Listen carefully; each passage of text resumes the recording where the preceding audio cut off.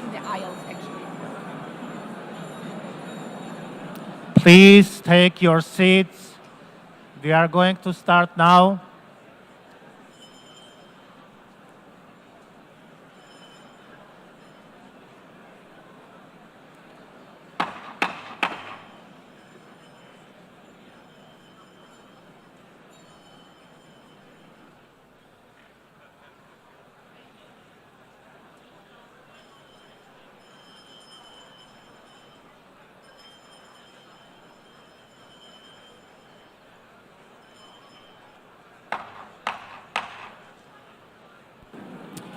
Good morning.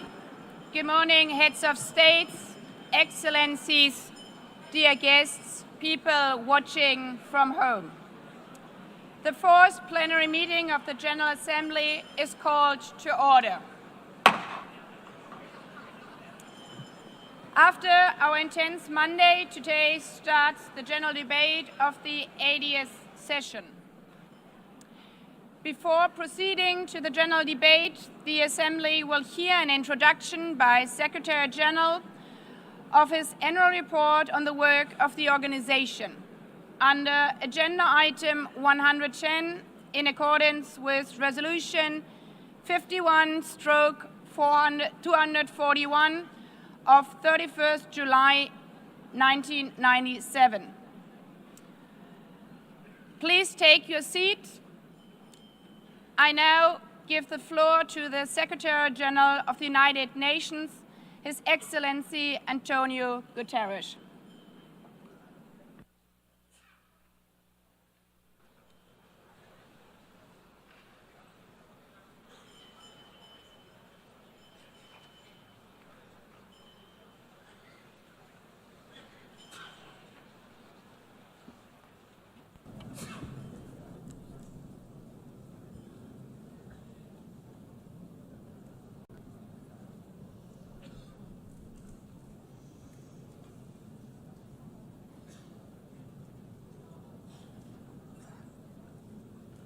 Please, could you take your seats?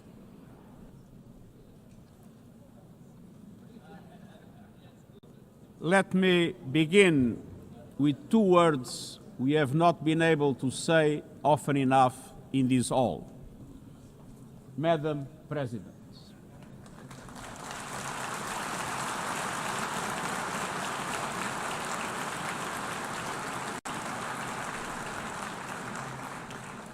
Excellencies, ladies and gentlemen, 8 years ago, in a world scorched by war, leaders made a choice: cooperation over chaos, law over lawlessness, peace over conflict. And that choice gave birth to the United Nations, not as a dream for perfection, but as a practical strategy for the survival of humanity. Many of our founders had seen firsthand the hell of the death camps and the terror of war. They knew that true leadership meant creating a system to prevent a replay of those horrors, a firewall against the flames of conflict and World War III, a forum for sovereign states to pursue dialogue and cooperation, and a concrete affirmation of an essential human truth: we are all in this together. And this General Assembly Hall is the heartbeat of that truth. It is why for decades, world leaders have come to this one-of-a-kind podium. It is why you are here today. Because at its best, the United Nations is more than a meeting place. It's a moral compass, a force for peace and peacekeeping, a guardian of international law, a catalyst for sustainable development, a lifeline for people in crisis, a lighthouse for human rights, and the center that transforms your decisions, the decisions of member states, into action. 80 years on, we confront again the question our founders faced, only more urgent, more intertwined, more unforgiving. What kind of world do we choose to build together? Excellencies, we have our work cut out for us, as our ability to carry out that work is being cut from us. We have entered in an age of reckless disruption and relentless human suffering. Look around. The principles of the United Nations that you have established are under siege. Listen, the pillars of peace and progress are buckling under the weight of impunity, inequality, and indifference. Sovereign nations invaded, hunger weaponized, truce silence, rising smoke from bombed-out cities, rising anger in fractured societies, rising seas swallowing coastlines. Each one a warning, each one a question. What kind of world will we choose? A world of raw power or a world of laws? A world that is a scramble for self-interest or a world where nations come together? A world where might makes right or a world of rights for all? Excellencies, our world is becoming increasingly multipolar, and this is positive, reflecting a more diverse, dynamic global landscape. But multipolarity without effective multilateral institutions can court chaos, as Europe has learned the hard way, resulting in World War I. It was multipolar, but there was no multilateral institutions. So let's be clear. International cooperation is not naivete. It is hard-headed pragmatism. In a world where there's leap borders, isolation is an illusion. No country can stop a pandemic alone. No army can halt rising temperatures. No algorithm can rebuild trust once it is broken. These are global stress tests of our system, our solidarity, and our resolve. I'm convinced we can pass these tests, and we must. Because people everywhere are demanding something better, and we owe them a system worthy of their trust and a future worthy of their dreams. And so we must make the choice, an active choice, to reaffirm the imperative of international law, to reassert the centrality of multilateralism, to reinforce justice and human rights, and to recommit to the principles that gave rise to our organization, and to the promise contained in its first words, we the peoples. Excellencies, the choices we face are not part of an ideological debate. They are a matter of life and death for millions. As I scan the global landscape, we must make 5 critical choices. First, we must choose peace rooted in international law. Peace is our first obligation. Yet today, wars rage with a barbarity we vowed never to allow. Too often, the Charter is brandished when convenient and trampled when not. But the Charter is not optional. It is our foundation. And when the foundation cracks, everything built upon fractures. Around the world, we see countries acting as if the rules don't apply to them. We see humans treated as less than human, and we must call it out. Impunity is the mother of chaos, and it has spawned some of the most atrocious conflicts of our times. In Sudan, civilians are being slaughtered, starved, and silenced. Women and girls face unspeakable violence. There is no military solution. I urge all parties, including those in this hall, end the external support that is fueling this bloodshed. Push to protect civilians, because the Sudanese people deserve peace, dignity, and hope. In Ukraine, relentless violence continues to kill civilians, destroy civilian infrastructure, and threaten global peace and security. I commend recent diplomatic efforts by the United States and others. We must work for a full ceasefire and a just, lasting peace in accordance with the Charter, UN resolutions, and international law. In Gaza, the horrors are approaching a third monstrous year. They are the result of decisions that defy basic humanity. The scale of death and destruction are beyond any other conflict in my years as Secretary General. The International Court of Justice has issued legally binding provisional measures in the case named Application of the Convention on the Prevention and Punishment of the Crime of Genocide in the Gaza Strip. Since then, a famine has been declared and the killing has intensified. The measures stipulated by the ICJ must be implemented fully and immediately.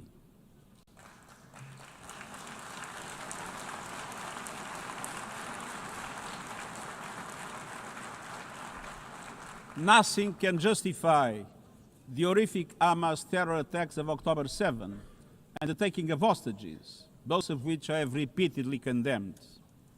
And nothing can justify the collective punishment of the Palestinian people and the systematic destruction of Gaza. We know what is needed. Permanent ceasefire now. All the hostages released now.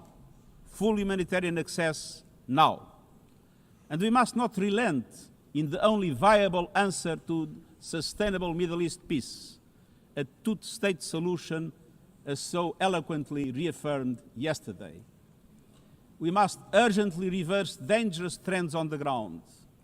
Relentless settler expansion and violence and the looming threat of annexation must stop. Everywhere, from Haiti to Yemen, to Myanmar and the Sahel and beyond, we must choose peace anchored in international law. The past year has brought glimmers of hope, including the ceasefire between Cambodia and Thailand, and the agreement between Azerbaijan and Armenia brokered by the United States. But far too many crises continue unchecked. Impunity prevails, lawlessness is a contagion, it invites mayhem, accelerates terror, and risks a nuclear free-for-all. When accountability shrinks, graveyards grow. When UN staff and facilities are attacked, violating legal obligations, so too is the core of our ability to serve and deliver. The Security Council must live up to its responsibilities. It must be more representative, more transparent, and more effective. And beyond crisis response, we must tackle the injustices that ignite conflict: exclusion, inequality, impunity, and corruption. The surest way to silence the guns is to raise the volume for justice. Real security is born of fairness and opportunity for all. Excellences, cela m'amène au deuxième point. Nous devons choisir les droits humains et la dignité humaine. Les droits humains ne sont pas un ornement de la paix, ils en sont le socle. Les droits humains, sociaux, économiques, politiques, civiques et culturels sont universels, indivisibles et interdépendants. Choisir les droits, c'est plus que des paroles. C'est choisir la justice plutôt que le silence. C'est préserver la liberté et l'espace civique. Faire avancer l'égalité pour les femmes et les filles. Combattre le racisme et la discrimination sous toutes leurs formes. Protéger les défenseurs des droits humains, les journalistes et la liberté d'expression, et garantir les droits des réfugiés et des migrants afin que la mobilité soit sûre et conforme au droit international. Les droits humains sont un combat quotidien, en ligne comme hors ligne. Ils exigent de la volonté politique, mais la dignité ne se résume pas à la protection des droits. Elle exige pleinement concrétiser ces droits grâce à un développement inclusif et résilient. Des droits qui mettent fin à la pauvreté et à la faim. Des droits qui ouvrent de la voie de l'éducation, de la santé et des opportunités. Les objectifs de développement durable sont notre feuille de route commune pour concrétiser ces droits.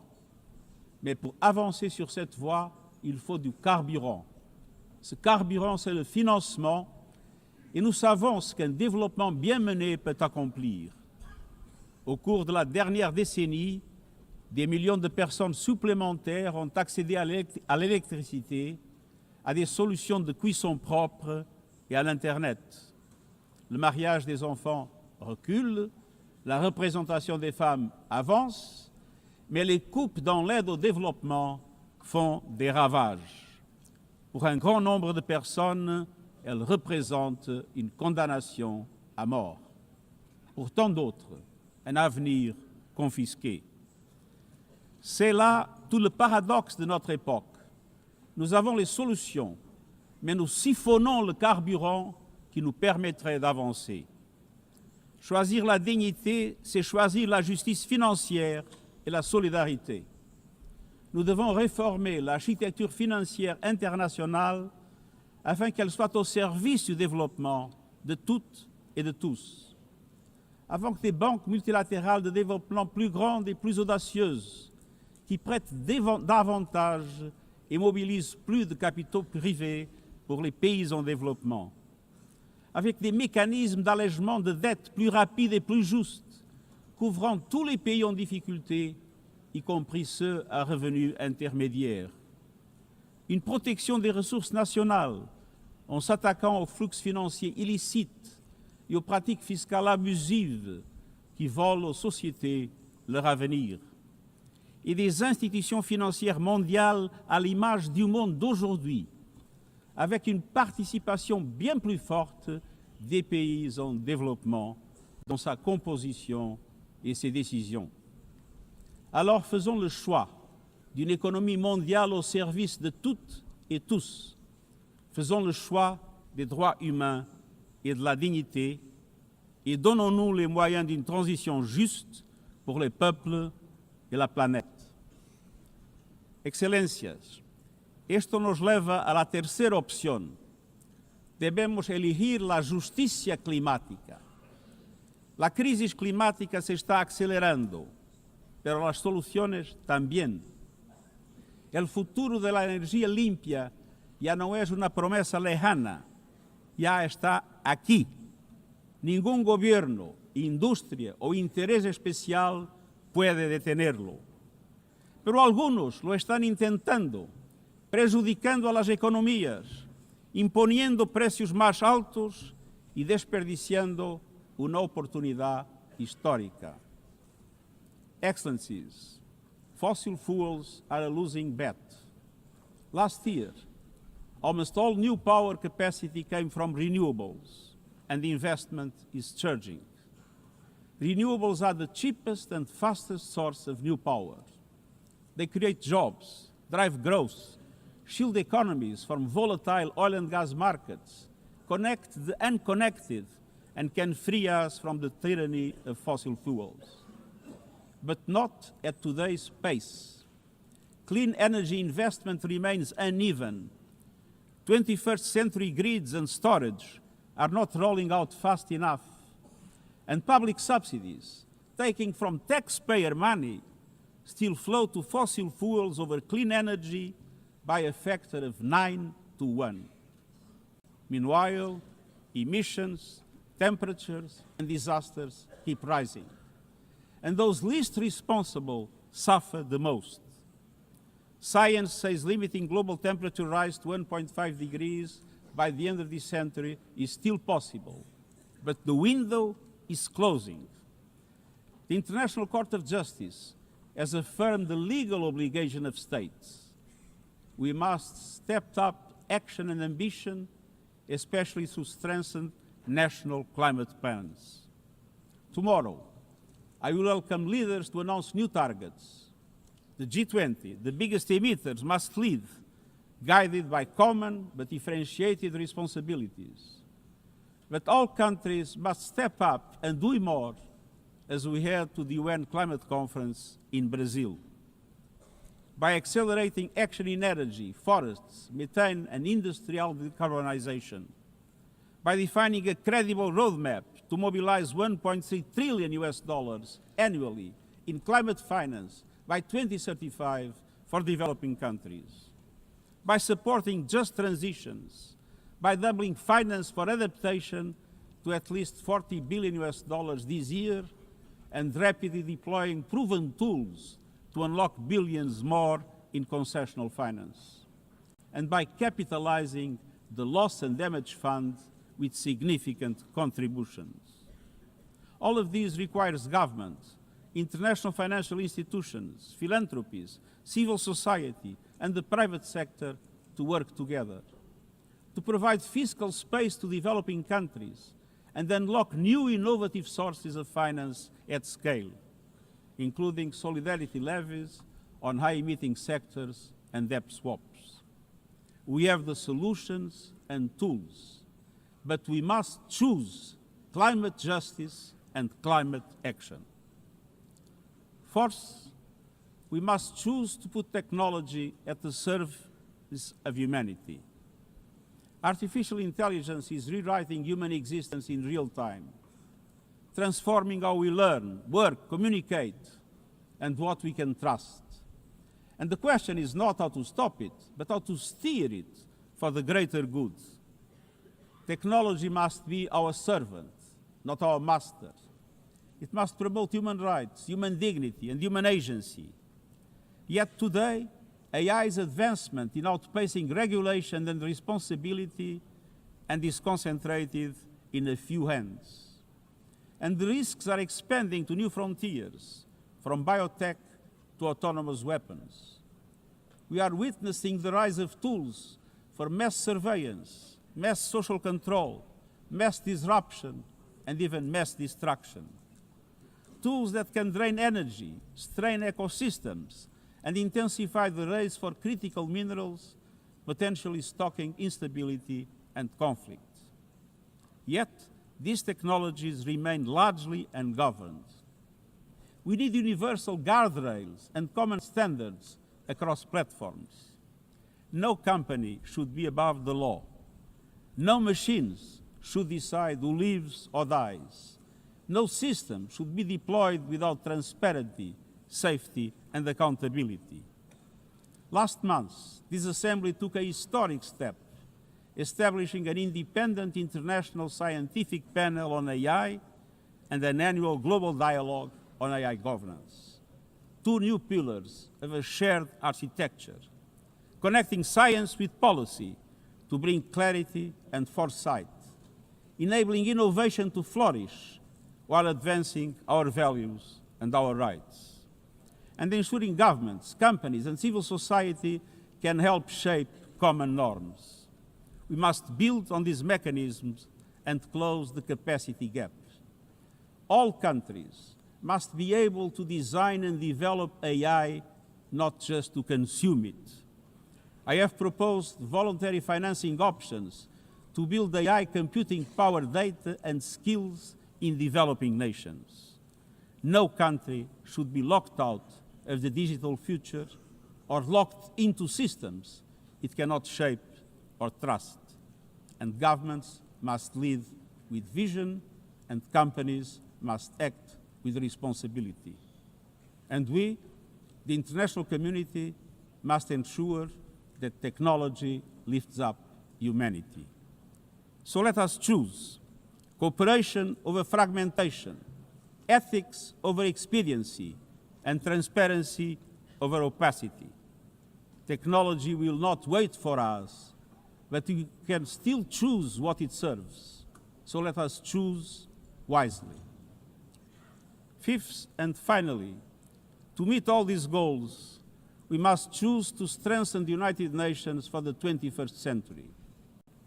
The forces shaking our world are also testing the foundations of the United Nations system.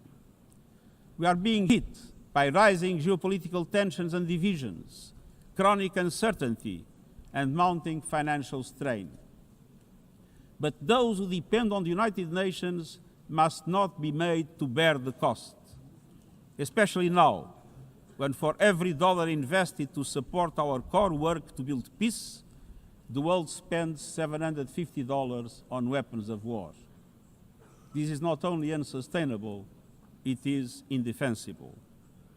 In this moment of crisis, the United Nations has never been more essential.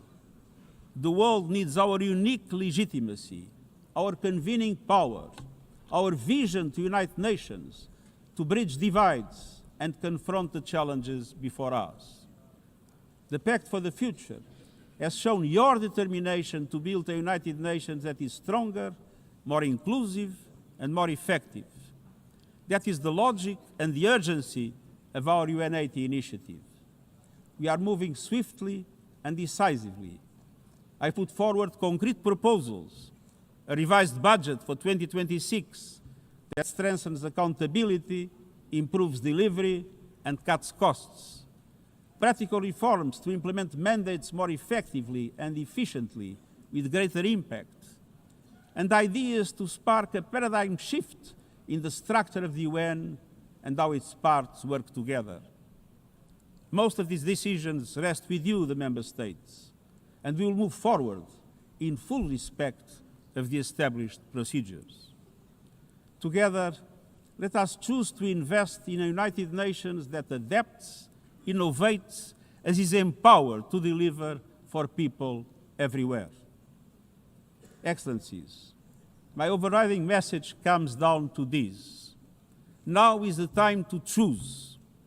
It's not enough to know what the right choices are. I urge you to make them. I grew up in a world where choices were few. I was raised in the darkness of dictatorship, where fear silenced voices and hope was nearly crushed. Yet, even the bleakest hours, especially then, I discovered a truth that has never left me. Power does not reside in the hands of those who dominate or divide. Real power resides from people, from our shared resolve to uphold dignity, to defend equality, to believe fiercely in our common humanity and the potential of every human being. I learned early to persevere, to speak out, to refuse to surrender, no matter the challenge, no matter the obstacle, no matter the hour. We must and we will overcome. Because in a world of many choices, there is one choice we must never make, the choice to give up. We must never give up. That is my promise to you, for peace, for dignity, for justice, for humanity, for the world we know is possible when we work as one. I will never, ever give up. Thank you.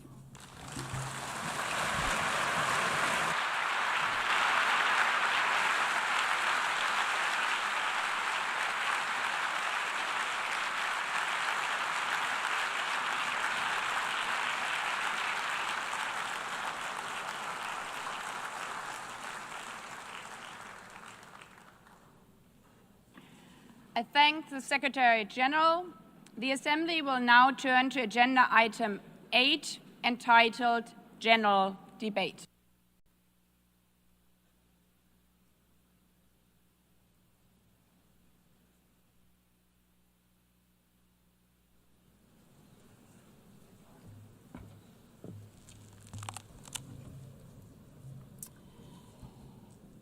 "80 years. Longer than the average human life. This anniversary of the United Nations should have been a moment of celebration. But this is not an ordinary year. Just look at the state of our world, as the Secretary General described. Thousands of orphans in Gaza are wandering around the rubble, eating sand, drinking contaminated water. 90-year-old women in Ukraine are hiding from drones, trapped in their homes instead of living their final years in peace. Children in Haiti, too afraid to walk to school, afraid they might be gunned down by gangs like their friends.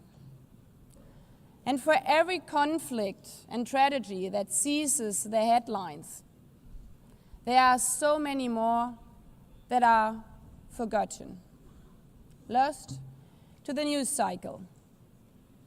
Like women in Democratic Republic of the Congo, shielding their daughters from armed groups, fearful they might be raped.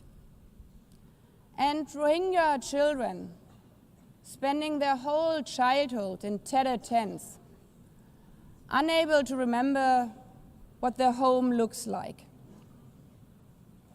Faced with these realities, now is not the time to celebrate, but to ask ourselves, where is the United Nations? Distinguished heads of state and government, Mr. Secretary General, Excellencies, ladies and gentlemen, people out there in the world watching us. Clearly, we have to do better. But what we should not let cynics allow to weaponize these failures, to argue that our institution is a waste of money, outdated, irrelevant. When the principles of the Charter are ignored, is it the UN that has failed? When tanks rolled into Ukraine, was it because Article 2 of the Charter is not clear enough about sovereignty and territorial integrity? When civilians, children, are killed in Gaza, is it humanitarian law at fault for failing to protect them? It's not the Charter which fails. It's not the UN as an institution which fails. The Charter, our Charter, is only as strong as member states' willingness to uphold it, and their willingness to hold to account those who violate it. Excellencies, yes, our world is in pain. Yes, we have failures. But imagine how much worse would it be without the United Nations? Would a single person be better off without it? Without UNICEF, 26 million children would not have received an education. Without the World Food Programme, nearly 125 million people would have lacked life-saving food assistance. Without the World Health Organization, over 1 billion vaccines would not have been supplied. Sometimes we could have done more, but we cannot let this dishearten us. If we stop doing the right thing, evil would prevail. This 80th session is not about big celebrations. It's about finding the resolve not to give up, the resolve to be better together, just as our predecessors did 8 decades ago. This institution was born in a world on fire and desperate for reprieve. 750 million, nearly a third of humanity back then, still under colonial rule. 2 world wars in a generation, 70 million dead. The horrors of the Holocaust revealed to our collective shame. This was a generation that knew almost nothing but suffering and despair. The signing of the Charter in 1945 gave hope to millions, gave us a North Star that guided our path from the ashes of war, helped guide nations from colonial rule into independent states, helped end apartheid. Across the decades, the United Nations has been a compass pointing toward peace, humanity, and justice. We have not always succeeded, but the story of this institution is not a story of easy victories. It's a story of falling and rising, of pulling ourselves and each other back up and trying harder. We gather here for the 80th time, not for empty celebration, not out of ritual, not to hear our own voices. We gather to prove that this institution matters, and that through this institution, every nation represented here, no matter how big or small, can summon again the strength and unity first shown in San Francisco 80 years ago. The courage and resolve of world leaders, who even while some called them back then naive, believed they could build a better world from the wreckage of the old. They showed then what true leadership is. It's not about imposing your will or putting others down. True leadership is about lifting others up, not out of altruism, but for our mutual benefit, and even out of our self-interest. Because as our founders and every architect of peace since then has understood, helping others is what makes ultimately our own countries stronger. Could any state have faced the global pandemic alone? The virus did not have any passport. We were only able to solve it at the end with the support of the World Health Organization. The climate crisis does not stop at borders. CO2 emissions anywhere affect people everywhere. Even the wealthiest cities in the world cannot shield themselves from wildfires. And imagine coming here by plane, how safe would you feel to step into the next airplane if there were no International Civil Aviation Organization anymore, which is responsible for setting safety regulations for 5 billion passengers each year? How comfortable would you be with your children using the internet while AI is uncontrolled and unchecked? As the lines between what is real and fake start to blur. In this globalized, digitalized world, we work together or we suffer alone. Excellencies, the theme of this milestone session and the high-level week is therefore better together. 80 years and more for peace, development, and human rights. Will living up to that be easy? No. But this hall was not built for easy times. It was built to come together to confront the hardest topics. This session is a session where the high-level week is about resolving differences. We showed some of it yesterday already. But even the house of dialogue and diplomacy needs a renovation. That is why the UN80 initiative and the wider reform process are not luxuries, but necessities. We are literally now at a crossroads, a make it or break it moment, politically, financially. Therefore, we have to deliver a United Nations that is agile, cost-effective, and fit for purpose. Member states have to give the Secretary General and this process their full support, because reform cannot stop in New York. It must carry through to every capital. That includes delivering the Pact for the Future and accelerating progress on the Sustainable Development Goals. Again, this is not about charity. It's about addressing the core purposes of this institution, about strengthening our foundations across all 3 pillars: peace and security, human rights, and sustainable development. They are inseparable. Leaving hundreds of millions trapped in extreme poverty, vulnerable to crisis, and denied their human rights is not only a moral failure, it's a recipe for global unrest, terrorism, and a tragic waste of humanity's greatest resource, its people. Put it simply, without the SDGs, there cannot be lasting peace. Excellencies, our future as an institution will also be shaped by the selection of the next Secretary General. And here we must pause and reflect.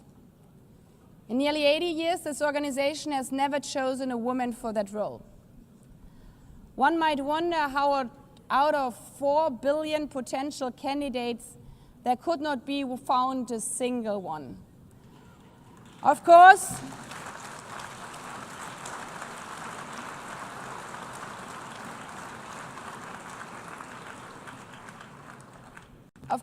the choice rests with member states.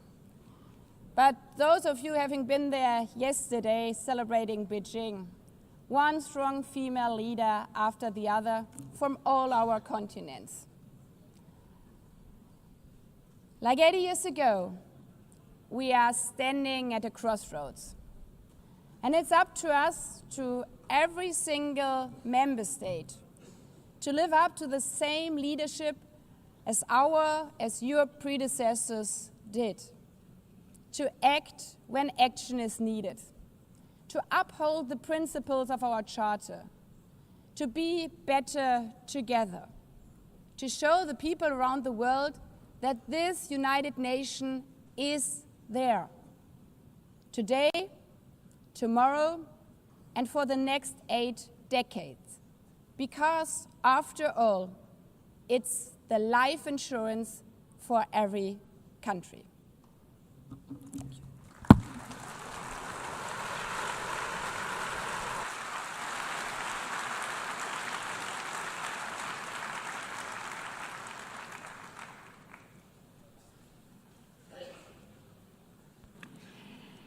Before giving the floor to the first speaker for this morning, I would like to remind member states that the list of speakers for the general debate has been established on the agreed basis that statements should be no longer than 15 minutes to enable all the speakers to be heard at a given meeting. Within this time frame, I would like to appeal to speakers to deliver their statements at a reasonable pace so that interpretation into the other official languages may be provided properly. I would also like to draw your attention to the decision taken by the Assembly at previous sessions, namely that the practice of expressing congratulations inside the Assembly Hall after speech has been delivered is strongly discouraged.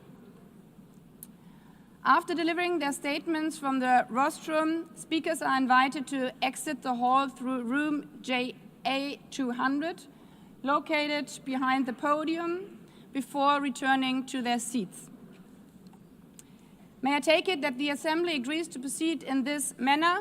It's so decided. Finally, I should like to draw the attention of member states that during the general debate, official photographers are in the room and will take official photographs of all speakers by the Department of Global Communications. Members interested in obtaining these photographs are requested to contact the photo library of the United Nations. By this, the Assembly will hear an address by His Excellency Luis Inácio Lula da Silva, President of the Federative Republic of Brazil. I request the protocol to escort His Excellency and invite him to address the Assembly.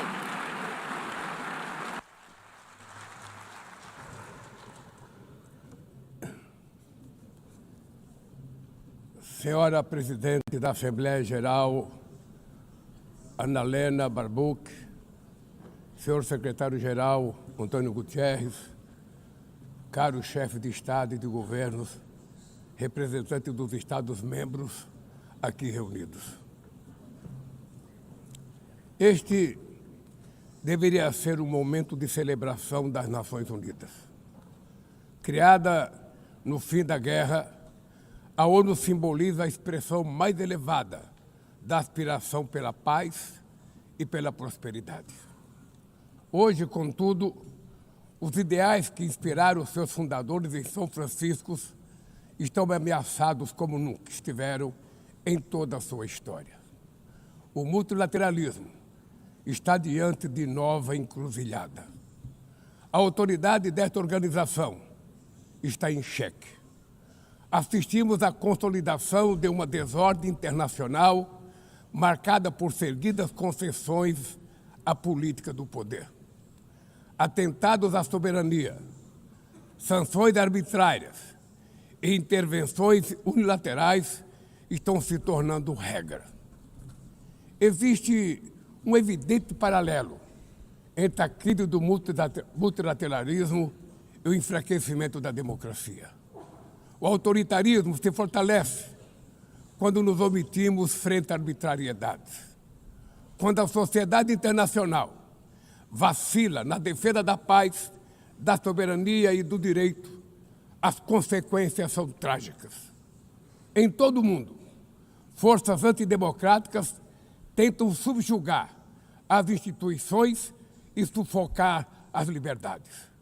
Cultuam a violência, exaltam a ignorância, atuam como milícias físicas e digitais e cerceiam a imprensa. Mesmo sob ataques sem precedentes, o Brasil optou por resistir e defender sua democracia, reconquistada há 40 anos pelo seu povo, depois de 2 décadas de governo ditatoriais. Não há justificativa para as medidas unilaterais e arbitrárias contra as nossas instituições e nossa economia. A agressão contra a independência do Poder Judiciário é inaceitável. Esta ingerência em assuntos internos conta com o auxílio de uma extrema-direita subserviente e saudosa de antigas hegemonias. Falsos patriotas arquitetam e promovem publicamente ações contra o Brasil. Não há pacificação com impunidade. Há poucos dias, e pela primeira vez em 525 anos de nossa história, um ex-chefe de Estado foi condenado por atentar contra o Estado democrático de direito. Foi investigado, indiciado e julgado, e responsabilizado pelos seus atos em um processo minucioso. Teve amplo direito de defesa, prerrogativa que as ditaduras negam às suas vítimas. Diante dos olhos do mundo, o Brasil deu um recado a todos os candidatos autocratas e àqueles que os apoiam. Nossa democracia e nossa soberania são inegociáveis. Seguiremos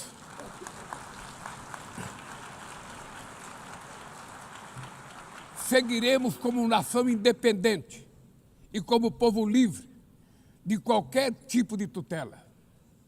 Democracias sólidas vão além do ritual eleitoral. Seu vigor pressupõe a redução das desigualdades, a garantia dos direitos mais elementares, a alimentação, a segurança, o trabalho, a moradia, a educação e a saúde. A democracia falha quando as mulheres ganham menos que os homens ou morrem pelas mãos de parceiros e familiares. Ela perde quando fecha suas portas e culpa migrantes pelas mazelas do mundo. A pobreza é tão inimiga da democracia quanto o extremismo. Por isso, foi com orgulho que recebemos da FAO a confirmação de que o Brasil voltou a sair do mapa da fome este ano de 2025. Mas no mundo, ainda há 670 milhões de pessoas famintas e cerca de 2 bilhões e 300 milhões enfrentam insegurança alimentar. A única guerra que todos podem sair vencedores é a que travamos contra a fome e a pobreza. Esse é o objetivo da Aliança Global que lançamos no G20 e que já conta com o apoio de 103 países. A comunidade internacional precisa rever suas prioridades. reduzir os gastos com guerras e aumentar a ajuda ao desenvolvimento, aliviar o serviço da dívida externa dos países mais pobres, sobretudo os africanos, e definir padrões mínimos de tributação global para que os super ricos paguem mais impostos que os trabalhadores. A democracia também se mede pela capacidade de proteger as famílias e a infância. As plataformas digitais trazem possibilidade de nos aproximar como jamais havíamos imaginado, mas têm sido usadas para semear intolerância, misoginia, xenofobia e desinformação. A internet não pode ser terra sem lei. Cabe ao poder público proteger os mais vulneráveis. Regular não é restringir a liberdade de expressão, é garantir que o que já é ilegal no mundo real seja tratado assim também no ambiente digital, no ambiente virtual. Ataques à regulação servem para encobrir interesses escusos e dar guarida a crimes como fraudes, tráfico de pessoas, pedofilia e investidas contra a democracia.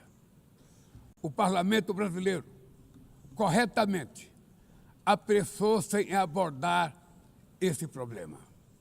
Com orgulho, promulguei na última semana uma das leis mais avançadas do mundo para a proteção de crianças e adolescentes na esfera digital. Também enviamos ao Congresso Nacional projeto de lei para fomentar a concorrência nos mercados digitais e para incentivar a instalação de data centers sustentáveis.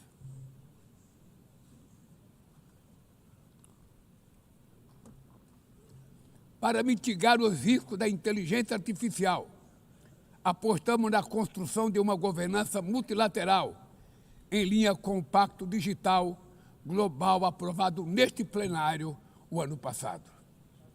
Senhoras e senhores, na América Latina e Caribe, vivemos um momento de crescente polarização e instabilidade. Manter a região como zona de paz sempre foi e é a nossa prioridade. Somos um continente livre de armas de destruição em massa, sem conflitos étnicos ou religiosos. É preocupante a equiparação entre a criminalidade e o terrorismo. A forma mais eficaz de combater o tráfico de drogas é a cooperação para reprimir a lavagem de dinheiro e limitar o comércio de armas. Usar força letal em situações que não constituem conflitos armados equivale a executar pessoas sem julgamento. Outras partes do planeta já testemunharam intervenções que causaram danos maiores do que se pretendia evitar, com graves consequências humanitárias. A via do diálogo não deve estar fechada na Venezuela. O Haiti tem direito a um futuro livre de violência e é inadmissível que Cuba seja listada como país que patrocina o terrorismo. No conflito na Ucrânia,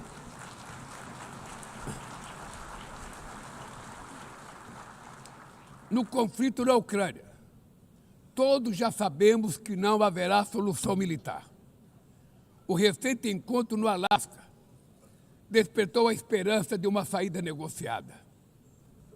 É preciso pavimentar caminhos para uma solução realista. Isso implica levar em conta as legítimas preocupações de segurança de todas as partes. A iniciativa africana e o grupo de amigos da paz, criado por China e Brasil, pode contribuir para promover o diálogo. Nenhuma situação é mais emblemática do que o uso desproporcional e ilegal da força do que a da Palestina. Os atentados terroristas perpetrados pelo Hamas são indefensáveis sob qualquer ângulo, mas nada, absolutamente nada, justifica o genocídio em curso em Gaza. Ali, sob toneladas de escombros, estão enterradas dezenas de milhares de mulheres e crianças inocentes. Ali também estão sepultados o direito internacional humanitário e o mito da superioridade ética do Ocidente. Este massacre não aconteceria sem a cumplicidade dos que poderiam evitá-lo.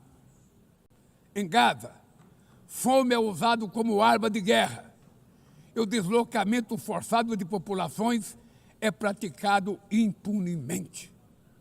Quero expressar minha admiração aos judeus que, dentro e fora de Israel, se opõem a esta punição coletiva.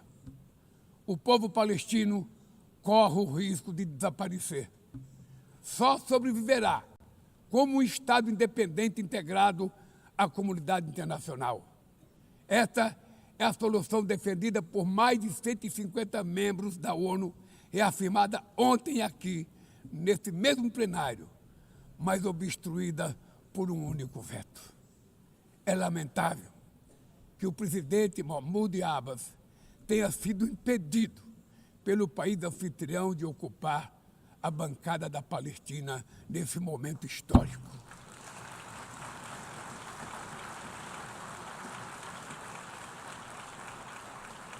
O alastramento desse conflito para o Líbano, para a Síria e o Irã e o Catar fomenta a escalada armamentista sem precedentes. Senhoras presidentas, bombas e armas nucleares não vão nos proteger da crise climática.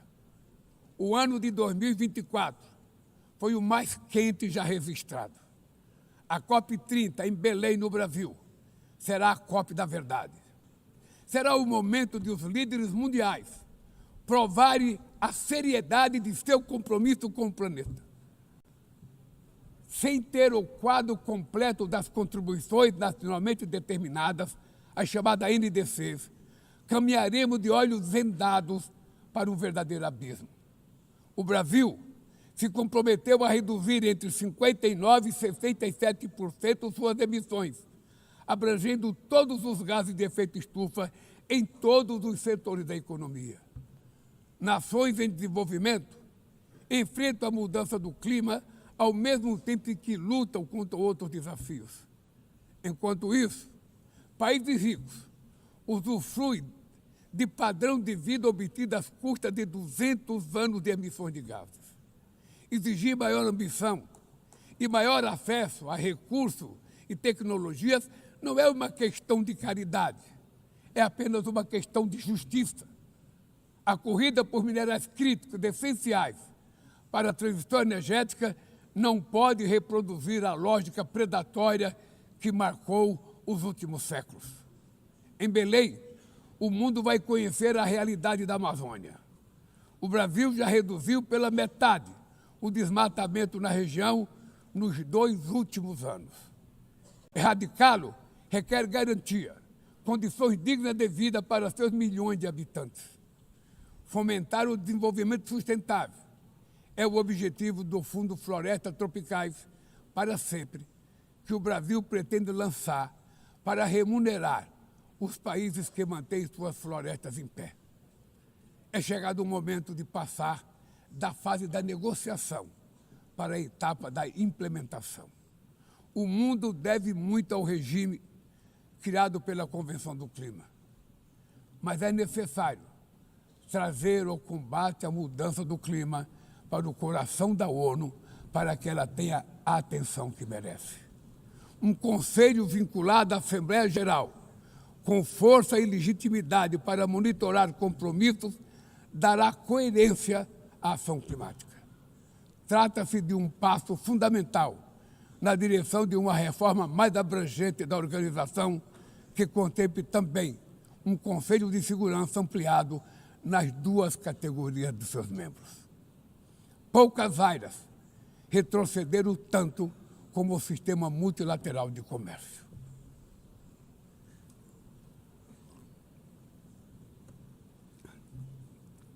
Medidas unilaterais transformam em letra morta princípios basilares como a cláusula de nação mais favorecida.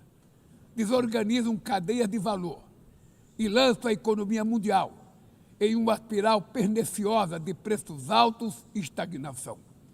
É urgente refundar a OMC em bases modernas e flexíveis.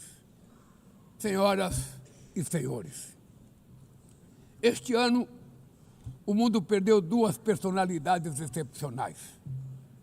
O ex-presidente do Uruguai, Pepe Mujica, e o nosso querido Papa Francisco.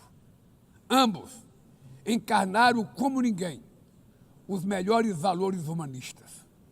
Suas vidas se entrelaçaram com as 8 décadas de existência da ONU. Se ainda estivesse entre nós, provavelmente usariam esta tribuna para lembrar que o autoritarismo, a degradação ambiental e a desigualdade não são inexoráveis. Que os únicos derrotados são os que cruzam os braços resignados. Que podemos vencer os falsos profetas de oligarcas que exploram o medo e monetizam o ódio. E que o amanhã é feito de escolhas diárias e é preciso coragem de agir para transformá-lo. No futuro que o Brasil vislumbra, não há espaço para a reedição de rivalidades ideológicas ou esfera de influência. A confrontação é inevitável. Precisamos de lideranças com clareza de visão, que entendam que a ordem internacional não é um jogo de soma zero. O século XXI será cada vez mais multipolar. Para se manter pacífico, não pode deixar de ser multilateral. O Brasil confere crescente importância à União Europeia, à União Africana, à ASEAN, à CELAC, aos BRICS e ao G20. A voz do Sul global deve ser respeitada e ouvida. A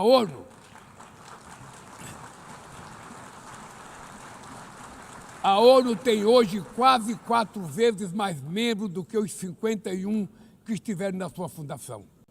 Nossa missão histórica é a de torná-la novamente portadora de esperanças e promotora da igualdade e da paz, do desenvolvimento sustentável e da diversidade e da tolerância. Que Deus nos abençoe a todos e muito obrigado.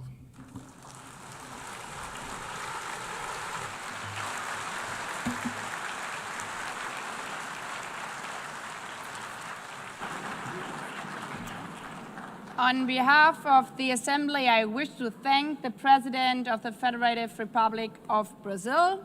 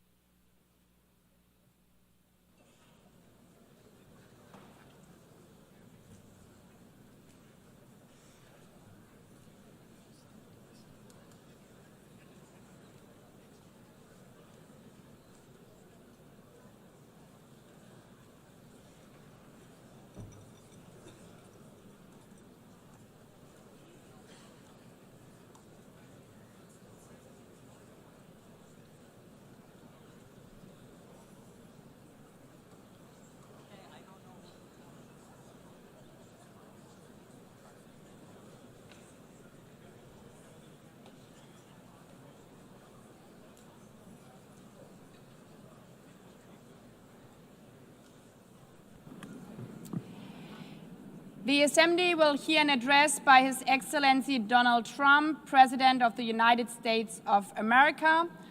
I request protocol to escort His Excellency and invite him to address the Assembly.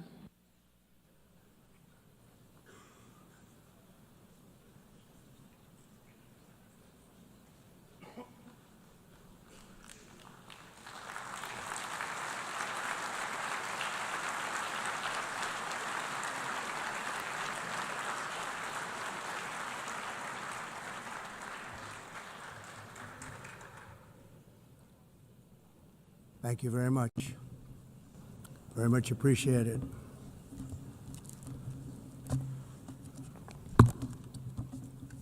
And I don't mind making this speech without a teleprompter because the teleprompter is not working.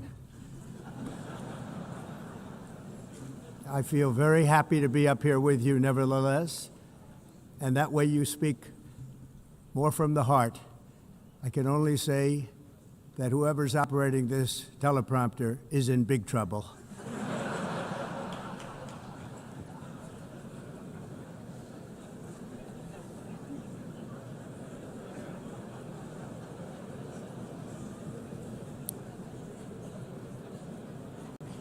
Hello, Madam First Lady.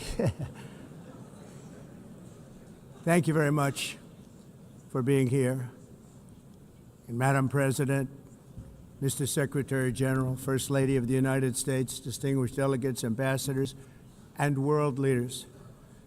6 years have passed since I last stood in this grand hall and addressed a world that was prosperous and at peace in my first term. Since that day, the guns of war have shattered the peace I forged on 2 continents.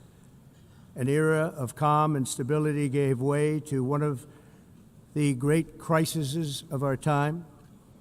And here in the United States, 4 years of weakness, lawlessness, and radicalism under the last administration delivered our nation into a repeated set of disasters. 1 year ago, our country was in deep trouble, but today, just 8 months into my administration, we are the hottest country anywhere in the world, and there is no other country even close. America is blessed with the strongest economy, the strongest borders, the strongest military, the strongest friendships, and the strongest spirit of any nation on the face of the earth. This is indeed the golden age of America. We are rapidly reversing the economic calamity we inherited from the previous administration, including ruinous price increases and record-setting inflation like we've never had before. Under my leadership, energy costs are down, gasoline prices are down, grocery prices are down, mortgage rates are down, and inflation has been defeated. The only thing that's up is the stock market, which just hit a record high. In fact, it hit a record high 48 times in the last short period of time. Growth is surging, manufacturing is booming. The stock market, as I said, is doing better than it's ever done. And all of you in this room benefit by that, almost everybody.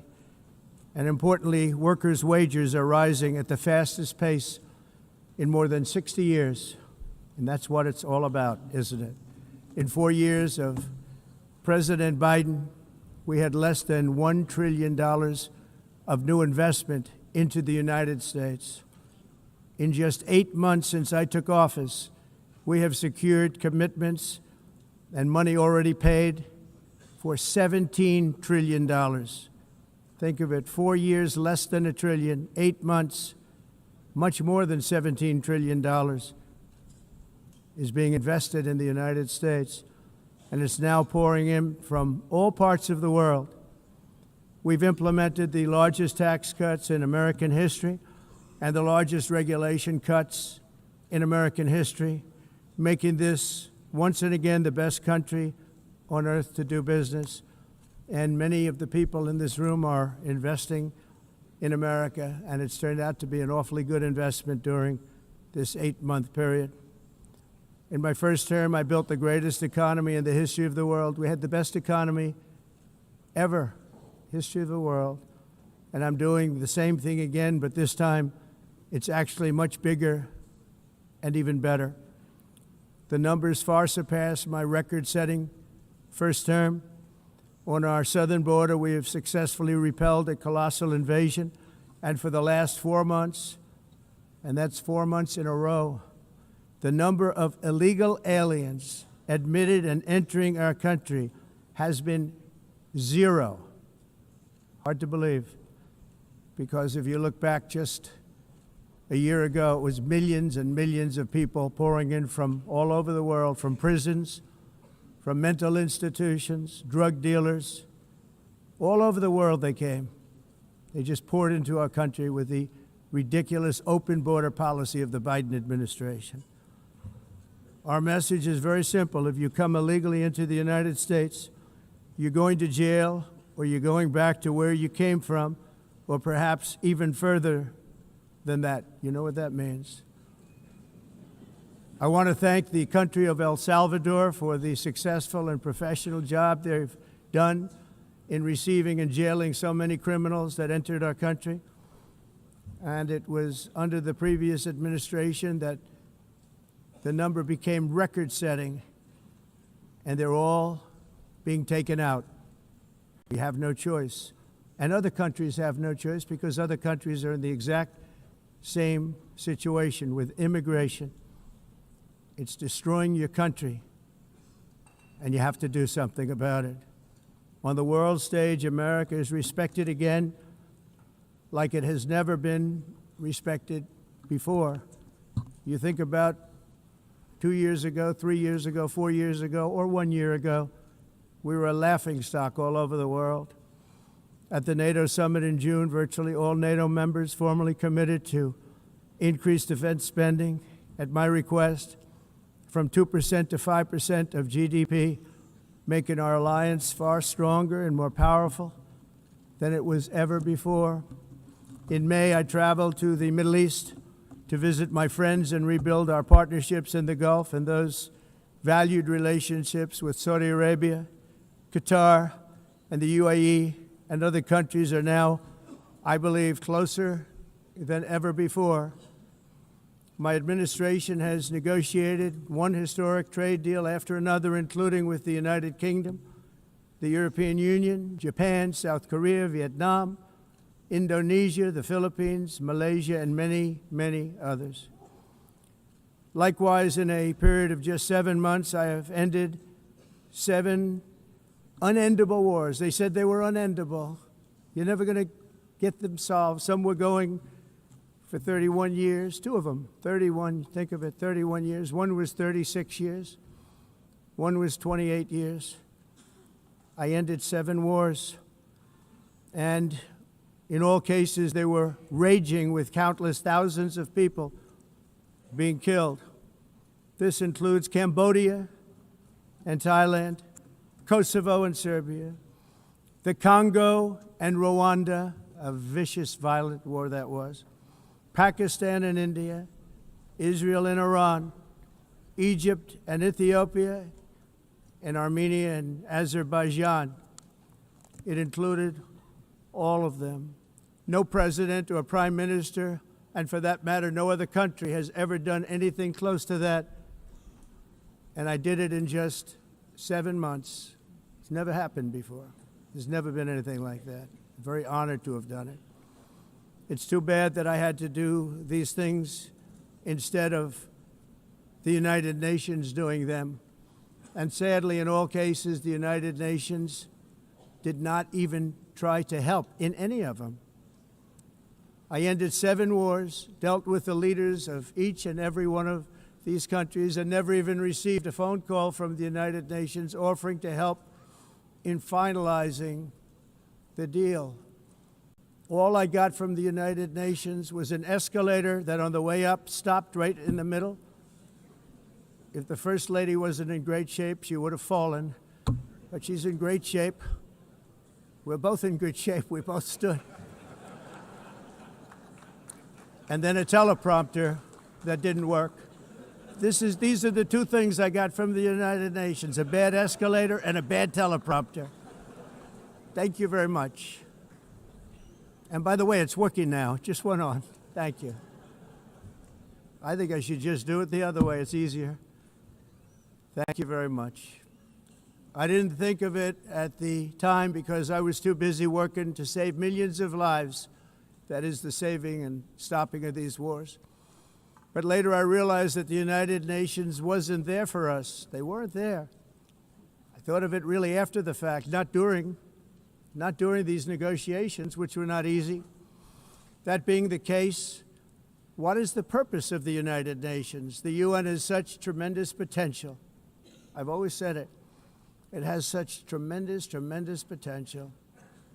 but it's not even coming close to living up to that potential. For the most part, at least for now, all they seem to do is write a really strongly worded letter and then never follow that letter up. It's empty words, and empty words don't solve war. The only thing that solves war and wars is action. Now, after ending all of these wars and also earlier negotiating the Abraham Accords, which is a very big thing for which our country received no credit, never receives credit. Everyone says that I should get the Nobel Peace Prize for each one of these achievements. But for me, the real prize will be the sons and daughters who live to grow up with their mothers and fathers, because millions of people are no longer being killed in endless and unglorious wars. What I care about is not winning prizes, it's saving lives. We saved millions and millions of lives with the 7 wars. And we have others that we're working on, and you know that. Many years ago, a very successful real estate developer in New York, known as Donald J. Trump, I bid on the renovation and rebuilding of this very United Nations complex. I remember it so well. I said at the time that I would do it for $500 million, rebuilding everything. It would be beautiful. I used to talk about, I'm going to give you marble floors. They're going to give you terrazzo. I'm going to give you the best of everything. You're going to have mahogany walls. They're going to give you plastic. But they decided to go in another direction, which was much more expensive at the time, and which actually produced a far inferior product. And I realized that they did not know what they were doing when it came to construction, and that their building concepts were so wrong, and the product that they were proposing to build was so bad and so costly. It was going to cost them a fortune. And I said, and wait till you see the overruns. Well, I turned out to be right. They had massive cost overruns and spent between $2 and $4 billion on the building and did not even get the marble floors that I promised them. You walk on terrazzo. Do you notice that? As far as I'm concerned, frankly, looking at the building and getting stuck on the escalator, they still haven't finished the job. They still haven't finished. That was years ago. The project was so corrupt that Congress actually asked me to testify before them on the tremendous waste of money, because it turned out that they had no idea what it was, but they knew it was anywhere between $2 and $4 billion as opposed to $500 million with a guarantee. But they had no idea, and I said it cost much more than $5 billion. Unfortunately, many things in the United Nations are happening just like that, but on an even much bigger scale, much, much bigger. Very sad to see. Whether the UN can manage to play a productive role, I've come here today to offer the hand of American leadership and friendship to any nation in this assembly that is willing to join us in forging a safer, more prosperous world. And it's a world that we'll be much happier with. A dramatically better future is within our reach. But to get there, we must reject the failed approaches of the past and work together to confront some of the greatest threats in history. There is no more serious danger to our planet today than the most powerful and destructive weapons ever devised by man, of which the United States, as you know, has many. Just as I did in my first term, I've made containing these threats a top priority, starting with the nation of Iran. My position is very simple. The world's #1 sponsor of terror can never be allowed to possess the most dangerous weapon. That's why shortly after taking office, I sent the so-called Supreme Leader a letter making a generous offer. I extended a pledge of full cooperation in exchange for a suspension of Iran's nuclear program. The regime's answer was to continue their constant threats to their neighbors and U.S. interests throughout the region, and some great countries that are right nearby. Today, many of Iran's former military commanders, in fact, I can say almost all of them, are no longer with us. They're dead. And 3 months ago, in Operation Midnight Hammer, 7 American B-2 bombers dropped the 14 30,000-pound each bombs on Iran's key nuclear facilities, totally obliterating everything. No other country on earth could have done what we did. No other country has the equipment to do what we did. We have the greatest weapons on earth. We hate to use them. But we did something that for 22 years people wanted to do. With Iran's nuclear enrichment capacity demolished, I immediately brokered an end to the 12-day war, as it's called, between Israel and Iran, with both sides agreeing to fight no longer. As everyone knows, I have also been deeply engaged in seeking a ceasefire in Gaza. Have to get that done. Have to get it done. Unfortunately, Hamas has repeatedly rejected reasonable offers to make peace. We can't forget October 7th, can we? Now, as if to encourage continued conflict, some of this body is seeking to unilaterally recognize a Palestinian state. The rewards would be too great for Hamas terrorists for their atrocities. This would be a reward for these horrible atrocities, including October 7th, even while they refuse to release the hostages or accept a ceasefire. Instead of giving to Hamas and giving so much, because they've taken so much, they have taken so much. This could have been solved so long ago. But instead of giving in to Hamas's ransom demands, those who want peace should be united with one message: release the hostages now. Just release the hostages now. Thank you.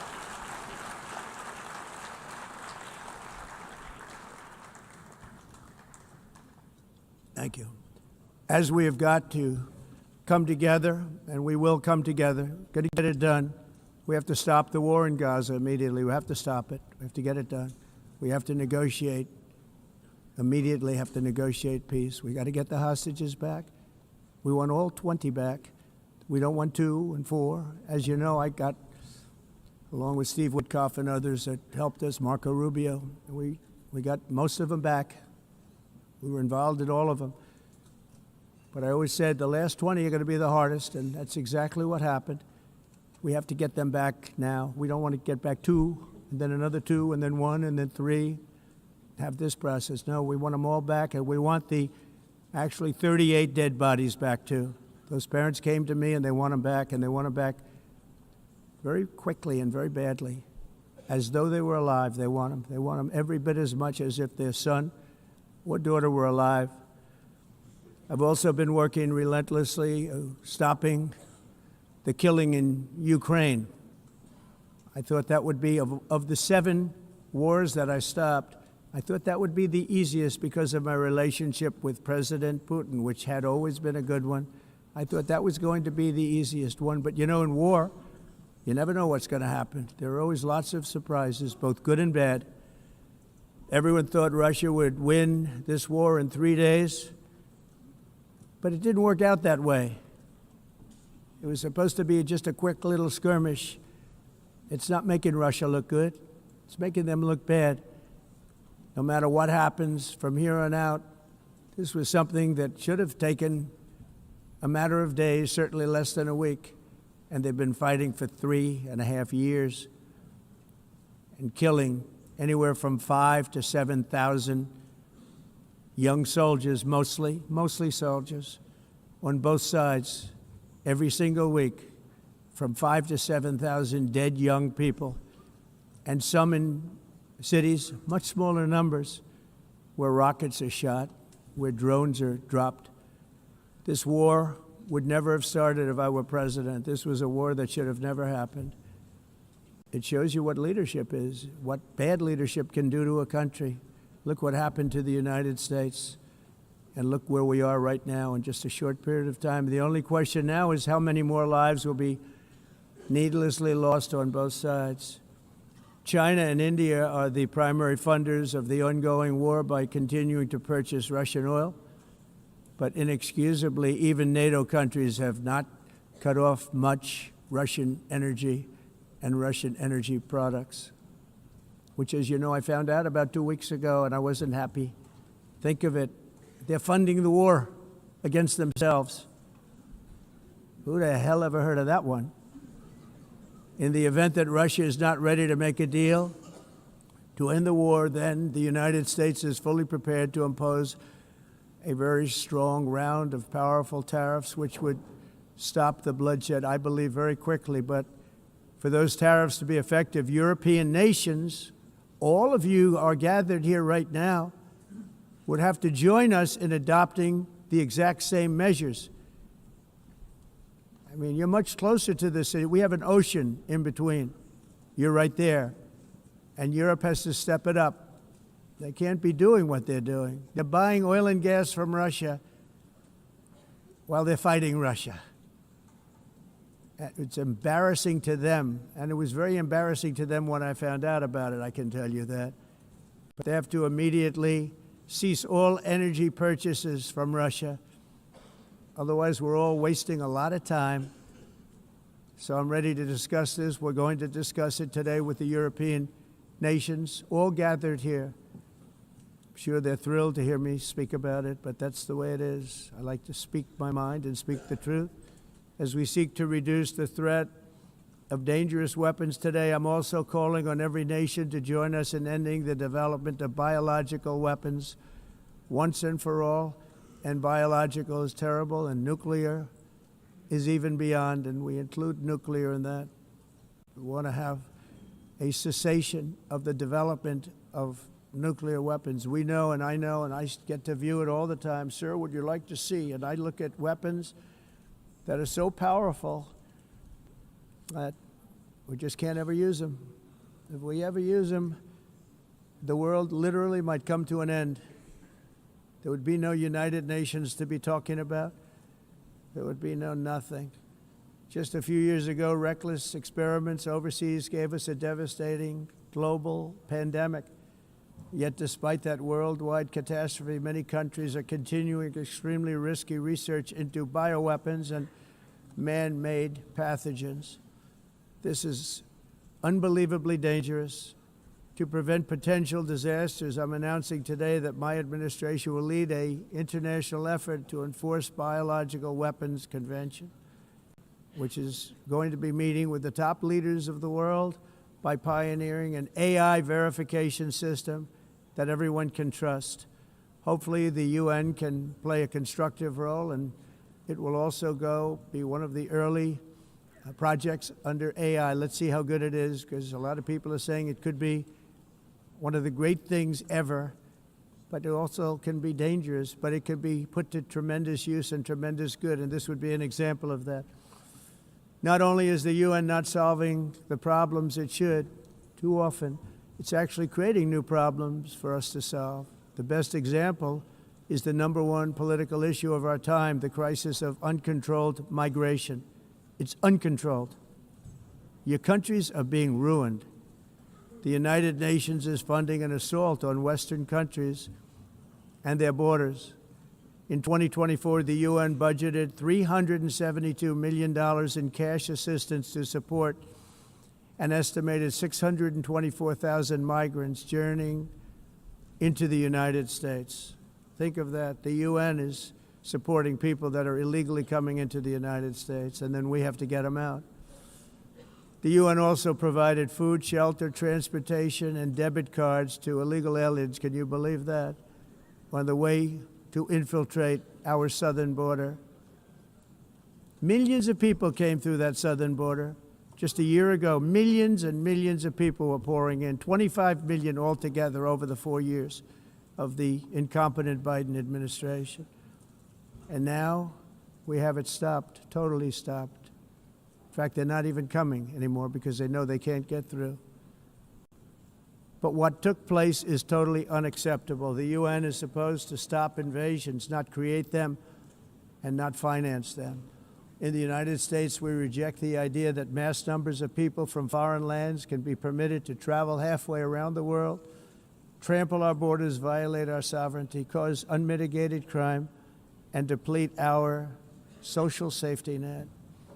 We have reasserted that America belongs to the American people, and I encourage all countries to take their own stand in defense of their citizens as well. You have to do that because I see it. I'm not mentioning names, I see it, and I can call every single one of them out. You're destroying your countries. They're being destroyed. Europe is in serious trouble. They've been invaded by a force of illegal aliens like nobody's ever seen before. Illegal aliens are pouring into Europe. Nobody is ever, and nobody's doing anything to change it, to get them out. It's not sustainable. And because they choose to be politically correct, they're doing just absolutely nothing about it. And I have to say, I look at London where you have a terrible mayor, terrible, terrible mayor. And it's been so changed, so changed. Now they want to go to Sharia law. But you're in a different country. You can't do that. Both the immigration and their suicidal energy ideas will be the death of Western Europe if something is not done immediately. This cannot be sustained. What makes the world so beautiful is that each country is unique. But to stay this way, every sovereign nation must have the right to control their own borders. You have the right to control your borders, as we do now, and to limit the sheer numbers of migrants entering their countries and paid for by the people of that nation that were there and that built that particular nation at the time. They put their blood, sweat, tears, money into that country, and now they're being ruined. Proud nations must be allowed to protect their communities and prevent their societies from being overwhelmed by people they have never seen before, with different customs, religions, with different everything.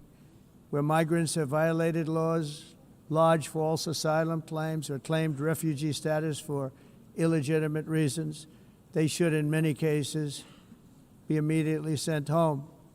And while we will always have a big heart for places and people that are struggling and truly compassionate, answers will be given.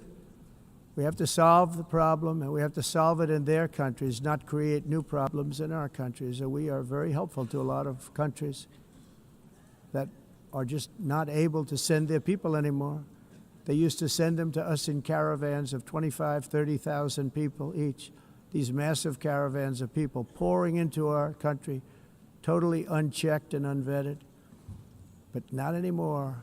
According to the Council of Europe in 2024, almost 50% of inmates in German prisons were foreign nationals or migrants. In Austria, the number was 53% of the people in prisons were from places that weren't from where they are now.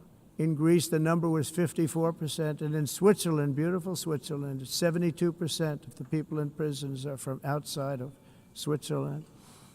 When your prisons are filled with so-called asylum seekers who repaid kindness, and that's what they did, they repaid kindness with crime.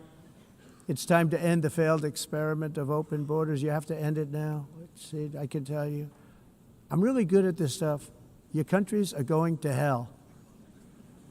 In America, we've taken bold action to swiftly shut down uncontrolled migration.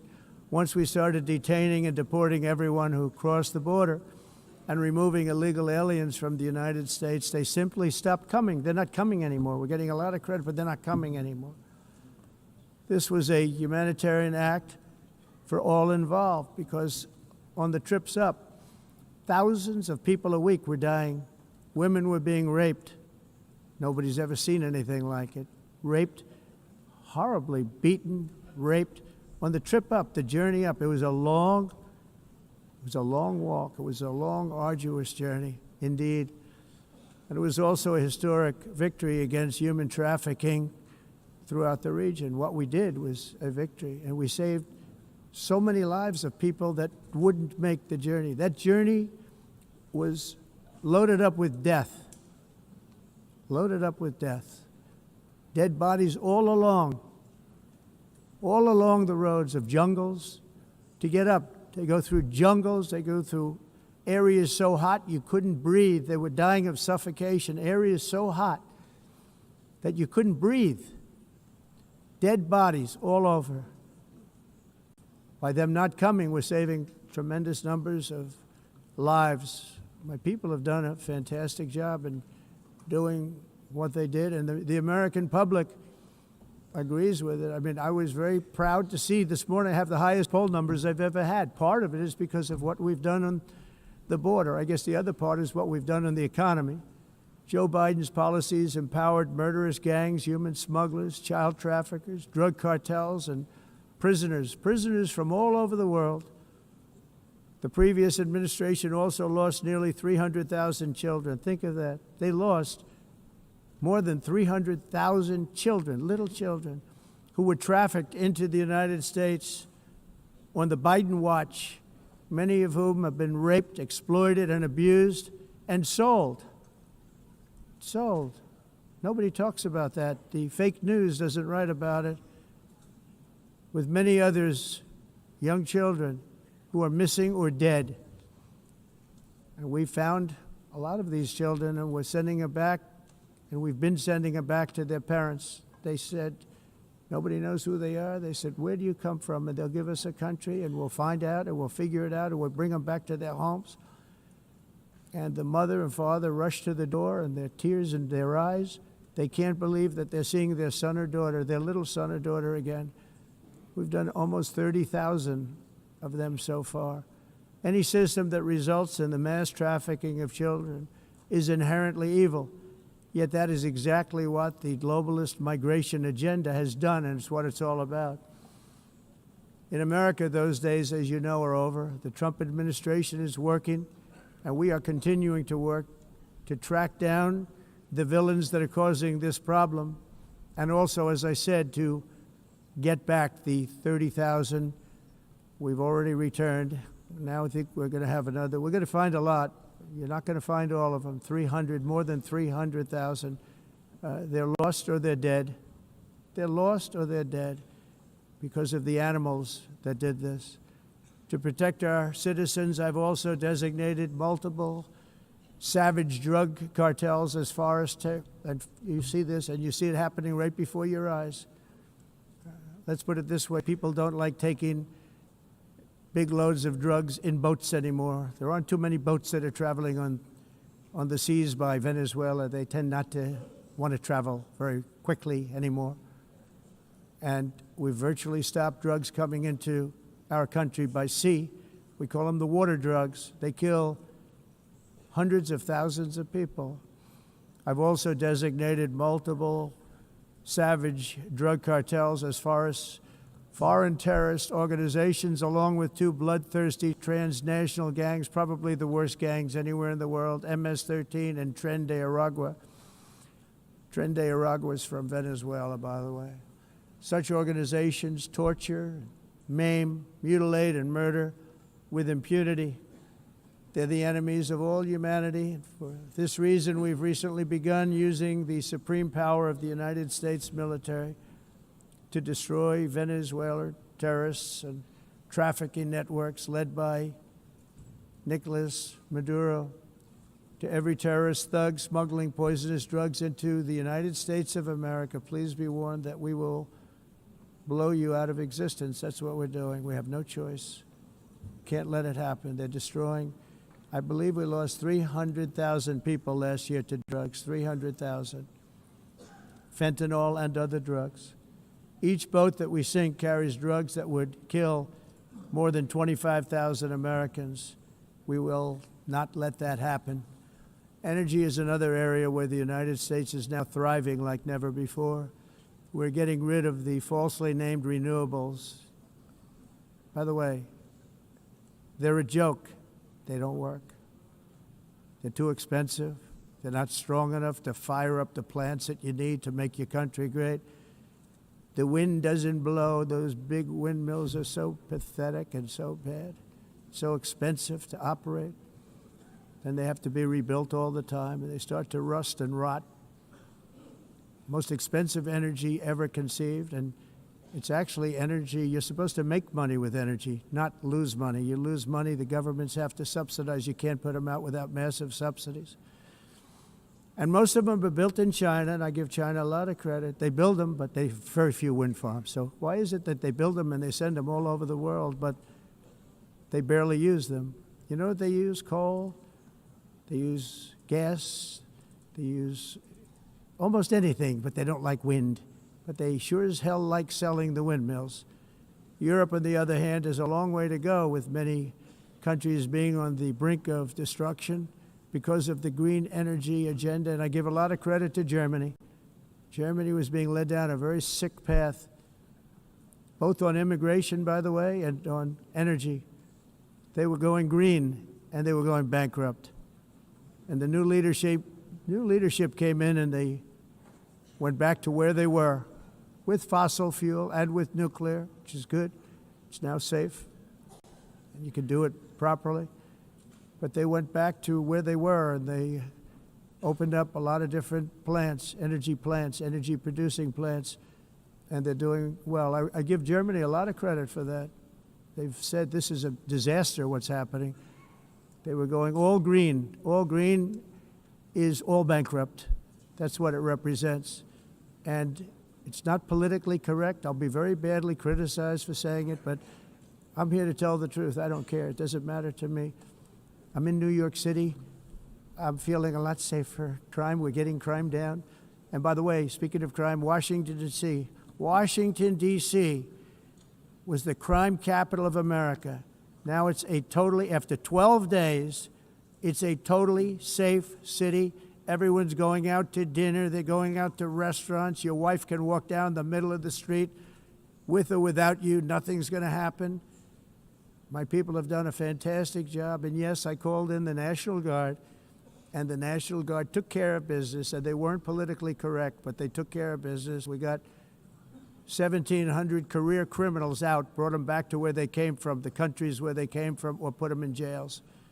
Washington, D.C. is now a totally safe city again, and I welcome you to come. In fact, we'll have dinner together at a local restaurant, and we'll be able to walk. We don't have to go by an armor-plated vehicle. We'll walk right over there from the White House. They've given up their powerful edge, a lot of the countries that we're talking about, in oil and gas, such as essentially closing the great North Sea oil. Oh, the North Sea, I know it so well. Aberdeen was the oil capital of Europe, and there's tremendous oil that hasn't been found in the North Sea. Tremendous oil. And I was with the Prime Minister I respect and like a lot, and I said, you're sitting with the greatest asset. They essentially closed it by making it so highly taxed that no developer, no oil company can go there. They have tremendous oil left, and more importantly, they have tremendous oil that hasn't even been found yet. And what a tremendous asset for the United Kingdom. And I hope the Prime Minister is listening, because I told it to him 3 days in a row. That's all he heard. North Sea oil, North Sea, because I want to see them do well. I want to stop seeing them ruining that beautiful Scottish and English countryside with windmills and massive solar panels that go 7 miles by 7 miles, taking away farmland. But we're not letting this happen in America. In 1982, the executive director of the United Nations Environmental Program predicted that by the year 2000, climate change would cause a global catastrophe. He said that it will be irreversible, as any nuclear holocaust would be. This is what they said at the United Nations. What happened? Here we are. Another UN official stated in 1989 that within a decade, entire nations could be wiped off the map by global warming. Not happening. You know, it used to be global cooling. If you look back years ago in the 1920s and the 1930s, they said, global cooling will kill the world. We have to do something. Then they said global warming will kill the world, but then it started getting cooler, so now they could just call it climate change, because that way they can't miss. It's climate change, because if it goes higher or lower, whatever the hell happens, there's climate change. It's the greatest con job ever perpetrated on the world, in my opinion. Climate change, no matter what happens, you're involved in that. No more global warming, no more global cooling. All of these predictions made by the United Nations and many others, often for bad reasons, were wrong. They were made by stupid people that have cost their countries fortunes and given those same countries no chance for success. If you don't get away from this green scam, your country is going to fail. And I'm really good at predicting things, you know. They actually said during the campaign, they had a hat, the best-selling hat. Trump was right about everything. And I don't say that in a braggadocious way, but it's true. I've been right about everything. And I'm telling you that if you don't get away from the green energy scam, your country is going to fail. And if you don't stop people that you've never seen before, that you have nothing in common with, your country is going to fail. I'm the President of the United States, but I worry about Europe. I love Europe. I love the people of Europe. And I hate to see it being devastated by energy and immigration. This double-tailed monster destroys everything in its wake, and they cannot let that happen any longer. You're doing it because you want to be nice. You want to be politically correct, and you're destroying your heritage. They must take control strongly and immediately of the unmitigated immigration disaster and the fake energy catastrophe before it's too late. The carbon footprint is a hoax made up by people with evil intentions, and they're heading down a path of total destruction. You know, the carbon footprint was a big, big thing a few years ago. I remember hearing about the carbon footprint, and then President Obama would get into Air Force One, a massive Boeing 747, and not a new one, an old one with old engines that spew everything into the atmosphere. He'd talk about the carbon footprint, we must do so. Then he'd get in and he'd fly from Washington to Hawaii to play a round of golf. And then he'd get back onto that big, beautiful plane and he'd fly back and he'd talk about, again, global warming and the carbon footprint. It's a con job. At extreme cost and expense, Europe reduced its own carbon footprint by 37%. Think of that. Congratulations, Europe. Great job. You cost yourself a lot of jobs, a lot of factories closed, but you reduced the carbon footprint by 37%. However, for all of that sacrifice and much more, it's been totally wiped out and then some by a global increase of 54%. Much of it coming from China and other countries that are thriving around China, which now produces more CO2 than all the other developed nations in the world. So all of these countries are working so hard on the carbon footprint, which is nonsense, by the way. It's nonsense. You know, it's interesting. In the United States, we have still radicalized environmentalists, and they want the factories to stop. Everything should stop. No more cows. We don't want cows anymore. I guess they want to kill all the cows. They want to do things that are just unbelievable, and you have it too. But you know, we have a border, strong, and we have a shape, and that shape doesn't just go straight up. That shape is amorphous when it comes to the atmosphere. And if we had the most clean air, and I think we do, we have very clean air. We have the cleanest air we've had in many, many years. But the problem is that other countries, like China, which has air that's a little bit rough, it blows.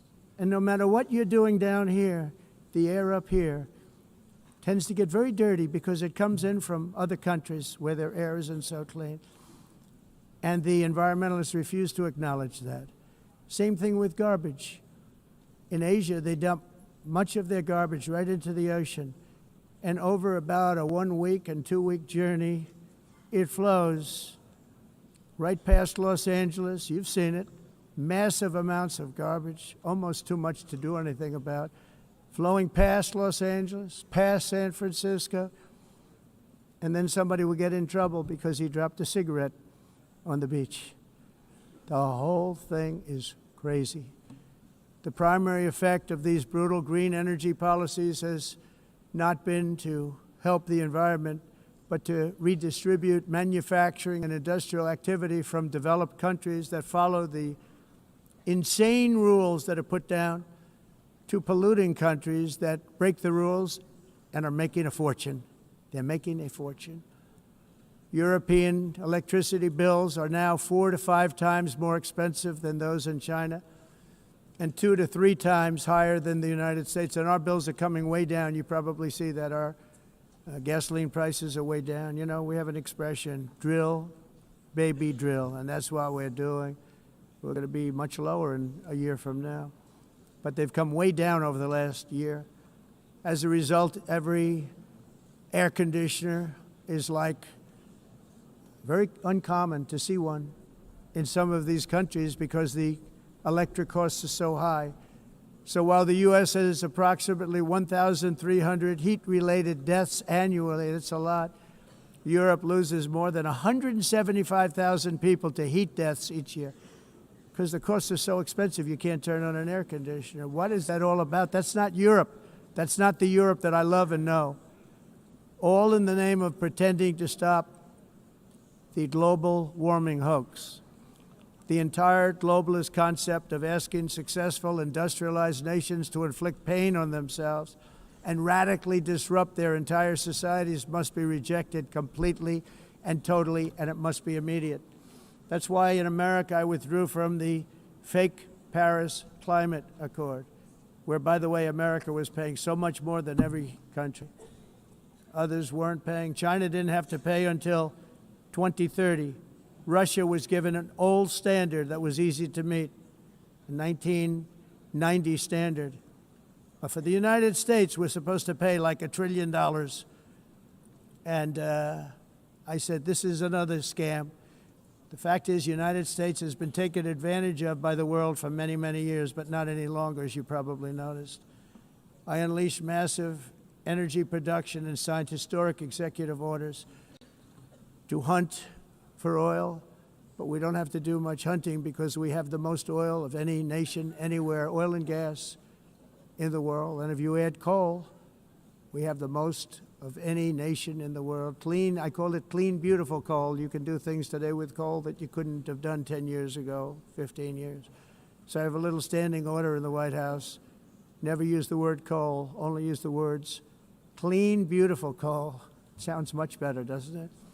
But we stand ready to provide any country with abundant, affordable energy supplies if you need them, when most of you do. We're proudly exporting energy all over the world. We're now the largest exporter. In the United States, we want trade and robust commerce with all nations, everybody. We want to help nations. We're going to help nations. But it must also be fair and reciprocal. The challenge with trade is much the same with climate. The countries that followed the rules, all their factories have been plundered. It's really sad to watch. They've been broken. They've been broken by countries that broke the rules. That's why the United States is now applying tariffs to other countries, and much as these tariffs were for many years applied to us, uncontrollably applied to us. We've used tariffs as a defense mechanism under the Trump administration, including my first term, where hundreds of billions of dollars in tariffs were taken in. And by the way, we had the lowest inflation, and now we have very low inflation. The only thing different is that we have hundreds of billions of dollars flowing into our country. But this is how we will ensure that the system works for everyone and is sustainable into the future. We're also using tariffs to defend our sovereignty and security throughout the world, including against nations that have taken advantage of former U.S. administrations for decades, including the most corrupt, incompetent administration in history, the sleepy Joe Biden administration.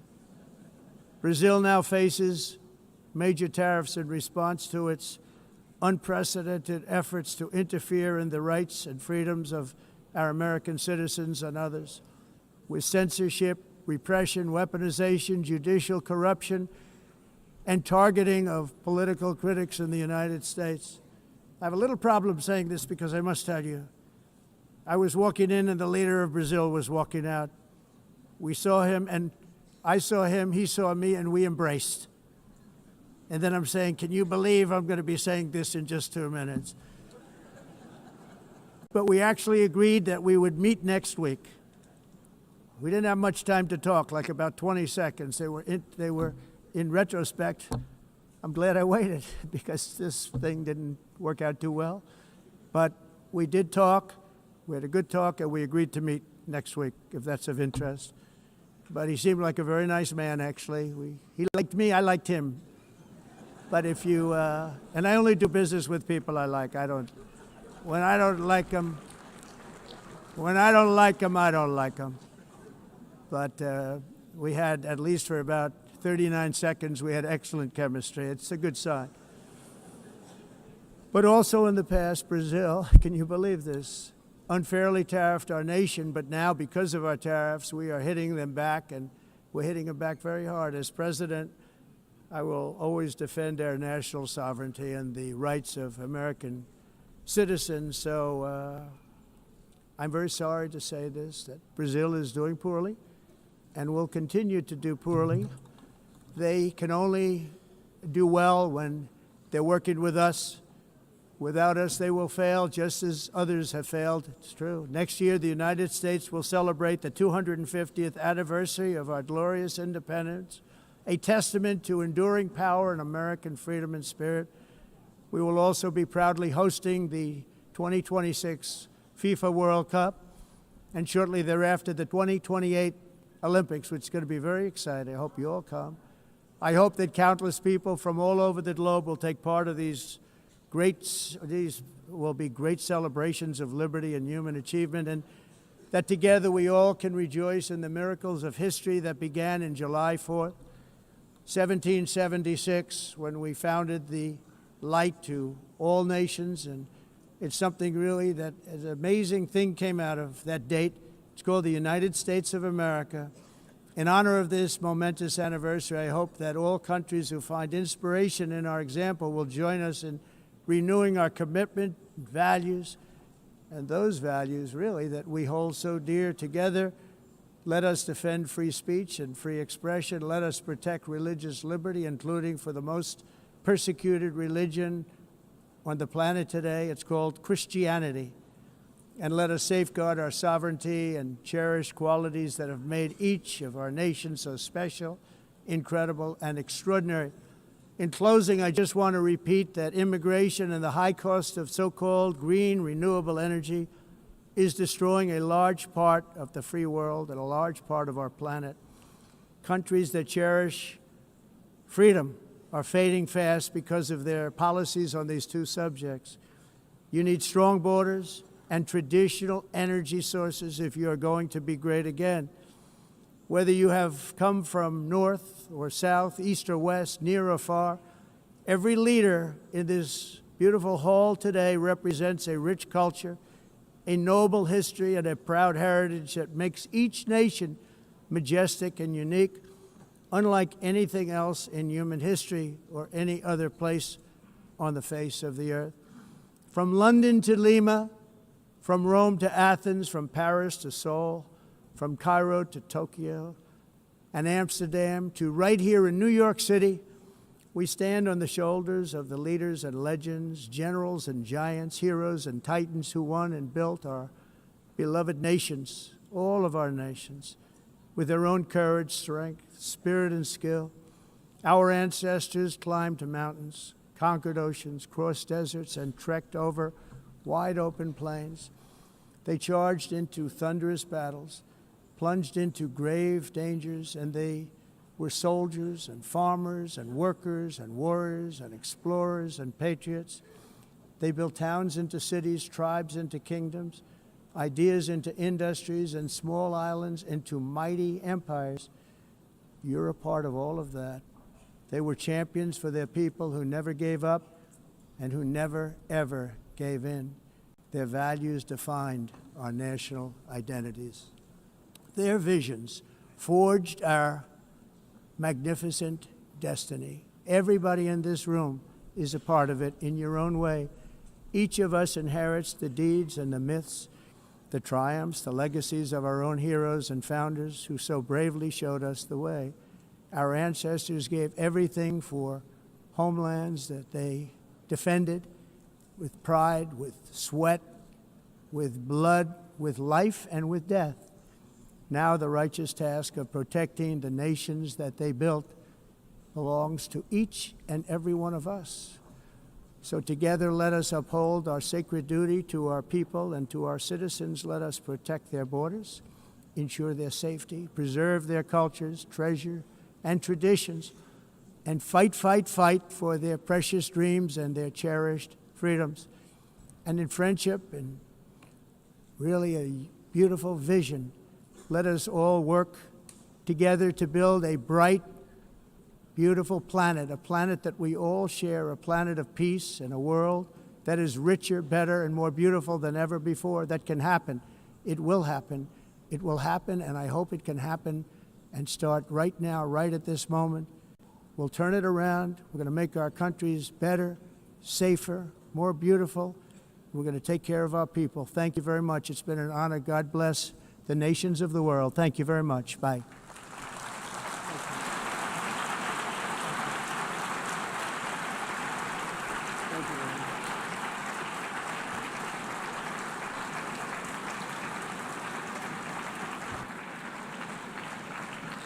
On behalf of the Assembly, I wish to thank the President of the United States,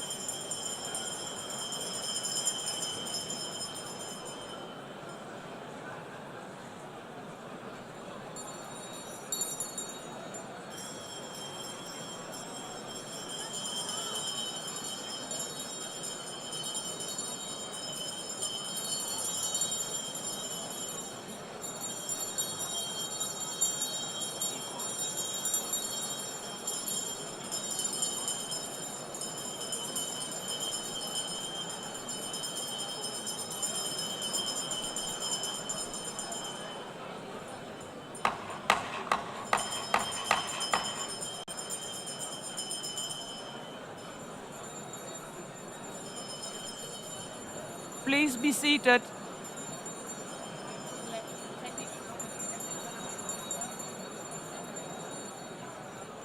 Please be seated.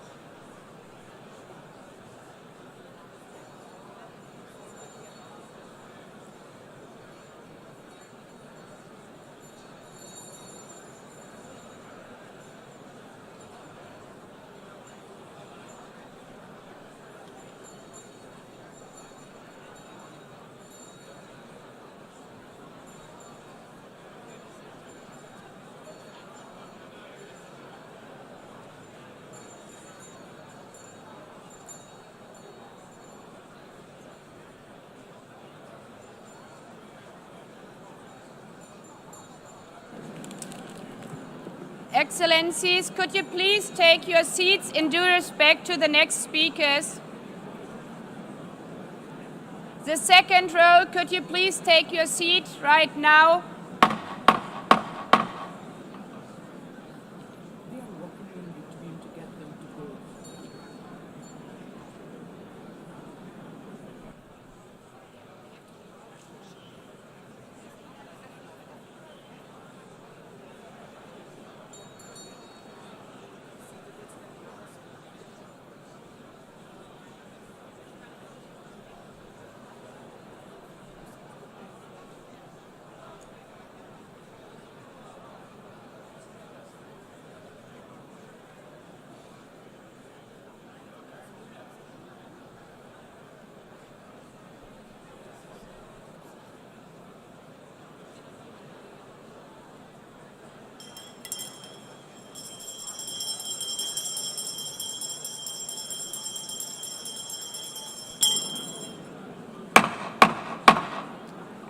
Please take a seat now.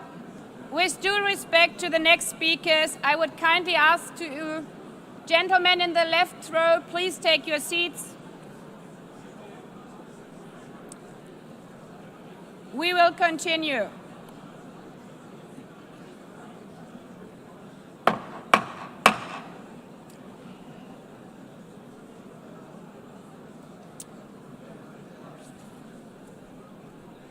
Excellencies, as we are receiving queries, I would like to assure you that don't worry, the UN teleprompters are working perfectly. And by this technical note, I would like to call on the next speaker. The Assembly will hear an address by His Excellency Prabowo Subianto, President of the Republic of Indonesia. I request protocol to escort His Excellency and invite him to address the Assembly.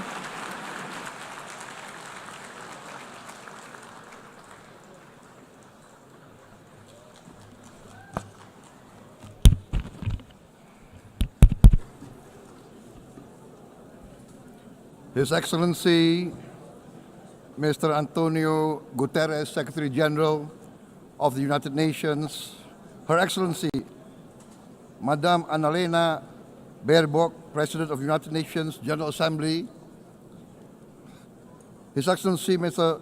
Moses Abelian, Under-Secretary General for General Assembly and Management, Excellencies, Heads of States, Heads of Governments, distinguished delegates, ladies and gentlemen. It is indeed a great honor for me to stand in this august General Assembly Hall among leaders and representatives who represent almost all of humanity. We differ in race, religion, and nationality, yet we gather together today as one human family. We are here first and foremost as fellow human beings, each created equal, endowed with unalienable rights to life, liberty, and the pursuit of happiness. The words of the United Nations Declaration of Independence have inspired democratic movements across continents, including the French Revolution, the Russian Revolution, the Mexican Revolution, the Chinese Revolution, and Indonesia's own struggle and journey to freedom. It also gave birth to the Universal Declaration of Human Rights, adopted by the United Nations in 1948. All men are created equal was the creed that opened the way to unprecedented global prosperity and dignity. And yet, in our own era of scientific and technological triumphs, an era capable of ending hunger, poverty, and environmental ruin, we also continue to face today grave dangers, challenges, and uncertainties. Human folly, fueled by fear, racism, hatred, oppression, and apartheid, threatens our common future. My country knows this pain. For centuries, Indonesians lived under colonial domination, oppression, and slavery. We were treated less than dogs in our own homeland. We Indonesians know what it means to be denied justice and what it means to live in apartheid, to live in poverty, and to be denied equal opportunity. We also knew what solidarity can do in our struggle for independence, in our fight to overcome hunger, disease, and poverty. The United Nations stood with Indonesia and gave us vital assistance. Decisions made here based on human solidarity by the Security Council and this Assembly gave Indonesia independence, international legitimacy, opened doors, and supported our early development through the efforts of the United Nations Children's Fund, the United Nations Food and Agriculture Organization, the FAO, the World Health Organization, and many, many other United Nations institutions.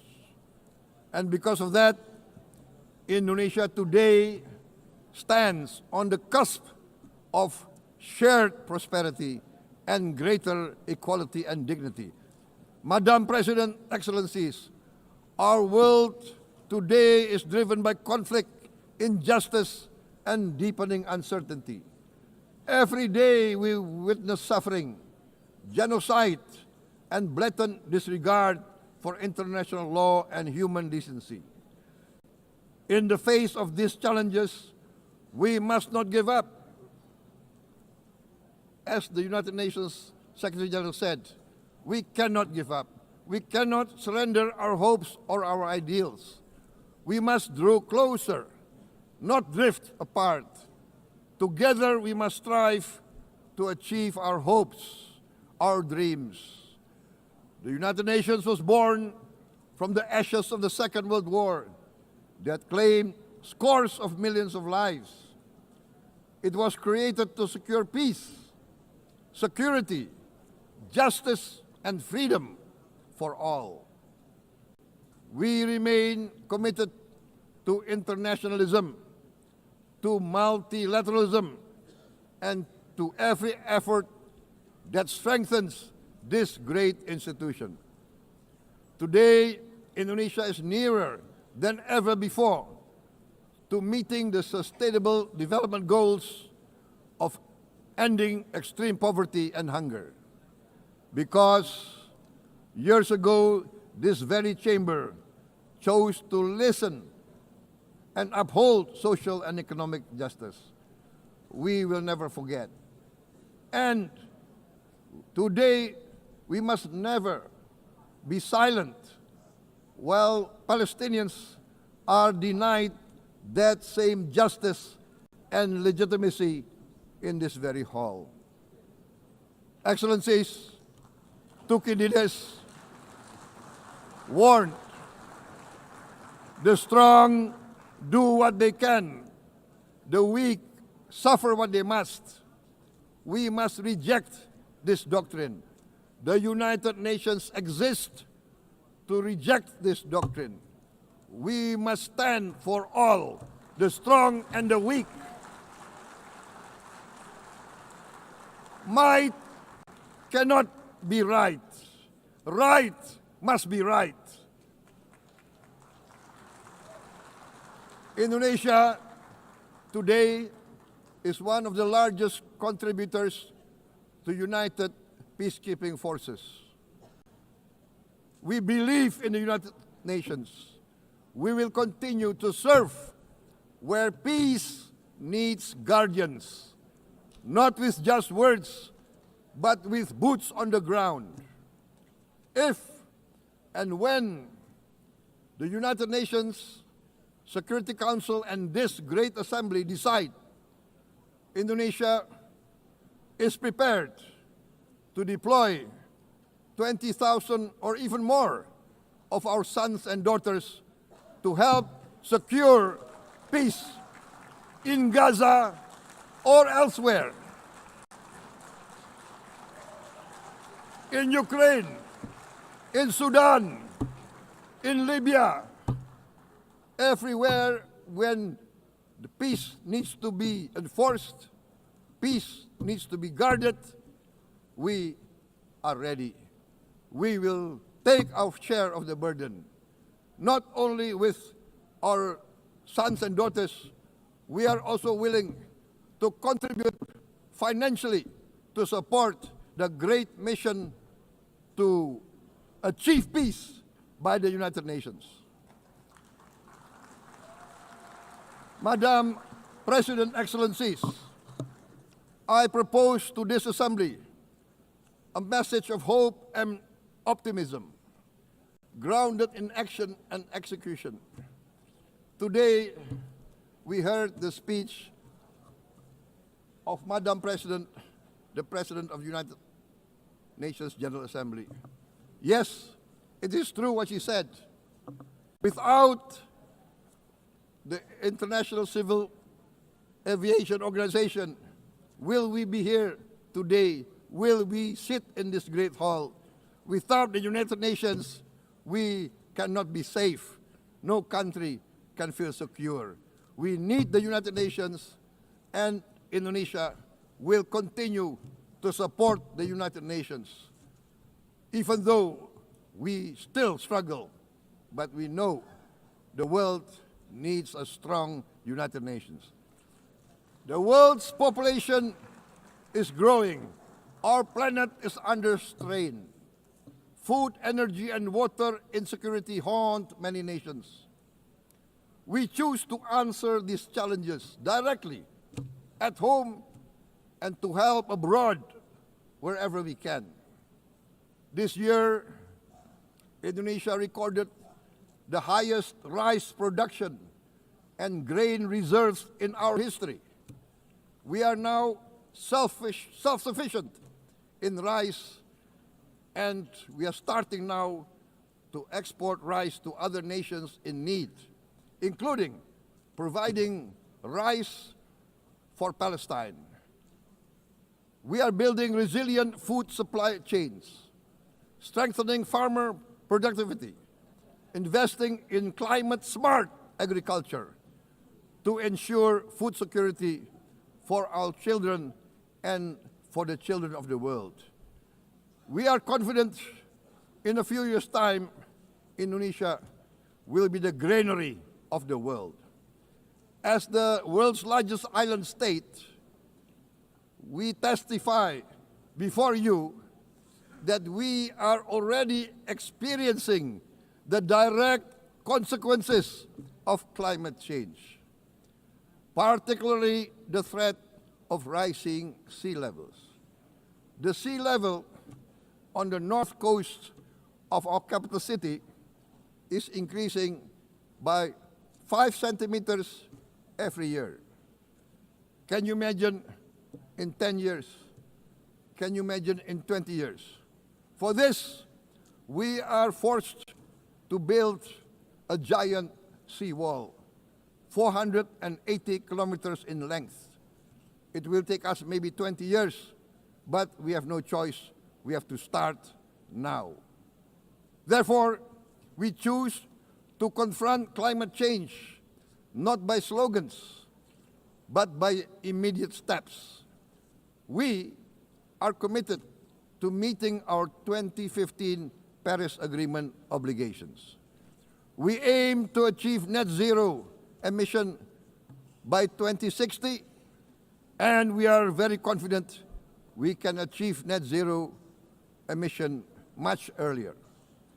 We aim to reforest more than 12 million hectares of degraded forest, to reduce forest degradation, to empower local communities with quality green jobs for the future.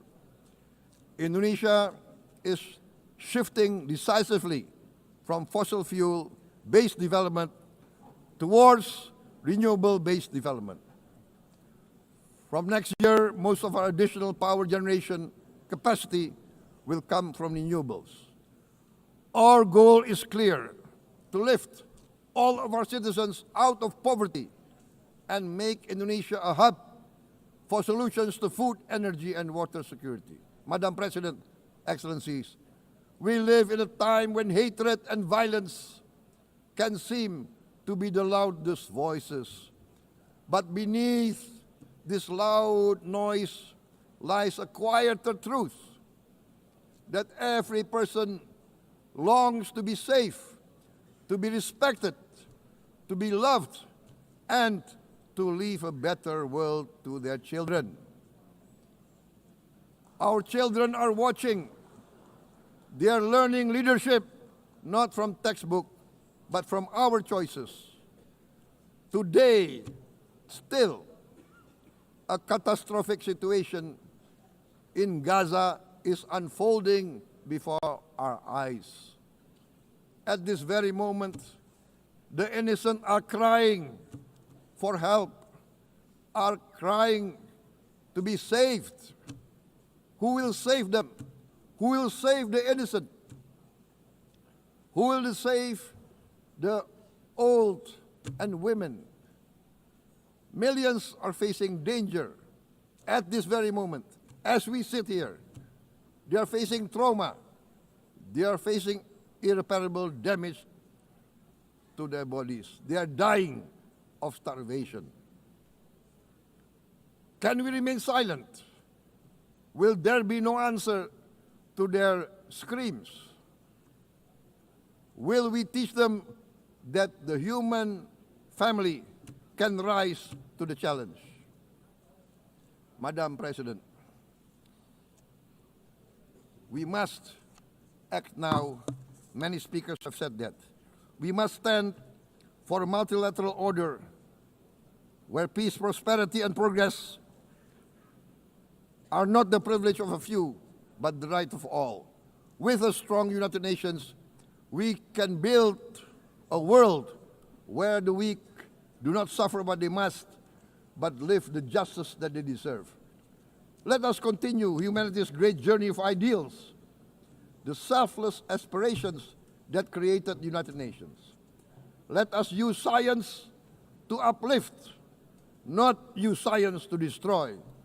Let rising nations help others to lift themselves. I am convinced that the leaders of the great world civilizations of the West, of the East, of the North, of the South, leaders of America, Europe, of India, China, the Islamic world, the whole world, I am convinced they will rise to their role demanded by history. We are all hopeful that the leaders of the world will show great statesmanship, great wisdom, restraint, humility, overcome hate, overcome suspicion. Madam President, distinguished delegates, we are greatly heartened by the events of the last few days, where significant leading countries of the world have chosen to side with history, to choose the right side of history, the path of the moral high ground, the path of rectitude, the path of justice, the path of humanity, to shun hatred, to overcome suspicion, and to avoid the use of violence. The use of violence will beget violence. No one country can bully the whole community of the human family.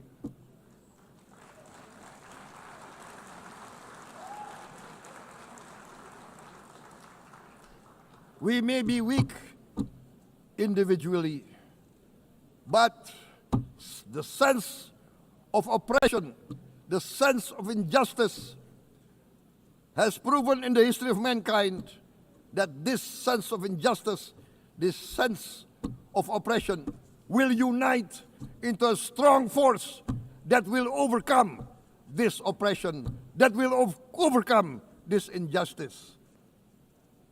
To close, I would like to reiterate again Indonesia's complete support for the two-state solution in Palestine. We must have an independent Palestine, but we must also recognize, we must also respect, and we must also guarantee the safety and security of Israel. Only then we can have real peace, and no longer hate and no longer suspicion. The only solution is this two-state solution. Two descendants of Abraham must live in reconciliation, peace, and harmony. Arabs, Jews, Muslims, Christians, Hindus, Buddhists, all religions, we must live as one human family. Indonesia is committed to being part of making this vision a reality. Is this a dream? Maybe, but this is the beautiful dream that we must work together towards. Let us work towards this noble goal. Let us continue humanity's journey of hope, a journey started by our forefathers, a journey that we must complete. Thank you. Wassalamualaikum warahmatullahi wabarakatuh.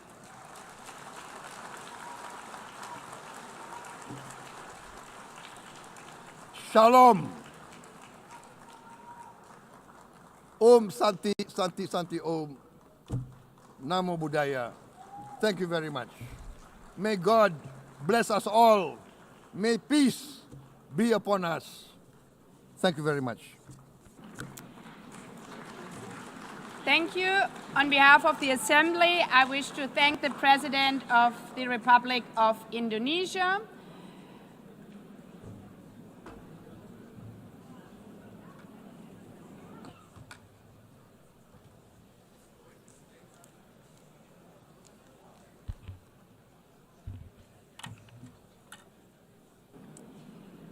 The Assembly will hear an address by His Excellency Recep Tayyip Erdogan, President of the Republic of Turkey. I request protocol to escort His Excellency and invite him to address the Assembly.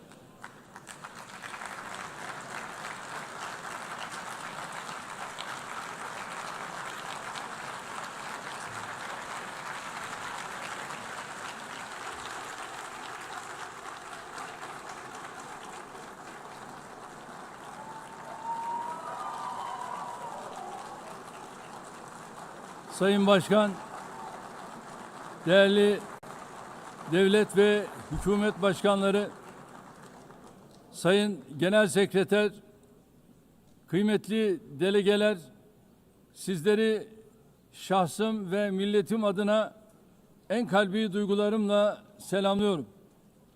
Birleşmiş Milletler 80. Genel Kurulu'nun tüm insanlık için hayırlara vesile olmasını temenni ediyorum. İnsanlığın ortak vicdanını temsil eden bu kürsüden sizlere bir kez daha hitap etmekten büyük bir bahtiyarlık duyuyorum. Genel Kurul Başkanlığını tamamlayan Sayın Yang'ı tebrik ediyor. Bu görevi devralan Sayın Berbok'a başarılar diliyorum. Konuşmamın hemen başında Filistin'in giderek artan sayıda ülke tarafından tanındığı bir dönemde Filistin Devlet Başkanı Sayın Mahmud Abbas'ın bugün bizzat aramızda olamayışından duyduğum üzüntüyü ifade etmek istiyorum. Biz bugün bu kürsüde kendi vatandaşlarımızla birlikte sesi kısılmak istenen Filistin halkına tercüman olmak için de bulunuyoruz. Filistin devletini tanıyacağını açıklayan tüm ülkelere teşekkür ediyor. Henüz bu kararı almayan devletleri ise bir an önce harekete geçmeye çağırıyorum. Sayın Başkan, değerli üyeler, Birleşmiş Milletler şartı bundan 80 yıl önce San Francisco'da imzalandı ve 24 Ekim 1945'te yürürlüğe girdi. Birleşmiş Milletler Kuruluş Şartı'nın ilk maddesinin ilk kelimelerini burada tekrar hatırlatmak isterim. Birleşmiş Milletler'in amacı uluslararası barış ve güvenliği korumaktır. Evet, bizler bu salonda Birleşmiş Milletler'in 80. yaşını kutlarken dünyanın birçok bölgesinde kuruluş şartının ilk maddesinin ilk kelimelerine gölge düşürecek vahim hadiseler yaşanıyor. Özellikle Gazze'de gözlerimizin önünde 700 günü aşkın bir süredir soykırım devam ediyor. Biz toplantı halindeyken dahi Gazze'de şu anda siviller katlediliyor. Gazze'de ölen sivillerin sayısı 65 bini geçti. Enkaz altında kaç cenazenin olduğu henüz bilinmiyor. Ölenlerin 20 binden fazlası çocuk. İsrail tarafından Gazze'de son 23 aydır her saat, evet her saat bir çocuk acımasızca hayattan kopartılıyor. Bunlar sayı değil dostlar. Hepsi birer can, birer masum insan. Şu anda sadece silahlarla değil, açlık silahıyla da insanlar öldürülüyor. 21. yüzyılda medeni dünyanın bakışları altında 146'sı çocuk, 428 kişi açlıktan hayatını kaybetti ve sayı her geçen gün artıyor. Şimdi size Gazze'deki günlük hayatı anlatan bir fotoğraf göstereceğim. Birinci fotoğraf, gördüğünüz gibi ellerinde leğenli kadınlar. Lütfen hepimiz elimizi vicdanımıza koyup cevap verelim. 2025 yılında böyle bir gaddarlığın makul bir sebebi olabilir mi? Fakat insanlık adına bu utanç manzarası Gazze'de 23 aydır her gün tekrar ediyor. 365 kilometre kare içinde yaşayan 2,5 milyon Gazze'li her gün yerinden ediliyor, her gün bir başka bölgeye göçe zorlanıyor. Gazze'nin sağlık altyapısı tamamen çökmüş durumda. Doktorlar öldürüldü ya da gözaltına alındı. Ambulanslar vuruldu. Hastaneler bombalandı, yıkıldı. Tedavi mümkün değil. Operasyon mümkün değil. İlaç bulmak mümkün değil. Dostlar, bakın Tayyip Erdoğan olarak, içim yanarak, içim kan ağlayarak söylüyorum. Henüz 2-3 yaşındaki elleri, kolları, bacakları olmayan masum yavrucuklar bugün maalesef Gazze'nin olağan fotoğrafı haline gelmiştir.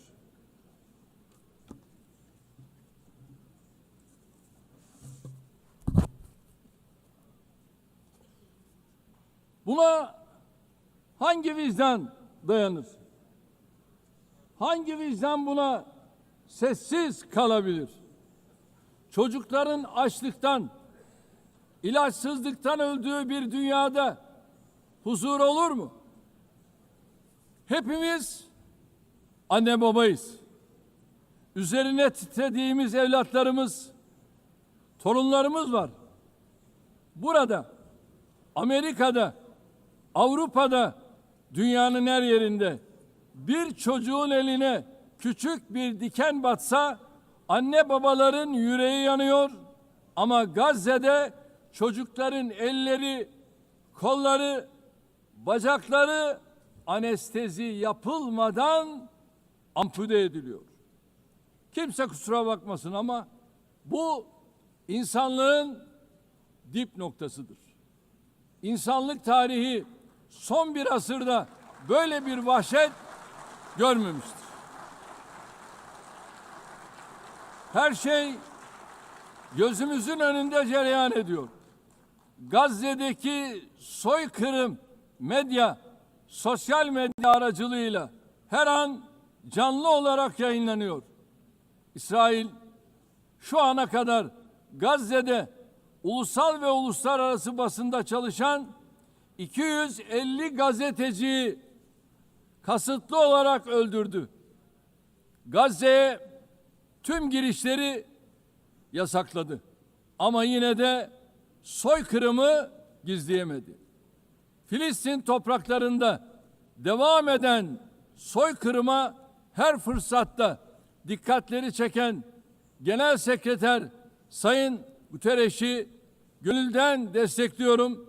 Cesareti için kendisini bir kez daha tebrik ediyorum.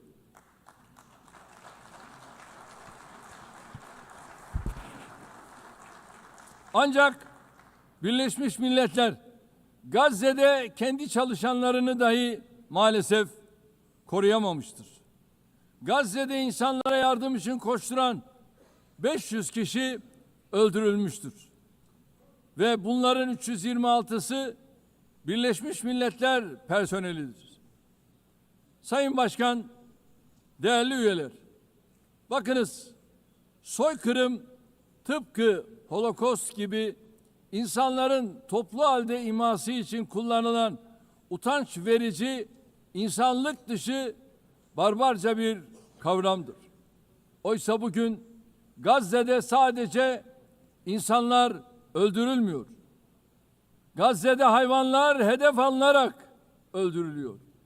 Gazze'de tarım alanları, bahçeler, ağaçlar, otlar, Gazze'de asırlık zeytin ağaçları yok ediliyor. Gazze'de sular yok ediliyor, kirletiliyor. Gazze'de binalar, evler, kütüphaneler, hastaneler, okullar, camiler, kiliseler, tarihi yapılar bilinçli bir şekilde yıkılıyor. Gazze'nin toprağı insan içinde, hayvan içinde, bitki içinde artık işe yaramaz hale getiriliyor. İşte sizlere bir başka fotoğraf daha. Şimdi size soruyorum.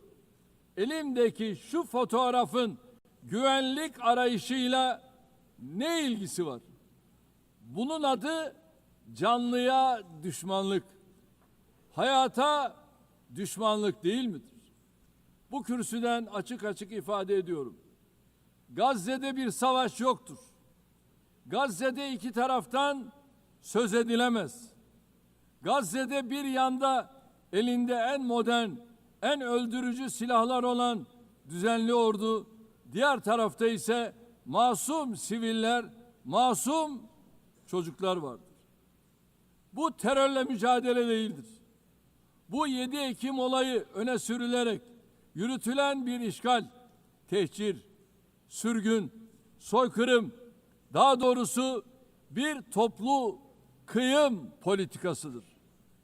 Bugün Gazze Hamas bahanesiyle yok edilirken eş zamanlı olarak Hamas'ın yönetimde olmadığı Batı Şeria'da adım adım işgal edilmekte, infazlarla masum siviller katledilmektedir. Üstelik İsrail Gazze ve Batı Şeria ile sınırlı kalmıyor, Suriye'ye, İran'a, Yemen'e, Lübnan'a saldırılar düzenleyerek bölge barışını da tehdit ediyor. En son arabulucu Katar'da ateşkes müzakereleri için toplantı yapan heyete İsrail saldırısı gerçekleşmiştir. Katar'a yönelik saldırı göstermiştir ki İsrail yönetimi tamamen kontrolü kaybetmiştir. Netanyahu'nun barış yapmaya da rehineleri kurtarmaya da niyetinin olmadığı bir kez daha anlaşılmıştır. Sadece komşuları değil, Orta Doğu'daki tüm ülkeler İsrail hükümetinin pervasız tehditlerine muhatap oluyor. Şunun da farkına varalım. İsrail'in artan saldırganlığı sebebiyle Avrupa başta olmak üzere Batı'da İkinci Dünya Savaşı sonrası ortaya çıkan değerler de çok ağır yara almıştır. En temel insan hakları, ifade özgürlüğü, basın özgürlüğü, gösteri ve protesto özgürlüğü, kadın hakları, çocuk hakları, demokrasi, eşitlik, adalet gibi kavramlar rafa kaldırılmıştır. Gelinen noktada hepimiz şu gerçeği görmek zorundayız. Değerli dostlar, vaat edilmiş topraklar saplantısıyla hareket eden İsrail yönetimi yayılmacı bir politikayla bölge barışına ve insanlığın müşterek kazanımlarına kastetmektedir. 3 semavi dinin kutsal beldesi, insanlığın ortak mirası olan Kudüs-ü Şerif bu radikalizmin doğrudan hedefidir. Vicdan sahibi Musevileri de rahatsız eden, onların da tasvip etmediği, dahası tüm dünyada antisemitizmi körükleyen bu cinnet hali artık daha fazla devam edemez.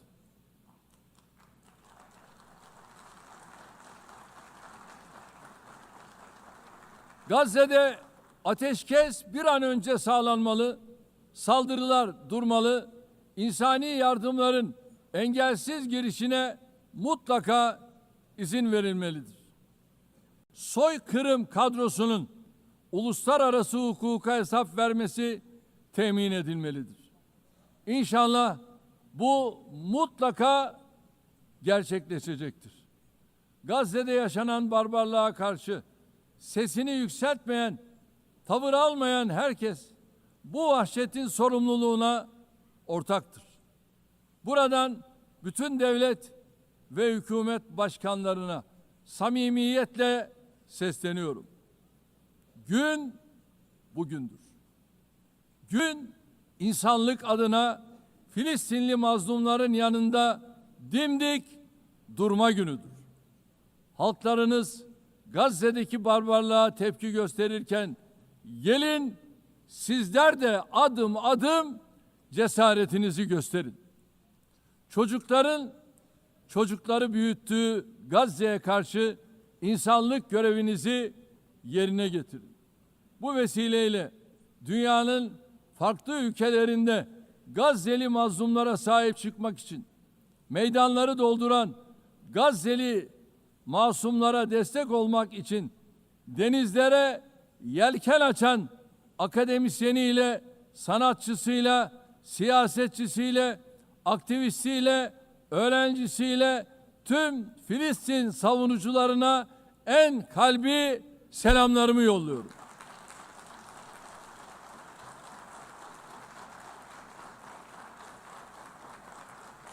Kıymetli delegeler, 13 yıl boyunca sizlere bu kürsüden komşumuz Suriye'de yaşanan zulümden ve çatışmalardan bahsettim. Nasıl bugün Gazze'li mazlumlar için sesimizi yükseltiyorsak, 13 yıl süresince de Suriyelilerin feryatlarına dikkat çektik. Burada onların da sesi, nefesi olduk. 1 milyon insanın hayatına, milyonlarcasının da vatanlarını terk etmesine sebep olan zulüm, 8 Aralık devrimiyle birlikte hamdolsun artık tarihe karıştı. Suriyeli kardeşlerimiz 8 Aralık tarihi itibariyle yeni bir dönemin kapılarını açtılar.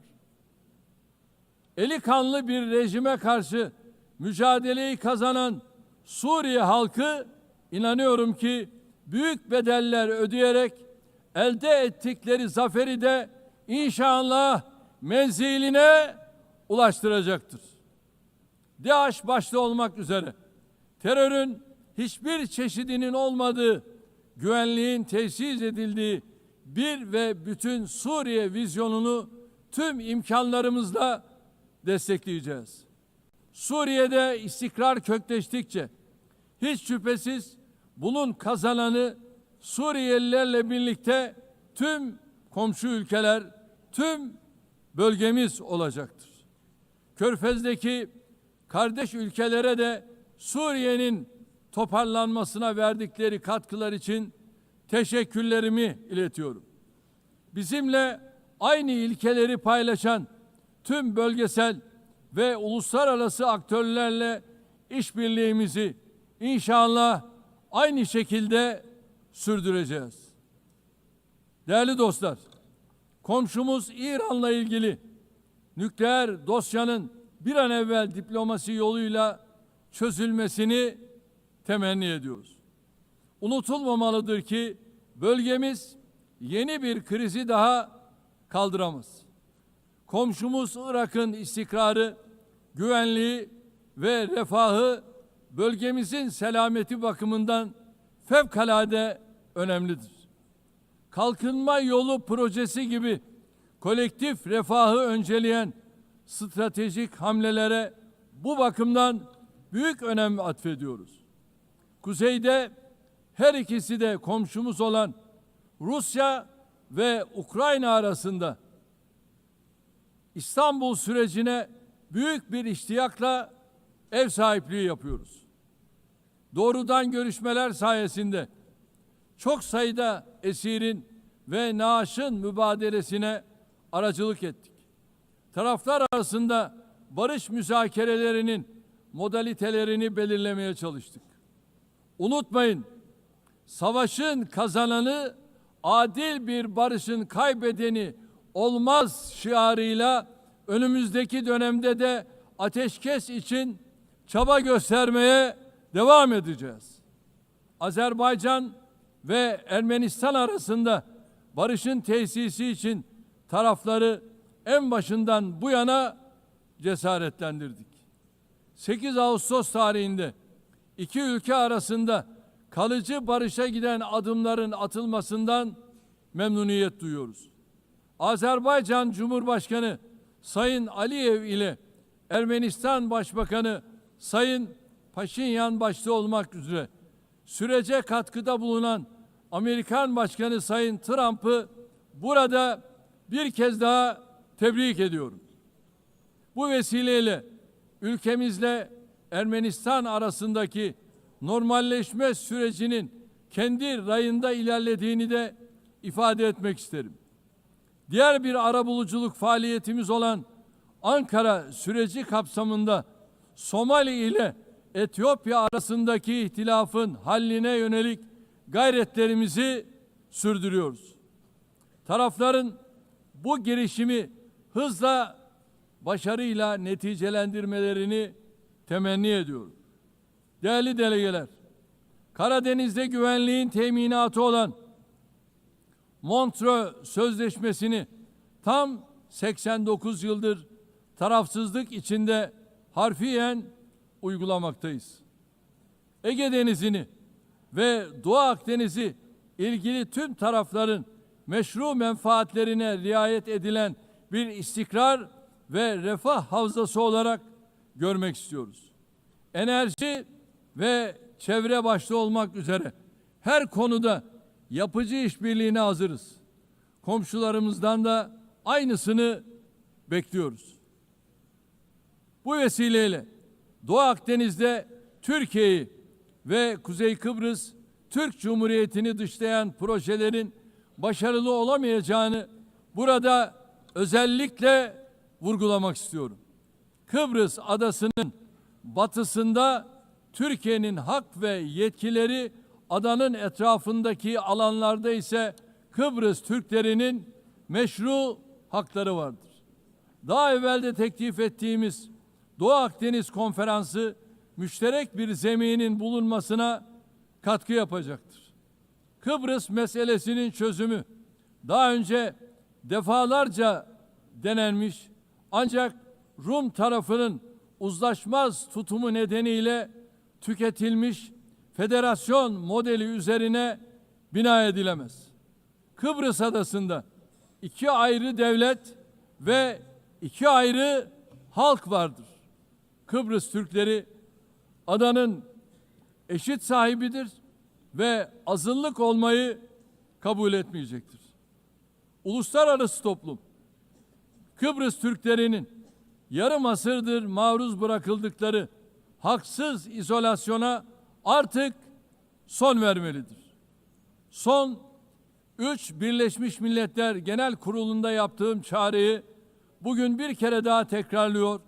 Uluslararası toplumu Kuzey Kıbrıs Türk Cumhuriyeti'ni tanımaya, diplomatik, siyasi ve ekonomik ilişkiler kurmaya davet ediyorum. Sayın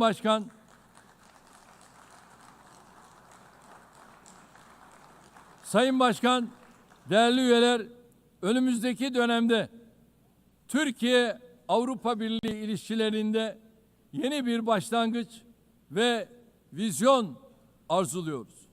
Bu vizyon günü kurtaran değil, ufku yeniden tayin eden, ortak geleceğimizi şekillendiren bir vizyon olmalıdır. Bunun için elbette Avrupa Birliği'nin de bizim kadar istekli ve kararlı olması mühimdir. Net güvenlik sağlayıcısı bir ülke olarak Birleşmiş Milletler, NATO, AGİT ve Avrupa Birliği'nin harekat ve misyonlarına katkılarımızı sürdürüyoruz. 2026 yılındaki NATO zirvesini Ankara'da toplayacağız.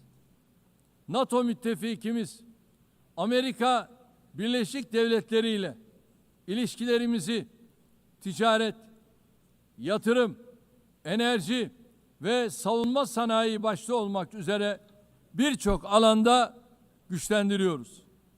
Ata yurdumuz Orta Asya'daki kardeş ülkelerimizin barış, istikrar ve refahı bizim için vazgeçilmezdir. Türk Devletleri Teşkilatımız bölgesel bir çatı olmanın ötesine geçerek küresel bir aktör olma yolunda ilerliyor. Köklü beşeri bağlarımızın olduğu Balkanlarda barışın ve istikrarın sürmesi için yoğun gayret içindeyiz.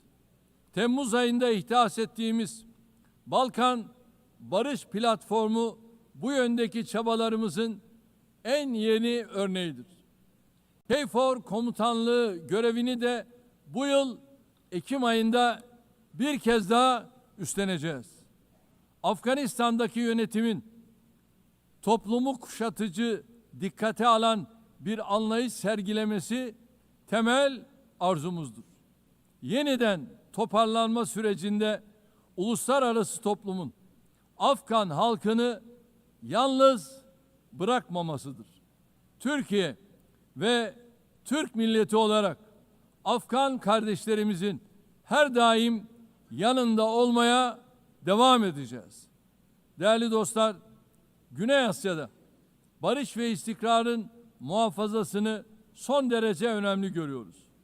Nisan ayında Pakistan ve Hindistan arasındaki çatışmaya varan bu gerilimde varılan ateşkesten memnuniyet duyuyoruz. İki ülke arasında terörle mücadelede işbirliğini önemsiyoruz. Keşmir meselesinin Birleşmiş Milletler Güvenlik Konseyi kararları temelinde Keşmirli kardeşlerimizin beklentileri ekseninde diyalogla çözülmesini destekliyoruz. Afrika kıtasıyla eğitimden sağlığa, altyapıdan ticarete kadar geniş bir yelpazede ilişkilerimiz yıldan yıla güçleniyor. Somali'nin terörle mücadelesine gereken her türlü desteği verirken insani yardım faaliyetlerimizi de sürdürüyoruz. Sudan'da 2 yılı aşkın süredir devam eden çatışma ortamı bizleri ziyadesiyle üzmektedir. Sudan'da akan kanın durması ve sürdürülebilir barışın tesis edilmesi uluslararası toplumun ortak sorumluluğudur. Bizim bu yöndeki çabalarımız devam edecektir. Büyük Göller bölgesi yıllardır süren istikrarsızlık ve çatışmalardan ziyadesiyle müzdarip olmuştur. Kongo Demokratik Cumhuriyeti'nin doğusunda yaşanan çatışmalar bir an önce çözülmelidir. Amerika'nın arabuluculuğu ve Katar'ın kolaylaştırıcılığında yürütülen gayretleri samimiyetle destekliyoruz. Batı Afrika'da bilhassa sahil havzasında artan terör faaliyetlerini de endişeyle takip ediyoruz. Tarihi bağlarımızın bulunduğu bu bölge halklarının huzura ve istikrara kavuşmaları için çabalarımız devam edecektir. İlhamını çift başlı Selçuklu Kartalı'ndan alan bizim de 360 derecelik yaklaşımla yürüttüğümüz Türk dış politikasında Asya ülkeleriyle ilişkilerimiz büyük stratejik öneme sahiptir. Yeniden Asya girişimimiz çerçevesinde ASEAN başta olmak üzere bölgesel kuruluşlarla angajmanımız giderek derinleşiyor. Latin Amerika ve Karayipler bölgesiyle münasebetlerimizi ortaklık ruhuyla ve kazan yaklaşımıyla geliştirmeye büyük önem atfediyoruz. Bölgedeki tüm ülkelerle kurmuş olduğumuz dostane bağları daha ileriye taşıma irademiz bakidir. Kıymetli delegeler, uluslararası ticarette artan korumacılık eğilimleri ve tedarik zincirlerinde yaşanan kırılmalar dünya ekonomisinde esaslı değişimlere yol açıyor. Mevcut sınamalarla başarılı mücadele için Dünya Ticaret Örgütü'nün yer aldığı kurallara dayalı uluslararası ticaretin reforme edilmesini destekliyoruz. Ucuz, güvenli ve sürdürülebilir enerjiye erişimi özellikle gelişmekte olan ülkelerin kalkınma hedeflerinin gerçekleştirilmesi için vazgeçilmez buluyorum.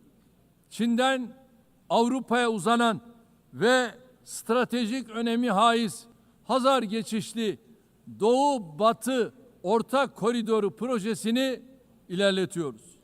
Modern ulaştırma altyapımız ve Bakü-Tiflis Kars hattıyla dünya ticaretinin gelişimine katkı sunuyoruz.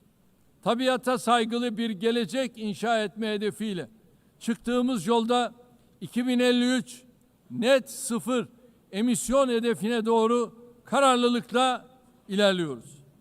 Eşim Emine Erdoğan'ın himayesinde yürüyen sıfır atık hareketinin tüm dünyada her yıl dalga dalga büyüyen, daha fazla insana ve kalbe ulaşan bir farkındalık halkasına dönüştüğünü görmek bizim için ayrı bir bahtiyarlıktır.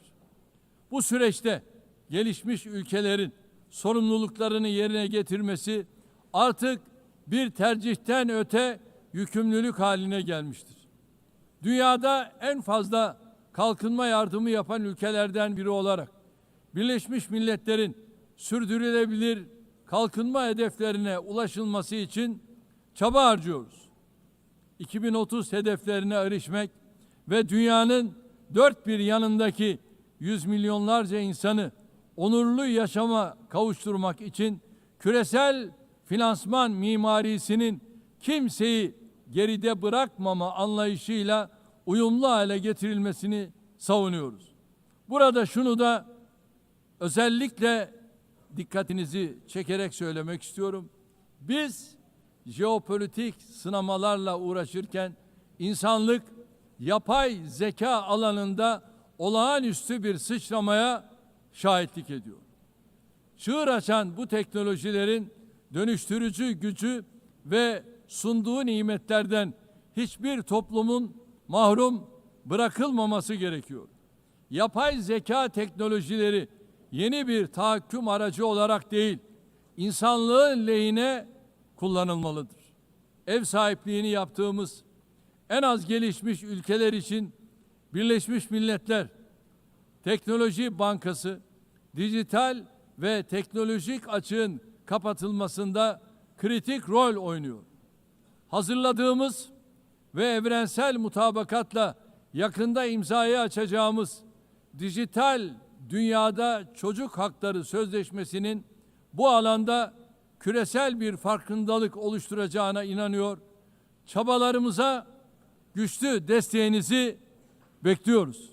Diğer taraftan ırkçılık, yabancı karşıtlığı ve bilhassa İslam düşmanlığının vahim boyutlara ulaştığı günümüzde bir arada yaşama kültürünü tehdit eden bu akımlarla mücadele insanlık için zaruret halini almıştır. Medeniyetler İttifakı Yüksek Temsilcisi Sayın Moratinos'un Birleşmiş Milletler Genel Sekreterinin İslamofobi ile mücadele özel elçisi olarak da atanması kıymetlidir.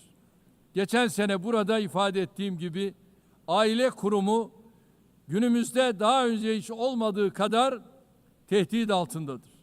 Kadın ve erkekten oluşan aileyi savunmak aynı zamanda insanı, fıtratı, yaşamı ve geleceği savunmak demektir. Türkiye olarak artan saldırılar karşısında aileyi savunmaya devam edeceğiz. Kıymetli delegeler, insanlığın bir daha savaş felaketi yaşamaması için kurulan Birleşmiş Milletler'in kökleri içinde bulunduğumuz karanlık döneme ışık tutacak değerlerle doludur.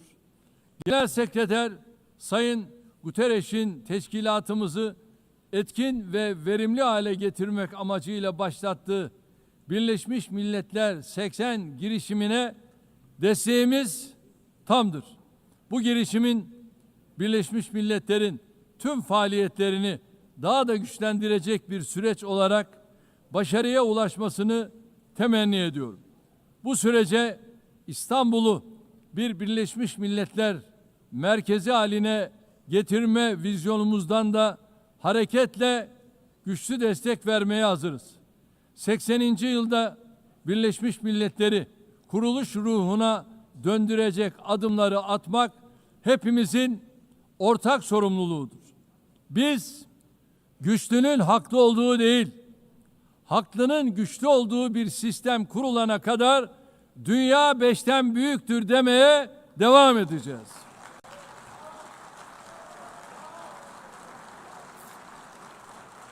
Görevimiz sistemi terk etmek değil, onarmak, yeniden işler hale getirmektir.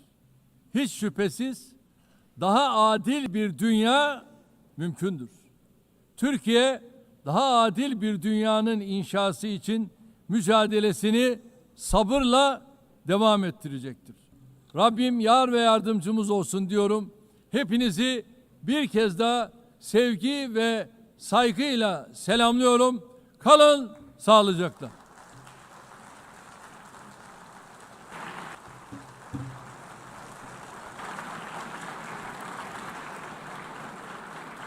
On behalf of the Assembly, I wish to thank the President of the Republic of Turkey,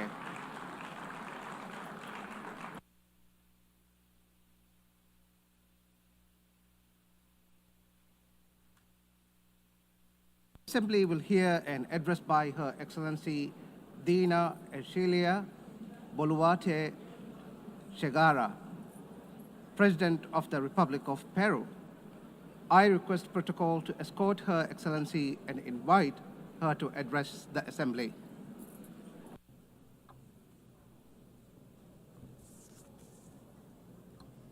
Señora Presidenta de la Asamblea General, Ana Elena Barboc, señor Secretario General de las Naciones Unidas, Antonio Guterres, señoras y señores, jefes de Estado y señoras presentes en esta magna asamblea. El Perú es el centro y cuna de grandes civilizaciones milenarias, siendo la última el imperio de los incas, que dejó un legado de grandeza. Somos herederos asimismo del virreinato del Perú, que abarcó las 2/3 partes de América del Sur. Somos un país mestizo, mezcla fundamental entre hispanos y andinos, orgulloso de ser heredero de los más grandes imperios de Europa y América del siglo XVI. El pueblo peruano es hoy resiliente, emprendedor, solidario, amante de la paz, la libertad y la democracia. Nuestros grandes escritores, Mario Vargas Llosa y José María Arguedas, compartieron la idea de que el Perú es país de todas las sangres. Nuestra identidad expresa creativamente que somos la unidad de los diversos, unidos bajo la misma roja y blanca bandera peruana. En nuestro país viven los pueblos originarios y los pueblos del mundo en paz y unidad, como una gran síntesis del Perú, país en el que vivió y trabajó durante 40 años el Papa León XIV, nacionalizado peruano, por su profundo amor a nuestra gente, tanto por su carácter solidario y pacífico, como por su fe católica y cristiana. Todos los estudios señalan que somos el país más emprendedor del mundo, razón por la cual después de la pandemia del COVID-19, que por una pésima administración gubernamental alcanzó más de 2 millones de fallecidos, nos hemos empezado a recuperar, logrando hoy más de 17 meses de crecimiento consecutivo de nuestra economía. Hemos derrotado la recesión y la inflación originada por la violencia política y por la corrupción. Un golpe de Estado fallido y la fuga de más de 20.000 millones de dólares entre los años 2021 y 2023. Hemos recuperado la confianza de la inversión nacional, pero también del extranjero, y abrazado a la libertad. Somos un país solvente y estable por el golpe de Estado de diciembre del 2022 que pretendía instaurar una dictadura sometiendo a todos los poderes del Estado. Tuve que asumir constitucionalmente la presidencia de la República. Desde ese entonces se estableció una narrativa por la cual el golpista se convirtió en víctima y la presidenta que asumió constitucional y legalmente la presidencia fue acusada por algunas voces de golpista y usurpadora. La mentira trastocada en verdad y la verdad en mentira. Este es uno de los temas de nuestro tiempo. La construcción de narrativas falsas que buscan armar proyectos políticos antidemocráticos. La reflexión es que las ideologías de odio, con sus proyectos de estados fallidos que crecen como estados todopoderosos, requieren para imponerse una narrativa falsa para lograr su objetivo por medio de la violencia que en el poder aplasta las libertades, aplasta los medios de comunicación, a la oposición democrática, viola los derechos humanos y da inicio al control, confiscación y expropiación de las empresas privadas, creando una burocracia corrupta que destruye la economía, la sociedad y la moral pública. El primer paso para todo ello es la construcción de un relato en el que se miente, se engaña y se manipula.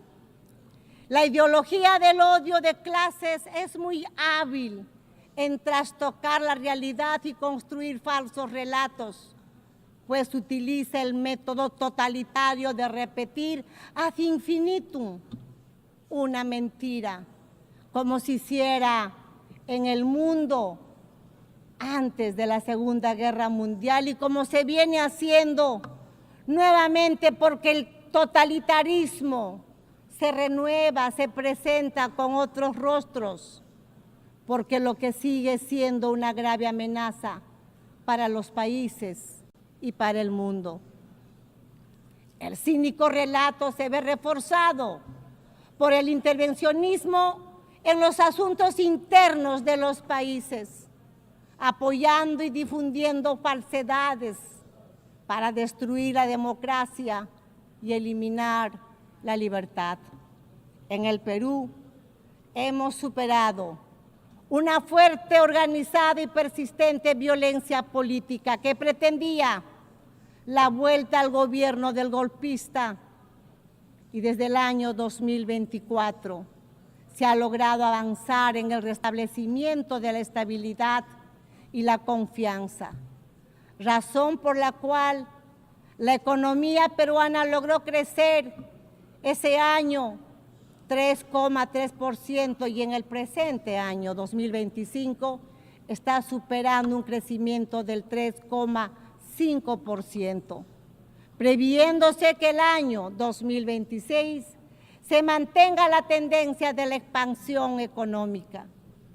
El gobierno garantiza 3 años de crecimiento económico encabezando las cifras en Sudamérica. La inflación que tenemos es inferior al 2% anual. Las reservas internacionales son superiores a los 88.000 millones de dólares y nuestra moneda se mantiene estable y se fortalece cada día más. Nuestra deuda externa es menor al 32,2% del PBI, una de las más bajas de América y del mundo. Nuestro déficit fiscal este año será de 2,2% anual. Señora Presidenta de esta magna Asamblea, el 24 de octubre se creó las Naciones Unidas, después de la Segunda Guerra Mundial, cuando se logró derrotar a uno de los mayores proyectos políticos totalitarios, construido bajo una ideología de odio que produjo el más grave genocidio en la historia de la humanidad, el Holocausto, que jamás debemos olvidar. Esa nefasta guerra causó la muerte de 60 millones de seres humanos. Toda ideología de odio, el odio de clases y su elevación a principio y motor de la historia, el odio racial, el nacionalista, el odio religioso, étnico, el odio a las mujeres, entre otros, son los causantes de los peores crímenes en la historia humana. Las ideologías de odio construyen relatos como verdades absolutas que instrumentalizan a las personas y a los pueblos. La Constitución política de mi patria afirma que la defensa de la persona humana y su dignidad es el fin supremo de la sociedad y del Estado. El Perú rechaza, en consecuencia, los dos principales relatos de odio en el mundo: el odio de clases y el odio religioso, origen de guerras y violencia humana. En el Perú hemos sufrido más de 20 años de un terrorismo mesiánico, dogmático, violento y genocida que le costó la vida a más de 70,000 peruanos. El terrorista odia las elecciones y el derecho ciudadano a elegir y a ser elegido. Cuando participa, lo hace para destruir la democracia desde adentro. Sin embargo, el relato que se ha querido imponer es una mentira flagrante. Las Fuerzas Armadas y policiales que defendieron la vida y la libertad de los peruanos son acusados de violar los derechos humanos, convirtiéndose así los héroes, defensores de la vida, la democracia y la libertad, en victimarios, y los terroristas en víctimas. Así, los héroes que defendieron la democracia son perseguidos en juicios que se prolongan por décadas, mientras que los terroristas son indemnizados y considerados víctimas. El mundo al revés. La ONU, Presidenta, ha sido un hito fundamental en el siglo XX, pero en el siglo XXI debemos estar más atentos. Es nuestro deber impedir que el mundo se precipite hacia nuevos genocidios y nuevas violencias. No es aceptable en un mundo civilizado que un país invada a otro, utilizando un relato falso para justificar una guerra que ataca principalmente a la población. No es admisible la matanza de civiles, la captura de centenares de jóvenes, mujeres y hasta niños para utilizarlos como rehenes. Vivimos ante la amenaza del crimen internacional organizado. En el Perú, la delincuencia internacional dedicada a la extorsión recurre a métodos terroristas como los atentados con explosivos para someter a los ciudadanos. Estas organizaciones criminales que utilizan armas de guerra han creado mecanismos financieros para lavar el dinero manchado de sangre, remitiendo grandes sumas a sus países de origen. Se pretende normalizar esta violencia que requiere para su derrota el reconocimiento por la ONU como organizaciones terroristas y una nueva legislación nacional e internacional que detenga su amenaza al sistema democrático y al desarrollo de los pueblos. Es imperativo, asimismo, actuar contra el narcotráfico y la minería ilegal que destruye el medio ambiente, contaminan los ríos y condena a los pueblos y a las personas a la esclavitud. El crimen internacional tiene sometidas a miles de mujeres extraídas de sus hogares, de sus países con violencia y engaños y explotadas y privadas de su libertad. Señoras y señores, vivimos momentos que nos recuerdan los episodios más oscuros de nuestra historia moderna y el Perú está convencido que el mundo no necesita menos ONU, sino más y mejor ONU. Una que esté acorde con los tiempos en los que las ideologías de odio que tanto daño causaron y causan a la humanidad se han refugiado en la mentira, en las informaciones falsas y en la penetración de las sociedades democráticas. El Perú, como miembro fundador, está comprometido con un sistema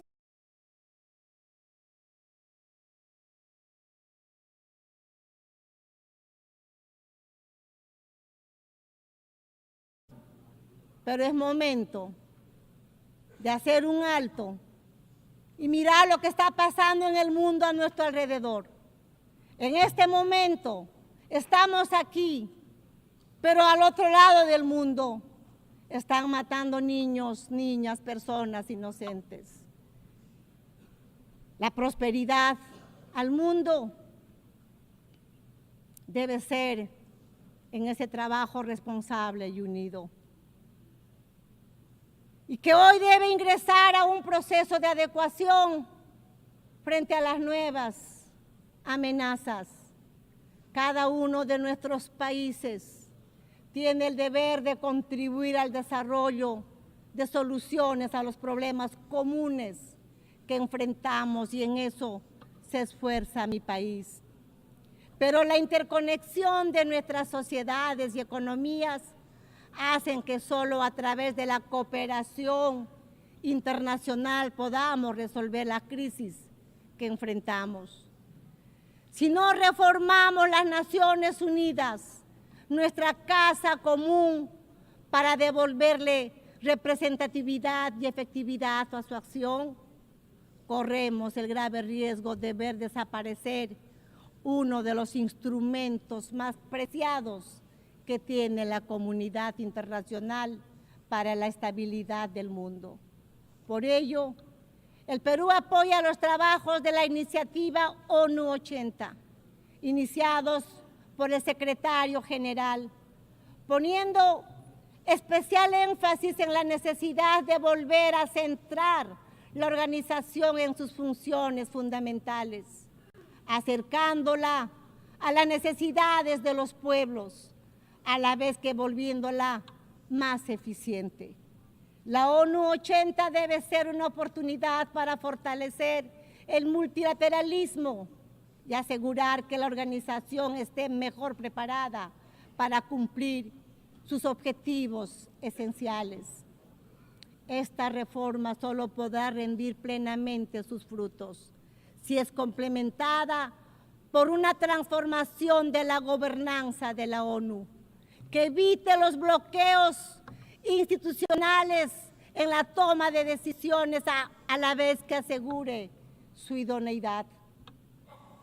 Señoras y señores, en el Perú, nuestro gobierno trabaja en el cumplimiento de sus compromisos, tanto como su población como con la comunidad internacional, enfrentando la amenaza del crimen organizado, resultado de la descomposición de gobiernos tiránicos y haber provocado la migración a países como el nuestro. Desde el primer día de mi gobierno hemos luchado por restablecer la gobernabilidad en el país y derrotar la polarización y la violencia. En el Perú rige la plena separación de poderes y el Estado de Derecho, el respeto a la libertad y a los derechos humanos. Mi gobierno es el más estable en un periodo de 5 años en el que se han sucedido 5 presidentes. Estamos luchando por la seguridad ciudadana, enfrentando a la delincuencia que aprovecha el alza del precio del oro y el narcotráfico, con resultados positivos que pueden ser verificados.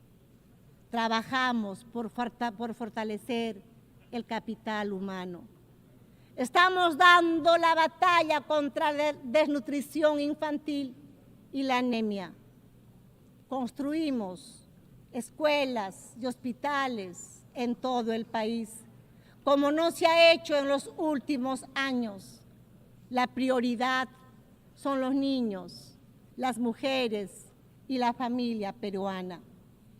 Estamos modernizando la infraestructura de mi país, puertos, aeropuertos, carreteras, puentes, diseñando una economía mejor conectada al mundo, así como una firme política de lucha contra la corrupción. Nuestro objetivo es garantizar elecciones libres e imparciales, derrotando el intento de una minoría violenta que busca su fracaso. Señoras y señores, la Organización de las Naciones Unidas ha estado siempre presente en la historia moderna de mi país, en particular en sus momentos más difíciles.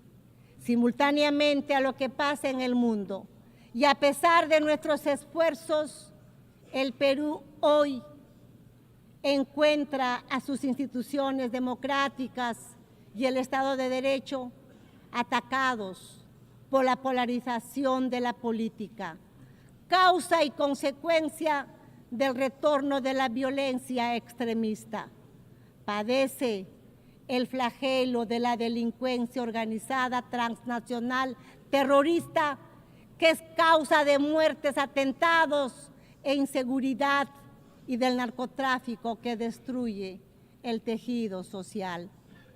Afronta la amenaza del cambio climático que deteriora su Amazonía, provoca el derretimiento de sus glaciares y pone en riesgo su biodiversidad.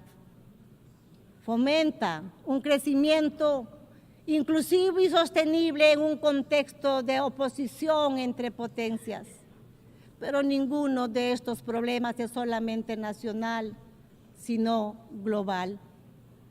Por ello, necesitamos que las Naciones Unidas vuelva a ser un ágora del diálogo y la cooperación. Deseo recordar el legado del embajador Javier Pérez de Cuéllar, quien logró ejercer una acción relevante de la organización a pesar de la Guerra Fría. Con ese ejemplo y en el apego de nuestra región a los propósitos de la Carta y en aras de una mejor representación, creemos que es tiempo de que quien ocupe la próxima Secretaría General provenga de Latinoamérica. Señoras y señores, el Perú está comprometido en lograr que esta Asamblea General no sea una simple efemérides, sino la reafirmación de nuestro compromiso hacia una acción colectiva que revitalice a las Naciones Unidas como herramienta que apoye la paz y la unidad global, así como el desarrollo.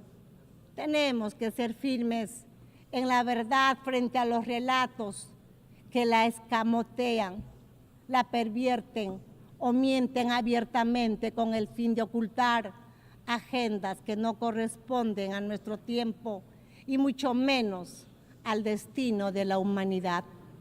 Por ello, es imperativo fortalecer la verdad frente a los relatos basados en el odio, la mentira repetida que busca imponerse y que solo engendra destrucción. Pese a todos los obstáculos, la verdad se abre paso y nos hace libres. Paz y unidad para el Perú y el mundo, huerajuchas del planeta. Cuscayan Yancasun, ama Chicnicuspa, ama Yuyacuspa, buscando el desarrollo de nuestro pueblo. Señoras presidentes y presidentes del mundo, juntos trabajemos, sin odiarnos, queriéndonos, procurando el desarrollo de nuestros pueblos. Sí a la vida, no a la violencia y no a la guerra. Muchas gracias.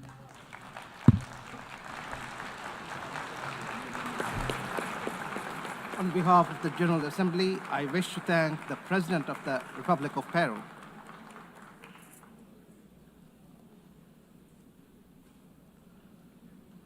The Assembly will hear an address by His Majesty King Abdullah II Ibn al-Hussein, King of the Hashemite Kingdom of Jordan. I request protocol to escort His Majesty and invite him to address the Assembly.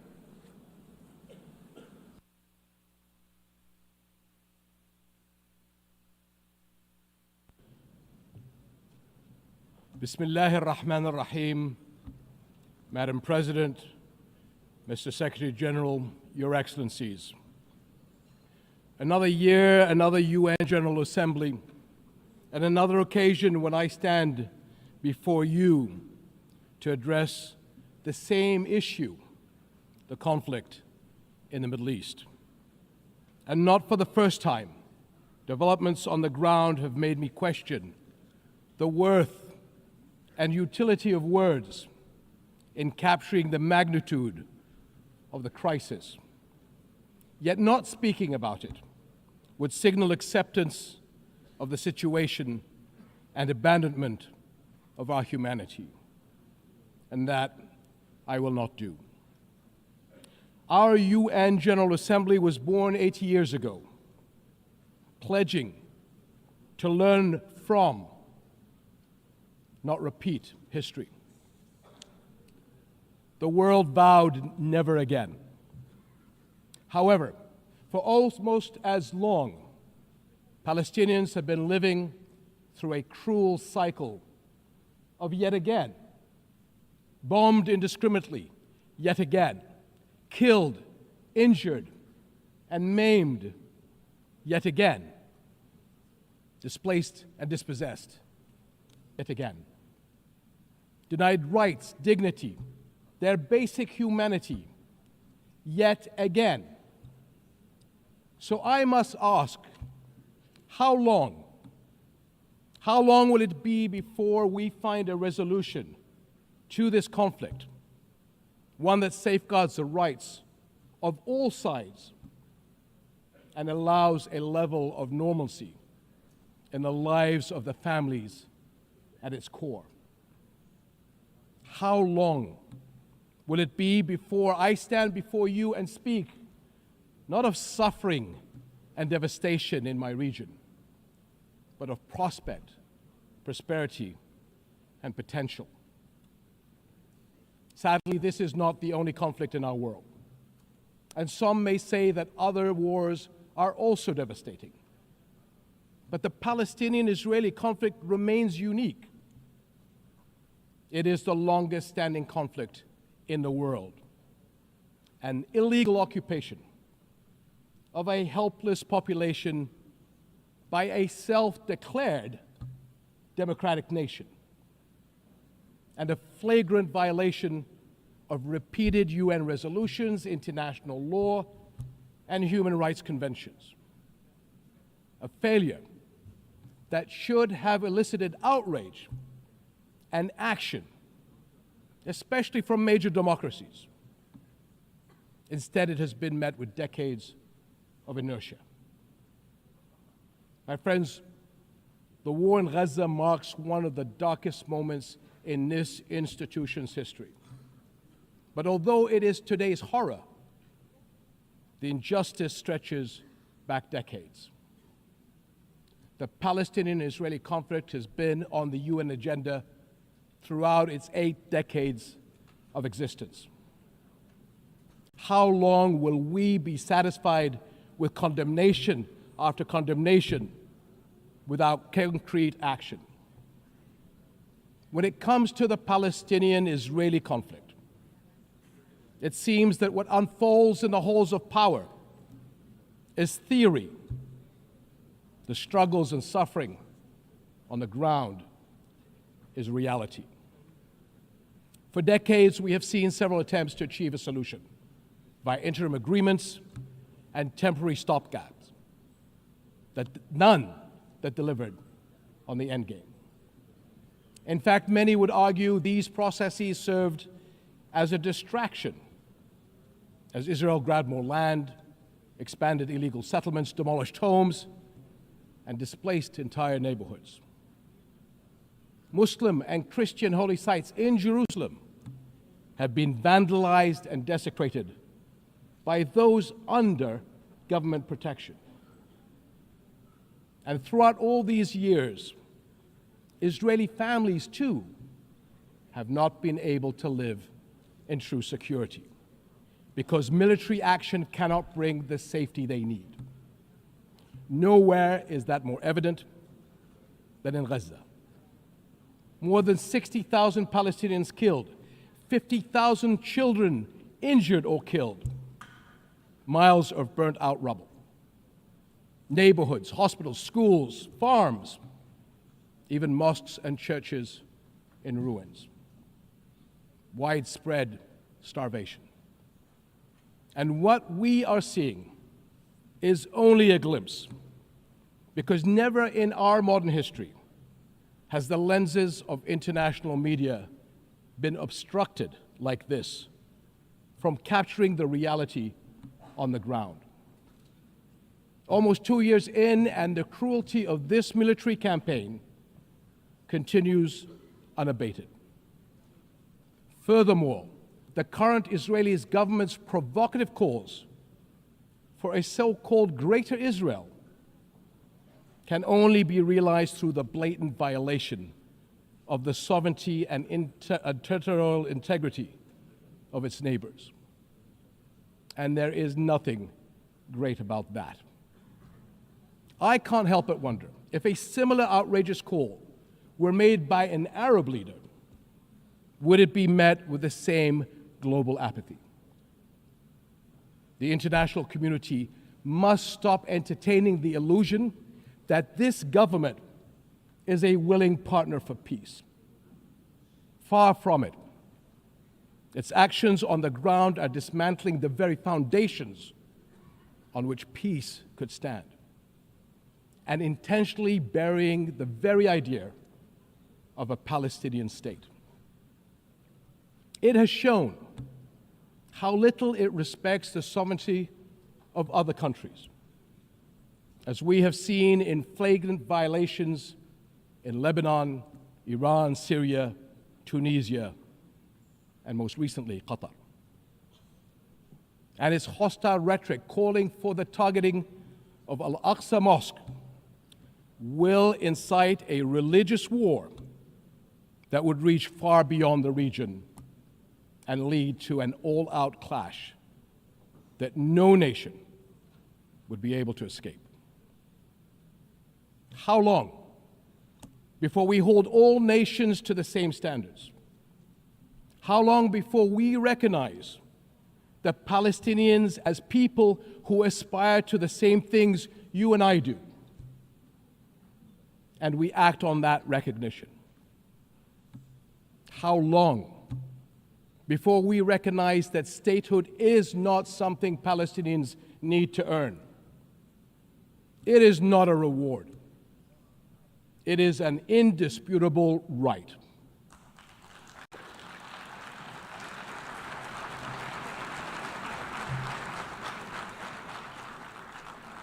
In Jordan, we are determined to work for a world in which people are secure in their homes, are safe to practice their faiths, and are able to live and thrive in dignity. As custodians of Muslim and Christian holy sites in Jerusalem, we safeguard these holy places against actions that violate the city's legal and historical status quo. Compromising the delicate balance in the holy city will turn it into a tinderbox that ignites global conflict. And Jordan is serving as the main base for international humanitarian response in Gaza, working by all possible means to provide critical supplies of aid and food. And we appreciate our regional and international partners. I'm also immensely proud of the many Jordanians, including men and women of Jordan Armed Forces, who are at the heart of this effort. Ground convoys, aircraft crews, doctors, nurses, and mobile medical staff who work even under fire to provide relief. These and countless others carry forward Jordan's deep heritage of compassion and generosity to people in grave need. My friends, amid such darkness, there is a glimmer on the horizon. We are seeing more nations stepping up on behalf of a permanent ceasefire in Gaza, one that ensures the release of all hostages, unhindered humanitarian aid, and support for the Palestinian people as they rebuild. We all know that force is no foundation for security. It is a prelude for greater violence. Repeated wars are teaching generations of Israelis and Palestinians that their only recourse is the gun. Security will only come when Palestine and Israel begin to coexist. Seems I have the same problem as President Trump. Begin to coexist side by side. This is the two-state solution, in line with international law and UN resolutions. An independent and viable Palestinian state with East Jerusalem as its capital, alongside a secure Israel living in peace with its neighbors. For almost a quarter of a century, this has been the promise of the Arab Peace Initiative, in which Arab and Muslim partners around the globe extended their hand. My friends, for the past 2 years, we have finally seen the world's conscience stirring in the courage of ordinary people from every walk of life and every corner of the globe, raising their voices as one and declaring, it has been too long.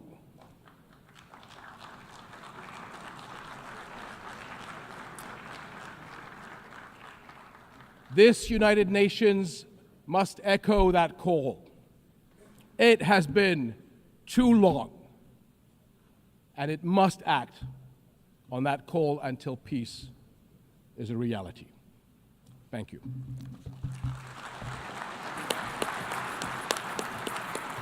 On behalf of the Assembly, I wish to thank the King of the Hashemite Kingdom of Jordan. The Assembly will hear an address by His Excellency Lee Jae-myung, President of the Republic of Korea. I request protocol to escort His Excellency and invite him to address the Assembly.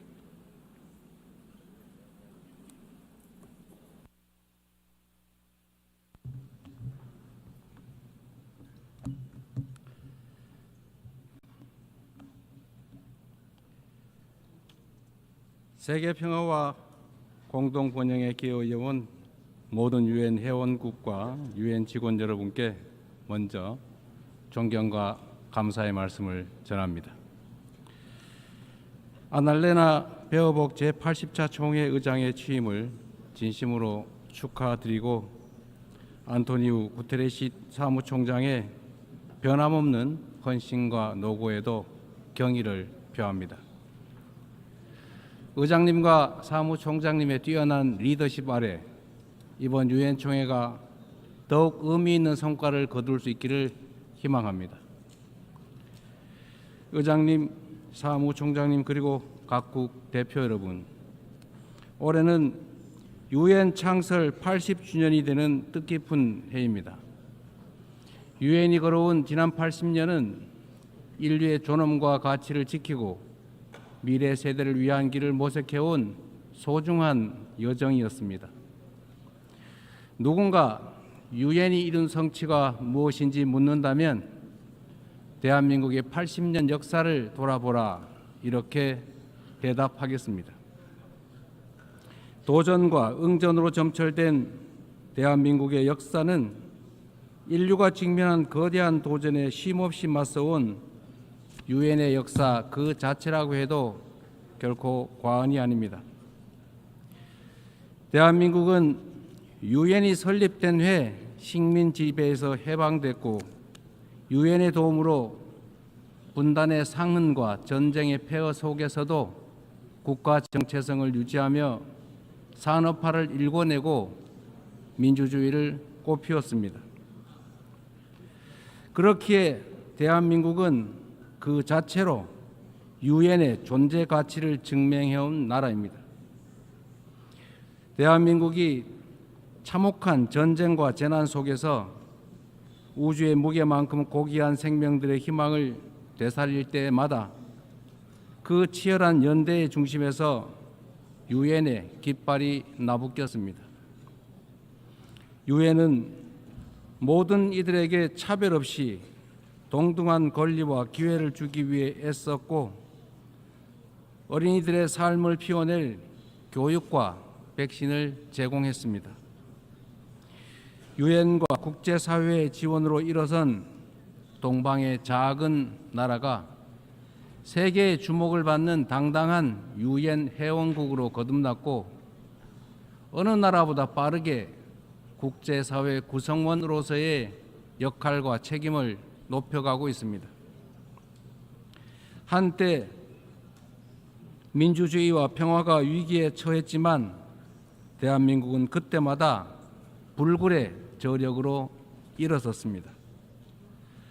친위 쿠데타로도 민주주의와 평화를 염원하는 대한국민들의 강렬한 의지를 결코 꺾을 수 없었습니다. 지난 겨울 내란의 어둠에 맞서 대한민국 국민들이 이뤄낸 빛의 혁명은 유엔 정신의 빛나는 성취를 보여준 역사적 현장이었습니다. 대한민국이 보여준 놀라운 회복력과 민주주의의 저력은 대한민국의 것인 동시에 전 세계인의 것이 될 것입니다.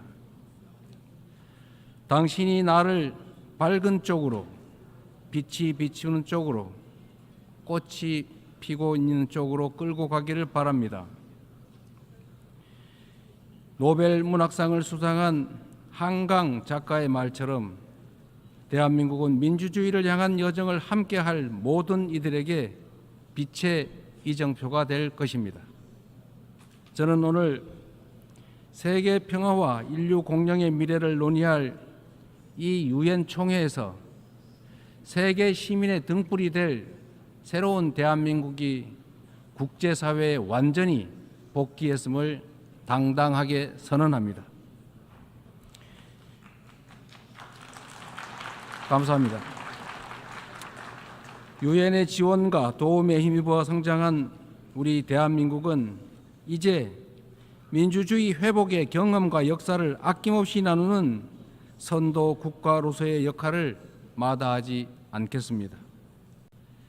각국의 끊임없는 노력에도 불구하고 세계 평화와 안전 유지라는 80년 전 국제사회의 결의와 염원은 아직 끝나지 않은 우리 모두의 과제입니다.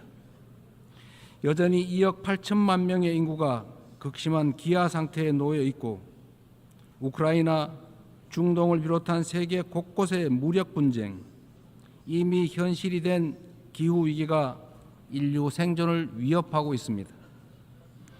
유엔을 창설한 선각자들의 지혜에 그리고 대한민국 국민이 증명한 길에 답이 있습니다. 방법은 하나, 더 많은 민주주의입니다.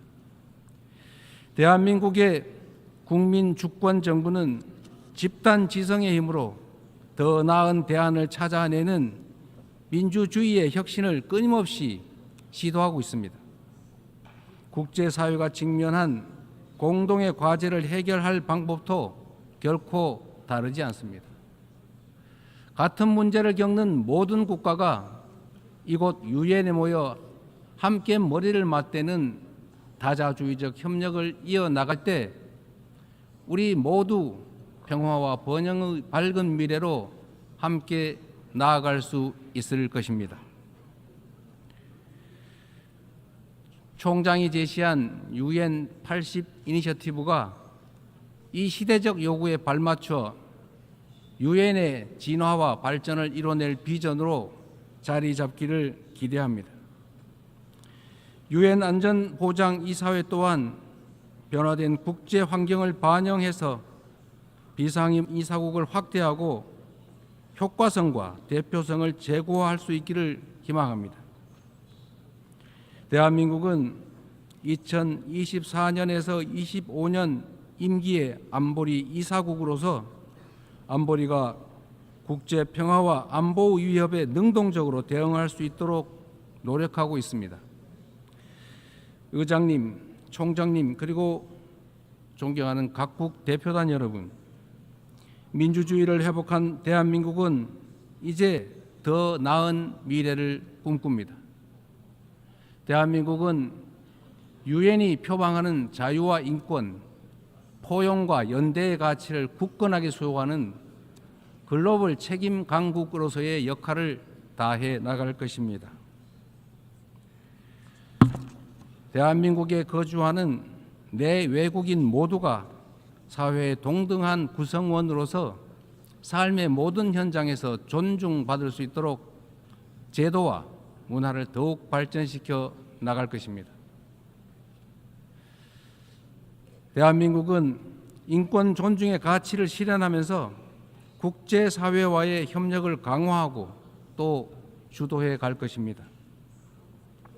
당장의 생존이 위급한 시대에 연대와 상생, 협력이란 다소 생경하게 느껴질 수도 있습니다.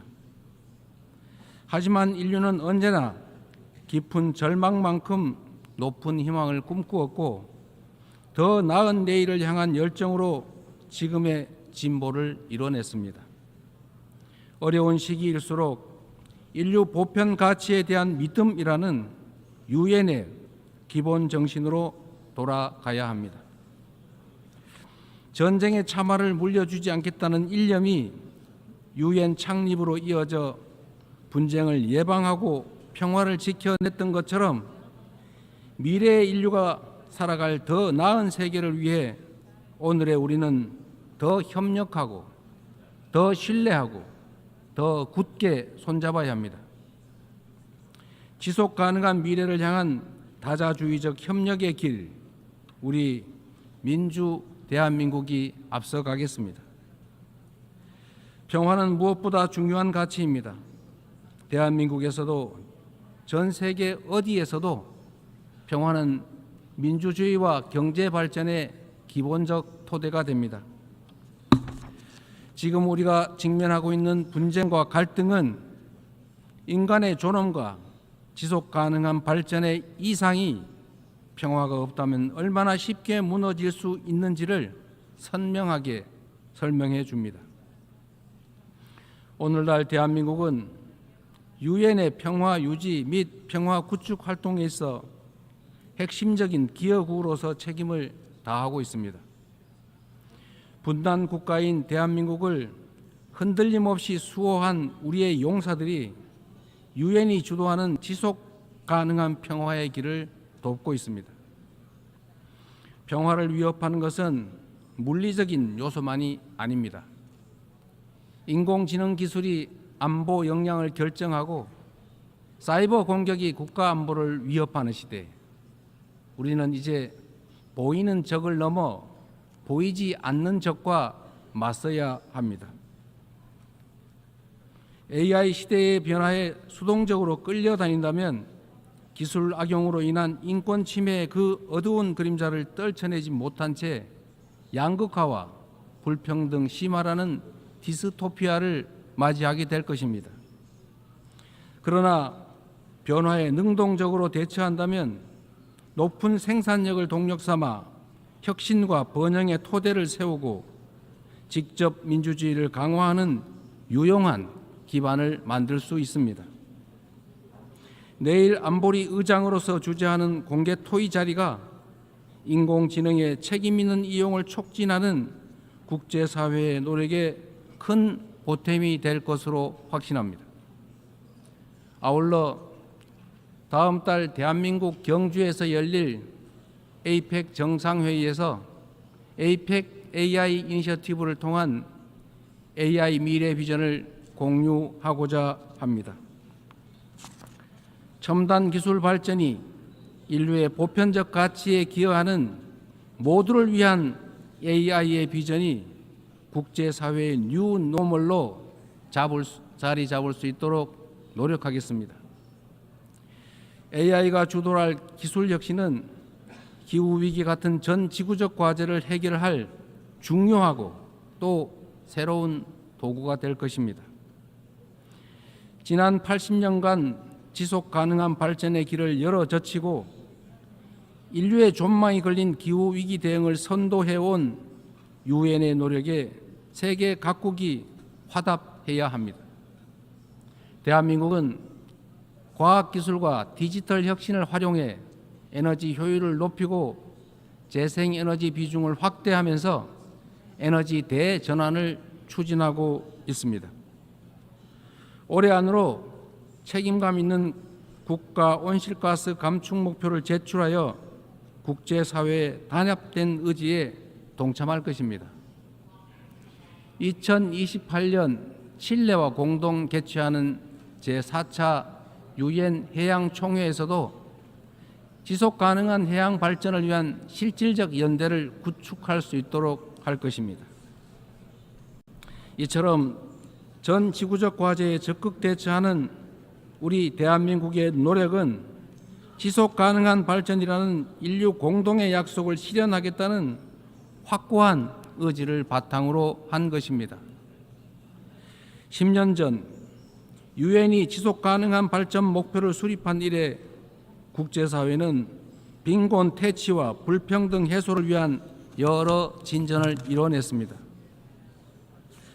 그러나 개발 재원에 대한 수요는 지속적으로 늘어나고 가장 취약한 이들은 여전히 고통 속에 놓여 있습니다. 엄중한 현실을 직시하고 새로운 변화를 만들어냅시다. 글로벌 개발 거버넌스를 구조적으로 개혁하는 동시에 재원의 질을 높이는 방향으로 나아가야 합니다. 원조받던 나라에서 원조하는 나라로 성장하고 도약한 대한민국의 사례가 더 많이 나올 수 있도록 함께 힘을 모아주실 것으로 믿습니다. 올해는 유엔 창설 80주년이자 한반도 분단 80주년입니다. 새로운 도전과 함께 미완의 과제가 우리를 기다리고 있습니다. 민주 대한민국은 평화 공존, 공동 성장의 한반도를 향한 새로운 여정을 시작합니다. 그 첫걸음은 남북 간 무너진 신뢰를 회복하고 상호 존중의 자세로 전환하는 것입니다. 대한민국 정부는 상대의 체제를 존중하고 어떠한 형태의 흡수 통일도 추구하지 않을 것이며 일체의 적대 행위를 할 뜻이 없음을 다시 한번 분명하게 밝힙니다.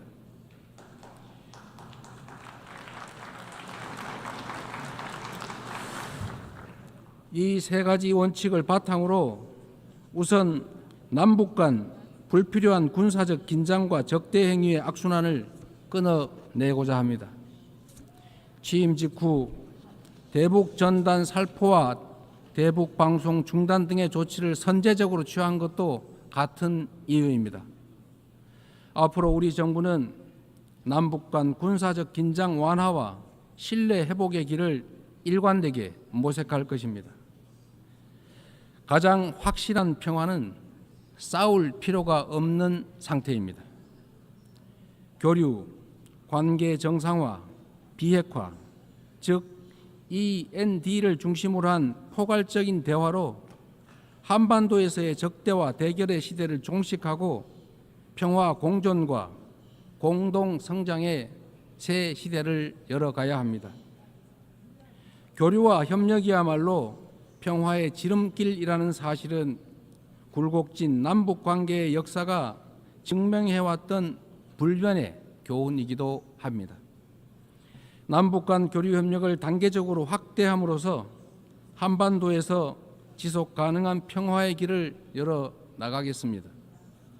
한반도 평화는 남북은 물론 국제사회가 함께 만들어가는 게 중요합니다. 남북 관계 발전을 추구하면서 북미 사이를 비롯한 국제사회와의 관계 정상화 노력도 적극적으로 지지하고 협력하겠습니다. 비핵화는 엄중한 과제임에 틀림없습니다. 그러나 단기간에 해결되기 어렵다는 냉철한 인식의 기초 위에 현실적이고 합리적인 방안을 모색해야 할 시점이 됐습니다. 핵과 미사일 능력 고도화 중단부터 시작하여 축소의 과정을 거쳐 폐기에 도달하는 실용적, 단계적 해법에 우리 국제사회가 지혜를 모아주시기 바랍니다. 한반도에서의 항구적 평화 실현은 분쟁으로 고통받는 인류에게 새로운 희망과 가능성을 제공할 것입니다. 대한민국은 END 이니셔티브로 한반도의 냉전을 끝내고 세계 평화와 번영에 기여하기 위한 책임과 역할을 다하겠습니다. 서로 다른 나라의 국민이 상호 협력하며 전 지구적인 도전을 함께 헤쳐나가는 미래가 꿈같은 장밋빛 전망처럼 들릴 수도 있습니다. 그러나 이는 결코 불가능한 꿈이 아닙니다. 평화란 단순히 무력 충돌이 없는 상태가 아니라 다름을 존중하며 함께 살아가는 공동체를 실현하는 것입니다. 다양성에 대한 존중과 열망이 우리 안에 살아있는 한 언제든 연대하고 서로를 포용할 수 있습니다. 국경과 언어, 문화적 차이를 넘어 K컬처가 전 세계인을 하나로 연결하고 있습니다. K컬처의 성공과 확산은 모든 배경의 차이를 넘어 인류 보편의 공감이 가능하다는 점을 입증하고 있습니다. 연대와 상생, 배려의 에너지를 모아 새로운 민주공화국을 열어낸 대한민국은 지속 가능한 미래, 인류의 새 역사를 향해 나아갈 준비를 마쳤습니다.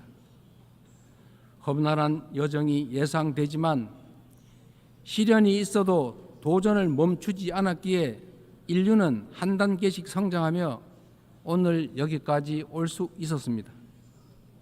민주주의의 위기 앞에서 대한민국 국민이 들었던 오색빛 응원봉처럼 국제사회와 유엔이 인류의 미래를 밝힐 희망의 등불을 함께 들어주십시오. 평화 공존과 공동 성장이라는 한반도의 새 시대를 향해 그리고 함께하는 더 나은 미래의 세계를 향해 우리 대한민국이 맨 앞에서 담대하게 나아가겠습니다. 긴 시간 경청해 주셔서 감사합니다. On behalf of the Assembly, I wish to thank the President of the Republic of Korea.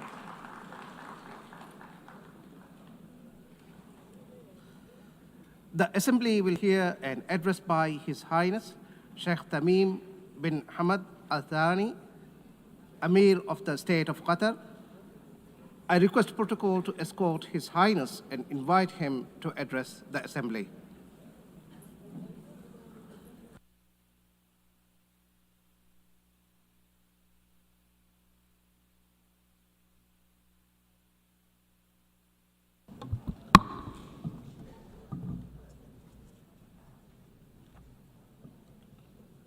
بسم الله الرحمن الرحيم. سعادة رئيسة الجمعية العامة، سعادة الأمين العام، الحضور الكرام، السلام عليكم ورحمة الله وبركاته. لقد أنشأت منظمة الأمم المتحدة منذ 8 عقود بناء على عدد من القواعد والمبادئ التي توصلت إليها الإنسانية بعد حربين عالميتين، وتقوم هذه القواعد على الحفاظ على السلم والأمن الدوليين واحترام كرامة الإنسان وسيادة الدول وشؤونها الداخلية والتعاون الدولي لما فيه خير شعوبنا والبشرية. إن تراجع منطق النظام الدولي هذا أمام منطق القوة، يعني السماح بتسيد حكم الغاب، حيث تغدو مفاهيم القانون والعدالة نافلة خارج السياق، وحيث يحظى المتجاوز على الآخرين بامتيازات لمجرد أن بوسعه فعل ذلك. هذه هي الواقعية السياسية الجديدة التي اختزل تعريفها ليصبح مقتصرا على مسايرة القدرة على فرض الأمر الواقع. ثمة قصر نظر كارثي في هذا السلوك، فمرتكب التجاوزات في العلاقات الدولية يعتبر أن التسامح معه ضعف، ويعد المتسامح مع تجاوزاته عاجزا. إن الموضوع الذي ينبغي أن يتصدر النقاش في المؤسسات الدولية حاليا هو كيفية استعادة نظام الأمن الجماعي قوته وفقا لميثاق الأمم المتحدة وعودة الفاعلية للشرعية الدولية. الحضور الكرام، كما تعلمون تعرضت الدوحة يوم 9 سبتمبر إلى اعتداء غادر استهدف خلاله اجتماع للوفد المفاوض لحركة حماس في مسكن أحد أعضائه في حي سكني يضم مدارس وبعثات دبلوماسية، وقد سقط جراء هذا العدوان 6 شهداء، من ضمنهم مواطن قطري يخدم في قوة الأمن الداخلي الأخوية، وأصيب 18 بجراح. كان هذا العدوان انتهاكا خطيرا لسيادة دولة وخرقا سافرا وغير مبرر للأعراف والمواثيق الدولية، لكن العالم بأسره صدم أيضا بسبب ملابسات هذه الفعلة الشنعاء التي صنفناها إرهاب دولة. فخلافا لادعاء رئيس حكومة إسرائيل، لا يدخل هذا العدوان ضمن حق مزعوما في ملاحقة الإرهابيين أينما كانوا، بل هو اعتداء على دولة وساطة صانعة سلام كرست دبلوماسيتها لحل الصراعات بالطرق السلمية، وتبذل منذ عامين جهود مضنية من أجل التوصل إلى تسوية توقف حرب الإبادة التي تشن على الشعب الفلسطيني في قطاع غزة، وهو أيضا محاولة لقتل سياسيين أعضاء وفد تفاوضه إسرائيل، وهم عاكفون في دراسة ورقة أمريكية للرد عليها. فكما تعلمون تستضيف قطر بصفتها دولة وساطة خلال المفاوضات وفودا من حركة حماس وإسرائيل، وقد أنجزت الوساطة فعلا بالتعاون مع الشقيقة مصر والولايات المتحدة الأمريكية تحرير 148 من الرهائن. وقد واصلنا الوساطة مع أن إسرائيل ألغت الهدنة الأخيرة من طرف واحد دون تقديم أي مبرر، يحدون في ذلك الأمل بالتوصل إلى وقف دائم لإطلاق النار والإفراج عن جميع الرهائن وانسحاب قوات الاحتلال من القطاع ودخول المساعدات الإنسانية وتحرير أسرى فلسطينيين. يزورون بلادنا ويخططون لقصفها، يفاوضون وفودا ويخططون لاغتيال أعضائها. من الصعب التعامل مع هذه الذهنية التي لا تحترم أبسط المبادئ في التعامل بين البشر، فتوقع تصرفات أصحابها يكاد يكون مستحيلا. أليس هذا هو تعريف الحكومة المارغة؟ لا يسعى طرف لاغتيال الوفد الذي يفاوضه إلا إذا كان هدفه إفشال المفاوضات، وما المفاوضات عنده إلا مواصلة للحرب بطرق أخرى ووسيلة لتضليل الرأي العام الإسرائيلي. إذا كان ثمن تحرير الرهائن الإسرائيليين هو وقف الحرب، فإن حكومة إسرائيل تتخلى عن تحريرهم، فهدفها الحقيقي هو تدمير غزة، بحيث يستحيل فيها السكن والعمل والتعليم والعلاج، أي تنعدم مقومات الحياة الإنسانية، وذلك تمهيداً لتهجير سكانها. لهذا السبب يريد رئيسها مواصلة الحرب. إنه يؤمن بما يسمى أرض إسرائيل الكاملة، وهو يعتبر أن الحرب فرصة لتوسيع المستوطنات وتغيير الوضع القائم في الحرم القدسي الشريف، كما يخطط لعمليات ضم في الضفة الغربية. لم يعد هناك شك في أن التطهير العرقي وتغيير واقع المناطق المحتلة، بل وفرض وقائع جديدة على الإقليم هو هدف هذه الحرب. وقد بين هذا الاعتداء الغادر على سيادة دولة خليجية على بعد الآلاف الأميال أن رئيس الحكومة الإسرائيلية الذي يتباهى بأنه غير وجه الشرق الأوسط في العامين الأخيرين يقصد فعلا أن تتدخل إسرائيل حيثما شاءت ومتى شاءت. إنه يحلم أن تصبح المنطقة العربية منطقة نفوذ إسرائيلي، وقد حذرت الدول العربية والإسلامية التي تنادت وعقدت مؤتمر قمة في الدوحة من عواقب هذا الوهم الخطير. ليست إسرائيل دولة ديمقراطية في محيط معاد كما يدعي قادتها، بل هي في الحقيقة معادية لمحيطها، وضالعة في بناء نظام فصل عنصري وفي حرب إبادة. ويفتخر رئيس حكومتها أمام شعبه أنه منع قيام دولة الفلسطينية، ويعده أن الدولة الفلسطينية لن تقوم مستقبلا، وإنه يتباهى بمنع تحقيق السلام مع الفلسطينيين، وبأنه سوف يمنع تحقيقه في المستقبل. إسرائيل محاطة بدول إما وقعت اتفاق السلام أو ملتزمة بمبادرة السلام العربية، ولكنها لا تكتفي بالتسويات والهدن حتى تلك القائمة على موازين قوى مختلة، بل تريد أن تفرض إرادتها على محيطها العربي، وكل من يعترض على ذلك هو في دعايتها إما إرهابي أو معادل للسامية. وهذا ما أصبح الرأي العام حتى في الدول الحليفة لإسرائيل يدركه ويرفضه. وها نحن نشهد نشوء حركة تضامن عالمية تشبه الحركة العالمية ضد نظام الفصل العنصري في القرن الماضي. ولا يفوتني في هذه المناسبة أن أعرب عن تقديري للتضامن العالمي مع قطر، بما في ذلك بيان مجلس الأمن الذي أدان العدوان بإجماع أعضائه. الحضور الكرام، لقد اختارت دولة قطر أن تظل كعهدها وفية لنهجها بالوقوف في صف القيم والمبادئ التي يفترض أن المجتمع الدولي يقوم عليها، والإيمان بإمكانية التوفيق بينها وبين المصالح حين تكون السياسة عقلانية وواقعية، وعدم الخشية في رفع صوت الحق حين يخيم الصمت، والتمسك بالدبلوماسية حيث يستسهل الخصوم استخدام السلاح. لقد انخرطنا في وساطة شاقة لوقف الحرب وضمان تدفق المساعدات الإنسانية وإطلاق سراح الأسرى والمحتجزين، وواجهنا حملات تضليل ضد الجهود التي نبذلها، لكن تلك الحملات لن تثنينا عن مواصلة جهودنا بالشراكة مع جمهورية مصر العربية الشقيقة والولايات المتحدة الأمريكية.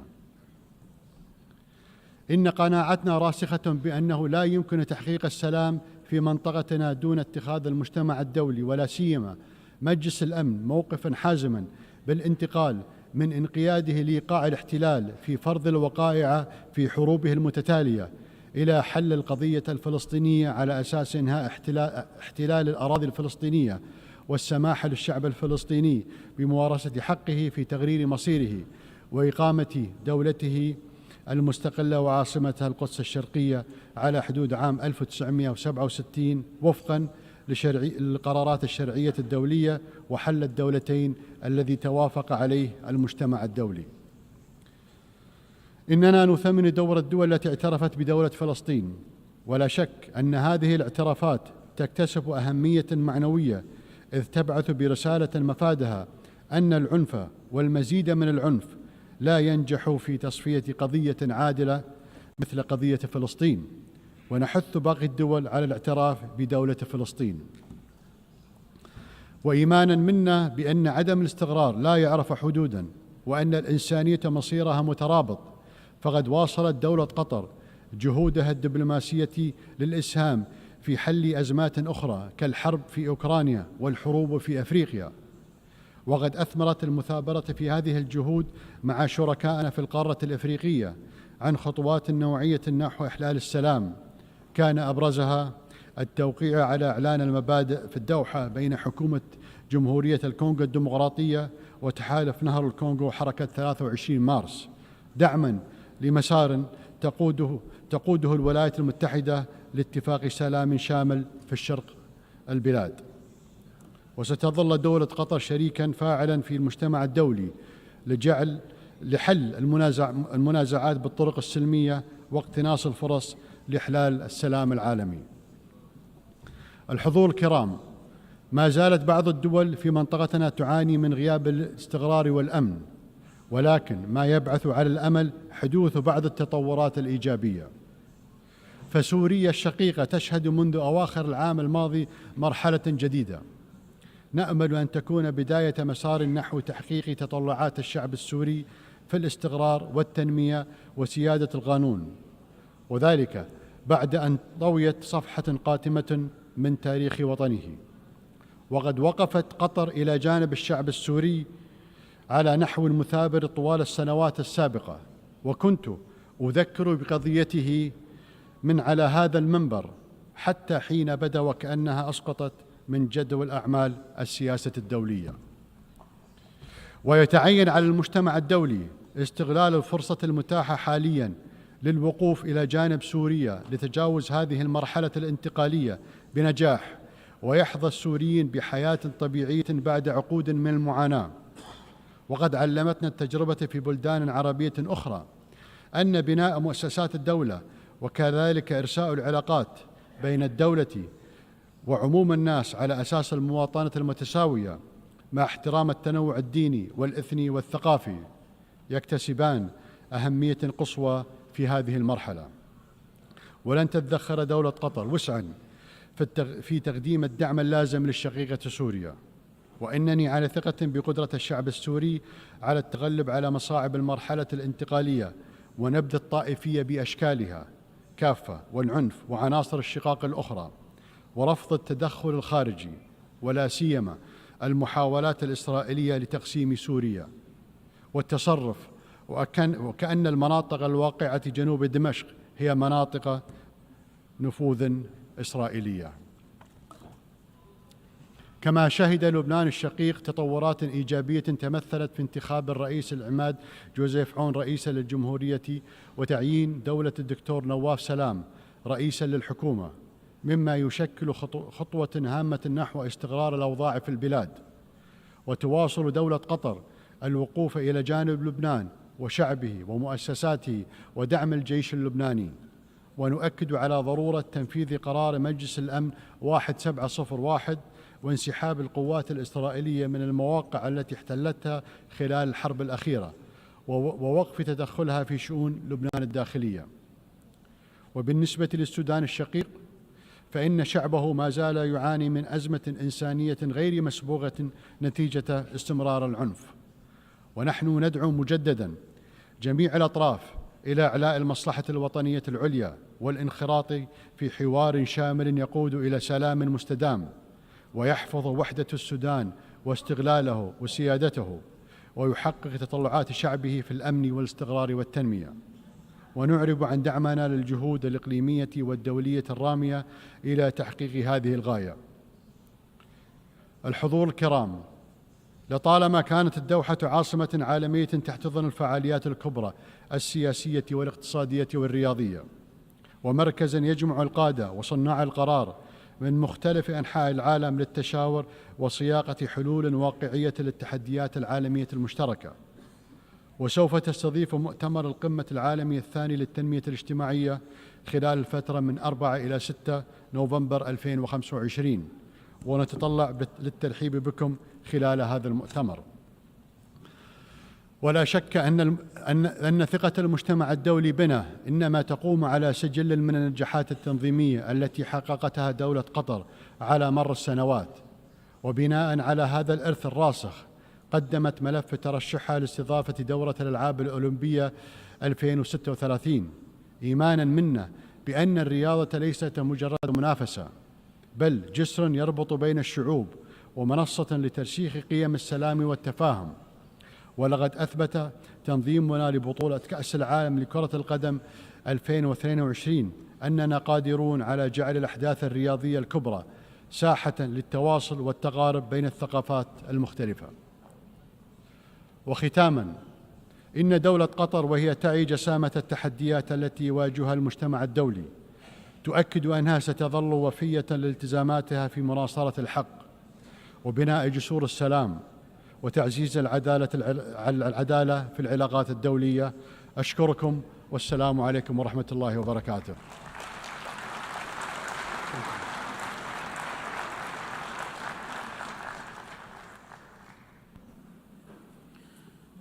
On behalf of the Assembly, I wish to thank the Emir of the State of Qatar.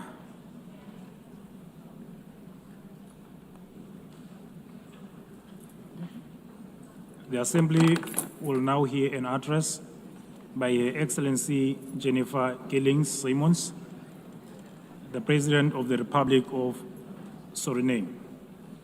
I request the protocol to escort Her Excellency and invite her to address the Assembly.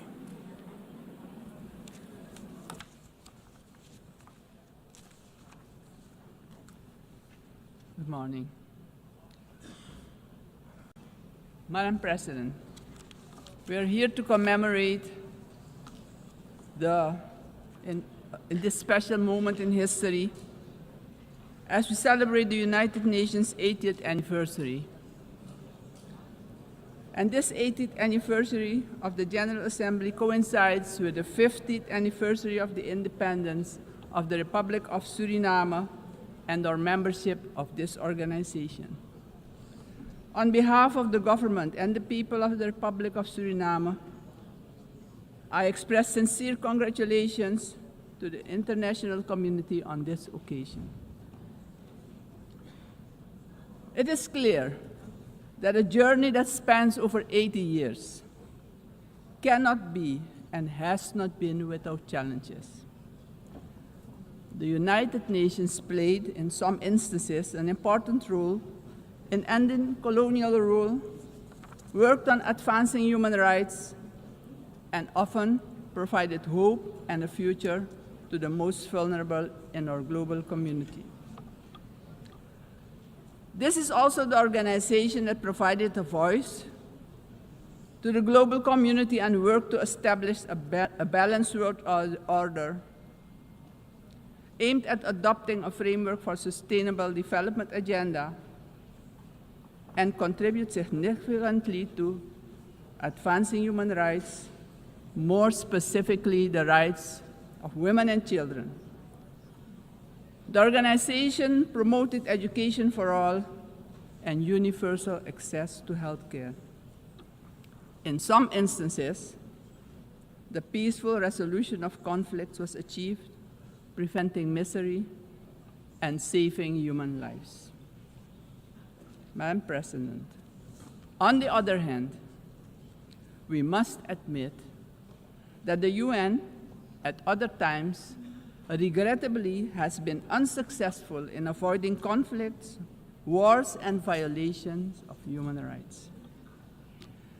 As we look at the world today, we see that in Europe, war has returned. Elsewhere, wars are displacing millions, killing many, and threatening global security and peace. In other countries and regions, for instance in the Middle East, we have witnessed unspeakable terror at the hands of terrorist organizations. The UN was not able to prevent that. At this moment, there are increased occurrences of grave violations of human rights, and more specifically, the rights of children. For example, in Gaza, it is unbearable to even think about their suffering. Also, within our own region, which is the Caribbean, we have not been spared of rising tensions. It is with heightened concern that we noted the Secretary General's recent briefing on the Security Council meeting on the situation in Haiti, mentioning that the Haitians are enduring a perfect storm of suffering. Haiti is still paying a hefty price for being the first to throw away the shackles of slavery in the region of the Caribbean. Our hearts go out to the people of Haiti. Suriname strongly reiterates its position that conflicts should primarily be resolved through dialogue. And we remind the international community that Latin America and the Caribbean are proclaimed a zone of peace. We do not want military aggression in our region.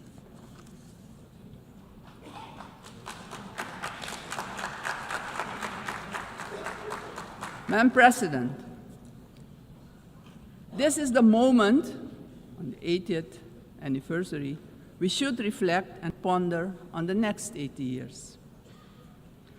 What do we have to change and what needs to be done differently?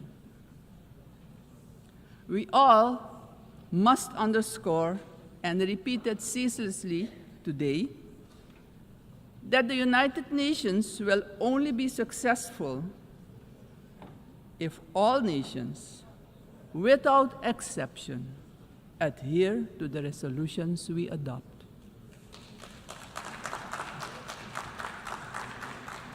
We can only keep the peace if we stop allowing that the votes of all the countries in the world can be nullified by one veto.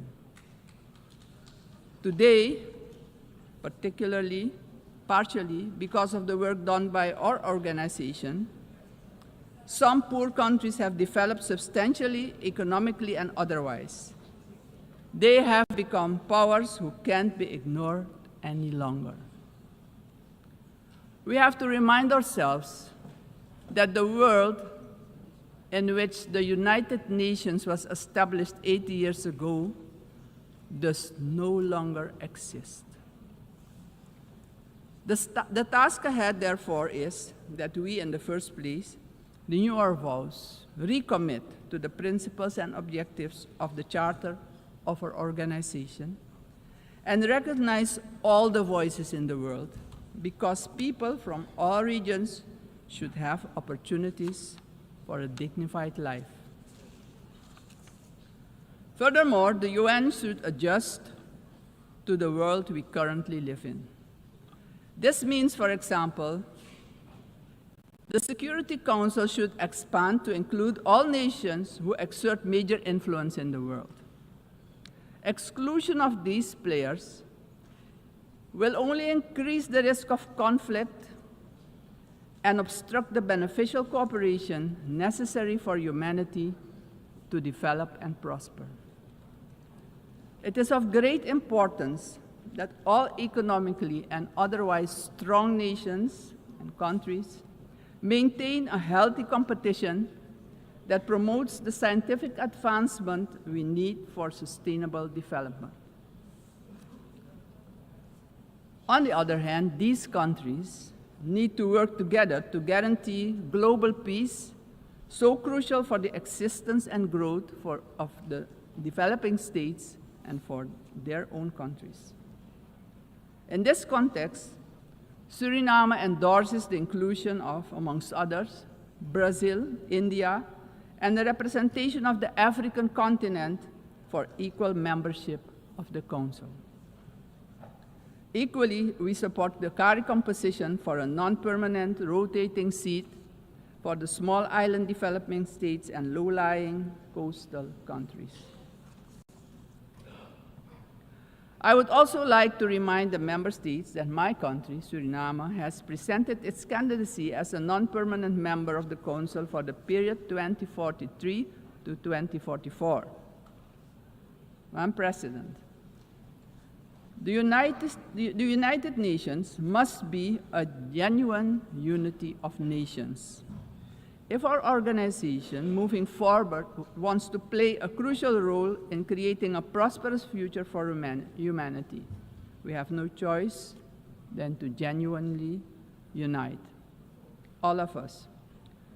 Suriname stands firmly for global peace, for the rule of law, and for the equal value of every human life. Considering this, Suriname once again calls for the lifting of the long-standing, unjust embargo against Cuba, bringing misery to its people. Madam President, Suriname is a country with people of indigenous, Maroon, Javanese, Hindustani, Creole, African, Chinese, and European descent. We all live together in a mosaic of cultures and faiths. The persons from Surinamese origin living abroad are part of this mosaic of our population and can contribute to the socio-economic development of the nation. We consider this diversity a great asset. Actually, Suriname does not have diversity. Suriname is diversity, and we keep working together to protect and grow our national unity for our own well-being and as an example of harmony in this often divided world. My country also carries immense natural wealth, and it is our vision to create an economy that is resilient, sustainable, and inclusive. Together, we strive to build this more diverse economy by developing, among others, our tourism and agricultural sectors, strengthen our educational system, and work towards universal access to basic health care. Suriname has a vast tourism potential. With its green and lustrous hinterland, many waterfalls, rapids, and great rivers for relaxation, as well as for unforgettable adventures, if you're inclined to that. Rich biodiversity, cultural treasures, and the UNESCO-acknowledged historical city of Paramaribo. Through cooperation in the agriculture sector with our neighbors, we aim at improving food security within Suriname and the Caribbean community. My government views energy security as a strategic priority for national development, regional stability, and economic resilience. With an investment of more than $10 billion for the development of our offshore oil and gas, the country is getting a new beginning, a new start that will contribute significantly to our economic growth. However, we know oil and gas revenues should not be the sole fundament of our economic development. Hence, we need investments in relevant sectors in our country. We are steadily advancing our energy transition. While we already source about 50% of our energy needs through hydropower, we are moving toward natural gas and other forms of renewable energy as part of our long-term vision, because we know climate change is a fact. Madam President, I firmly believe that education is the foundation upon which every prosperous society is built. We are committed to invest in our education system, our teachers, our children and youth. The future of any country depends on the talent and skills of its people. My country reaffirms strongly its commitment to upholding the rights of indigenous and tribal communities, ensuring that their livelihoods, tradition, knowledge systems are respected and preserved, and the acknowledgement of their collective land rights. Strengthening our institutions is high on our agenda. Suriname has worked tirelessly on the prevention of diseases, and despite challenges, we have achieved results that we as a country can be proud of. As of June 30, 2025, Suriname has officially been declared malaria-free by the World Health Organization after 30 years of continuous fight against this disease, the first in the Amazon region to receive such a recognition. We're aware of the responsibility to remain vigilant as government as well as a community to ensure that these gains are sustained. Suriname's example showcases that we too can surely make a valuable contribution in combating infectious diseases. Madam President, the Caribbean community is expanding its outreach. And in this light, Suriname also welcomes the recently concluded Second Africa CARICOM Summit held in the Republic of Ethiopia. This, Madam President, honors the historic, cultural, and human bonds between the regions of the Caribbean and Africa. Suriname also acknowledges the CARICOM 10-point plan for reparatory justice, which has our full and strong endorsement. Slavery was a crime, is a crime against humanity, and we're talking about reparations, yes. We will furthermore continue to contribute with CARICOM, aiming at enhancing the organization's geopolitical influence. Despite our commitment as a country to the Paris Agreement 10 years ago, we see that the climate crisis is worsening. It's worse than we feared. Our countries have least contributed to climate change and carbon emissions, but are hit the hardest by its effects, directly impacting the livelihood and economic growth of our peoples. Suriname calls for the urgent attention of the international community to address the detrimental impact of climate change facing the small island developing states and countries with low-lying coastal areas. Our forests stand strong.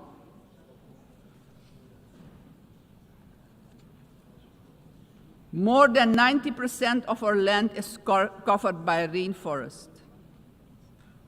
And this makes us the most forested country in the world. Your eyes have never seen so much green. Suriname is one of the 3 carbon-negative countries on Earth. Since 1992, our forest has absorbed nearly 290 million tons of carbon, and each year we capture more than we emit, and we want to keep it that way. The protection and conservation of our forest has been a priority. It doesn't stand by default, but by design. We have been logging sustainably for decades, and did so with the Sustainable Tropical Rainforest Management System developed in Suriname, an ecological approach to forestry. Also, the indigenous and tribal communities protect the forest by their continued stewardship. We are proud of the way we did it, but pride alone does not pay the bills and does not develop the indigenous and tribal communities. Madam President, we must not forget that these forests, our forests, are in competition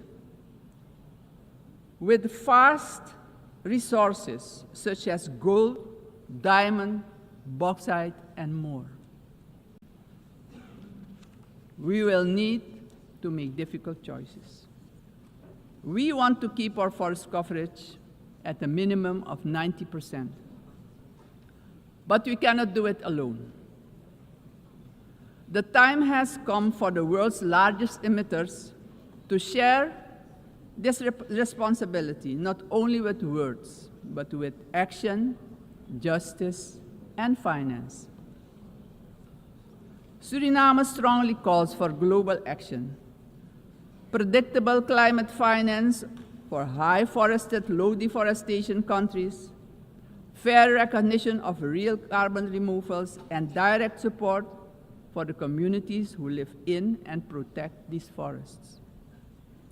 Suriname, Madam President, therefore endorses the initiative of the COP30 presidency to launch the Tropical Forest Forever facility and calls upon the international community to contribute to its success. Suriname, as mentioned previously, takes pride in being an example of peaceful coexistence, having different cultures, religions, and the traditions to live together in respect and solidarity.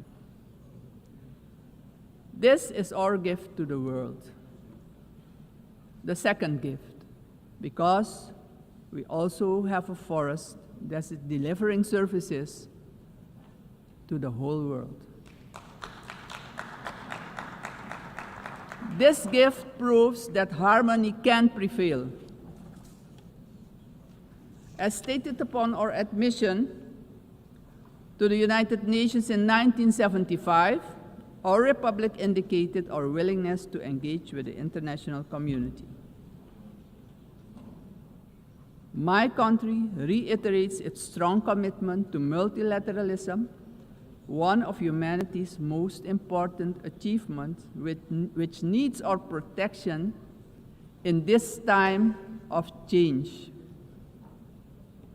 In closing, aggression and military force should be replaced with peaceful resolution and dialogue, because it doesn't solve problems, it creates destruction and misery.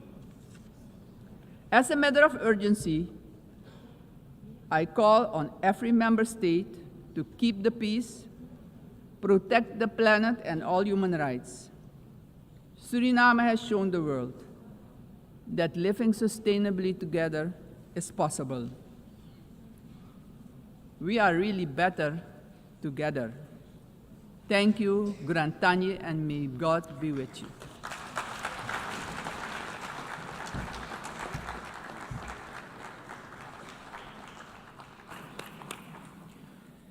On behalf of the Assembly, I wish to thank the President of the Republic of Suriname. The Assembly will hear an address by His Excellency Katinas Nauseda, President of the Republic of Lithuania. I request protocol to escort His Excellency and invite him to address the Assembly.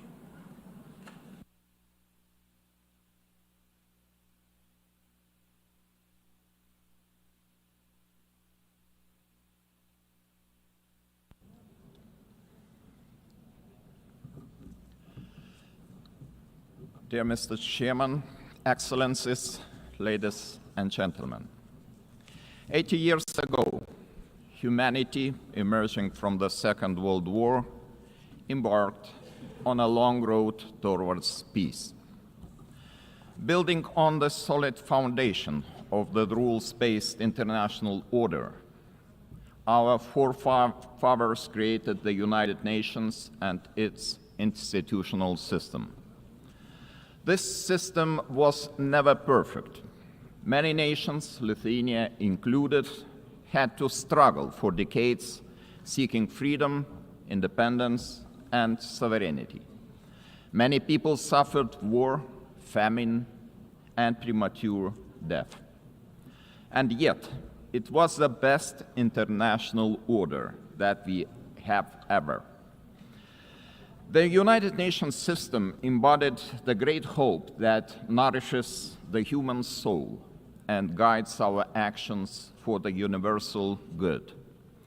Together we succeeded in condemning war and conquest, at least in theory, if not always in practice. To this day, even the worst aggressors feel ashamed to openly conquer, destroy, and enslave. Instead, they talk about special military operations and the need to protect those who frankly do not want to be protected. This shame is a significant achievement of our time. To the extent that current international norms limit the behavior of offenders, they help countless people to survive, escape torture, or even prosper. Thus, it is an ever-growing concern to witness these same norms being subjected to increasingly open and brutal attacks. Our international order is being slowly eroded by the irresponsible actions of those who should know better. The world is turning into a much more dangerous place. We have seen this before.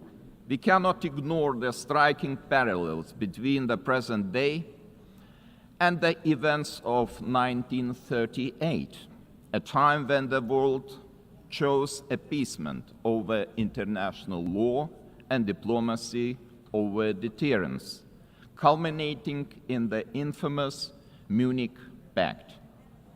That was a short-sighted attempt to satisfy a dangerous revisionist aggressor by giving away the territory of a sovereign nation. It proved to be a complete failure. The Munich Pact not only emboldened the Nazi regime, but also opened the door for Soviet expansion. Soon after, the secret protocols of the Molotov-Ribbentrop Pact carved Europe into spheres of influence and sealed the fate of many independent states. As Europe descended into another great war, Lithuania and the other Baltic states were illegally occupied, annexed, and brutalized. After regaining the independence 35 years ago, Lithuania feels a duty to guard the bitter memory of past mistakes. Never again will we place our hopes in appeasement. Never again will we stand aside. Never again shall Pandora's box be opened. In 1938, it was Czechoslovakia that was abandoned. Today, we cannot abandon Ukraine alone. The war in Ukraine is well into its fourth year. The international community has not done enough to stop aggressor. This is a quest that goes far beyond the usual lines that keep different nations apart. What matters is not the distinction between large and small, or between global North and global South nations, but the basic principles of the UN Charter, which guarantee peace and security across the globe. If one UN member is attacked with impunity year after year by a permanent member of the Security Council, what does that mean for the rest of us? When power replaces law and fear silences the truth, the foundations of the global order begin to crack. And then nobody can feel safe anymore. Ladies and gentlemen, The effects of Russia's war against Ukraine are being felt across the world. This war has sparked crises in energy, migration, and food security, while also deepening global poverty, hunger, environmental damage, and climate change. It all began with the illegal occupation of Crimea in 2014 and escalated into a full-scale invasion marked by systematic war crimes. The targeted destruction of civilian infrastructure, indiscriminate missile attacks, and the forced deportation of thousands of Ukrainian children are not isolated abuses. These are calculated efforts to erase Ukraine's identity and undermine its sovereignty and territorial integrity, all in open defiance of the United Nations Charter. Let me be clear, Lithuania will never recognize Russia's illegal occupation and annexation of Ukrainian lands. Ukraine's borders are not up for negotiation. Attempts to redraw them by force are unacceptable. The United Nations Charter is not a menu to pick from. It is a binding foundation of international order. Ukraine is also not the only target. Russia continues to occupy two Georgian regions, destabilizes Moldova, and uses proxies and mercenaries to spread instability across the Sahel, the Middle East, and beyond. These are not isolated episodes. They are part of a calculated policy to undermine international norms and export chaos for strategic gain. Russia is not acting alone. The countries enabling Russia's war against Ukraine also violate international law. They prolong the war and deepen unnecessary suffering. Their actions damage us all, every sovereign nation.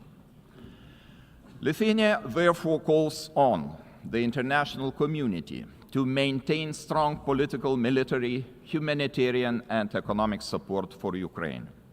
Having already provided more than 1 billion euros in assistance, half of which for reconstruction and long-term recovery, we are setting an example to follow. It is equally vital that the international community stop buying Russia's energy resources. Without all that oil and gas money, Moscow's war machine would finally stop. If history is any indicator, Russia will never stop using energy for its geopolitical goals. Wherever Russian energy resources flow, corruption, blackmail, and sabotage will follow. Let me remind you, this is a country that understands only the language of force. Ukraine's ability to deter aggression will be the decisive factor in the future. Moreover, peace will never be sustainable without justice.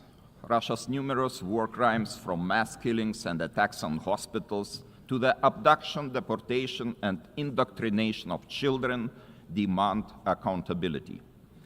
My country strongly supports the Special Tribunal for the Crime of Aggression under the auspices of the Council of Europe. We call on all states to endorse this initiative. Accountability must have real consequences, legal, political, and financial. As a co-founder of Register of Damage for Ukraine, Lithuania calls on all eligible states to join this vital effort. Russia's frozen assets must eventually be used to help Ukraine defend itself and rebuild. I also cannot stress strongly enough that the return of all deported Ukrainian children and illegally detained civilians must be a global priority. We urge all states and institutions to strengthen international efforts and to ensure their safe homecoming. Ladies and gentlemen, as crucial as Russia's war of aggression against Ukraine is, it is only part of the broader global upheaval. Lithuania watches the current situation in the Middle East with deep concern. We join the international community in calling for the full and immediate implementation of the ceasefire in the Gaza Strip. To prevent starvation, humanitarian aid must be allowed to reach those in need without obstruction. At the same time, the unconditional release of all remaining Israeli hostages remains a crucial step towards ending hostilities. Lithuania is firmly committed to a just and lasting peace in the Middle East. We condemn all the actions that undermine this goal. The ongoing mediation efforts led by the United States, Qatar, and Egypt deserve our full support.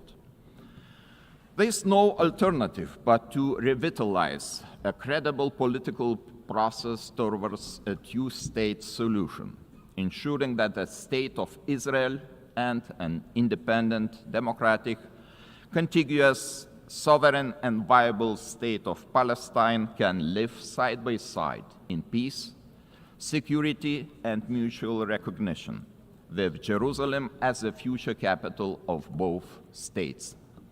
Sadly, many states remain trapped in cycles of conflict, crisis, and long-term fragility. It is our shared responsibility to support those in need as destabilization spreads far and wide across international borders, regions, and continents.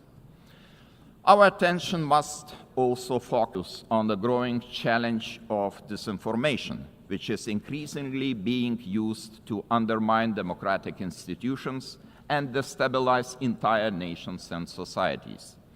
Lithuania calls on all members of the international community to defend truth as the supreme value and to fight attempts to rewrite history. Historical memory must be preserved. Ladies and gentlemen, as we face high global uncertainty, one choice remains entirely clear. Either we will repeat the mistakes of history, or we will find the resolve to defend the core principles of the United Nations. Today, Lithuania chooses to act. We call on the international community to respond to today's challenges with unity and determination. We call on the United Nations to return to its founding purpose, to prevent the scourge of war, to protect human dignity, and to uphold the rights of nations large and small. Together, we must ensure that no permanent seat on the Security Council grants any state permanent impunity. We must support those who defend the very principles of the UN Charter. In this spirit, I welcome the Secretary General's UNAT reform agenda, a timely blueprint for adapting this institution to the realities of today's world. His call for a more inclusive, effective, and accountable United Nations deserves our broad support. Lithuania stands firmly behind these efforts to reimagine multilateralism. We call on all states to strengthen our collective ability to act across all three pillars: peace and security, human rights, and development. Our message must be simple and straightforward. Aggression cannot win, and the principles of the UN Charter must prevail. Let us rise to the demands of this moment. Thank you very much.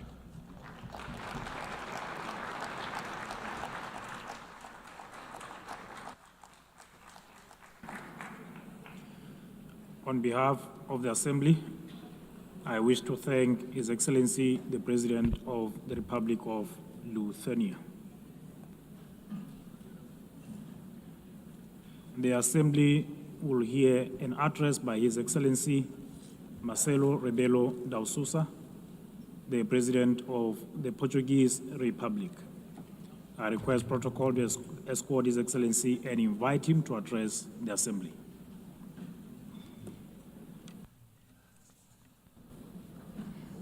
Mr. Chairman, Excellencies, symbolic moment this one for United Nations. The celebration of 80 years, and for us, Portuguese, 70 years of membership. It's a time of judgment, of compromise, of renewal, multilateral ambition.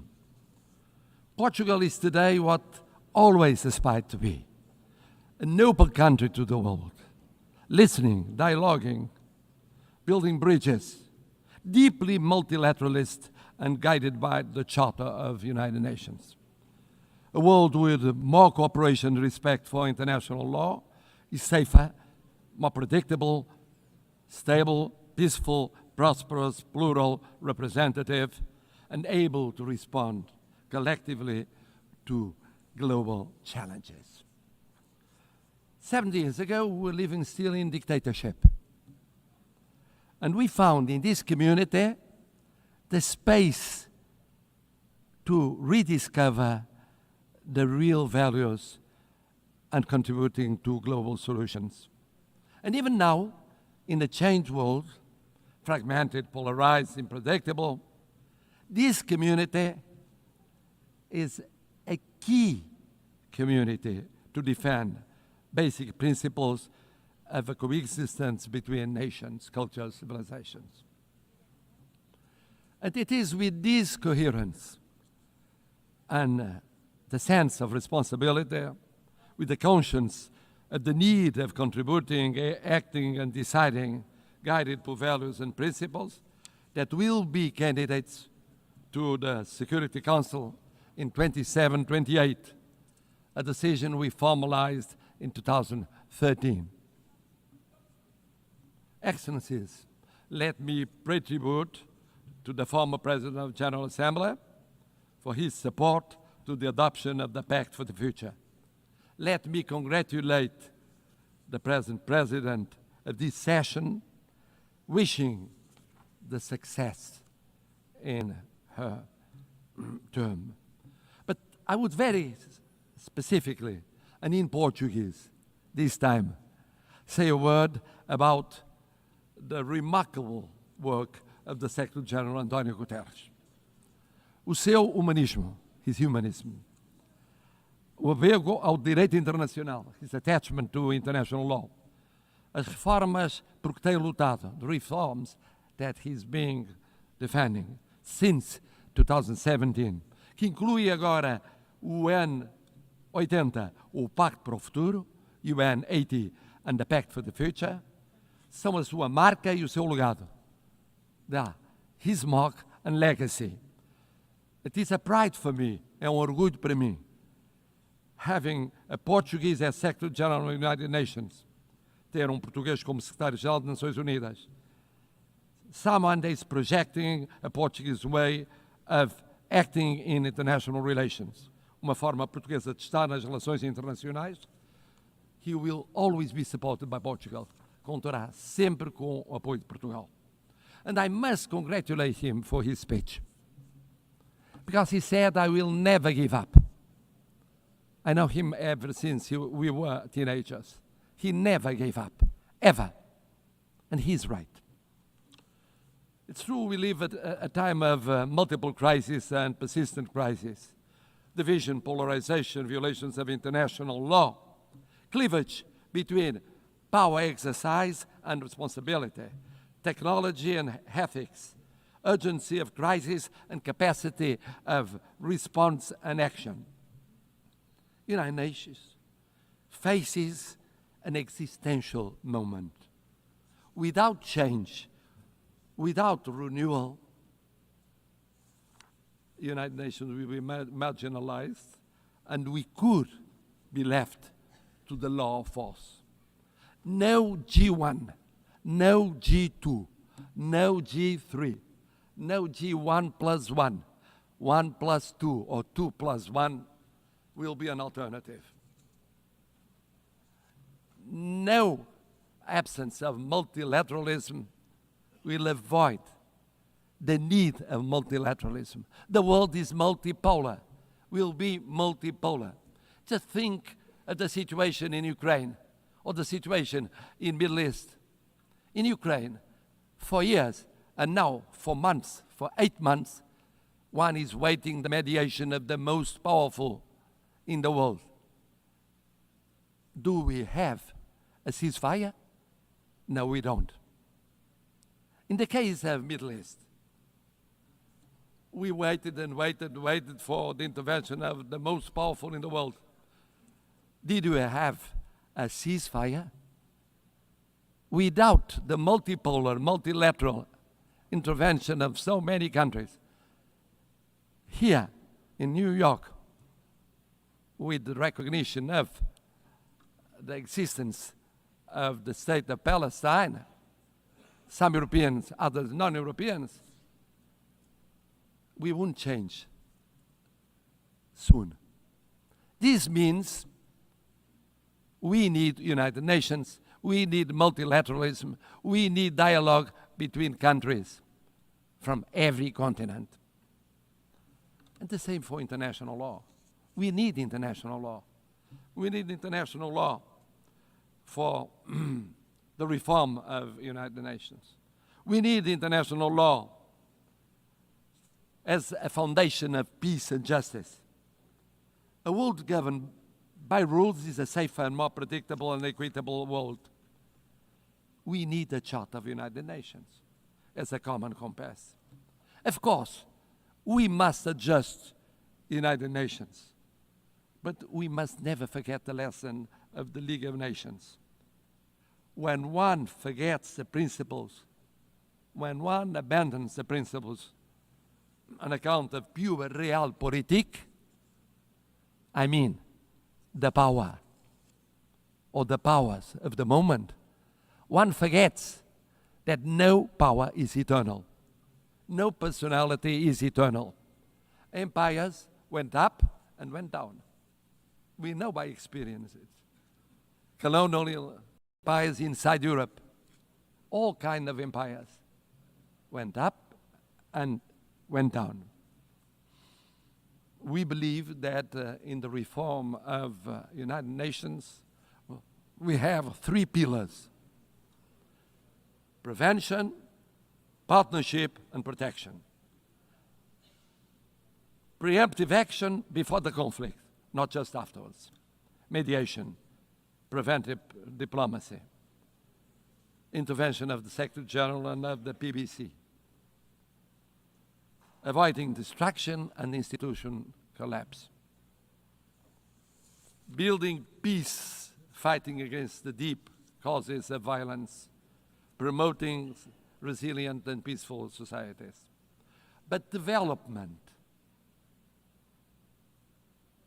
peace building without development, preventive action without development doesn't work. We co-presided, together with an African partner, Burundi, the preparation of the 4th conference on financing of development. Ideas, dialogue, determination, results. Without sustainable development, no lasting peace is possible.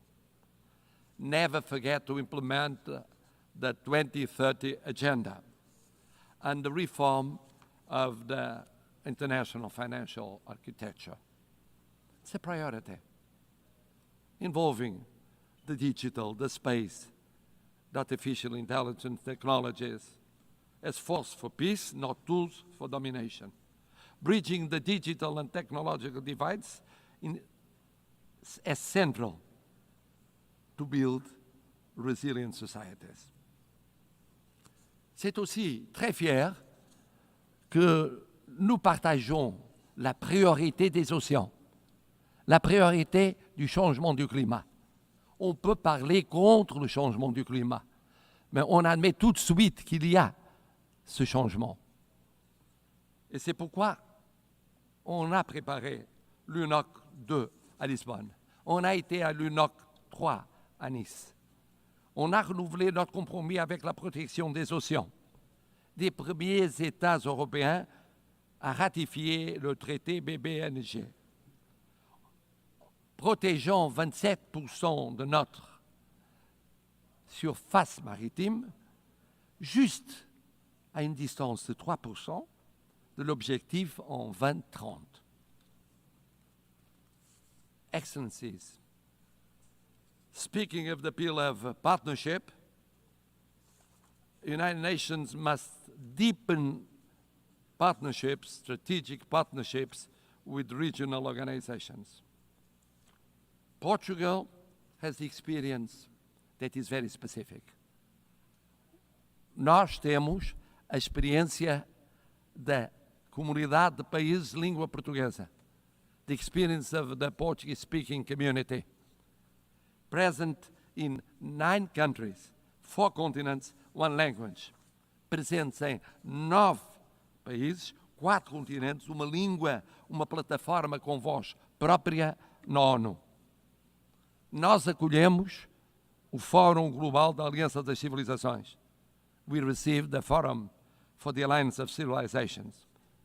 Also, the UN Conference on Racism. Portugal organizou a primeira conferência da ONU sobre racismo. E promovemos a aplicação da Declaração de Durban em todo o mundo. Nós outros formamos parte da comunidade ibero-americana.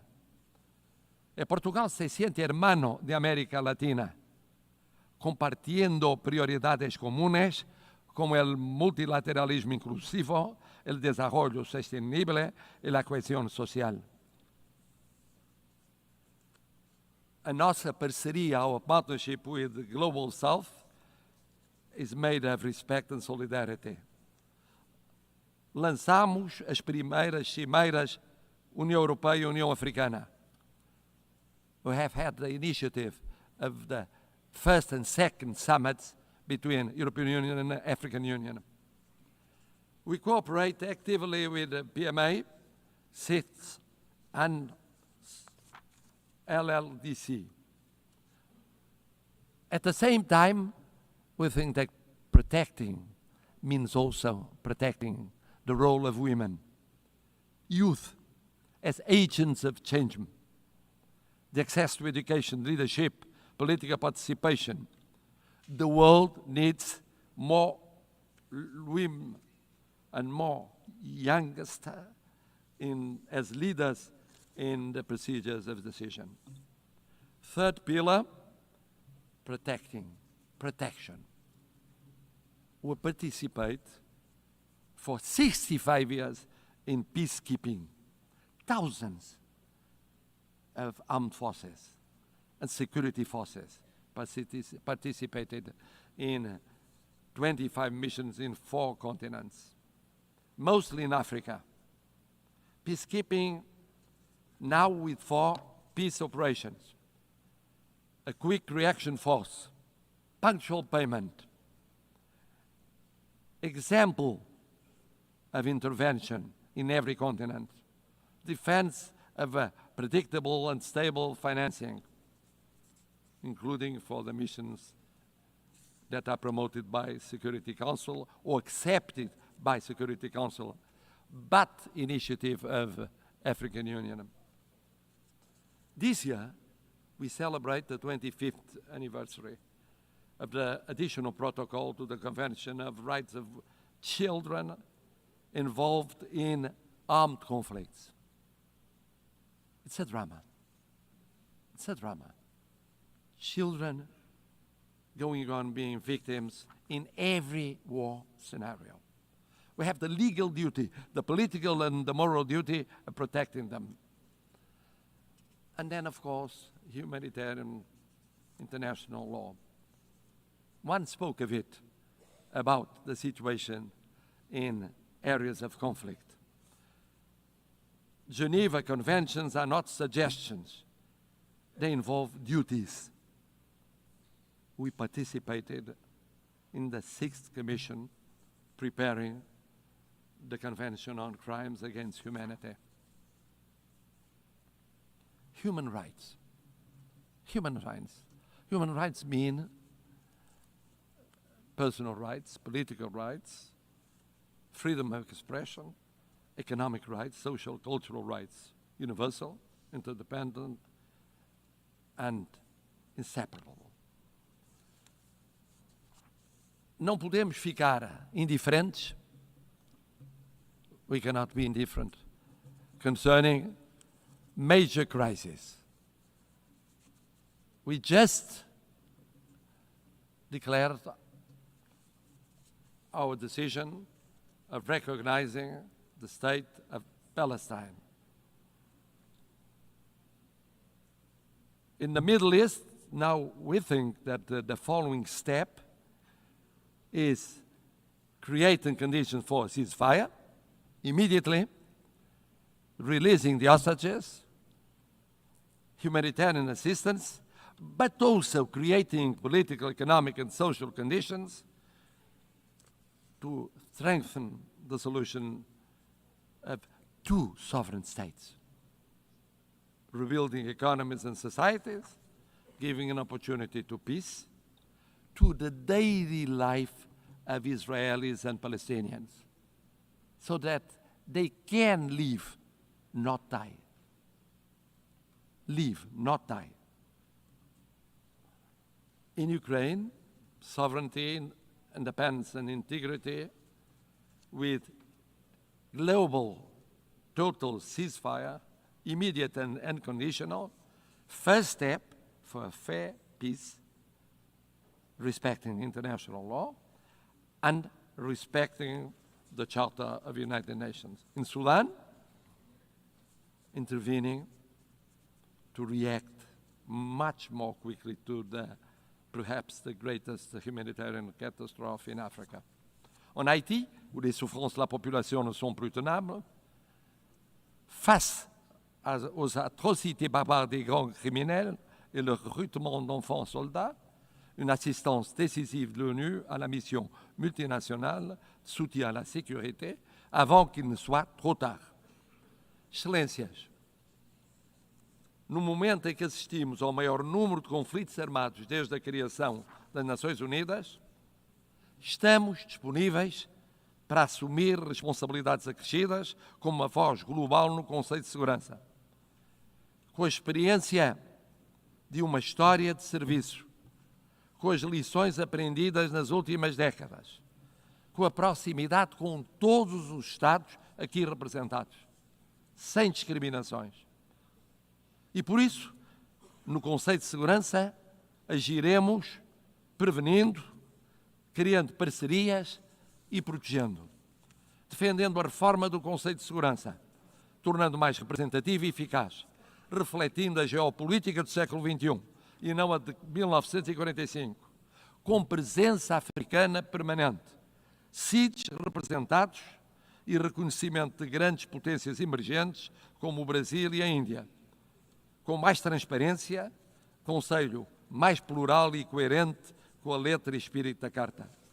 Em 2024, o Conselho reuniu mais vezes do que desde 1989 e, no entanto, tendo reunido mais vezes, menos deliberações aprovou e mais vetou deliberações, mesmo implicando o sofrimento de pessoas concretas em todo o mundo.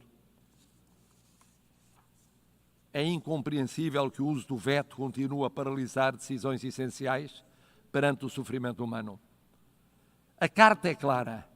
Uma parte no conflito não pode ser juiz no próprio caso.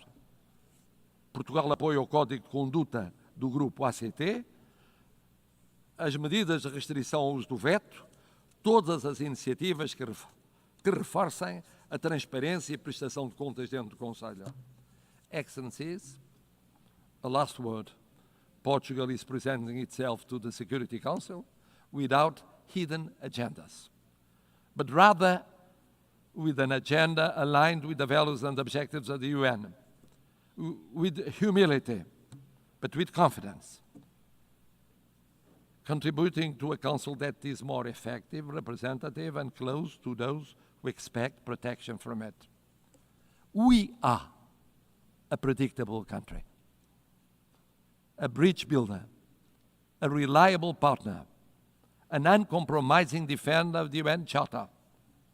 It is in this spirit that we want to serve, that we reaffirm our commitment to be United Nations today, and that we hope will earn your trust for the future of the United Nations, but mostly for the future of the world. More peaceful, more just, more respectful of dignity, human dignity, in so many conflicts that represent a shame for all of us. Thank you.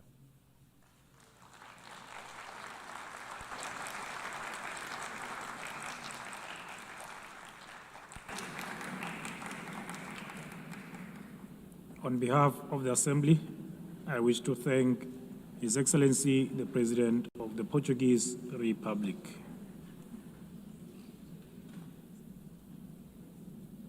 The Assembly will hear an address by His Excellency Yomandu Usi, President of the Eastern Republic of Uruguay. I request protocol to escort His Excellency and invite him to address the Assembly.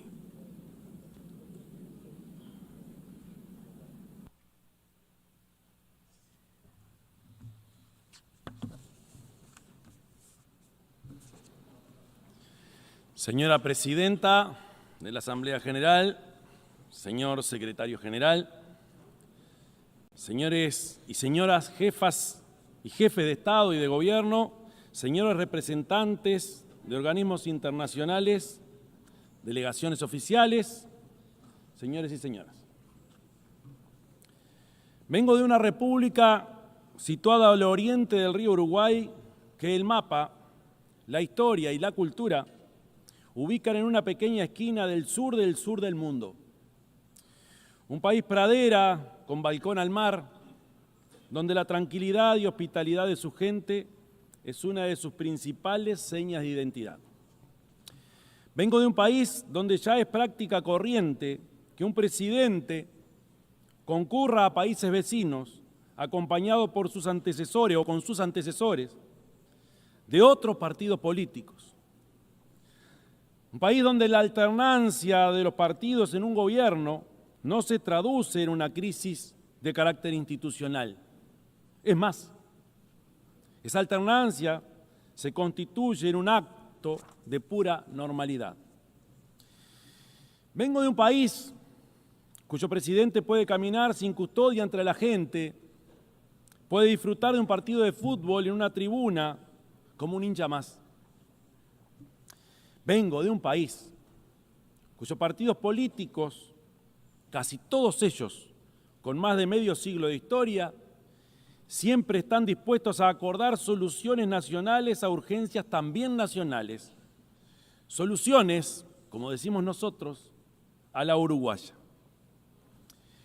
Con estos gestos quiero expresar que Uruguay lleva en su vida cotidiana una vocación profunda de paz y de respeto. Vivo en un país, por supuesto, que no está a las puertas del paraíso, porque enfrenta nuevos desafíos en términos de pobreza infantil, seguridad pública o desigualdad social. Y sobre estos temas también hay en líneas generales un consenso nacional. La histórica solidez institucional y política ha permitido que Uruguay aún se destaque en la región por su alto nivel de desarrollo humano o sus políticas de distribución del ingreso, y que sea un país de reglas estables, donde los contratos se cumplen, donde se honran los compromisos internacionales, donde la estabilidad macroeconómica es una política de Estado. Pero esta acumulación positiva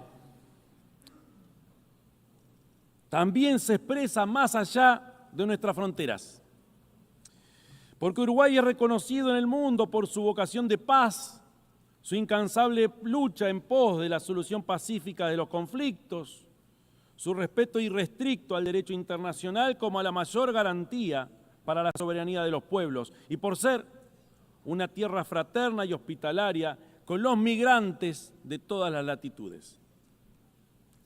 Desde ese pequeño país que cultiva la tolerancia y el diálogo y cultiva el acuerdo como clave histórica de convivencia y que está inserto en un continente sin conflictos ni guerra entre estados, venimos a esta asamblea a sumar esfuerzos para contribuir con la estabilidad y la paz en el mundo, cada vez más convulsionado y desafiante.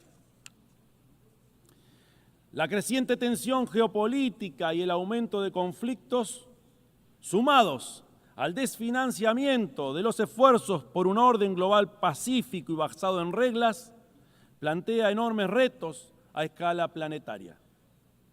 Para ejemplificarlo, basta mencionar algunos datos. Según el Índice Global de Paz de 2025, en 2023 hubo 59 conflictos interestatales, el número más alto desde el fin de la Segunda Guerra Mundial. Para el 2024, el gasto militar global sufrió un aumento de casi un 10% en términos reales comparado con 2023, lo que representa el mayor incremento anual desde el fin de la Guerra Fría. Estamos hablando de un gasto militar de 2.7 o 2,7 millones de dólares. No solo se trata de un mayor aumento de conflictividad entre naciones, ni de un gasto militar que crece aceleradamente para sustentarlo. Se trata también de nuevas formas de crueldad y muerte que están adquiriendo las guerras actuales. Sabemos bien que desde el nacimiento mismo de las civilizaciones, la ausencia de violencia o la ausencia de guerra es quizás una quimera. Pero en nuestros días, los avances tecnológicos aplicados han desencadenado otras lógicas mucho más perversas, como el uso de prácticas militares destinadas a sembrar el miedo, el terror y la muerte en la población civil.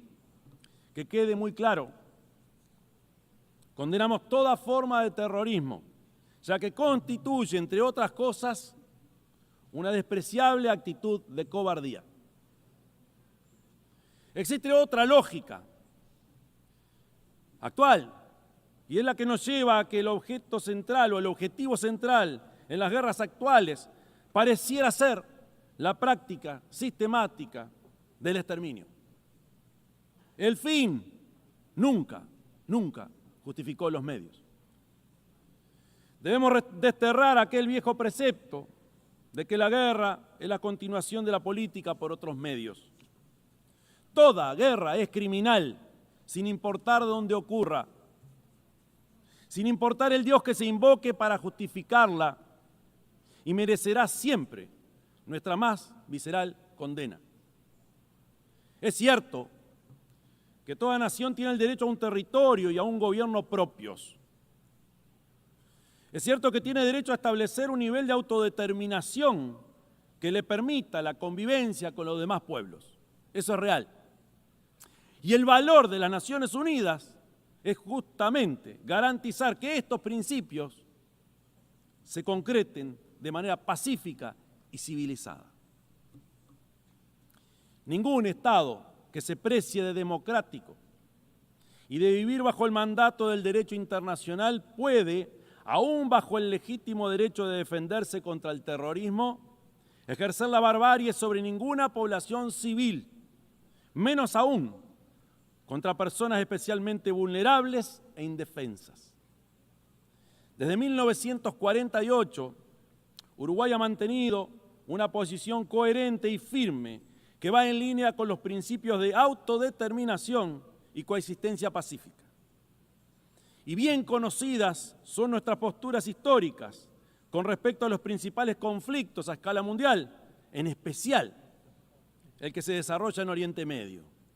Siempre Uruguay sostuvo la posición: dos naciones, dos pueblos, dos estados.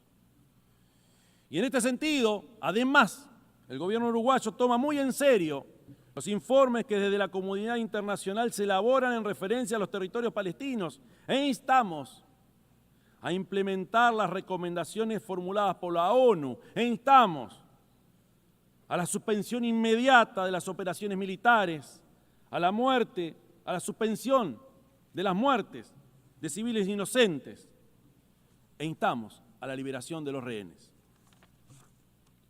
En nuestro mundo también persisten y se agravan otros dramas más extendidos y permanentes. A tal punto que la Declaración Universal de Derechos Humanos, votada en el marco de esta Asamblea hace ya 77 años, constituye un manifiesto revolucionario ante los tiempos que estamos viviendo. Empezando por su artículo primero, que proclama: todos los seres humanos nacen libres e iguales en dignidad y derechos, y, dotados como están de razón y conciencia, deben comportarse fraternalmente los unos con los otros. ¿Cuán lejos estamos de nuestros propios principios y compromisos cuando vemos que la distancia entre quienes más tienen y quienes más sufren es cada vez mayor? ¿Cuán lejos estamos cuando observamos que los principios de libertad e igualdad están cada vez más divorciados y que se suele hablar mucho más de un supuesto individuo libre que de sociedades igualitarias en términos de ingresos o goce de derechos? ¿Cuán lejos estamos del sentido humano cuando olvidamos que nuestra principal vocación debe ser estar del lado de las mayorías, poniendo oído ante cada problema o angustia de nuestros pueblos y entendiendo incluso y fundamentalmente al que piensa distinto? Señora Presidenta, vengo de un país con una tradición a prueba de toda trazabilidad y archivo en materia de política internacional. Esa tradición incluye un firme apoyo al multilateralismo en todas sus facetas, política, económica, cultural, como la mejor y única forma de enfrentar los desafíos a los que hacía referencia. También incluye, por supuesto, el compromiso permanente con el derecho internacional, la apuesta al diálogo y la construcción de la paz, como una de nuestras mayores contribuciones en el contexto de un mundo fragmentado y polarizado.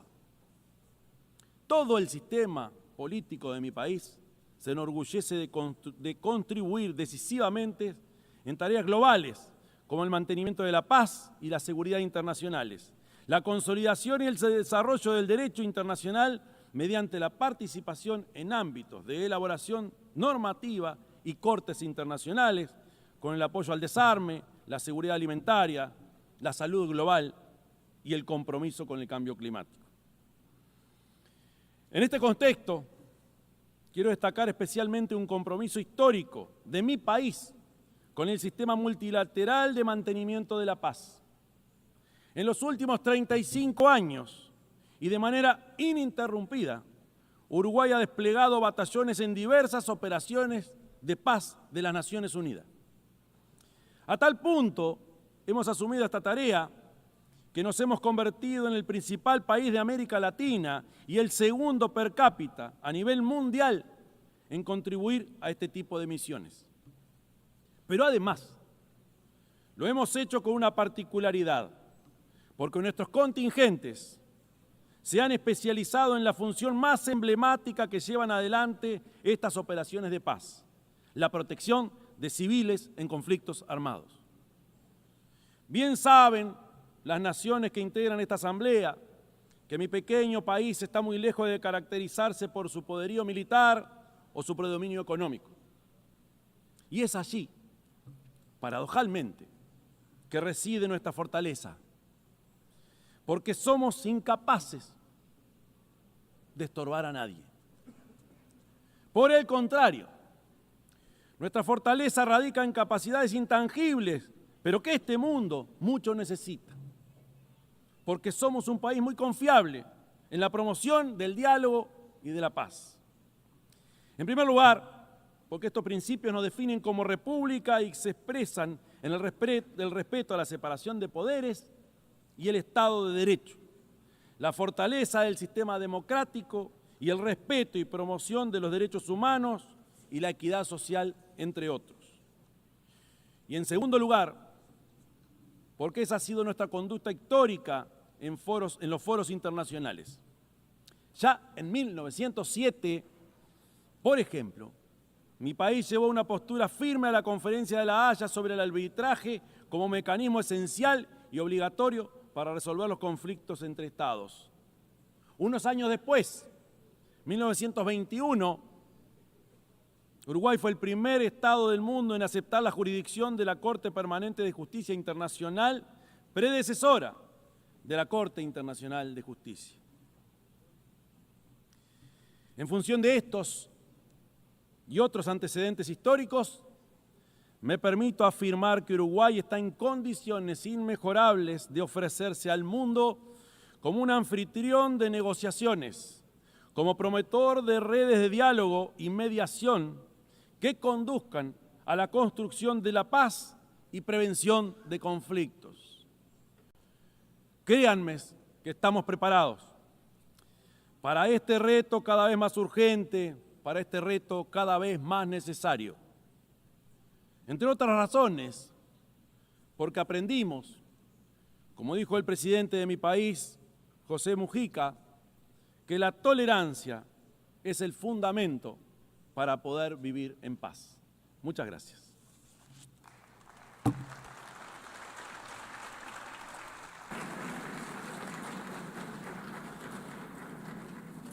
On behalf of the Assembly, I wish to thank the President of the Eastern Republic of Uruguay.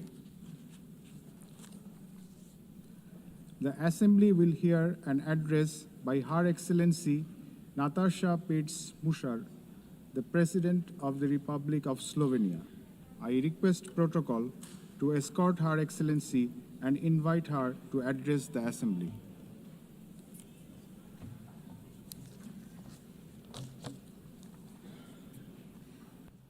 Madam President, please accept my warmest congratulations on your election at this historic 80th anniversary of the United Nations. Your election underscores the vital importance of including women in the decision-making process. Ladies and gentlemen, excellencies, in 1945, the end of the Second World War was greeted with celebrations, and hopes were placed in a new era of peace and cooperation, embodied by the creation of the United Nations. However, those hopes were soon overshadowed by the onset of the Cold War. When it ended in 1991, we once again dared to believe that this would pave the way to the vision of lasting peace, security, and cooperation as enshrined in the UN Charter. Sadly, that vision has not materialized. In fact, the situation has worsened, and here is why. Firstly, the Security Council, envisioned as the very pillar of collective security, is failing to meet the expectations of the world, if it ever has. The Permanent Five were supposed to be role models for the rest of the world working for peace. Some work in their own interests instead. Secondly, the promise of the Sustainable Development Goals is faltering. Progress is lagging, and with cuts in development assistance, millions of the world's poorest are pushed further away from the access to even the most basic services. Thirdly, international law appears to stand at the precipice of irrelevance. The independence of elected international judges, the integrity of human rights institutions, personal security of human rights defenders, and the authority of this organization are under siege. Fourthly, the Genocide Convention risks becoming a relic of the past. Some states have put the International Criminal Court to its greatest challenge ever. Its prosecutors, whose only duty is the pursuit of justice, and its judges, whose responsibility is to uphold the law, our international law, now face sanctions and intimidation. As if the states that sanction them would prefer to shield the alleged perpetrators of atrocities rather than confront the truth and help deliver justice. Fifthly, the landmark opinion of the International Court of Justice affirming that international law obliges states to prevent harming the climate already feels obsolete. And finally, states are withdrawing from the Paris Climate Agreement, from the Ottawa Treaty, and from the UN agencies, or simply cutting their finances. Each such act chips away at the support for multilateralism, a system designed not for the powerful few, but for the benefit of all of us. Madam President, how are we to explain these trends to our electorates, to our people, and above all, to our children? Shall we tell them that this is the new normal, that might makes right, that the strong may seize what they want, because they can, that they can kill with impunity, because they can, that they may pollute, wage wars, and trample on international law, just because they can? Are we prepared to look our children in the eyes and say, "This is the world you will inherit and there is nothing we can do about it"? With the adoption of the Pact for the Future last year, we have charted a path toward a stronger, more forward-looking United Nations. But we must now create the conditions to fulfill our commitments. One way forward is to establish a permanent advocacy network to give the Pact unconditional, sustained political support. To this end, I propose the creation of a global forum for the future, an inclusive movement of states committed to multilateralism, mutual respect, and the defense of our shared vision. A movement determined to stand up for the Pact and drive its implementation at every level. As states consider how to implement the Pact for the Future, some solutions may be seen as inconvenient today, but in the long run, ladies and gentlemen, they are not optional. They are systemically necessary. The first example is the reform of the Security Council. We all recognize that it is the principal organ entrusted with the maintenance of international peace and security. But what it is not, and must never be, is a body that stands above international law to defend the interests of some at the expense of others. Jus cogens norms must be safeguarded as a matter of principle. If the prohibitions against genocide and crimes against humanity are accepted as jus cogens norms, can any permanent member claim a legitimate veto right in such circumstances? Member states have attempted to address this question through many reform proposals, but with minimal progress. This is why we must dare to go further now. We, the General Assembly, must take a bold step and request an advisory opinion from the International Court of Justice on this very question. Second, we must confront the gap between our words and actions on gender equity. Progress has been made, but far too modestly. Over the past 80 years, 13% of leaders in multilateral organizations have been women. And no woman has ever served as Secretary General of the United Nations. And this, ladies and gentlemen, must change. So, Excellencies, ladies and gentlemen, let us make history. Today, the 80th session of the General Assembly is led by only the 5th woman to hold the presidency.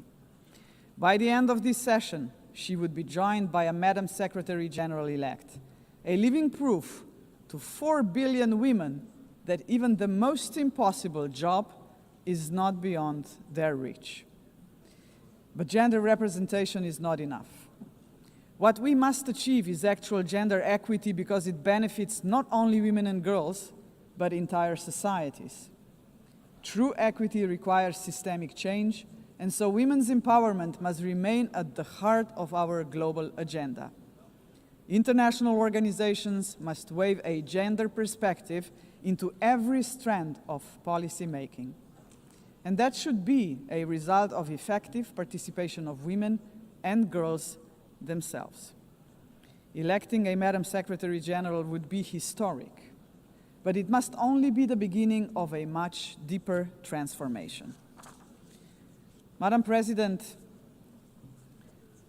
The Pact for the Future sets out clearly what must be done to change our world for the better.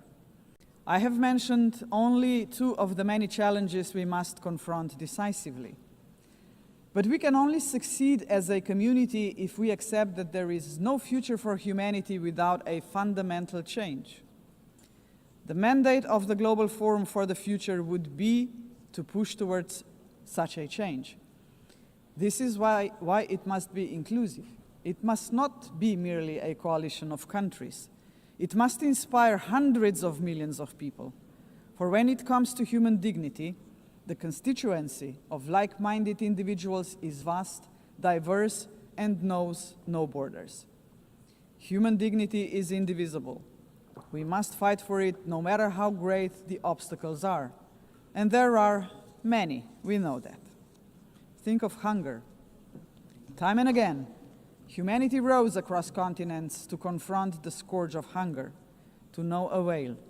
Worse still, hunger is now being weaponized, turned into a tool of war. We receive reports on a daily basis of how women and children are starved because they are marked as legitimate targets, as enemies. How cruel, how inhumane is that, ladies and gentlemen? We cannot allow this to happen any longer. 40 years ago, musicians stood against hunger. Instead of guns, they, the Band Aid, used music. The world heard them, but they were not loud enough, as hunger has not been eradicated. Today, we have science. We can address on a scale beyond imagination not only hunger, but every act of violence against human beings and all human fears. Granted, science, technology, and global connectivity are too often twisted by cynical leaders and warmongering regimes. But they can also be harnessed for the common good. Artists, influencers, and visionaries with audiences of millions can join forces with the governments of like-minded nations. Together, their voice in defense of humanity could become irresistible. Together, we can demand real action by all governments, all world and community leaders on the Pact for the Future, and hold to account those who betray human dignity to its very core, through wars of aggression, genocidal policies, and crimes against humanity.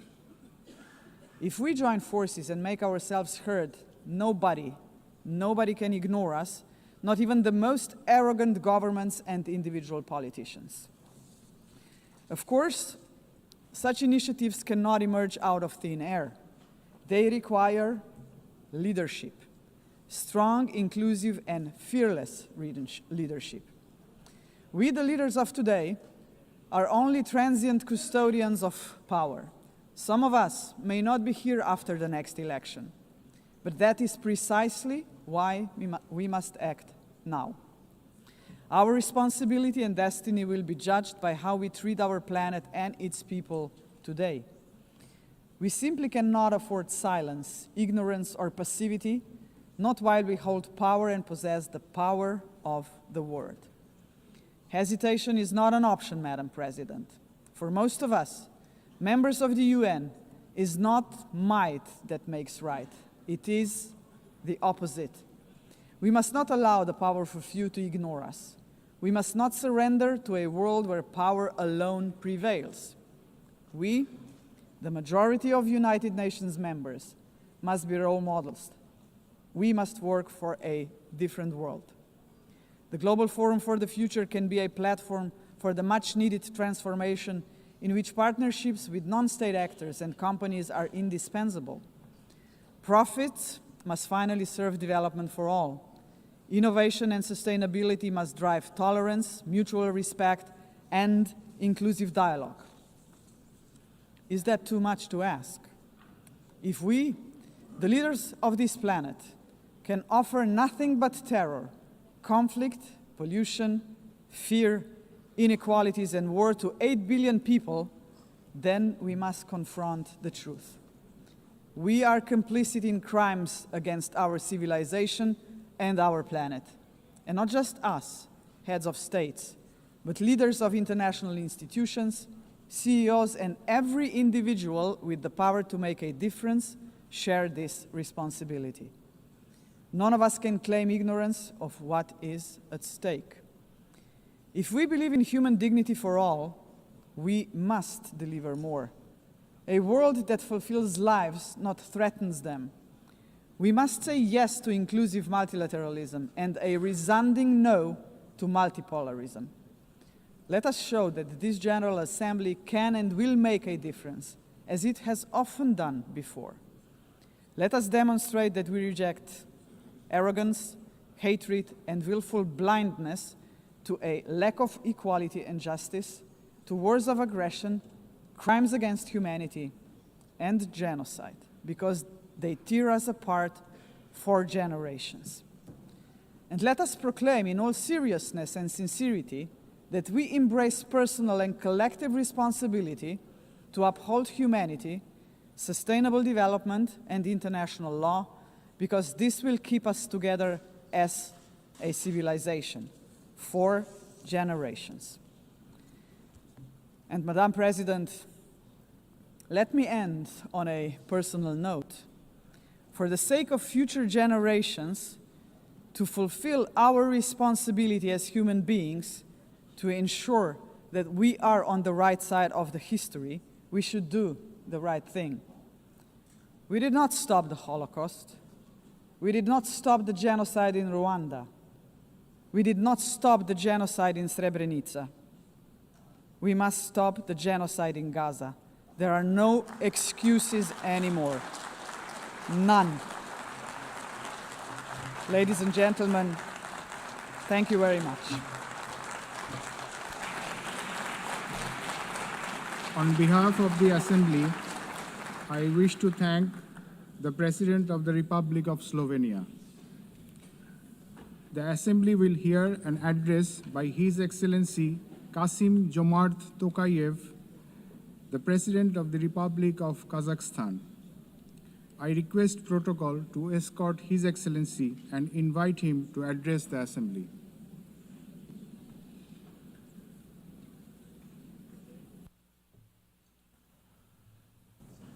Madam President, Mr. Secretary General, distinguished delegates, for 8 decades, the United Nations has played a pivotal role in combating humanity's global challenges. Over that time, it has led our common efforts on collective security, nuclear non-proliferation, peacekeeping, development, poverty reduction, sustainability, and human rights. But we must also face the truth. The world around us has changed profoundly and, unfortunately, not for the better. That's why the United Nations remains today a symbol of hope for millions around the globe. This historic meeting is a unique opportunity to recommit ourselves to the founding principles and goals of our universal and truly indispensable organization. However, we cannot turn a blind eye to the real crisis thrust in multilateral institutions. Serious violations of international law have become new normality, which undermines global stability and erodes confidence between peoples, between political leaders, and between states. In this challenging time, we all must empower the United Nations to make it more adjustable to the realities of today's unpredictable world. The spirit of mutual understanding and eagerness to cooperate must prevail over dangerous warmongering. State leaders have a responsibility to move toward making peace. A failure of the current generation of leaders to act is not an option because future generations will pay a much greater price.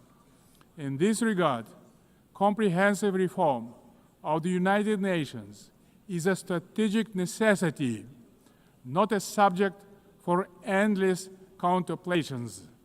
We need to establish a new group of truly dedicated people who will highly professionally and without any hesitations make concrete proposals for reforming the United Nations to make it better suited to the challenges of today and objectives of tomorrow. A central pillar of this bold effort to renew the United Nations should be a reform of the Security Council. Major powers of Asia, Africa, and Latin America should be represented in the Security Council on the rotational basis.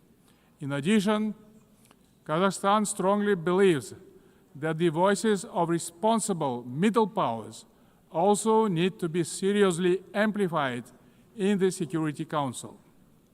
In fact, they have already started to play a larger positive role in international relations, bringing balance and building trust. They can act as bridges within the United Nations when major powers are divided or failing to resolve pressing issues of common concern. Above all, a credible United Nations for the 21st century requires member states to take concrete steps toward durable peace and security. Otherwise, the United Nations is doomed to forever mitigate consequences while root causes forever proliferate. We can begin this process already today by reaffirming our steadfast commitment to the Charter of the United Nations. The founding principles of sovereignty, territorial integrity, and peaceful resolution of disputes must be upheld without exception. Selective application of the Charter undermines its credibility. The world needs a new consensus based on trust, inclusiveness, and shared responsibility. For example, the enemy state clauses of the Charter, historical remnants of the Second World War, have already been recognized by the overwhelming majority of the international community is obsolete. For all these reasons, it's time to have a serious conversation about Charter review. Today we face an alarming reality. Arms control treaties are collapsing, and with them, so are the foundations of strategic stability. Global military spending in 2024 hit a record $2.7 trillion. The global cost of violence reached nearly $20 trillion. Therefore, rebuilding a robust global security architecture should remain a top priority for the international community. We advocate relaunching high-level dialogue among nuclear powers and stronger multilateral action to drastically reduce the looming threat of nuclear weapons. More widely, we must begin the hard work of getting rid of the militant mindset. We can do so by tracking closely how much our countries invest in peace. Kazakhstan is ready to host a new dialogue on nuclear disarmament and non-proliferation. We can focus on informal, inclusive exchanges that reinforce the NPT and support progress toward the CTBT. We also call to advance our proposal to establish international agency for biological safety and security. Kazakhstan remains concerned by the Ukrainian crisis, which continues to seriously harm civilians, damage global trust, and undermine international security. Nonetheless, bilateral and international diplomatic efforts on this conflict should continue along with political flexibility to meet the long-term interests of both states. Territorial disputes are never easy to resolve and require mutual restraint and responsibility for the sake of future generations. The psychology of animosity drags all involved in conflicts to the abyss, leaving no chance to reach peace. The humanitarian crisis in Gaza has reached a disastrous scale that cannot be ignored. This conflict stems from a complex historical background. We cannot ignore the root cause of this belligerence. Kazakhstan calls for full protection of all civilians and unhindered humanitarian access in strict compliance with international humanitarian law. We reaffirm our support of the two-state solution, with the United Nations playing a central role. Kazakhstan acknowledges diplomatic initiatives aimed at regional reconciliation in the Middle East, including the Arab Peace Initiative, the New York Declaration, and the Abraham Accords, and others. They demonstrate that leadership and political will can turn division into cooperation and shared benefit. We also welcome the normalization of relations between Azerbaijan and Armenia under the mediation of the United States President. It shows that even entrenched conflicts can be settled through diplomacy and common sense. Guided by this principle, Kazakhstan consistently favors diplomacy over escalation and dialogue over force. Current geopolitical tensions sometimes tempt some leaders to claim that a clash of civilizations is inevitable. Yet, these divisions are not fact or fate. They are political choices. Global public goods, such as science, medicine, sports, religion, and culture, should not become subjects of geopolitical divisions and sanctions. These spheres of human activity bind us together under a humanitarian umbrella. When political leaders make irresponsible statements or take reckless decisions, manipulating religion and identity for political gain, they in fact seriously damage the trust and goodwill in striving for peace. Political leadership must be rooted in mutual understanding and respect, not mutual suspicion and arrogance. Tolerance and wisdom are the foundation of lasting peace and must be upheld through the rule of law. Dear friends and colleagues, we observe a growing fragmentation and political bias of investment flows. As a result, global FDI fell to $1.5 trillion last year. Kazakhstan strongly advocates for greater international investment cooperation. More than $400 billion have been attracted to our economy within 30 years of independence. Our commitment to open market principles is absolutely firm, and will remain a cornerstone of our state policy. Located in the very center of Eurasia, Kazakhstan is poised to play a crucial role as a logistic hub, handling 80% of all overland transit between Asia and Europe.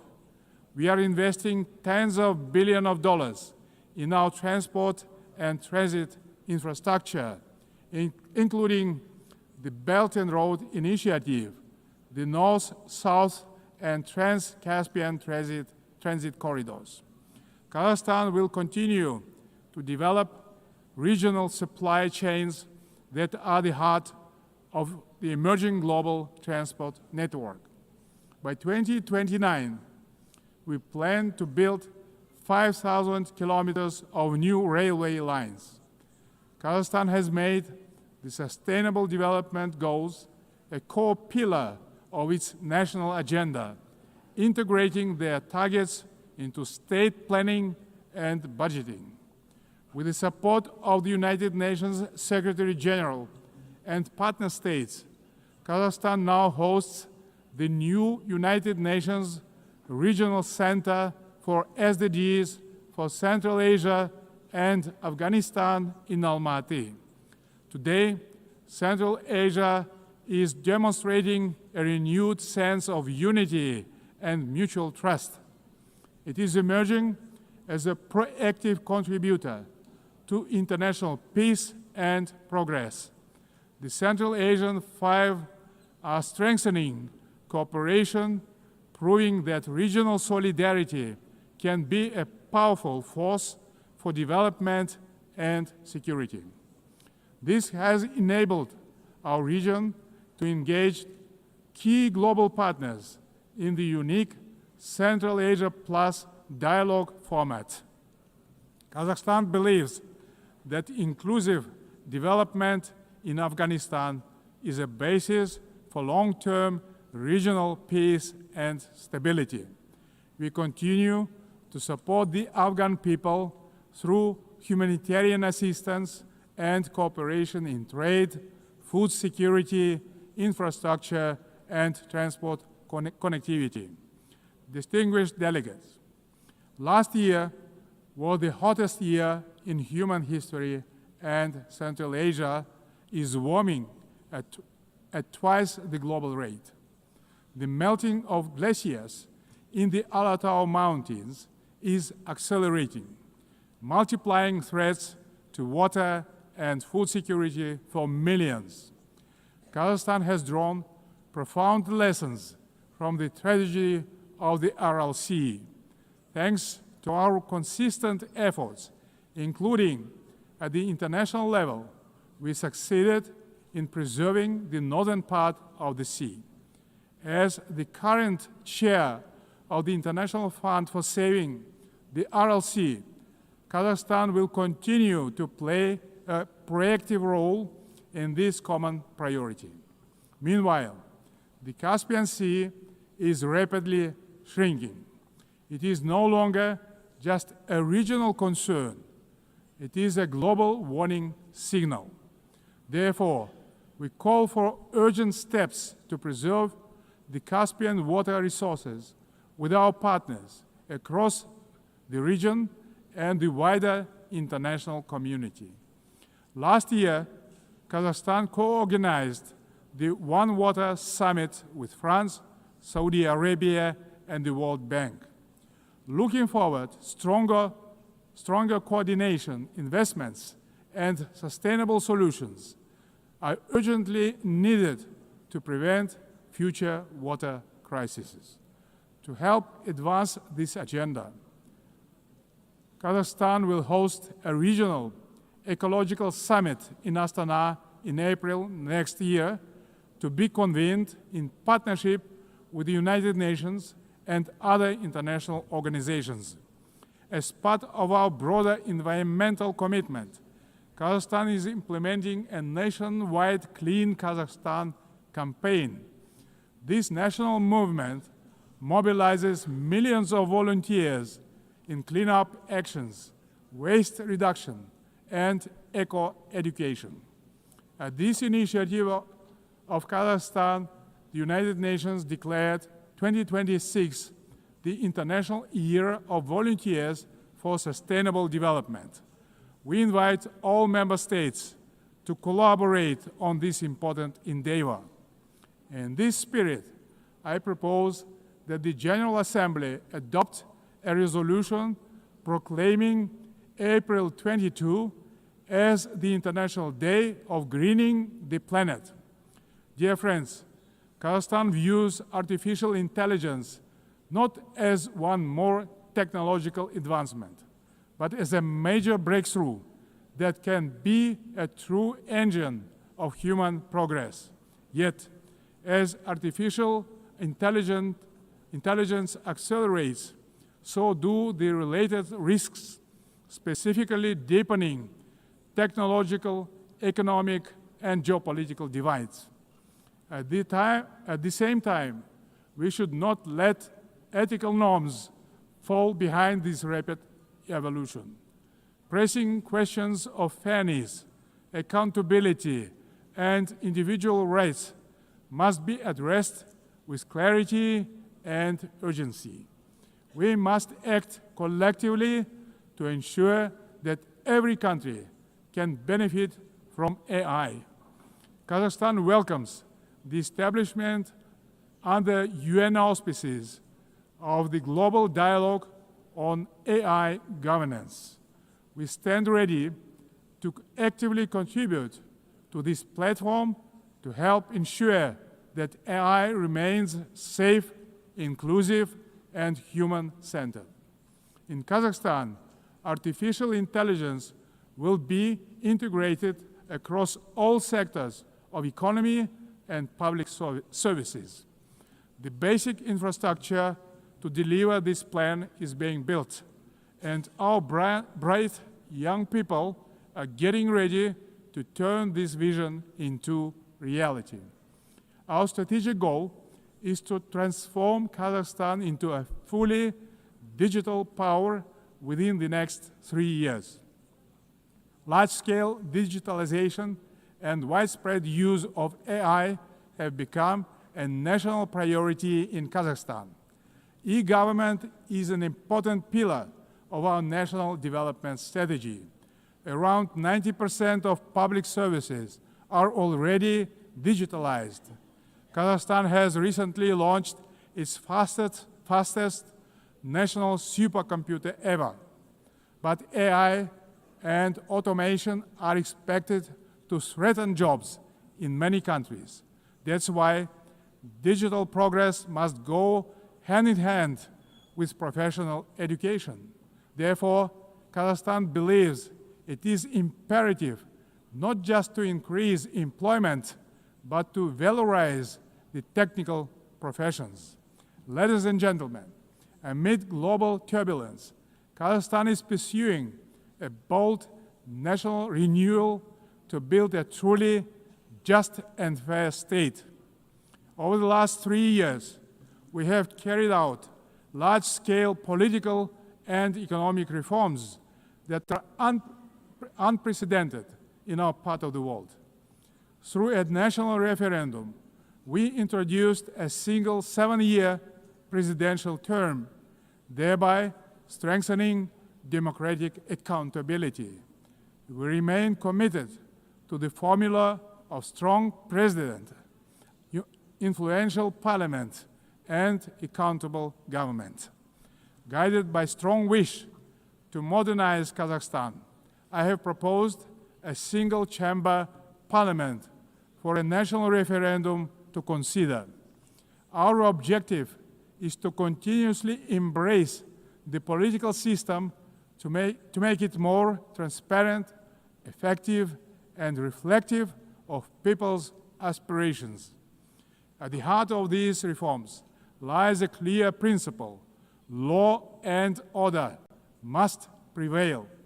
We believe that only governance rooted in common sense and the rule of law can ensure public order and protect the rights of all citizens. It creates good conditions for international investment, trade, cooperation, and more broadly, the dynamic development of our country. The interests of law-abiding people and decent citizens must always come first, maintained through justice, accountability, and mutual respect. Kazakhstan's economy is showing clear signs of sustainability and resilience. This year, economic growth is expected to exceed 6%, underscoring the sustainability of our economy as the largest in our part of the world. But we are not complacent. We will continue our efforts to ensure a long-term growth. Kazakhstan's energy strategy is based on 4 pillars: oil and gas, coal, uranium, and critical minerals. These precious assets are the basis of reliable energy partnerships.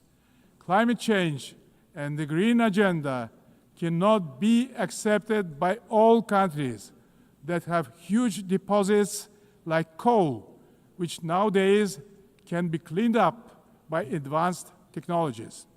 That's why we have committed to decarbonize our country in 35 years.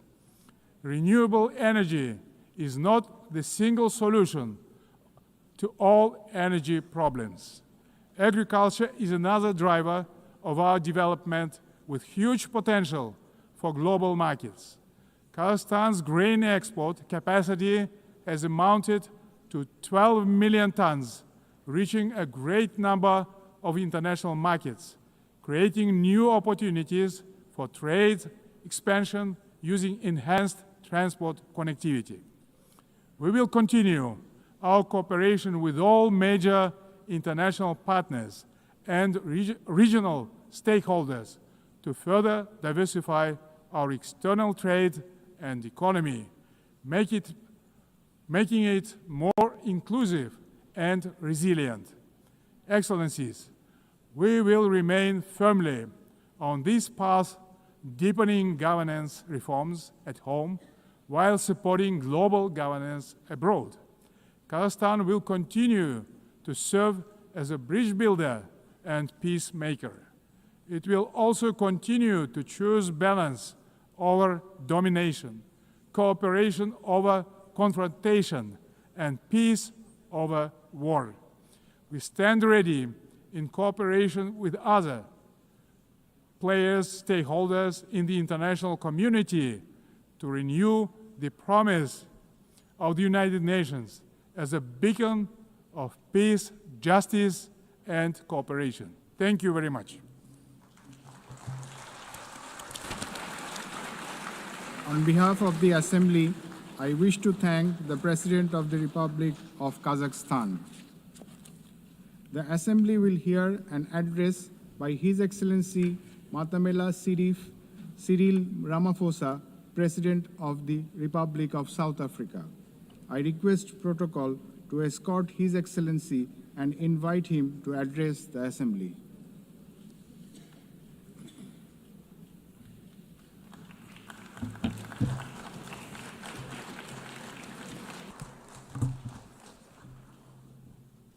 Thank you, President of the 80th session of the UN General Assembly, United Nations Secretary General, Excellencies, Heads of State and Government, and ladies and gentlemen.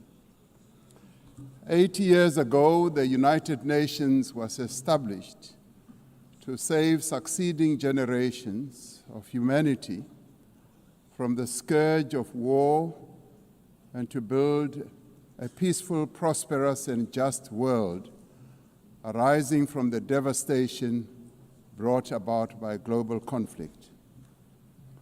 Through the UN Charter, the nations of the world pledge to uphold peace, development, and human rights, which would be underpinned by international law. Now more than ever, we are called upon to uphold the values and advance the purpose of the United Nations. We are also called upon to advance cooperation and solidarity between nations. We are called upon to promote multilateralism and safeguard the institutions that enable it.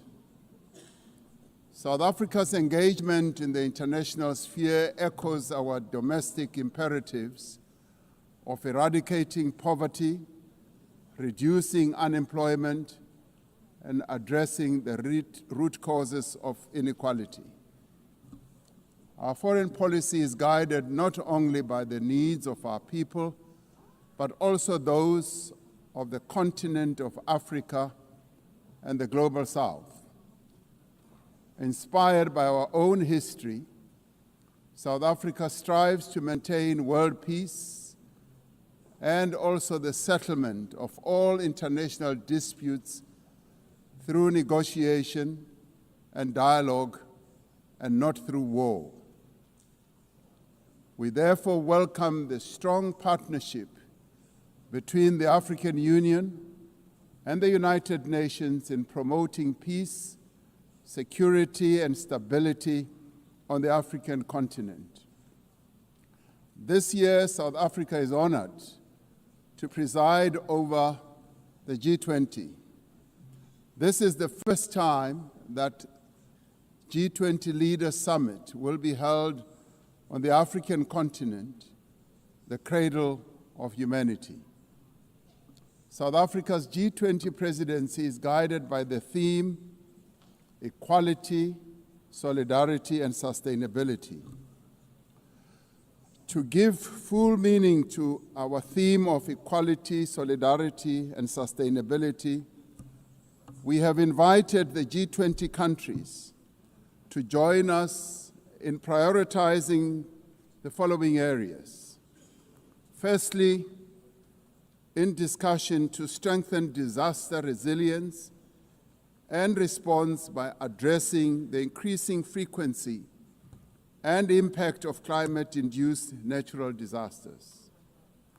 Secondly, to ensure that we have debt sustainability for low-income countries by crafting innovative ways to support countries to have low levels of debt to maintain economic stability. Thirdly, to discuss how to mobilize finance for a just energy transition by encouraging investments in renewable energy and sustainable technologies, without foregoing what we would call base load energy sources. Fourthly, by harnessing critical minerals for inclusive growth and sustainable development through the value addition processes, that is, beneficiation of these minerals at the source where the minerals are extracted, to foster the development of communities where these minerals are found. These priorities reflect South Africa's commitment to addressing global challenges and promoting inclusive growth and sustainable development.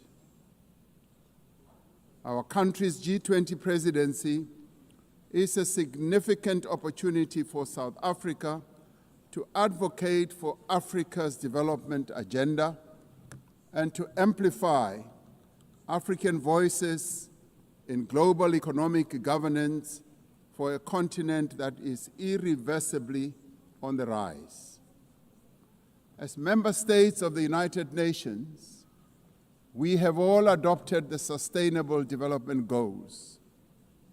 However, many of these goals remain elusive.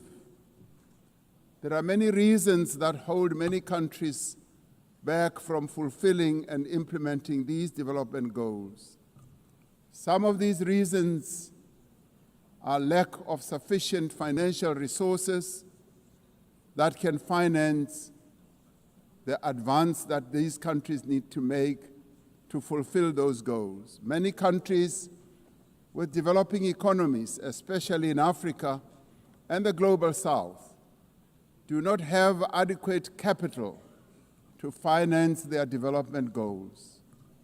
They are indebted and are paying much more on debt servicing than they do on health and education. In fact, these countries pay much more than countries in the North for their debt.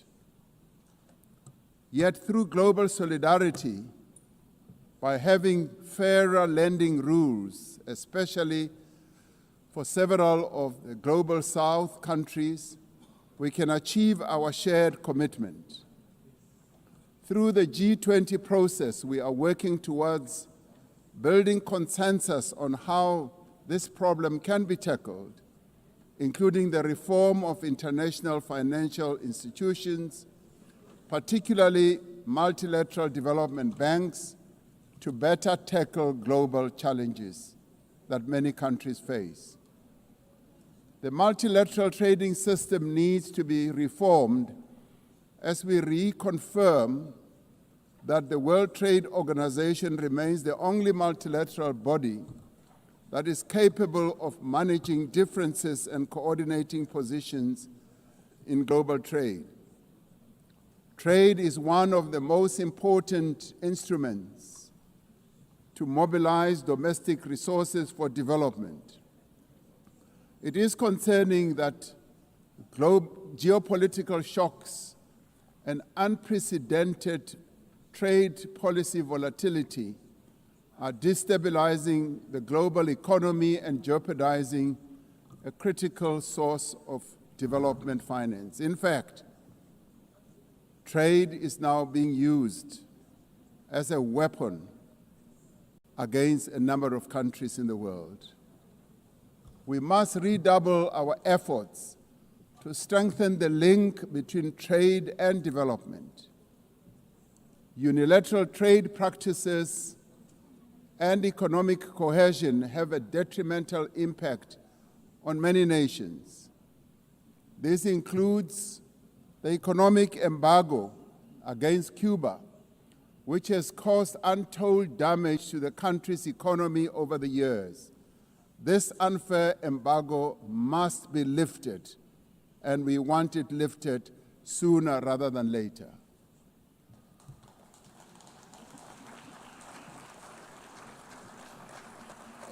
In the midst of global trade uncertainty, the African continent is providing a pragmatic example of constructive collaboration and cooperation by using the African Continental Free Trade Area as an engine for sustainable growth and development.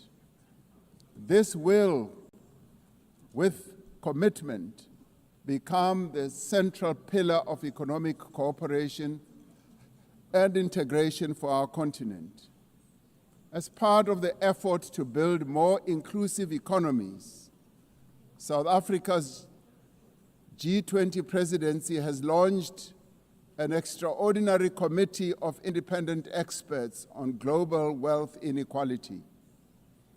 This committee, chaired by Professor Joseph Stiglitz, a Nobel laureate, will deliver the first ever report on global inequality to G20 leaders when they meet in November in Johannesburg in South Africa. Climate change is an existential threat. We are failing future generations by our inability to reduce global warming. Climate change is reversing economic growth and development gains in many countries, especially in the Global South. Although Africa carries the least responsibility for climate change, many countries on the continent of Africa experience much of its harshest effects. Extreme weather events like floods and droughts are driving food insecurity, displacing populations, causing damage to infrastructure, and leading to the unnecessary loss of livelihoods. Member states must honor their undertakings and commitments in line with the guiding principle of common but differentiated responsibilities and respective capabilities. The Secretary General recently reported that global military expenditure has reached historic highs, just as the world is falling behind on its core development promises.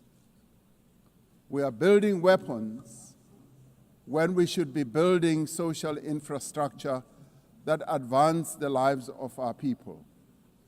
We are fighting wars that cause death and destruction when we should be fighting poverty and developing the livelihoods of vulnerable people. We must act decisively to silence all the guns everywhere to realize the goal of sustainable development and global peace. And I do believe that this is an objective that is possible to reach. As we commemorate the 80th anniversary of the UN, the relevance of this institution and various multilateral processes for the maintenance of international peace and security is being willfully undermined. There is an increasing reliance on unilateral military action in contravention of international law. The United Nations Security Council has proven to be ineffective in its current form and composition in carrying out its charter mandate to maintain international peace and security. South Africa remains deeply concerned by the erosion of the credibility of the Security Council and its failures to ensure accountability and uphold international law. As the security and humanitarian situations in the Democratic Republic of the Congo, Sudan, Gaza, and elsewhere deteriorate, it is a matter of great concern that there are countries that continue to violate international law and also defy the United Nations resolutions and rulings, also from bodies like the International Court of Justice. The establishment of the Hague Group and the Madrid Group aim to reaffirm the primacy of international law, promoting accountability and ensuring support for a just peace.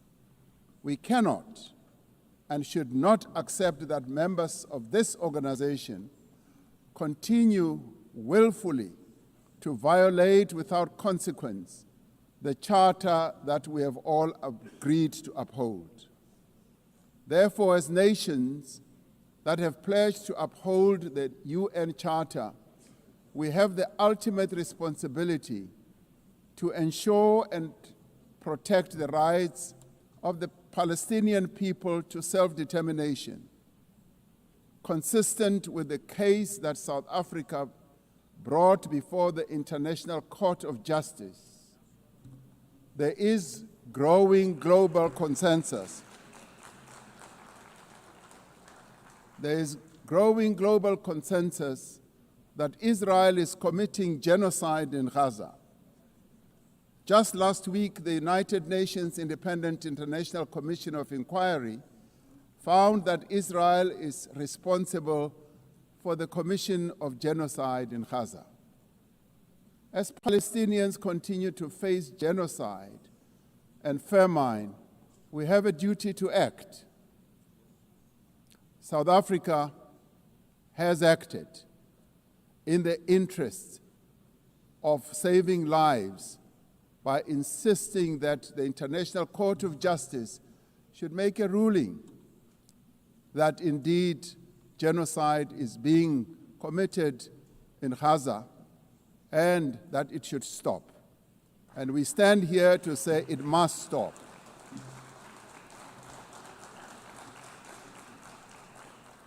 We welcome the historic high-level meeting held yesterday on the two-state solution yesterday in this very chamber.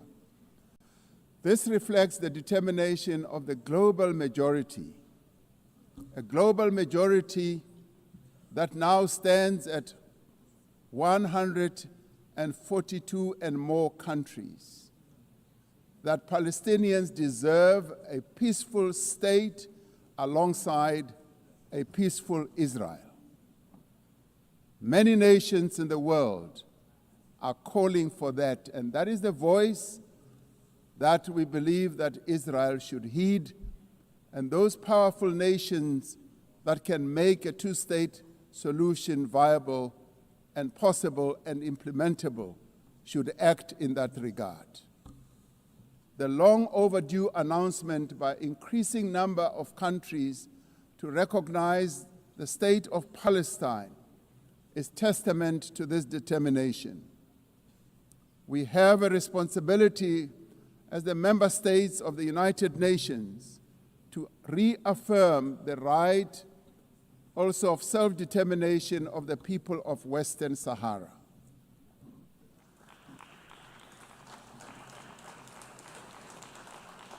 The very first resolution of the United Nations General Assembly in January of 1946 called for the elimination of atomic weapons. The resolution was passed shortly after the catastrophic use of atomic bombs on Hiroshima and Nagasaki that killed thousands of people. Decades later, we have not made significant progress in the fulfillment of the commitment to nuclear disarmament. In 2026, next year, South Africa will be presiding over the first review conference of the Treaty on the Prohibition of Nuclear Weapons. This treaty reaffirms that there is no greater assurance of non-proliferation than the complete prohibition of nuclear weapons. I was glad to hear that a number of leaders stood here to speak against nuclear weapons and the use thereof. This year we celebrate the 30th anniversary of the Beijing Declaration and Platform for Action as a roadmap for the achievement of gender equality, the empowerment of the women and girls of the world. South Africa reaffirms its unwavering commitment to the empowerment of women and their full, equal, and meaningful participation in all spheres of life. Yes, we would support also the election of a female Secretary General of the United Nations. The Beijing conference milestone reminds us of our shared responsibility to advance human rights, dignity, and justice for all. We are all equal, men and women, and there is no reason that we continue to hold the women of the world backwards. The right to development must be central to the policies and operational activities of the United Nations and its specialized agencies, programs, as well as funds. It must be at the core of the policies and strategies of the international financial and multilateral trading systems. As we celebrate 80 years of the United Nations, we must seize the opportunity to build a better United Nations for the next 80 years. What is needed now is a stronger and more capable United Nations, a United Nations that is based on the renewed commitment to its founding principles. We must invigorate the negotiations on the Security Council reform at the intergovernmental negotiations in the General Assembly, including by initiating text-based negotiations. The Security Council must be accountable It must also be representative. It must be democratic and effective in executing its mandate. We can no longer accept that a large portion of the world's population is not represented in the United Nations Security Council. My own continent, Africa, home to 1.4 billion people, as well as South America, are not represented in the United Nations Security Council. This is unjust, this is unacceptable, and it must end. We want representation in the Security Council. We look forward to working with the Secretary General on the UN 80 initiative to ensure that our organization works more effectively and efficiently. Mandates given by member states must be implemented, and the necessary structural changes and program realignment must be implemented across the UN system. In the face of the decrease in funding to the United Nations to fulfill its mandate, the UN 80 initiative is important to maintain the integrity of the multilateral system and to uphold international law. Lastly, I am reminded that our collective membership of the United Nations is our shared humanity in action. The United Nations at 80 compels us to reflect on our collective achievements and to chart a way forward, building an organization that is able to address our common challenges. We must rise to the occasion and do our utmost together to ensure the political, economic, and social freedom of all humanity. We must reaffirm that freedom is indivisible and that the denial of the rights of one person diminishes the freedom of all of us. We must reaffirm the equal dignity and worth of every person and must therefore leave no one behind and no country behind. I thank you. On behalf of the Assembly, I wish to thank the President of the Republic of South Africa. The Assembly will hear an address by His Excellency Shavkat Mirziyoyev, President of the Republic of Uzbekistan. I request protocol to escort His Excellency and invite him to address the Assembly.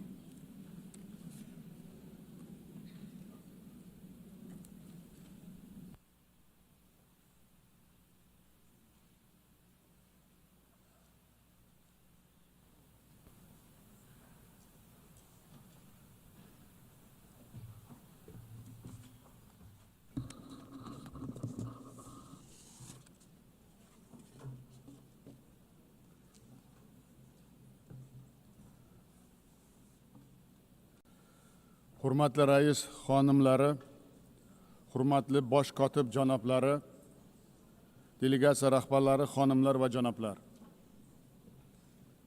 Birlashgan Millatlar Tashkiloti Bosh Assambleyasining yubiley anjumani 80-sessiyasi bilan sizlarni qutlashdan mamnunman.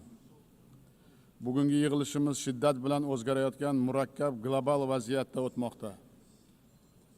Bu esa tashkilotimiz faoliyati va uning kelajagiga yangicha yondashuvlar va bilan qarashga chorlamoqda.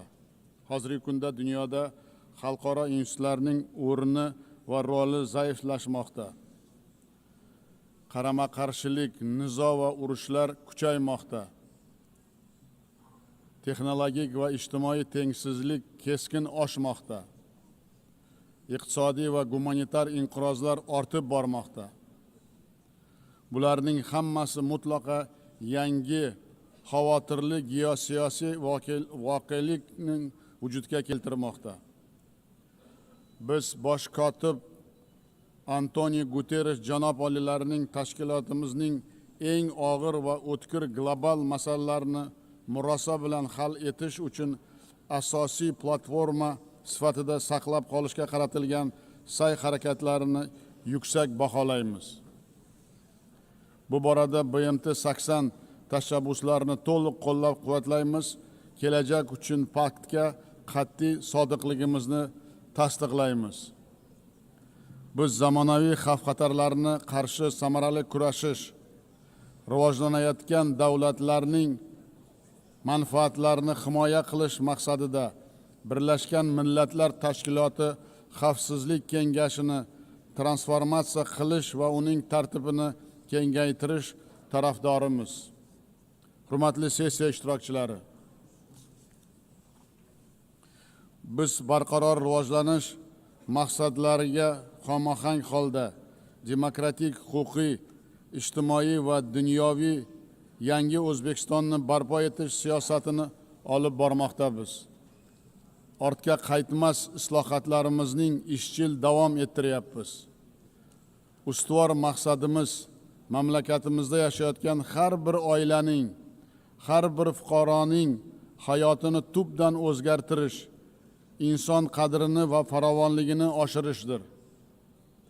So'nggi yillarda O'zbekistonda kambag'allik darajasi 35% dan 6.6%gacha qisqartirishga erishdik. Bunga avvalo ta'lim va ilm-fan sohasini o'zgartirish, innovatsion tarmoqlar va texnologik sanoat korxonalarini barpo etish, yashil energetika va transport infratuzilmasini modernizatsiya qilish, kichik biznesni har tomonlama rivojlantirish va natijada millionlab ish o'rinlarini yaratish orqali erishmoqdamiz. Mamlakatimizda maktabgacha ta'lim qamrovi 27% dan 78%gacha oshdi. Yoshlarimizni oliy ta'lim bilan qamrovi esa 9% dan 42%ga yetdi. Eng asosiysi, o'qituvchi va ustozlik kasbining obro'si va nufuzini keskin oshirishga hal qiluvchi masala sifatida qaramoqdamiz. Pedagoglarning o'zaro tajriba va bilim almashish uchun yagona xalqaro platformani yaratish maqsadida O'zbekistonda butun jahon professional ta'lim sammitini o'tkazishni taklif etamiz. Shuningdek, mamlakatimizda ilg'or sog'liqni saqlash tizimini yaratmoqdamiz. Ertaga Birlashgan Millatlar Tashkiloti bosh qarorgohida tashabbusimiz bilan bolalar saratoni va boshqa og'ir kasalliklarga qarshi kurashga bag'ishlangan yuqori darajadagi tadbir o'tkaziladi. Unga barcha xorijiy hamkorlarimizni taklif etamiz. Yana bir muhim yo'nalish gender siyosati. Mamlakatimizning ijtimoiy, siyosiy va hayoti va tadbirkorlik sohasidagi xotin-qizlarning roli bundan buyon ham mustahkamlashni maqsad qilganmiz. Keng mintaqamiz miqyosida esa Osiyo xotin-qizlar forumini doimiy platformaga aylantirib, muntazam o'tkazib borish tarafdorimiz. Yana bir bor ta'kidlamoqchiman. Biz barqaror rivojlanish maqsadlariga erishish yo'lida olgan majburiyatlarimizga sodiqmiz. 2030-yilga borib daromadi o'rtadan yuqori bo'lgan mamlakatlar qatoriga kirishni niyat qilganmiz. Shu maqsadga ochiq va pragmatik siyosatimizni izchil davom ettiramiz. Hurmatli xonimlar va janoblar, bundan 8 yil muqaddam biz ushbu yuksak minbardan turib, Markaziy Osiyoni tinchlik, yaxshi qo'shnichilik, sheriklik makoniga aylantirishga qat'iy qaror qilganimizni e'lon qilgan edik. Bugun chuqur mamnuniyat bilan ta'kidlash mumkinki, biz bu strategik maqsadga erishdik. Yopiq chegaralar, hal etilmagan bahs va nizolar davri tarixda qoldi. So'nggi yillarda mintaqamizda o'zaro savdo, investitsiyalar va transport tashuvlari hajmi 5 baravargacha ko'paydi. Biz qo'shma investitsiya jamg'armalari, chegara hududlarda savdo va sanoat zonalari, yirik infratuzilma loyihalarini amalga oshirmoqdamiz. Markaziy Osiyo davlat rahbarlari maslahat uchrashuvlari, mintaqaviy integratsiyani chuqurlashtirish yo'lida samarali mexanizmga aylanganini ham umumiy yutug'imiz sifatida e'tirof etamiz. Shuni qat'iy ishonch bilan aytishim mumkinki, bugungi kunda yangi Markaziy Osiyoni shakllantirish jarayoni boshlandi. Mintaqamiz o'zining hamjihatligi, barqarorligini o'ziga xosligi bilan xalqaro munosabatlar tizimida alohida subyekt sifatida tobora mustahkam o'rin egallanmoqda. Maqsadlarimizga erishish uchun barcha xorijiy sheriklarimiz bilan o'zaro manfaatli aloqalarni kengaytirishga asosiy e'tibor qaratganmiz. Bu borada Birlashgan Millatlar Tashkiloti tuzilmalari bilan mintaqamizda qator yangi loyiha va dasturlarni amalga oshirishni taklif etamiz. Jumladan, ECOSOS va UNCTAD shafeligida Markaziy Osiyo davlatlarining iqtisodiy taraqqiyotini masalalariga bag'ishlangan xalqaro forum o'tkazish, Unies bilan sanoatda yashil texnologiyalar mintaqaviy hubini tashkil etish, mintaqamizda suv resurslaridan oqilona foydalanish, yashil makon barpo etish hamda demografik barqarorlikka erishish bo'yicha dasturlarni qabul qilish tashabbuslari bilan chiqamiz. Shu bilan birga Bosh Assambleyaning Markaziy Osiyo mamlakatlarining mintaqaviy sheriklik va iqtisodiy integratsiyani chuqurlashtirish harakatlarini qo'llab-quvvatlashga doir rezolyutsiyasini qabul qilish taklif etamiz. Hurmatli delegatsiya rahbarlari, global va mintaqaviy xavfsizlik va barqaror rivojlanish haqida gapirganda albatta Afg'oniston to'g'risida to'xtalmaslik mumkin emas. Afg'on xalqining tinch va osuda hayotga bo'lgan intilishini qo'llab-quvvatlash uchun xalqaro hamjamiyat sa'y-harakatlarini birlashtirishi zarur. Shuni alohida ta'kidlashni istardimki, bu davlatning yakkalanib qolishiga yo'l qo'ymaslik o'ta muhimdir. Biz Afg'onistonda katta iqtisodiy va infratuzilma loyihalarini amalga oshirmoqchimiz. Ushbu mamlakat orqali xalqaro transport va energetika koridorlarini rivojlantirish bo'yicha tashkilotimizning alohida rezolyutsiyasini qabul qilishni taklif etamiz. G'azo sektoridagi tobora keskin yomonlashib borayotgan gumanitar inqirozni ham e'tibordan chetda qoldirib bo'lmaydi. Harbiy harakatlarni to'xtatish va siyosiy muzokaralarni davom ettirishga chaqiramiz.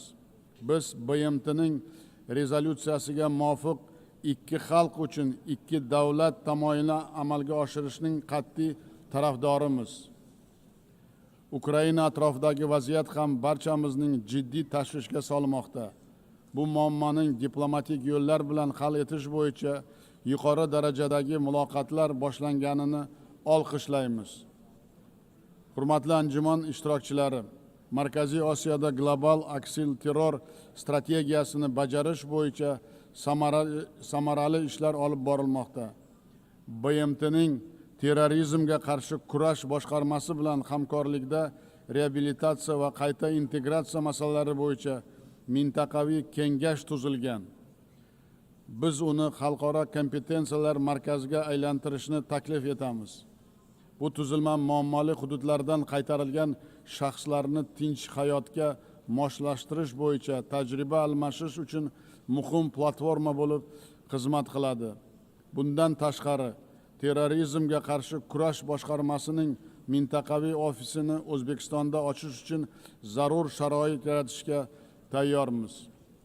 Hurmatli xonimlar va janoblar, bugungi tahdidlarga to'la dunyoda global transport tizimi naqadar zaif ekanligiga amin bo'layapmiz.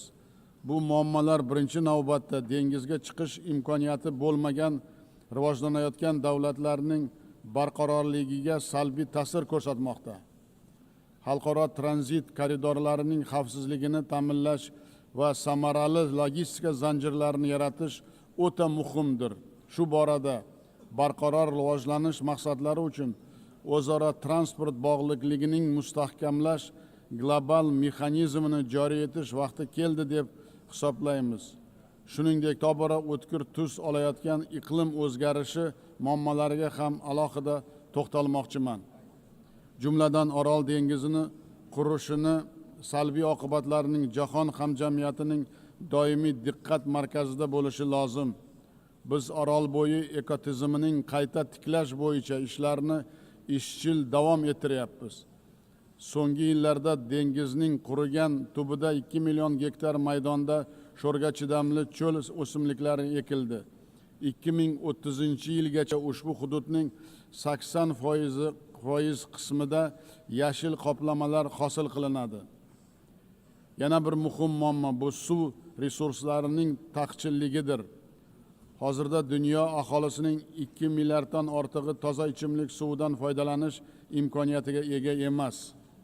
Biz mamlakatimizda suvni tejash bo'yicha butun jahon forumini o'tkazishni rejalashtirganmiz.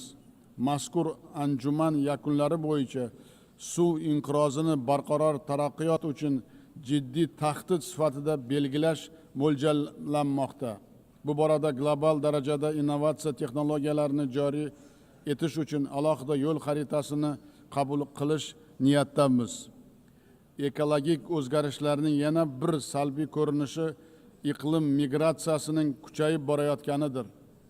Afsuski ushbu yo'nalishda aniq xalqaro mexanizmlar va huquqiy baza hanuzgacha yaratilmagan. Biz bu jiddiy masalaga keng xalqaro sheriklik va muvofiqlashtirilgan siyosat yuritish bo'yicha global pakt qabul qilish tarafdorimiz. Hurmatli yig'ilish ishtirokchilari, mamlakatlar o'rtasida raqamli rivojlanish va sun'iy intellektdan foydalanishda tengsizlikning oldini olish juda muhim ahamiyatga ega.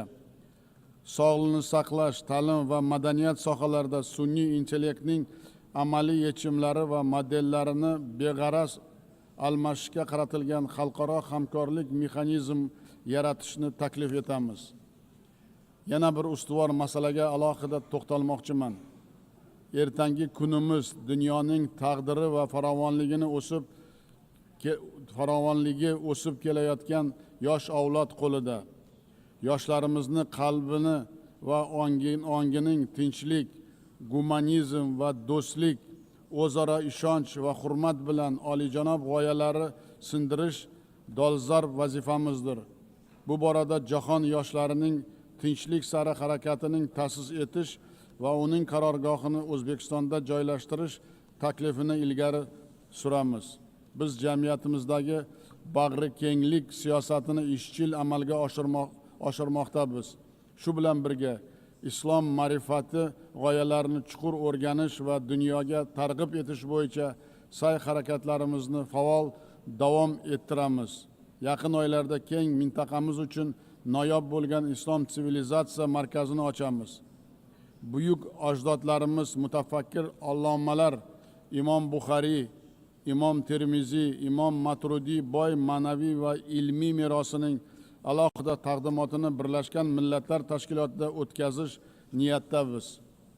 Hurmatli xonimlar va janoblar, yangi O'zbekiston barcha davlatlar bilan o'zaro hamjihatlik, ochiq muloqot va yaqin sheriklik tarafdoridir.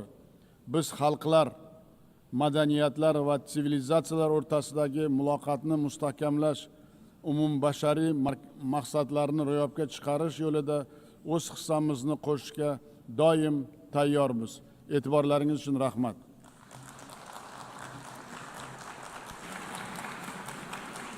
On behalf of the Assembly, I wish to thank the President of Republic of Uzbekistan. We have heard the last speaker in the general debate for this meeting. The next plenary meeting to continue with the general debate will be held immediately following the adjournment of this meeting. The meeting is adjourned.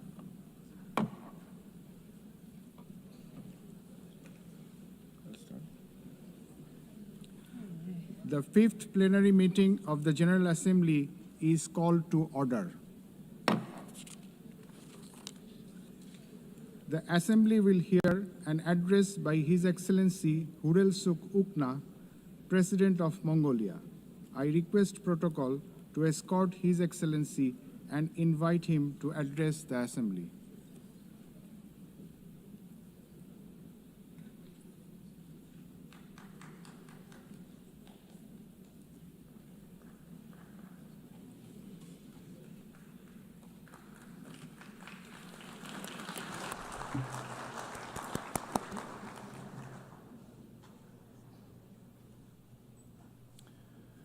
Эрхэм мөндөд чуулганы төлөөлөгчдөө, эрхэм мөндөд ерөнхий нэрийн бичгийн дарга, хатагтай ноёдоо. Юуны өмнө нэгдсэн үндэсний байгууллага үүсэн байгуулагдсны түүхт 80 жилийн босгон дээр зохион байгуулагдаж буй энэхүү чуулганы даргын хариуцлагатай үргийг хүлээн авсан хатагтай Анна Лена Бербок танд чин сэтгэлийн баяр хүргэж чуулганы үйл ажиллагаанд өндөр амжилт хүсье. Тэртех 800-ны өмнө их эзэн Чингис хаан их Монгол улсыг байгуулж монголчууд бидний өвөг дээдэс өрөнд орныг төрт ёс хууль цаазын дор төвшөтгэн Евразийн өргөн удам нутагт Монголын их амар амгаланг цогцлоож хүн төрлөختөн хөгжин дэвжих үндэс суурийг тавьсан түүхтэй юм а. Энэхүү Монголын их амар амгалан өнөөгийн дэлхийн дахны инх тайван доктортой байдлыг сахин хамгаалахын төлөөх хамтын хүчин чармаалтын үндэс суурь болох үс дэвшилтэд үзэл санааг агуулж байсан юм а. Тэгвэл 8.10-ны тэртех дэлхийн дайны утаа замхраагүй хүн төрлөختний төгшүүр арилаагүй байсан тэр цаг үед нэгдсэн үндэсний байгууллага хэмээх их айл дайны дэлхийн инх тайван аюулгүй байдлын баталгаа дэлхийн улс орнуудын итгэл найдварын их өргөө болон сүндэрлэн болсон түүхтэй юм а. Тэр цагаас хойш энэхүү байгууллага хүн төрлөختний зам мөрийг гэрэлтүүлж улс орнууд инх таймнаар зэрэгцэн хамтдаа хөгжих итгэл найдварын гал галмт болон оршсоор ирлээ. Олон улсын найрамдал, олон улсын нөхцөл байдал хувьсамтгай бэрхшээл сорилтоор дүүрмэн хэвээр байгаа энэ цаг үед ерөнхий Асsemblée 80 дугаар чуулган ерөнхий санал шүүмжлийн сэдвийг хамтдаа хүчтэй 80 жил инх тайван хөгжил дэвшил хүний эрхийн төлөөх илүү сайхан ирээдүй хэмээн тодорхойлсныг бид талархан дэмжиж байна. Чухамдаа энэхүү сэдв нь нэгдсэн үндэсний байгууллагын өнгөрсөн 80 жилийн ололт амжилт алдаа оноог дүгнэн цэгнэж үйл ажиллагаа нь түүний дүрм олон улсын эрх зүйн зарчмуудын дагуу улам бүр бэхжүүлж цаашид илүү тодорхой үр дүн гаргахын төлөө санал бодол үйл хэрэгэ нэгтгэхэд биднийг уриалан дуудаж байна. Эрхэм хүндэт төлөөлөгчдөө,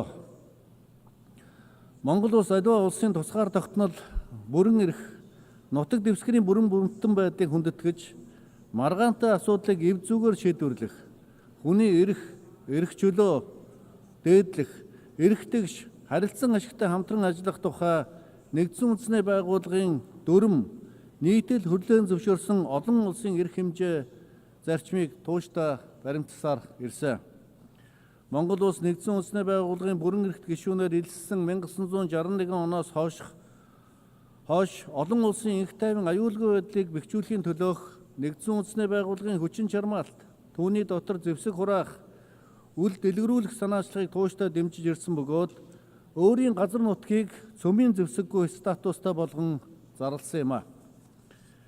Мөн зүүн хойд Азийн яриа хэлцээрийн механизм байгуулахыг ирмэлзэж нэгдсэн үндэсний байгууллагын инхийг сахиулах ажиллагаанд оролцсон нийгэм эдийн засгийн хөгжил, үрээлэн буй орчин, уур амьсгалын өөрчлөлтийн асуудаар хөгжлийн бодлого, зорилгоодыг ханган хэрэгжүүлэх чиглэлээр олон арван санал санаачлаг гарган бүх төвшөнд хамтран ажиллаж ирсэн билээ.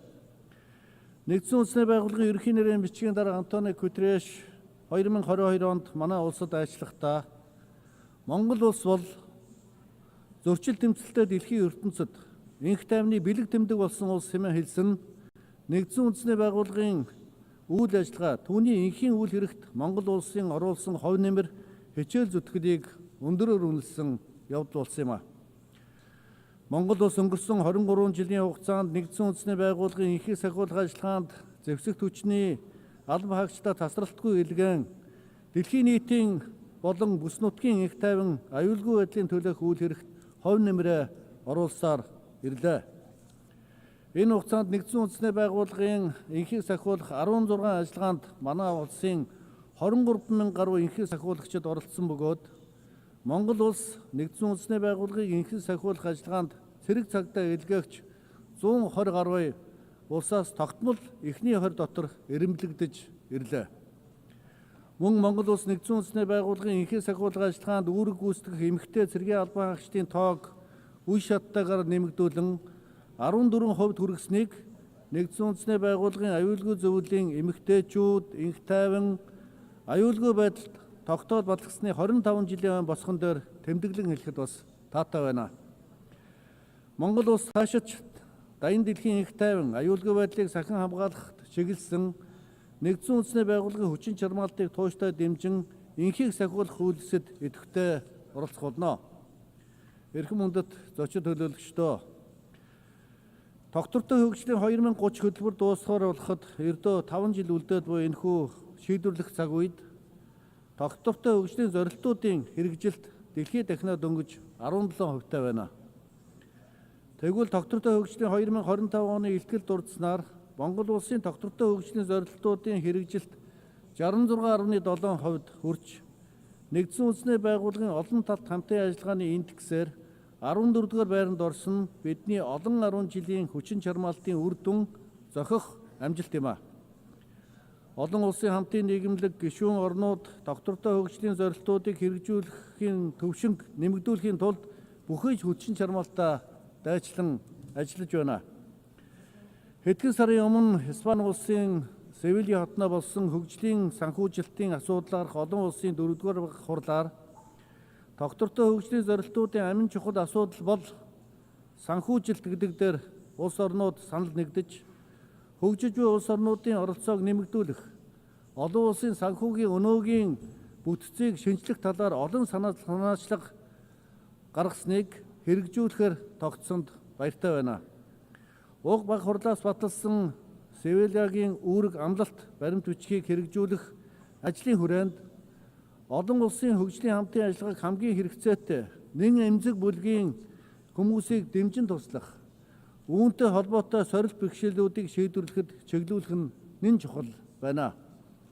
Түүнчлэн Монгол улс нэгдсэн үндэсний байгууллагын хүрээнд далайд гарцгүй хөгжиж байгаа орнуудын ашиг сонирхлыг хамгаалах, эдгээр улс орнуудын тусгай хэрэгцээ шаардлага, онцлог байдлыг олон улсын хамтын нийгэмлэг таниулах, тэдэнтэй хамтран эрх ашигаа хамгаалах, дэлхийн нийтэд дуу хоолойгоо хүргэх чиглэлээр идэвхтэй мандайлан ажилласаар ирснийг тэмдэглэн хэлэхэд бас таатай байна. Далайд гацгүй хөгжиж буй орнуудын асуудлаарх нэгдсэн үндэсний байгууллагын 3-р баг хурал өнгөрсөн 8 сард Туркменстан улсын Аваза хотноо зохион байгуулагдаж 2024-өөс 2034 оны Авазагийн үйл ажиллагааны хөтөлбөрийг баталсан. Газар зүүн байршлаар шалтгаалж худалдаа эдийн засгийн хувьд ямагт сорилт бэрхшээлтэй тулгарч байдаг далайд гарцгүй хөгжиж буй орнуудын хөгжлийн ирэх 10 жилд тодорхой хэмжээгээр урагшлуулах, тэдгээр улс оронд амьдарч буй 600 гаруй сая хүмүүсийн амьдрал ахуйд эерэг өөрчлөлт авчрах тус хөтөлбөрийн хэрэгжилтийг хангах үүрэг амлалтыг улс орнууд бас авсан. Авазагийн үйл ажиллагааны хөтөлбөрийг бодит ажил хэрэг болгохын тулд далайд гацгүй хөгжиж буй орнууд уг хөтөлбөрийг өөрийн үндэснийхээ хөгжлийн хөтөлбөрүүдэд уялдуулахын сацуу бүх талын нөөц болцоог ашиглан бүс нутгийн интеграцлал, хамтын ажиллагааг эрчимжүүлэх нь нэн чухал шаардлагатай байна.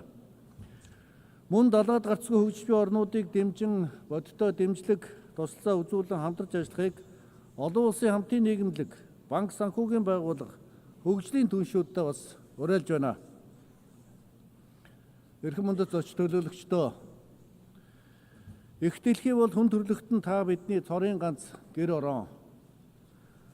Гэтэл хүн төрлөختөн бид их дэлхий байгаль орчиндөө хонцын сэтгэлээр хандсны уршихаар их дэлхийн оршин тогтнохуйд төгшүүрийн харанг дэлдэж сэхэний тасагт амь тэмцэн хэвдэх өвчтөн мэт болсныг бид бүхэн бүгдээрээ харж байгаа. Хэрвээ та бид дэлхийн ертөнцөө хамгаалах эрс шийдэмгий замыг яг одоо сонгохгүй юм бол их дэлхий цаашид та бидэнгүйгээр оршин тогтнох өөрийн замаа сонгох нь давтай. Монголчууд бид эртээр үеэс Тэнгэрийн дорх юмс бүхэн амьтаа хэмээн үзэж уул ус, ургамал амьтан бүхэнд хүндэтгэлтэй хандаж сав шивийн ертөнцийн зохидлого нь хүмүүний дотоод ертөнц ухамсарын үйлдэлээс салшгүй хамааралтай хэмээн үзэж ирсэн билээ.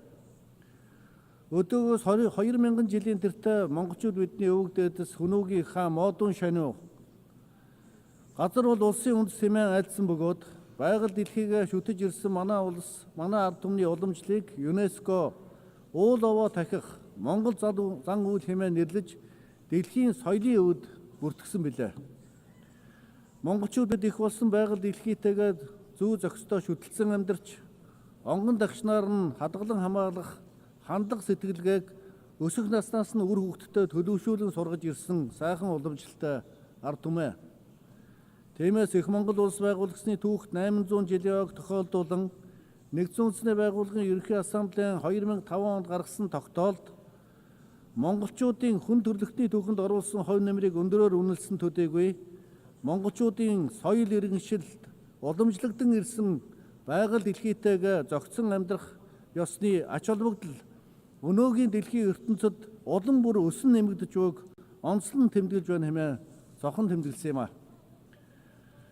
Өнөө цаг үед монголчууд бид энэхүү өв соёл их дэлхийтэйгээ шүтлэн амьдарч ирсэн уламжлалт мэдлэг туршлагаа дэлхий дахинаа хуваалцаж уур амьсгалын өөрчлөлтөд дасан зохицох, төсвөрлөх байдлыг нэмэгдүүлэхэд өөрсдийн хувь нэмрээ оруулахыг зорж байна.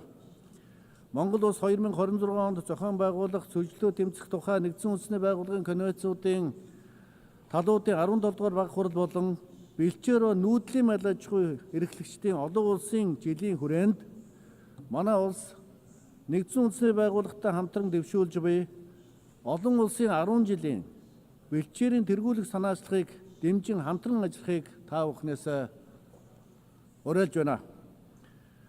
Амьдралын их бол усны их бол мод хэмээн манай ард түмэн ярьдаг. Дэлхийд даяар усны хангамж хүртээмж буурч дэлхийн 3.6 тэрбум хүн усны хомсдолд өртөөд байна. Тиймээс улс орнууд газар болон усны нөөцийн нэгдсэн менежментийг уялдаа холбоотой хэрэгжүүлэх, усны хомсдолоос сэргийлэхэд онцгойлон анхаарч ажиллах шаардлага зүй ёсоор тавигдж байна. Уур амьсгалын өөрчлөлтөд дасан зохицсон усны нөөцийг хамгаалах, нэмэгдүүлэх, цөлжилт, газрын дөрөөтлийг бууруулах цогц хийдлийг эрэлхийлэх зорилготой Улаанбаатар хотноо 2026 онд зохион байгуулагдах Нэгдсэн үндэсний байгууллагын цөлжилтөд тэмцэх конвенцийн талуудын 17 дугаар баг хуралд та бүхнийг өндөр түвшин өргөн бүрэлдэхүүнтэй оролцохыг бид бүхэн урьж байна. Эрхэм хүндэт зоч төлөөлөгчдөө, монголчууд бид хорвоод мэндэлсэн цагаасаа эхлэн морин дил дээр өсөн торниж, хүлэг морьтойгоо хамт дэлхийн дайдад суу алдраа хүрт түгээж, хүн төрлөختний багтам дүүхийг бичлэлсэн ард түмэн билээ. Ийм учраас монголчуудад төрийнхөө сүлдэнд хүлэг морио дээдлэн залж, арамг хордон хүлгийнхөө дил сүүлээр төрийн тугаа нандинан урлаж, морин хуурийнхаа аялгуугаар хорвоо дэлхийг уяраадаг хосгүй өв соёлтой үндэстэй. Хүн төрлөختний аж амьдрал, соёл иргэншил, хөгжил дэвшил эртээр үеэс адуу үлэмжих үүрэг гүйцэтгэж ирсэн түүхтэй юм а. Тиймээс адууны өв соёл уламжлалыг хадгалан хамгаалах, хүн төрлөختний ахуй амьдралд гүйцэтгэж буй үүрэг ач холбогдлыг нь сурчлан таниулах, түгээн дэлгэрүүлэх зорилгоор Монгол улс жил бүрийн 7 дугаар сарын 11-ний өдрийг дэлхийн адууны өдөр болгон тэмдэглэж байх тогтоолыг санаачилсан бөгөөд Нэгдсэн үндэсний байгууллагын Ассамблеийн 79 дугаар чуулганы 6 дугаар сарын 3-ны өдрийн бүгд хуралдаанаар амжилттай батлуулсан. Энэ давшранд Монгол улсын санаачилсан дэлхийн адууны өдрийг тэмдэглэх ЮНЕСКОгийн хүн төрлөختний соёлын өвийн жагсаалтад бүртгэлтэй Монгол үндэстний их баяр наадмын өдөр тэмдэглэж байх тогтоолыг дэмжин баталсан Нэгдсэн үндэсний байгууллагын бүх гишүүн улс орнуудад мориндоо хайртай Монголын ард түмний нэрийн өмнөөс гүн талархал илэрхийлж байна. Эрхэм хүндэт зочин төлөөлөгчдөө, дэлхийн улс орнууд энэ онд нийгмийн хөгжлийн асуудал, Копенгагены тунхаглал болон Бээжингийн тунхаглал, үйл ажиллагааны хөтөлбөрийг баталснаас хойш 30 жилийн хугацаанд хэрэгжүүлсэн ажил үйлсээ дүгнэх болно. Монгол улс эдгээр болон холбогдох эрх зүйн баримт бичгүүд тогтвортой хөгжлийн 2030 хөтөлбөр тусгасан нийгмийн хөгжлийн зорилтуудыг тууштай хэрэгжүүлэх, түүний дотор ядуурлыг бууруулах, нийгмийн тэгш эрх оролцоог хангах, гэр бүл, хүүхэд залуучуудын хөгжлийг дэмжих, ахмад настан хөгжлийн бэрхшээлтэй иргэдийн эрхийг хамгаалахын төлөө олон талт бодлого, үйл ажиллагаа хэрэгжүүлж ирлээ. Түүний дотор гендрийн эрх тэгш байдлыг хангах төрийн бодлого нь эмэгтэй эрхтэй хүний тэгш эрх, тэгш боломж, тэгш хандлагын баталгааг хангах, нөхцөлийг бүрдүүлэх, гендрийн ядварлан гадуурхалтаас урьдчилан сэргийлэх, түүнийг арилгахад чиглэж байна. Тухайлбал манай улс сүүлийн жилүүдэд шийдвэр гаргах төвшөнд гендрийн тэгш байдал, эмэгтэйчүүдийн оролцоог нэмэгдүүлэх чиглэлд ихээхэн анхаарал хандуулсны үр дүнд парламентын гишүүдийн 25%-ийг эмэгтэй гишүүд эзлэх боллоо. Дэлхийн энх эдийн засгийн форумын гендрийн зөрүүтэй байдлын үнэлгээний 2025 оны тайланд Монгол улс өнгөрсөн оноос 20 байраар урагшилж 65 дугаар байрт орсон бөгөөд Аз номхон далайн бүс нутагт 5 дугаар байрт эрэмблэгдэж байгааг тэмдэглэн хэлэхэд бас сайхан байна. Монгол улс сүүлийн жилүүдэд эмэгтэйчүүдийн олон улсын арга хэмжээг уламжлал болгон эх орондоо амжилттай зохион байгуулж байгаа бөгөөд 2022 онд ихэнх сахиулах эмэгтэйчүүдийн олон улсын баг хурлыг, 2023 онд гадаад хэргийн эмэгтэй саадны уулзалтыг, 2024 онд нэгдсэн үндэсний байгууллагатай хамтран дэлхийн эмэгтэйчүүдийн чуулга уулзалтыг Улаанбаатар хотноо зохион байгуулсан. Тэгвэл энэ оны 8 сард урам зориг өгөх, нөлөөлөл үзүүлэх, хөрөнгө оруулалт хийх гэсэн уран дор дэлхийн эмэгтэй бизнес эрхчлэлийн чуулга уулзалтыг амжилттай зохион байгуулж явууллаа. Энэхүү арга хэмжээг дэмжин идэвхтэй санаачлагтай оролцсон нийт улс орнуудад бас гүн талархал илэрхийлье. Эмэгтэйчүүдийн нийгэм улсын мандаалалд үүрэг оролцоо бүх төвшөнд нэмэгдүүлэх чиглэлээр Монгол улс ямагт түншлэл, хамтын ажиллагаа, эв нэгдлийн бат бөх гүүр байх болно. Эрхэм үндэт зочид төлөөлөгчдөө, ертөнцид мөнхийн үргэлжилдэг цор ганц юм бол өөрчлөлт гэж эртний грекийн гүх хаантан Геракл хэлсэн байдаг. Нэгдсэн үндэсний байгууллагын үе үеийн удирдлага, гишүүн улс орнуудын дэмжлэгтэйгээр энэхүү их айлын бүтэц үйл ажиллагааг бүх талаар ямагт өөрчлөн сайжруулахыг эрмэлзэж ирсэн түүхтэй билээ. Энэ хүрээнд нэгдсэн үндэсний байгууллагын ерөнхий нарийн бичгийн дарга Антонио Гутерришийн дэвшүүлсэн нэгдсэн үндэсний байгууллага 80 санаачлагыг Монгол улс талархан дэмжиж байна. Мөн нэгдсэн үндэсний байгууллагын удирдах албан тушаалд гендрийн тэгш байдлыг хангах нь нэгдсэн үндэсний байгууллагын шийдвэр гаргах үйл ажиллагааг илүү нээлттэй, тэнцвэртэй, хүртээмжтэй болгоход эерэг нөлөө үзүүлэх нь дамжиггүй. Тиймээс бид нэгдсэн үндэсний байгууллагын ерөнхий нарийн бичгийн даргад эмэгтэй хүн нэр дэвшүүлэх болон нэгдсэн үндэсний байгууллагын ерөнхий ассамблеийн чуулганы дараагаар жил сөүлжүүлэн эмэгтэй хүн томилох тухай санаачлагыг бас дэмжиж байгаа юм а. Түүнчлэн Монгол улс нэгдсэн үндэсний байгууллагын дүрм олон улсын эрх зүйн хэм хэмжээний зарчмуудыг дээдлэн хэрэгжүүлж нэгдсэн үндэсний байгууллага төвтэй олон тал тогтолцоог хөгжүүлэх үйлсэд хувь нэмрээ оруулж нэгдсэн үндэсний байгууллагын шинжилэл тэр дундаа нэгдсэн үндэсний байгууллагын аюулгүйн зөвлөлийг өнөөгийн бодит байдалд нийцүүлж тэгш шудраг төлөөлөлтөй, хүртээмжтэй, ил тод, үр дүнтэй, ардчлан хариуцлагатай тогтолцоо болгон шинжилгээний төлөө байр сууриа дахин нотлон илэрхийлж байна. Өнөөдөр дэлхийн ертөнц зөрчил тэмцэлдээний мөргөлдөөний аянга цахилж, үл идгэлцлийн хан улам өндөрсөж, үл ойлголцны ангал улам гүнзгэрч байгаа энэ цаг үед олон улсын харилцааг талцал хуваагдал руу чиглүүлсэн олон туйлт бус харин аливаа улс орны үүх дүүх, соёл иргэншил, үндэсний язгуур эрх ашиг, хөгжлийн замлаас үүдэлтэй олон ургалч үзлийг хүндэтгсэн олон тулгуур зарчмаар цогцлон хөгжүүлэх нь улам чухал болж байна. Нэгдсэн үндэсний байгууллага одоогоос 80 жилийн өмнө хүн төрөлхтнийг дайн дажнаас ангижруулж, дайны дэлхийн энх тайван аюулгүй байдлыг сахин хамгаалах зорилгоор үүсэн байгуулагдсан түүхтэй юм а. Тэгвэл дэлхийн улс орнууд нэгэн дээвэр дор энх тайван, эв найрамдалтай зэрэгцэн орших үнд суурь болсон нэгдсэн үндэсний байгууллагыг ижил тэгш хэрэгтэй, адил нөлөөтэй, олон тулгуурт гам бат багнаар бэхжүүлэн хүчрэгжүүлэх шаардлага бас зүй ёсоор тавигдж байна. Тиймээс бид бүхэн 8-10-ны тэртех нэгдсэн үндэсний байгууллагын анхлан тунхагласан эрхэм зорилго бүрэн хэрэгжиж чадсан эсхийг нухацтай эргцүүлэн бодож 800-ны тэртээ улс орнуудад энх тайвнаар зэрэгцэн оршиж, хүн төрлөختөн хөгжин дэвж хүнд суурийг тавьсан Монголын их амар амгалангийн үзэл санааг шингэн Пагас глобалика буюу дэлхийн нийтийн амар амгалан тогтоож чадах хүчрэг нэгдсэн үндэсний байгууллага болохын төлөө бүх гишүүн улс орнууд хамтдаа зүтгэцгээе. Энэхүү экзэгтэй цаг үед дэлхийн улс орнуудын харилцсан ойлголцол, харилцсан итгэлцэл, харилцсан хүндлэлийг улам бэхжүүлж, дайн дажингүй, амар амгалан, инх тунх, тогтвортой, хамтдаа хөгжин дэвчгэд нэгдсэн үндэсний байгууллагын гүйцэтгэх үүрэг оролцоо урд урдаас улам илүү чухал болж байгааг нэгдсэн үндэсний байгууллага үүсэн байгуулагдсны түүхт 80 жилийн оёор онцон тэмдэглэхийг бас хүсэж байна.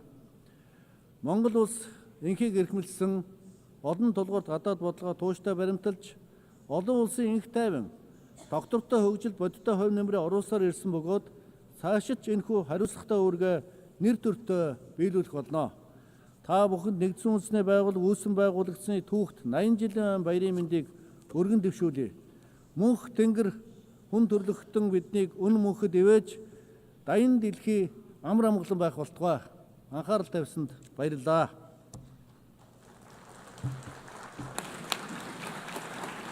On behalf of the Assembly, I wish to thank the President of Mongolia. The Assembly will hear an address by His Excellency Sardar Bardi Muhammadov, President of Turkmenistan. I request protocol to escort His Excellency and invite him to address the Assembly.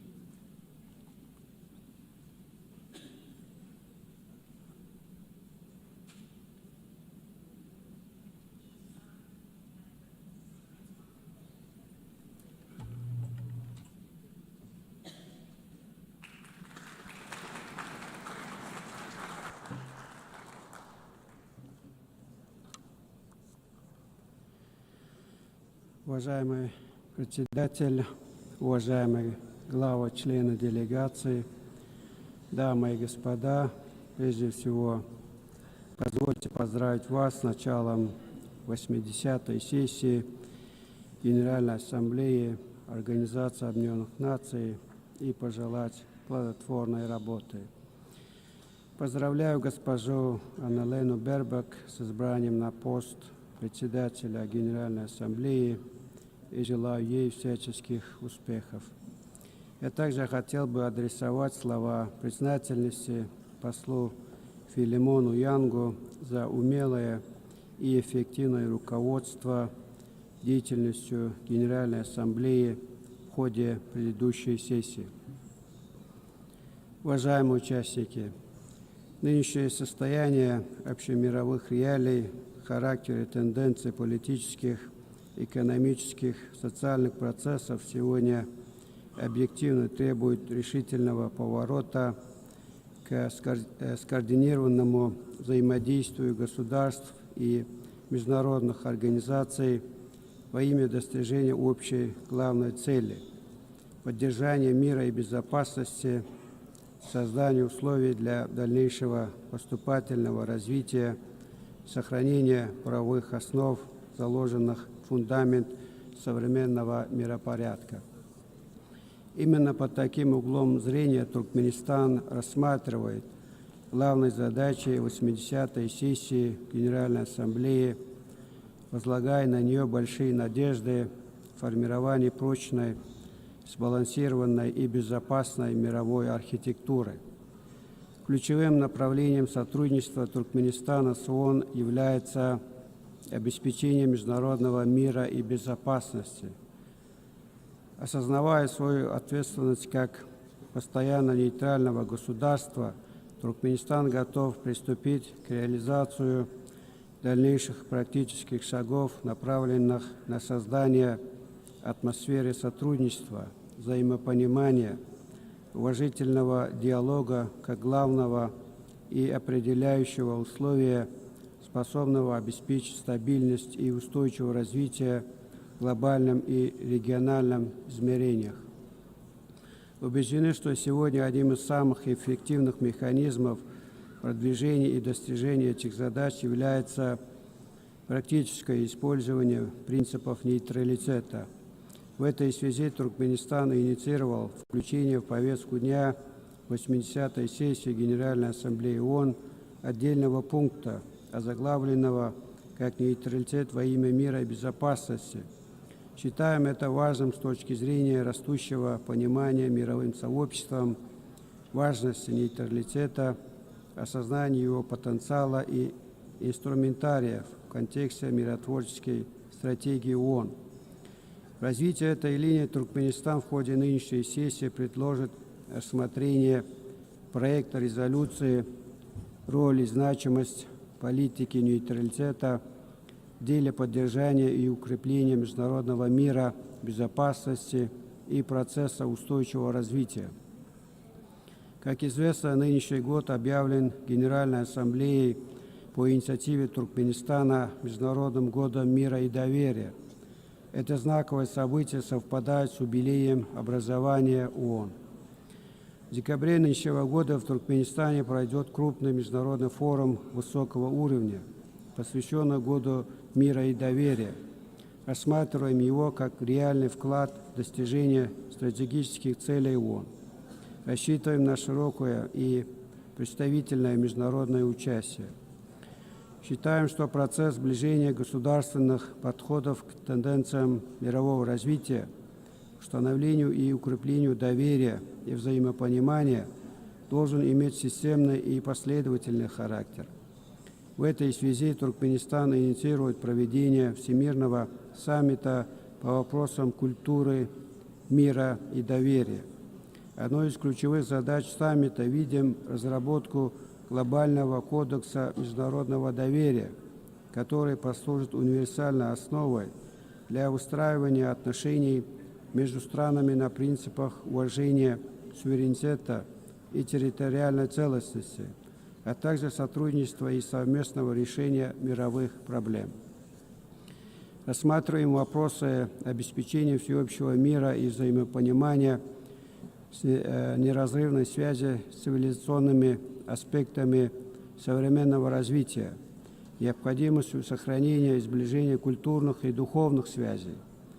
В этом контексте Центральная Азия, на протяжении столетий выполнявшая объективную роль цивилизационного моста между Востоком и Западом, сегодня призвана возродить свою историческую миссию, стать пространством для диалога, сотрудничества, сближения ценностных и мировоззренческих установок.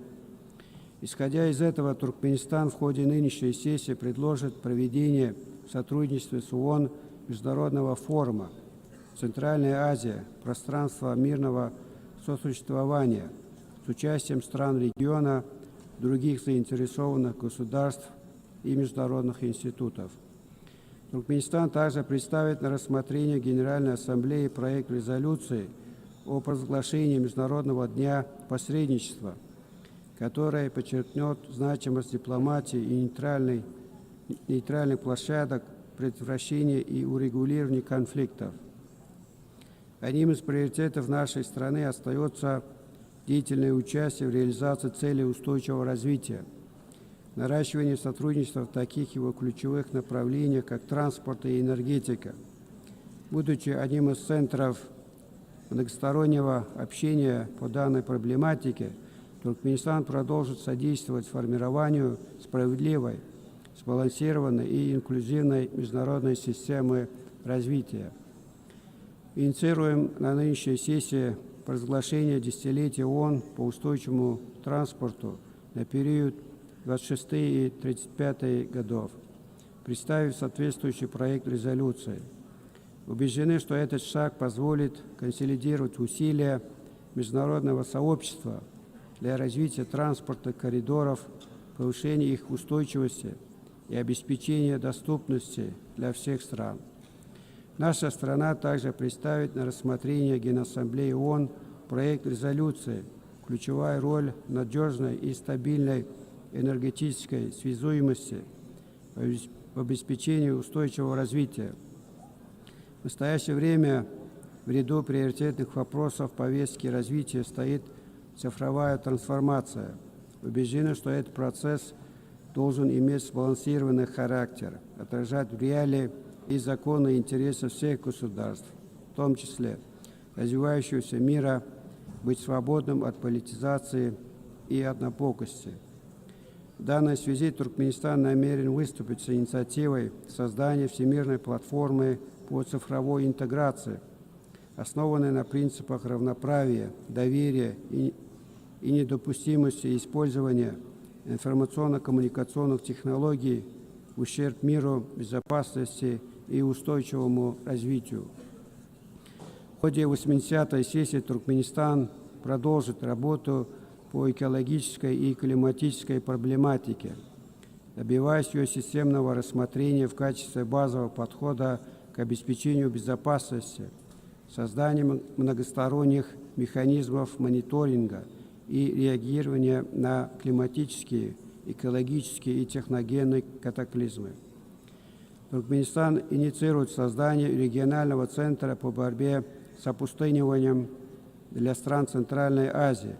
Исходим из того, что создание такого центра будет способствовать консолидации регионального потенциала, укреплению сотрудничества в сфере охраны окружающей среды, а также внесет значимый вклад в достижение целей устойчивого развития, в частности в борьбе с изменением климата и сохранении экосистем суши. Наша страна будет продвигать Каспийскую экологическую инициативу, выдвинутую на 78-й сессии Генассамблеи ООН, которая призвана стать международной платформой для сохранения экосистемы Каспийского моря. Важным шагом в этом направлении призван стать Каспийский экологический форум, провести который предлагаем в 2026 году. Убеждены, что сегодня очень важно усилить роль ООН в налаживании широкого гуманитарного сотрудничества, содействовать сближению и взаимопониманию между народами, преодолению ценностных и духовных барьеров, задействованию эффективных каналов культурной дипломатии. Для развития межкультурного диалога и практической реализации резолюции Генассамблеи по поддержанию многоязычия в международных отношениях предлагаем провозгласить Международный день многоязычной дипломатии. Уважаемые главы и члены делегации, все свои международные шаги и инициативы Туркменистан всегда соизмеряет и соотносит с уставом и основополагающими документами ООН, ее долгосрочными целями. Не случайно мы всегда подчеркиваем, что сотрудничество с ООН является стратегическим приоритетом Туркменистана. Говорим об этом с убежденностью в том, что ООН – единственная международная организация, обладающая универсальной легитимностью. В этом качестве она и должна оставаться гарантом мира и развития, каркасом безопасности и устойчивости глобальной архитектуры. Туркменистан продолжит последовательно выступать за усиление центральной роли ООН в международных делах. Ключевым фактором этого считаем укрепление верховенства международного права, совершенствование международной нормативной базы и повышение эффективности реализации конвенций, договоров, соглашений и других многосторонних документов ООН. В этой связи Туркменистан инициирует объявление 1928 года годом международного права, что означает, что станет важным шагом в укреплении международно-правовых основ мира и сотрудничества. Дамы и господа, нынешнее заседание имеет для Туркменистана особую значимость. 30 лет назад в этих стенах Генеральная Ассамблея Организации Объединенных Наций единогласно приняла резолюцию «Постоянный нейтралитет Туркменистана». Для нашей страны это было судьбоносное историческое событие. По сути, оно предопределило всю последующую внешнеполитическую и международную деятельность Туркменистана. Международное признание нашего нейтралитета также способствовало активизации внутреннего развития страны, обеспечивая для этого благоприятные внешние условия. Я бы хотел, пользуясь возможностью от имени народа Туркменистана, выразить государствам-членам ООН, всему мировому сообществу благодарность за принятое в декабре 1995 года решение о признании постоянного нейтралитета Туркменистана, подтвержденное двумя последующими резолюциями Генеральной Ассамблеи. Туркменистан всегда будет помнить об оказанном ему доверии, твердо следовать взятым на себя международным обязательствам. Я еще раз поздравляю все делегации с началом работы 80-й юбилейной сессии Генеральной Ассамблеи Организации Объединенных Наций и желаю успехов в укреплении нашего сотрудничества и взаимопонимания. Благодарю за внимание.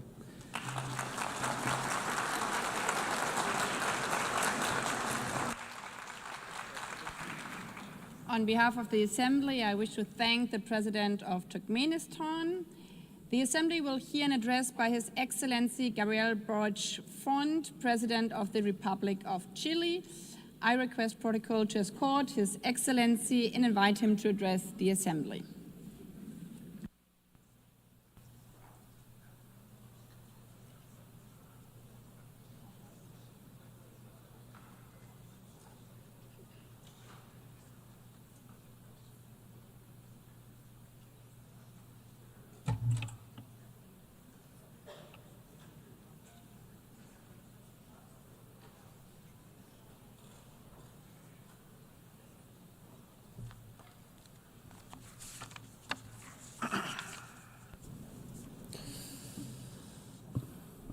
Estimada Presidenta, integrantes de la Asamblea General de Naciones Unidas, a los habitantes y pueblos del mundo.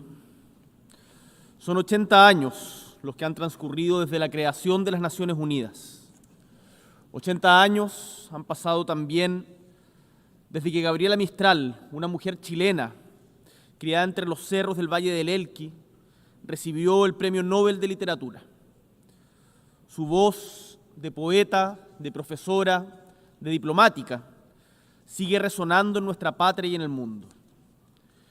Y fue justamente aquí, en Nueva York, en 1955, que el embajador chileno José Massa leyó el mensaje sobre los derechos humanos escrito por Gabriela Mistral, que decía: yo sería feliz si vuestro noble esfuerzo por obtener los derechos humanos fuese adoptado con toda lealtad por todas las naciones del mundo. Este triunfo será el mayor entre los alcanzados en nuestra época.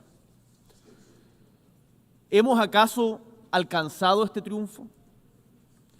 La respuesta es categórica: no. Y es que a estas alturas yo ya no sé qué decir de Gaza, porque muchos lo han dicho todo, desde esta tribuna y desde otras. Pero por sobre nuestras palabras, de quien quiera que vengan, resuenan las miradas muertas de quienes, siendo inocentes, han perdido la vida. Hoy, siendo 2025, son miles los seres humanos inocentes que pierden la vida solo por ser palestinos, tal como hace 80 años millones la perdían solo por ser judíos. Entonces, más que hablar de cifras, de condenas o de exigencias que resuenan entre estas paredes, quisiera hoy día hablar de humanidad. Gaza es una crisis global porque es una crisis de la humanidad. Y en esta sala, y quienes nos escuchan en sus casas, en sus delegaciones, en sus diversos países, somos justamente todos seres humanos. Por eso, cuando debajo de los escombros yacen niños y niñas, hay un dolor genuino en nuestra patria, en Chile. Y sé que es compartido en la gran mayoría de los países del mundo. Y uno de los problemas que enfrentamos como humanidad es que muchas veces el dolor engendra odio, pero debemos enfrentarlo y combatir con todas nuestras fuerzas al odio. Transformar las ansias de odiar en deseo de justicia, no hacer ninguna concesión a la violencia. Yo no quiero ver a Netanyahu destrozado por un misil junto a su familia. Quiero ver a Netanyahu y a los responsables del genocidio contra el pueblo palestino enfrentados a un tribunal de justicia internacional. En otro contexto, la guerra en Ucrania también nos violenta.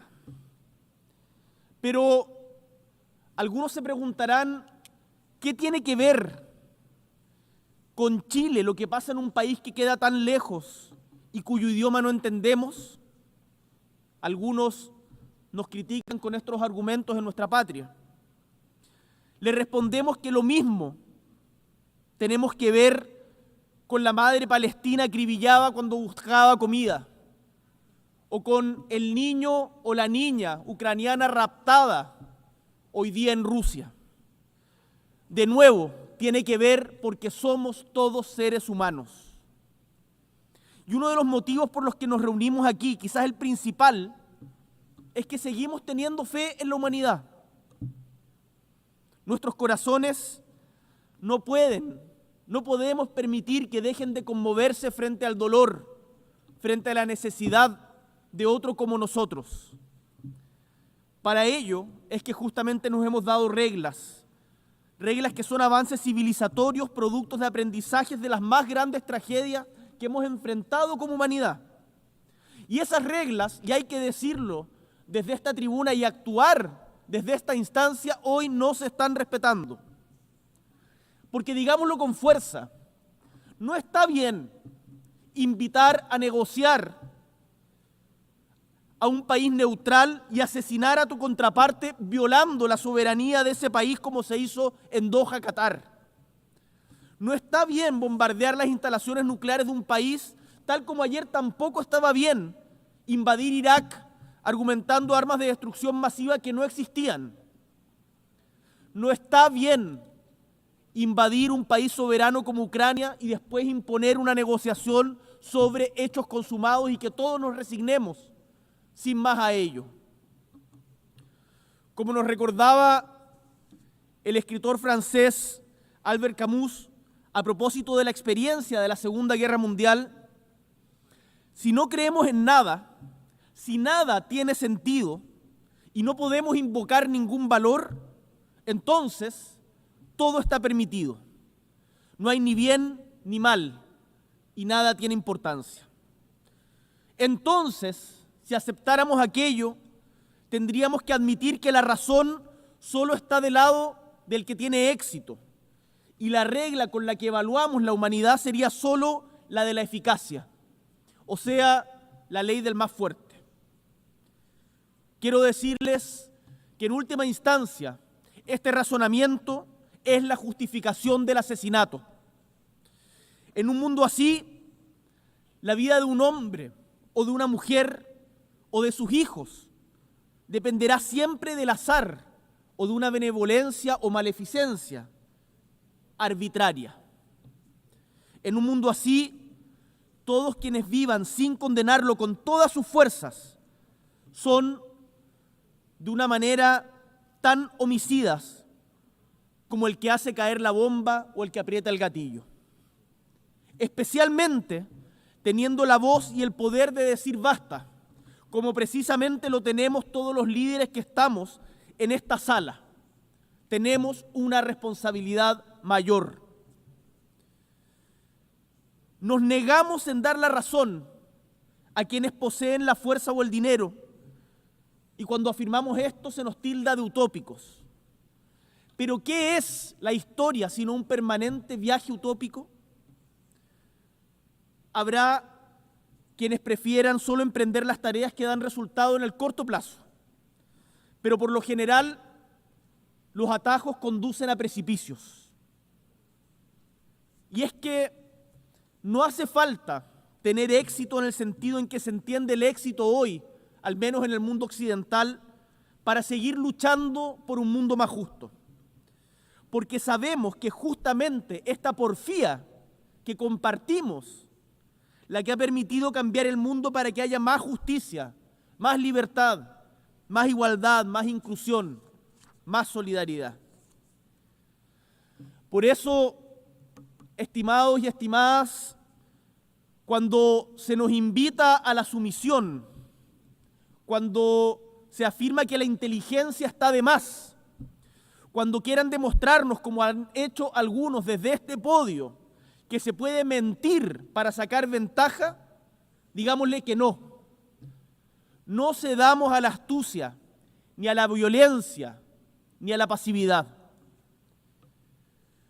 Yo puedo y debo respetar a quien le guste más el color azul que el rojo, a quien profese una fe distinta a la mía, a quien crea que es mejor aumentar o disminuir impuestos según las circunstancias. En el fondo, puedo y debo respetar la diversidad de opiniones. Pero a la vez que respeto la diversidad de la opinión de quien piensa distinto, enfrento la insolencia de quien miente, más aún cuando aquella persona es consciente de ello.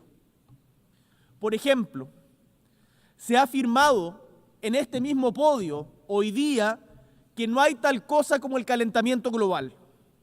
Esa no es una opinión, es una mentira. Y las mentiras debemos combatirlas. Podemos, por cierto, discutir cuáles son las mejores formas de enfrentar el calentamiento global o quiénes son más responsables que otros, pero no podemos negarlo. Podemos discutir cómo los nazis llegaron a gobernar parte importante de Europa, pero no podemos negar el Holocausto. Podemos estudiar los efectos secundarios de una vacuna, pero no podemos afirmar sin pruebas que las vacunas provocan autismo. El mundo necesita un verdadero diálogo, diálogo entre distintos, entre quienes tienen visiones diferentes de mundo.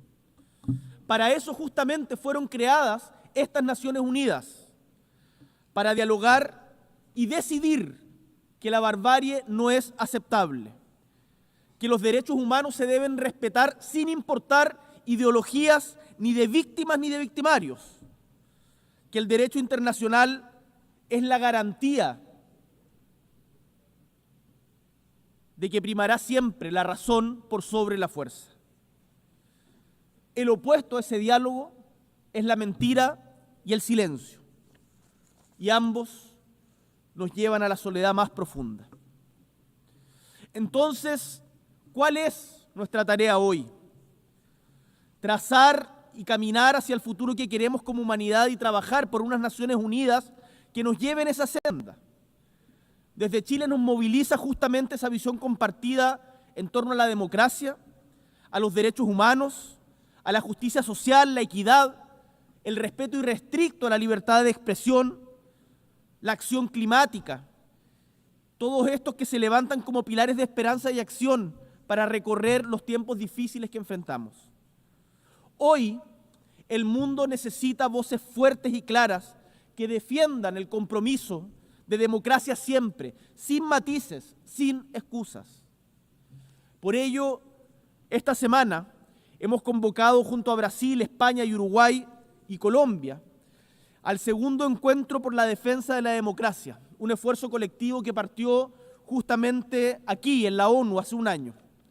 Queremos construir puentes para poder identificar cuáles son las falencias de la democracia, buscar formas de corregirlas y de mejorar la calidad de vida de nuestros pueblos. No nos contentamos con apuntar lo que no nos gusta del mundo. No nos contentamos con decir esto no nos representa. Queremos proponer y defender en positivo lo que sí creemos.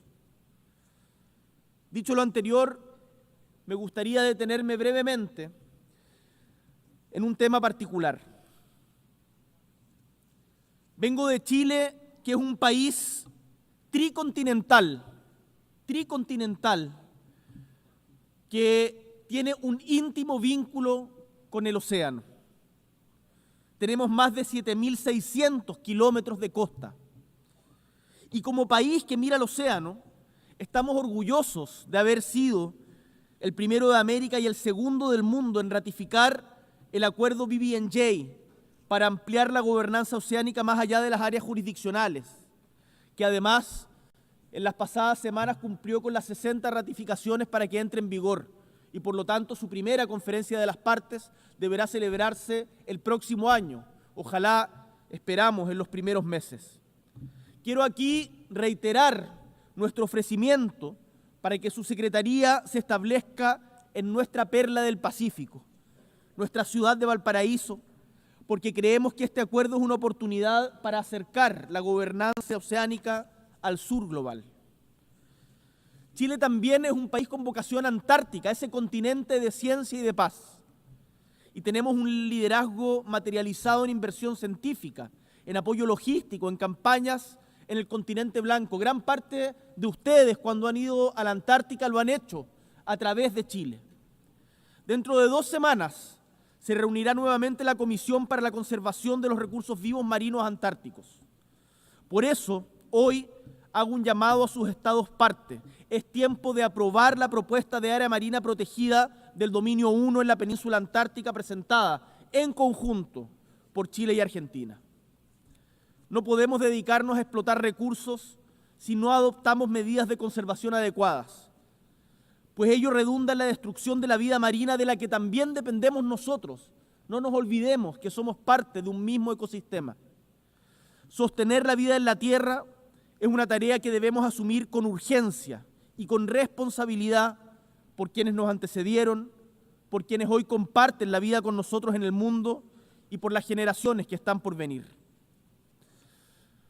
Estimados y estimadas, en este escenario de tensiones, de conflictos prolongados, de crisis climática y crisis humanitaria, el proceso de selección y nominación de quien sea secretario general de las Naciones Unidas adquiere una relevancia especial.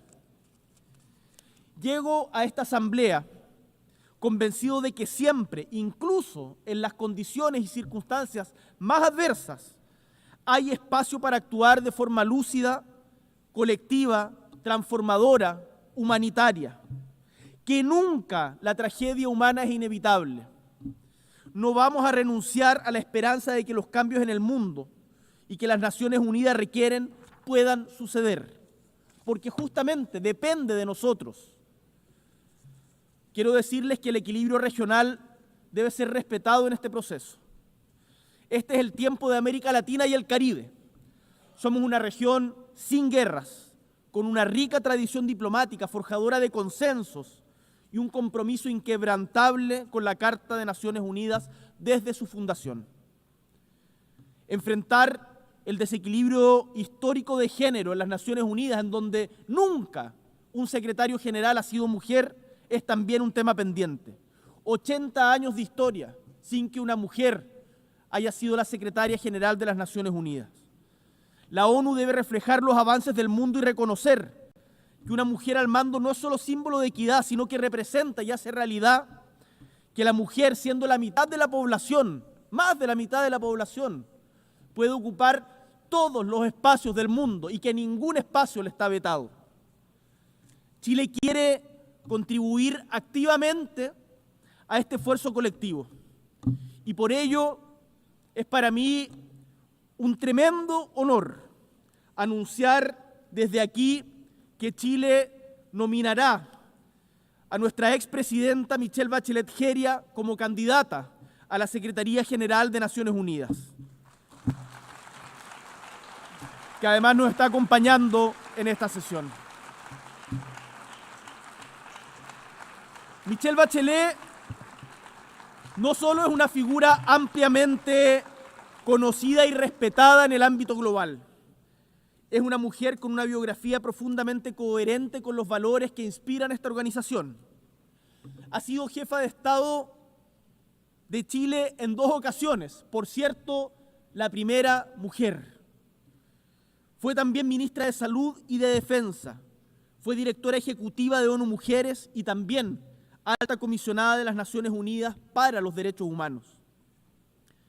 Michelle Bachelet ha gobernado, ha negociado, ha sanado y ha escuchado. Su trayectoria vital combina la empatía con la firmeza, la experiencia con la apertura y todas ellas con la capacidad ejecutiva de decidir, de hacer. En tiempos de fragmentación y desconfianza, Tengo la convicción, y sé que esto es compartido en mi país, que Michelle Bachelet representa una figura capaz de tender puentes entre el norte y el sur, entre oriente y occidente, entre la urgencia de las soluciones y la defensa de los principios.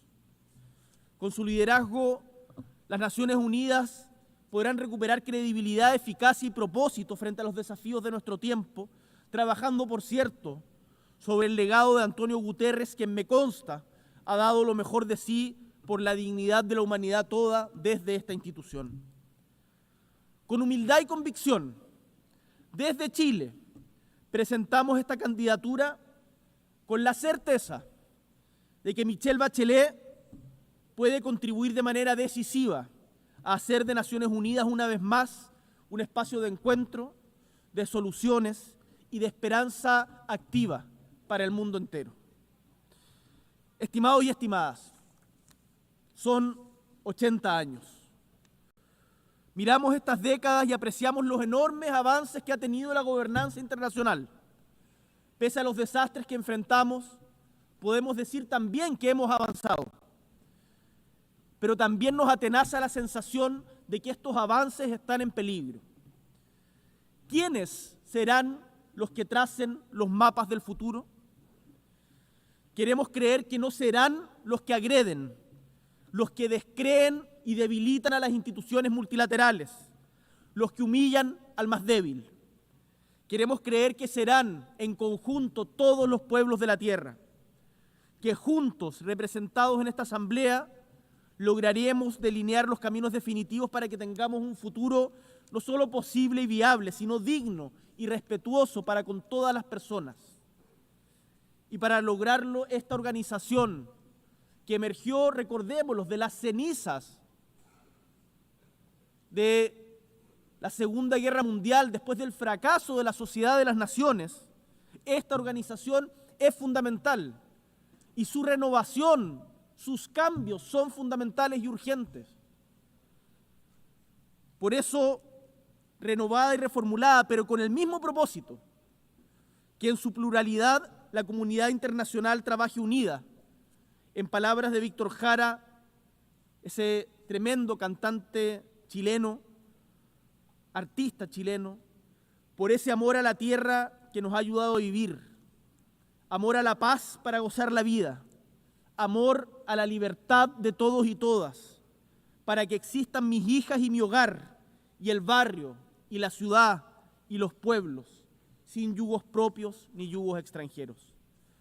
Transitemos, estimados y estimadas, juntos, libres e iguales, diversos y semejantes, en el camino compartido de buscar la verdad, la belleza, la felicidad y la justicia. Muchas gracias.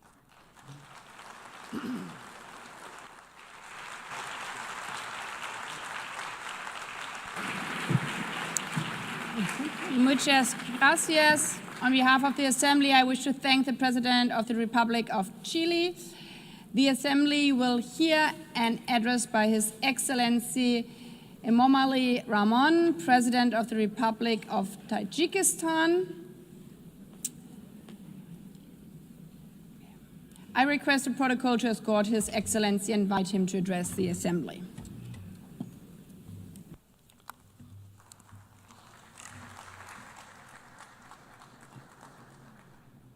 محترم رئیس، محترم دبیر کل، خانم‌ها و جنابان، امروز که ما از 80مین سالگرد قبول آیین‌نامه سازمان ملل متحد تسجیل می‌نماییم، همه کشورهای عضو را به این مناسبت صمیمانه تبریک و تهنیت می‌گویم. پوشیده نیست که عین حال جهان معاصر به حالت نااستواری و نامعینی و پیچیدگی‌های روزافزون روبرو گردیده است. اختلافات گیاسیاسی، تلاش‌های از نوسازی نظامی، مناسبت‌های بین المللی، مخالفت و نزاع‌ها در منطقه‌های گوناگون عالم و دیگر خطر و خطرهای امنیتی برای صلح و آسایش پایدار تهدیدهای جدی ایجاد کردند. در برابر این عاقبت‌های تغییریابی اقلیم و افزایش نابرابری اجتماعی به روند رشد استوار گلوبالی محدودیت‌ها وارد می‌کنند.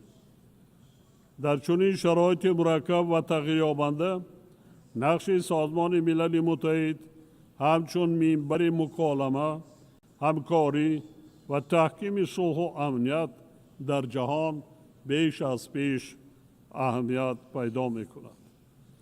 از این لحاظ کشورهای ما را ضرور است که در عملیه بین المللی جهت حفظ این اصالت بازگشت به رعایت کامل حقوق بین المللی یکجا و پیوسته تلاش ورزند. در این روند اینچنین تحکیم همکاری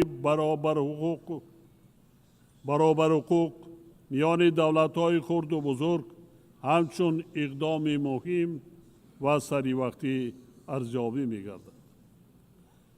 محترم رئیس، استراتژی ملی رشد تاجیکستان تا سال 2030 با هدف‌های رشد استوار کاملا همصدا است و ما جانبدار تطبیق پوره و سری وقتی این بند روزنامه جهانی میباشیم. متاسفانه دولت‌های رو به ترقی خصوصا کشورهای کوهستانی و محصور در خشکی در راه دسترسی به این هدفها با دشواری‌ها و مشکلات زیاد روبرو میباشند. آنها بخصوص کشورهای آسیب پذیر ضرورت اندیشیدن چاره‌های جدی را جهت تأمین مبلغ‌زایی رشد استوار و بهتر نمودن دسترسی به منبع‌های مالیوی احساس می‌کنند. با وجود تلاش‌های دستجمعانه در این جهت حجم مبلغ‌زایی جامعه جهانی برای رشد استوار همانا طلبات موجوده را قانع کرده نمی‌تواند. چنین حالت واکنش سری وقتی جدا نبودن مبلغ‌های علاوه‌ای و بازنگری روش‌ها را وابسته به نظام بین المللی مالیوی تقاضا می‌نماید. تاجیکستان از اصلاحات مؤثر و عادلانه وسیله‌های مالیوی بین المللی جانبداری می‌کند. در مرحله کنونی ما شاهد سطح نابرابری رشد اقتصادی دولت‌ها می‌باشیم و در عملیه رفع این حالت نقش کشورهای مترقی و ساختارهای بین المللی مالیوی می‌تواند مؤثر باشد. بسیاری از کشورهای رو به ترقی و کم ترقی آسیب پذیر همانا زیر تأثیر پیامدهای بحران‌های اقتصادی و مالیوی، کمبزاعتی، بیماری‌های سرایتی از جمله کووید، آفت‌های طبیعی و ناامنی از قواره قرار دارند. آنها به اندیشیدن تدبیرهای مؤثر در سمت دستگیری مالیوی از جمله ساقط کردن قرضها نیاز دارند. از نگاه ما امروز وقتی آن رسیده است که سر این موضوع عمده جداً فکر کنیم. حاضرین گرامی، امروز مشکلات مربوط به تغییریابی اقلیم در کشورهای گوناگون سیاره از جمله تاجیکستان باعث ایجاد مانع‌های جدی در راه نائل شدن به هدف‌های رشد استوار گردیدند. کشور ما نیز که 93% حدودش از کوهستان عبارت است، از پیامدهای منفی این روند نگران میباشد. تغییریابی دور هیدرولوژی و آبخیزی و خشکسالی‌های پی در پی، اینچنین خاکباریش‌های شدید در طول چند ده ساله اخیر به ذخیره‌های آبی و انرژتیکی و امنیت آذوقه‌واری تاجیکستان تأثیری بی‌واسطه می‌رسانند. ما بر اثر آفت‌های طبیعی مربوط به آب همه ساله ضرر جدی مادی و مالیوی می‌بینیم. متاسفانه این حادثه ها در اکثر موارد باعث تلفات جانی و از بین رفتن انفراستراکچور حیاتاً مهم می‌گردند.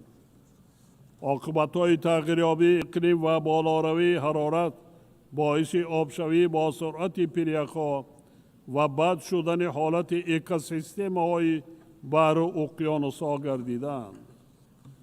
میخواهم یادآور شوم که تابستان سال جاری تاجیکستان از کنفرانس سطح بلند عاید به حفظ پریخا در شهر دوشنبه میزبانی کرد. این همایش اهل جامعه جهانی را به مقصد بررسی مسائل مربوط به مشکلات کریاسفر گردی هم آورد. لازم به یادآوری است که تا امروز از 14,000 پریخ تاجیکستان که یکی از سرچشمه‌های اساسی آب آشامیدنی در منطقه می باشد، زیاده از 1,300 عدد آن پر آب شده است و سرعت آبشوی پریخ‌های ما در حال افزایش قرار دارند. این در حالی است که پریخ‌ها و دیگر منبع‌های آب تاجیکستان تا 60% ذخیره‌های آب آسیای مرکزی را تشکیل می‌دهند. ما را می‌باید در روند حل مشکلات وابسته به سرچشمه حیات انسانیت یعنی آب بی‌طرف نباشد. حاضرین ارجمند، تاجیکستان در ساحه دیپلماتی آب موقعی فعال دارد.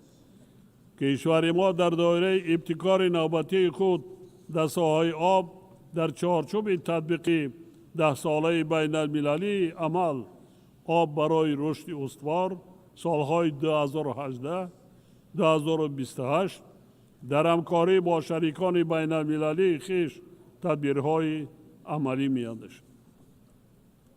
من از کشورهای عضو و جانبهای منفعتدار دعوت می‌نمایم تا در کار چهارمین نوبتی روند آب دوشنبه کنفرانس بین المللی سطح بلند که سال آینده در تاجیکستان برگزار می‌گردد شرکتی فعال داشته باشد.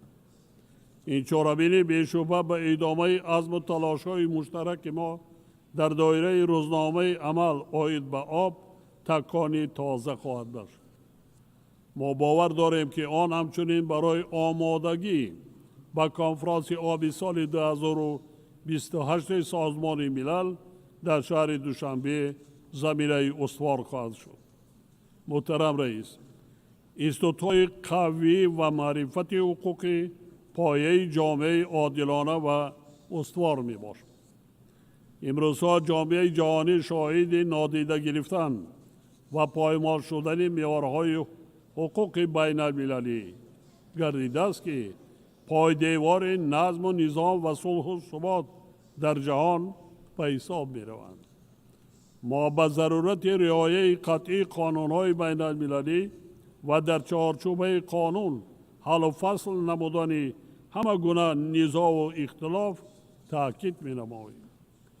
با درک عمیق این واقعیت تاجیکستان پیشنهاد می نماید که مجمع عمومی سازمان ملل متحد امکانیت اعلان نمودن سال بین المللی معرفت حقوقی را مورد بررسی قرار دهد.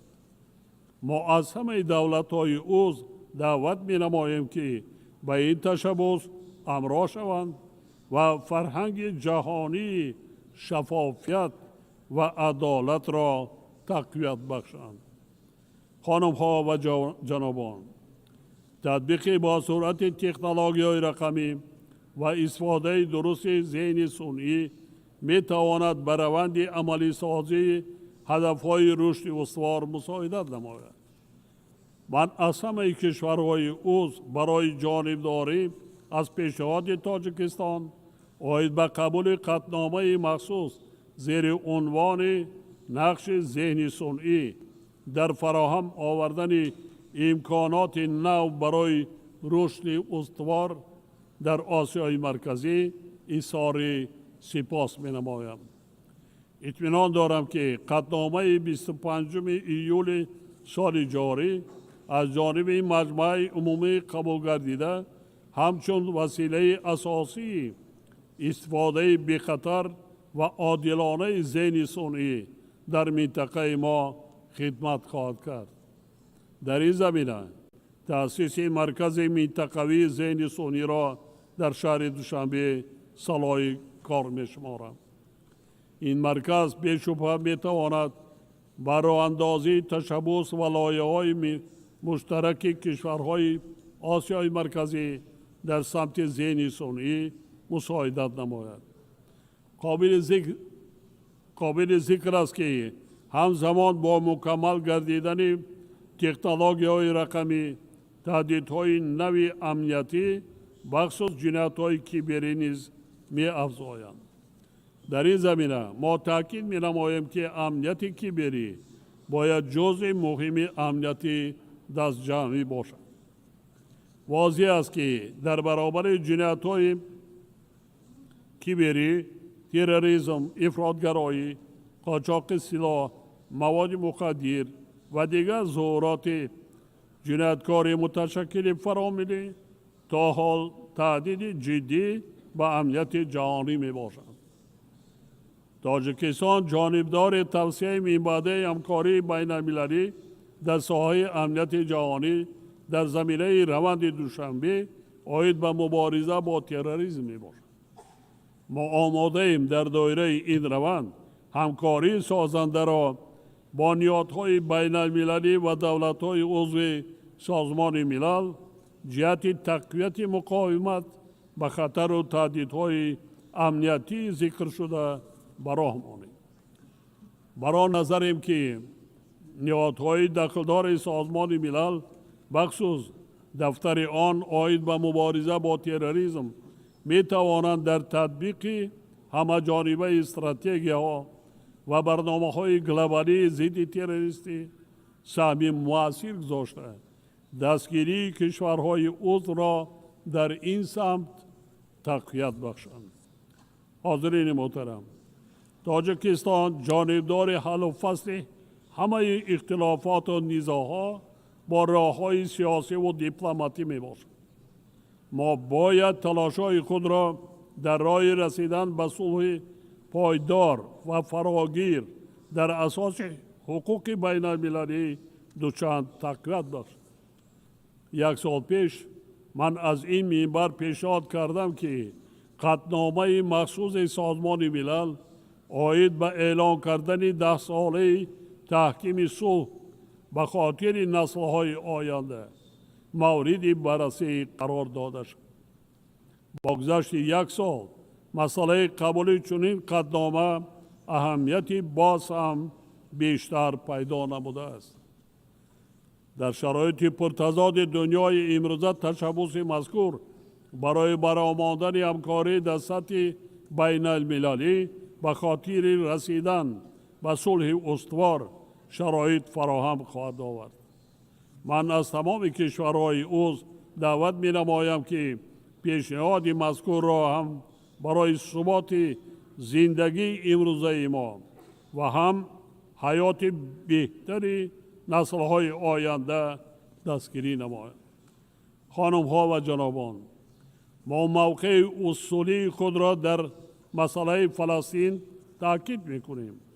بر آن نظریم که صلح پایدار در خاورمیانه تنها در اساس تطبیق قطعنامه‌های سازمان ملل و فرمول 2 دولت امکان پذیر است.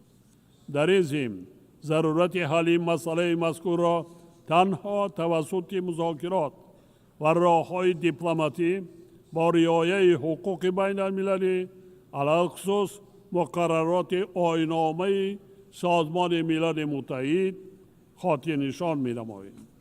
ما دعوت می‌کنیم که در غزه آتش بس استوار برقرار و دسترسی کمک بشردوستانه تأمین کرده شود. تاجیکستان همچنین جانبدار تأمین صلح و ثبات، امنیت کامل و رشد اجتماعی و اقتصادی در افغانستان همسایه می باشد.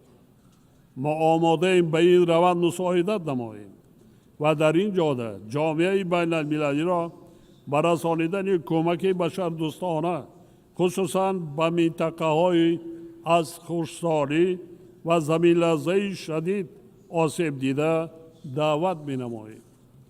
حاضرین محترم، تاجیکستان از اصلاحات فراگیر نظام سازمان ملل متحد ضمن تشبث برنامه سازمان ملل متحد 80 سازمان ملل متحد 29 و دیدی دبیرکل آید به نظام معاصر سازمان ملل جانبداری می نماید.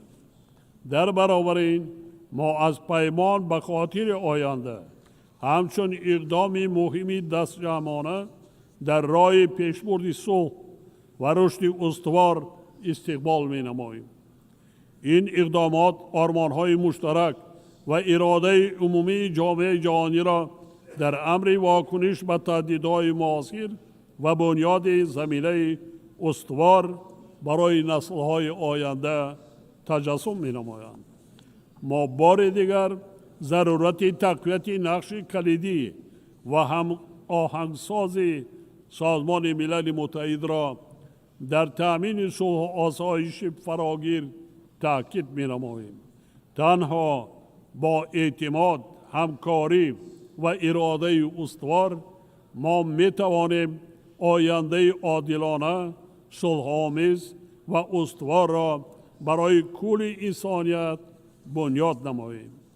تاجیکستان در امر دسترسی به این هدفها و حل دیگر مسائل حل طلبی روزنامه جهانی آماده همکاری‌های مشترک با کشورهای شریک و تمام کشورهای عضو سازمان ملل متحد می باشد. از توجهتان سپاسگزارم.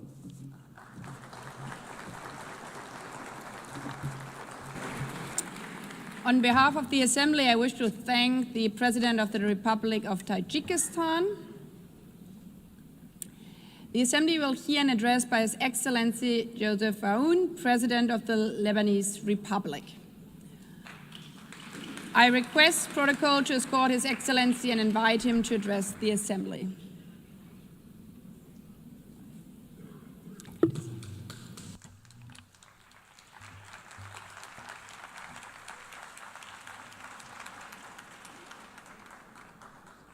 السيدة الرئيسة، السيد الأمين العام، زملائي السيدات والسادة رؤساء الدول والوفود، أقف الآن أمامكم متحدثاً عن السلام والتنمية وحقوق الإنسان، فيما بعض أهلي يقتلون ومناطق من أرضي محتلة ووطني وشعبي معلقان بين الحياة والموت.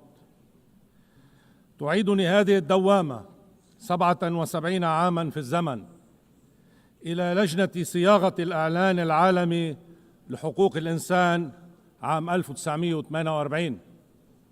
في ذات نقاش تدخلت الراحلة الكبيرة إليانور روزفلت مؤيدة لرأي أحد الأعضاء كي لا يظل وحيداً كما قالت للحاضرين. أجابها صاحب الرأي المخالف باحترام: سيدتي الجليلة، صدقيني إن ما يهمني ليس أن يكون رأيي متوافقاً مع أكثرية أو أقلية، بل أن يكون متطابقاً مع الحقيقة. صاحب هذا القول لم يكن غير شارل مالك، الفيلسوف اللبناني الذي ساهم مع كبار الفكر الحقوقي الإنساني يومها في إعطاء البشرية ذلك الإعلان الخالد، والذي أعطي شرف رئاسة هذه الجمعية الموقرة بين عامي 1958 و 1959 ممثلاً لبلاد لبنان.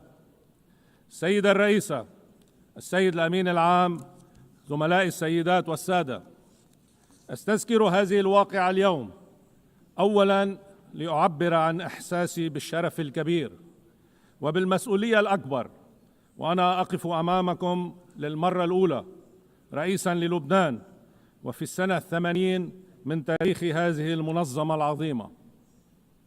وثانياً لأن دورتنا هذه مخصصة للبحث في العلاقات المتلازمة بين ثلاث فضائل بشرية: السلام والتنمية وحقوق الإنسان، وبينها كلها وطني لبنان.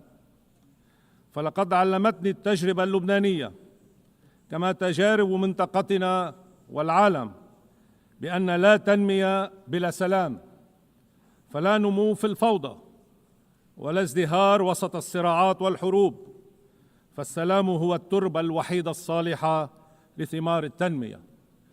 وعلمتنا التجارب نفسها بأنه كما لا تنمية بلا سلام، أيضا لا سلام بلا عدالة، ولا عدالة بلا حقوق الإنسان، وفي طليعتها الحق في الحياة بكرامة.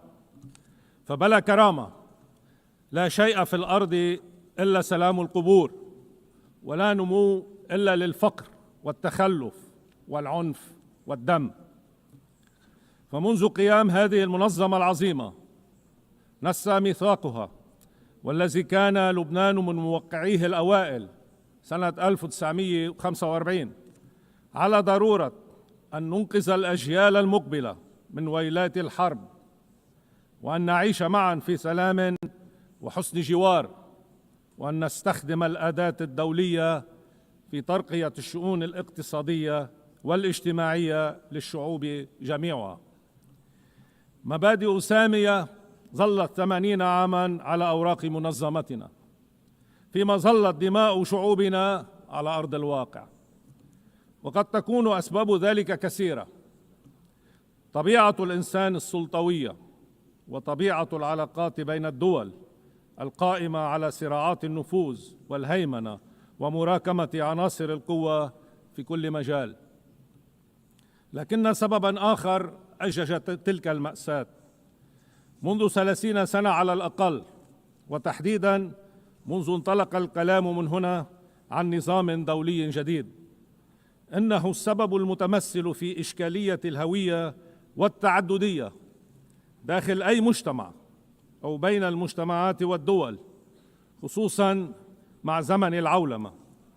فبين حاجة الإنسان إلى الآخر المختلف عنه وبين خوفه منه على هويته ولدت جدلية جديدة أعادت التاريخ البشري إلى مسار النزاعات. ولنعترف هنا بأن أكثر التميزات فعالية في تحديد هوية الجماعات البشرية على أرضنا اليوم ما زالت الهوية الدينية. باسمها شهدت دولا عدة انفجارات مع جوارها، وعانت دول أخرى من انهيارات في داخلها. وباسمها ارتسم عالم جديد قاتم بين غرب مهجوس بالإسلاموفوبيا ورهاب الآخر، وبين شرق مسكون بذاكرة الاستعمار ورواسب الحروب الدينية البائدة، حتى بدا كوكبنا وكأنه يعيش الآن بالذات مع كل تطوره العلمي في زمن سحيق بائد. السيدة الرئيسة، السيد الأمين العام، زملائي، في قلب هذه المعضلة يبرز دور لبنان وعلة وجوده وضرورته لمنطقته ورسالته للعالم.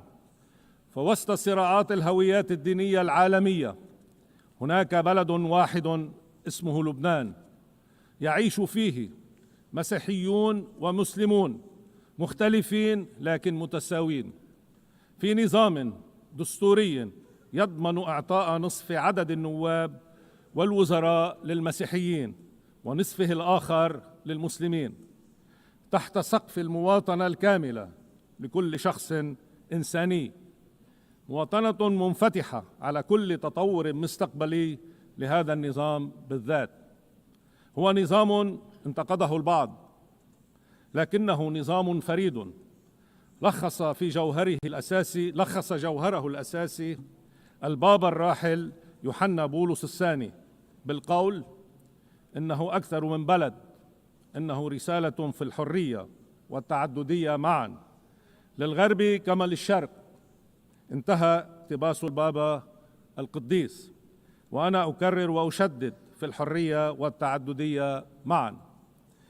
ففي منطقة يقتل فيها الناس أو يقتلون بسبب معتقدهم الديني أو حتى بسبب رمز إيماني يحملونه أو يرتدونه، وفي عالم قلق عالق بين من يريد الفرض هذا المظهر الديني وبين من يريد حظره، يظهر لبنان نموذجا فريدا لا مثيل له ولا بديل عنه، نموذج يستحق الحياة، لا بل هو واجب الوجود من أجل منطقته ومن أجل العالم كله. نموذج سمح لي أنا اللبناني العربي بأن أكون رئيس الدولة المسيحي الوحيد من أقصى آسيا حتى شواطئ أوروبا، وأن يكون وطني لبنان بلد العلمانية الإنسانية المدنية والمؤمنة في آن معا، بلا عقد من أي نوع ولا فرض أو حظر من أي صنف.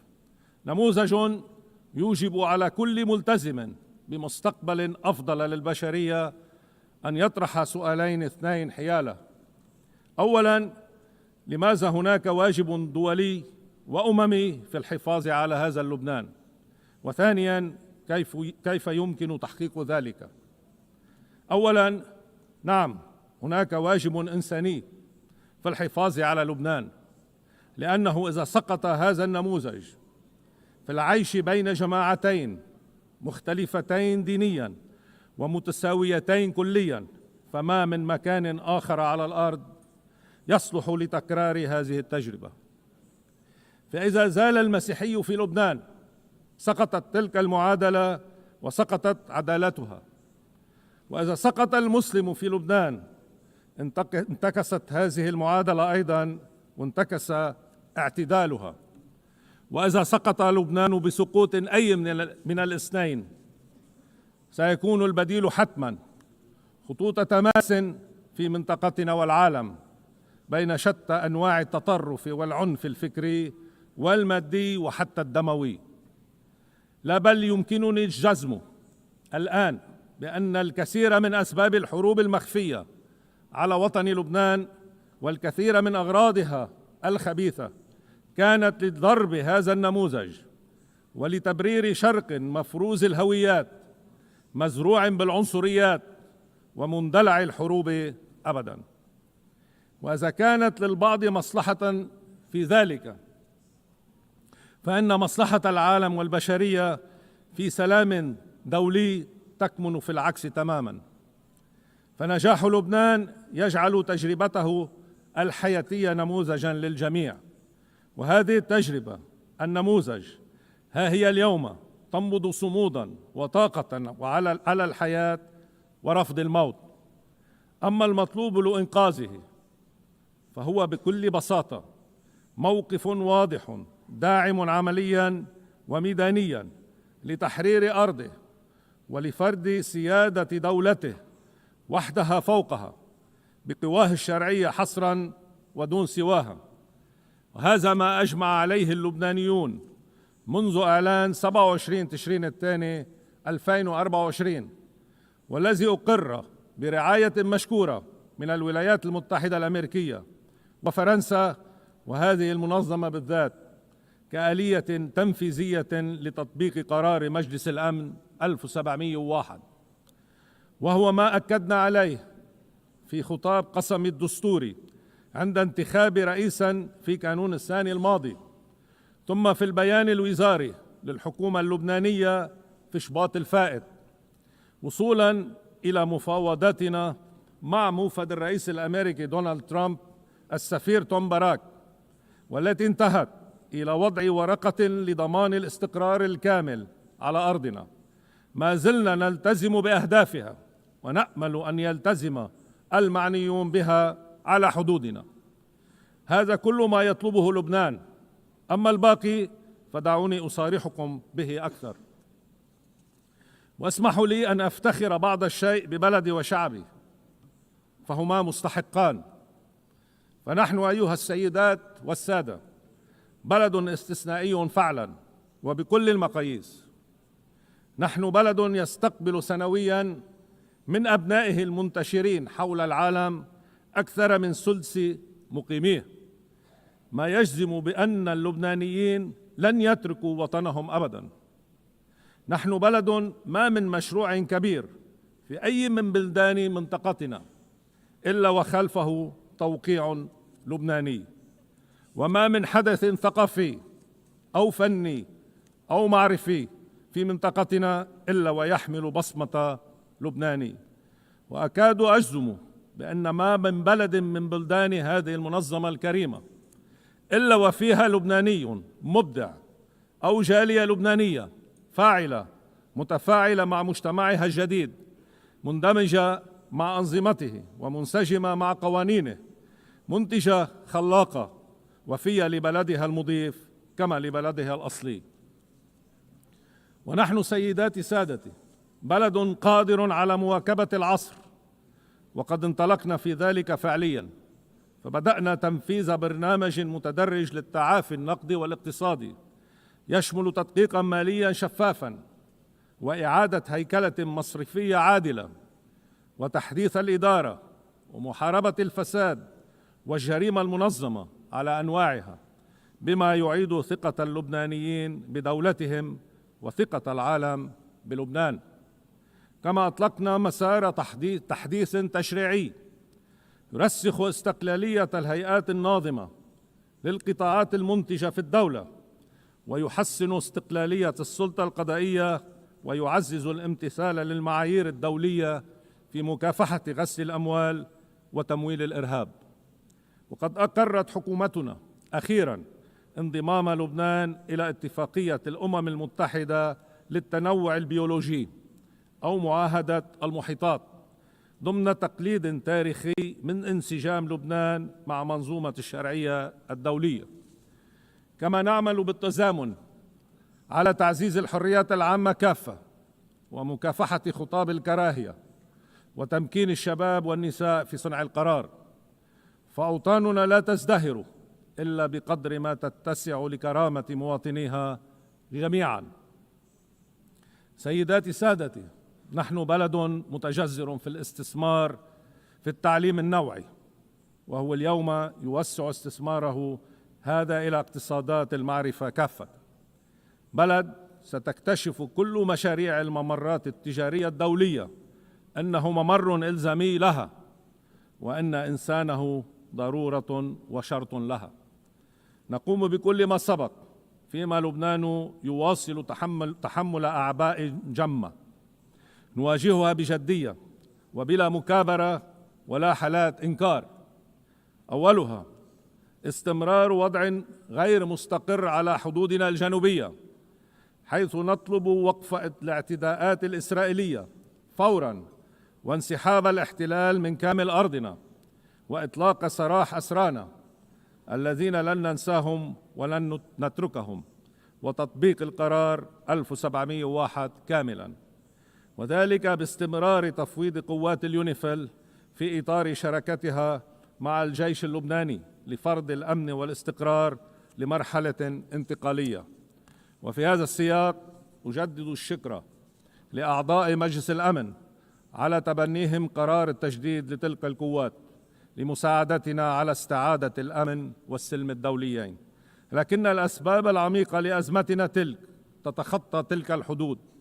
لذلك أقول إن واجبنا الإنساني والأخلاقي والسياسي يوجب الدعوة إلى وقف فوري للمآسي المرتكبة في غزة، وإحياء مسار سياسي جاد يفضي إلى حل دائم وعادل للقضية الفلسطينية على قاعدة قرارات الشرعية الدولية ومبدأ حل الدولتين وحق الدولتين في الوجود متزامن الأمن وكرامة الحياة، تماما كما أقرت جمعيتكم العمومية أخيرا بغالبية 142 دولة من أصل 164 عبر إعلان نيويورك.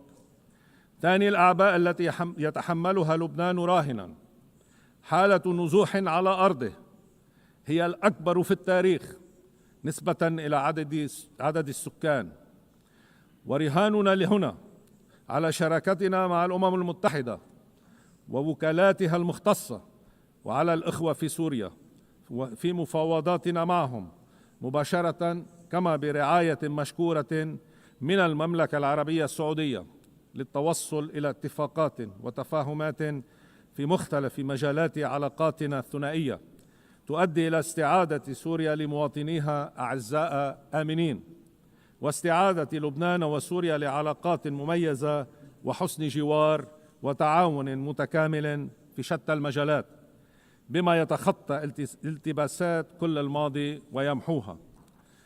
يبقى عبء ثالث هو إعادة أعمار ما هدمه العدوان الإسرائيلي على لبنان من بنى تحتية ضرورية لعودة الدولة اللبنانية إلى المناطق الحدودية ومن منازل وقرى جرفها العدوان، ولا استقرار بلا عودتها بهية أبية، إضافة إلى توفير المقدرات اللازمة لقواتنا المسلحة الشرعية للقيام بمهامها في الدفاع الحصري عن أرضنا، وهو ما نعول لتأمينه على المبادرات والتعهدات المعلنة لتنظيم مؤتمرات دولية مخصصة لذلك.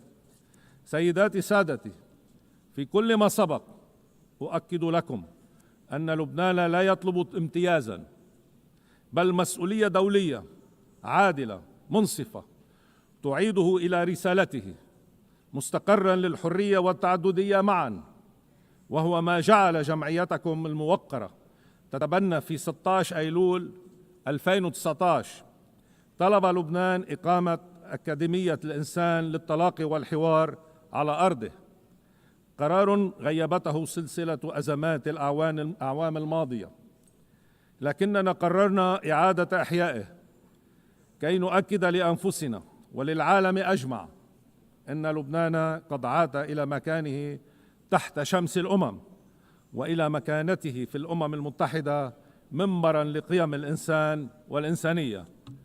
سيداتي سادتي، أعود ختاما إلى بداية كلمتي، فأنا أحدثكم الآن عن السلام، فيما بعض أهلي يقتلون وبعض أرضي يدمر، فالصراع ما زال شرسا بين أن يكون لبنان أرض حياة وفرح ومنصة لهما إلى منطقته والعالم، وبين أن يكون بؤرة موت ومستنقع حروب ومنطلقا لتفشيهما في كل جواره. نحن حسمنا قرارنا وسنجسد الخيار الأول وننفذه. ندائي لكم من أجل السلام في منطقتنا، من أجل خير الإنسان، كونوا معنا، لا تتركوا لبنان، وشكرا.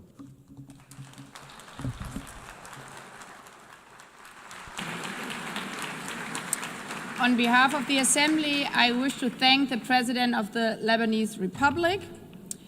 The Assembly will hear an address by His Excellency Emmanuel Macron, President of the French Republic. I request protocol to escort His Excellency and invite him to address the Assembly.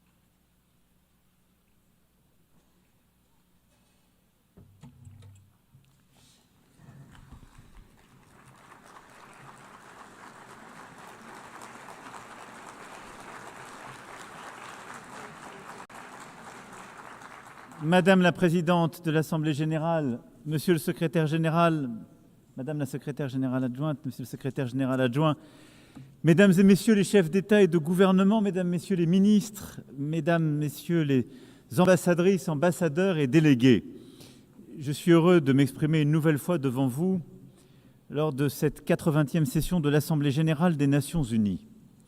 8 décennies que nous avons voulu consacrer au service de la paix, du développement, des droits humains. 80 ans qui nous obligent à mesurer le chemin parcouru et à adapter notre pas à la marche du monde. Le 26 juin 1945, nous adoptions la Charte des Nations Unies après 2 guerres mondiales, alors que les combats faisaient encore rage en Asie, que la décolonisation était à peine entamée, que l'Union soviétique étendait son empire et que nous comptions les morts par millions et découvrions l'horreur de la Shoah. Oui, cette étape du monde n'était pas terminée et pourtant nous étions en train de bâtir, à coup de résolution et de détermination, cette volonté de préserver les générations futures du fléau de la guerre et proclamions notre foi dans les droits fondamentaux de l'homme et nous nous engagions à créer les conditions de la justice, à favoriser le progrès social, à pratiquer la tolérance et à vivre en paix les uns avec les autres.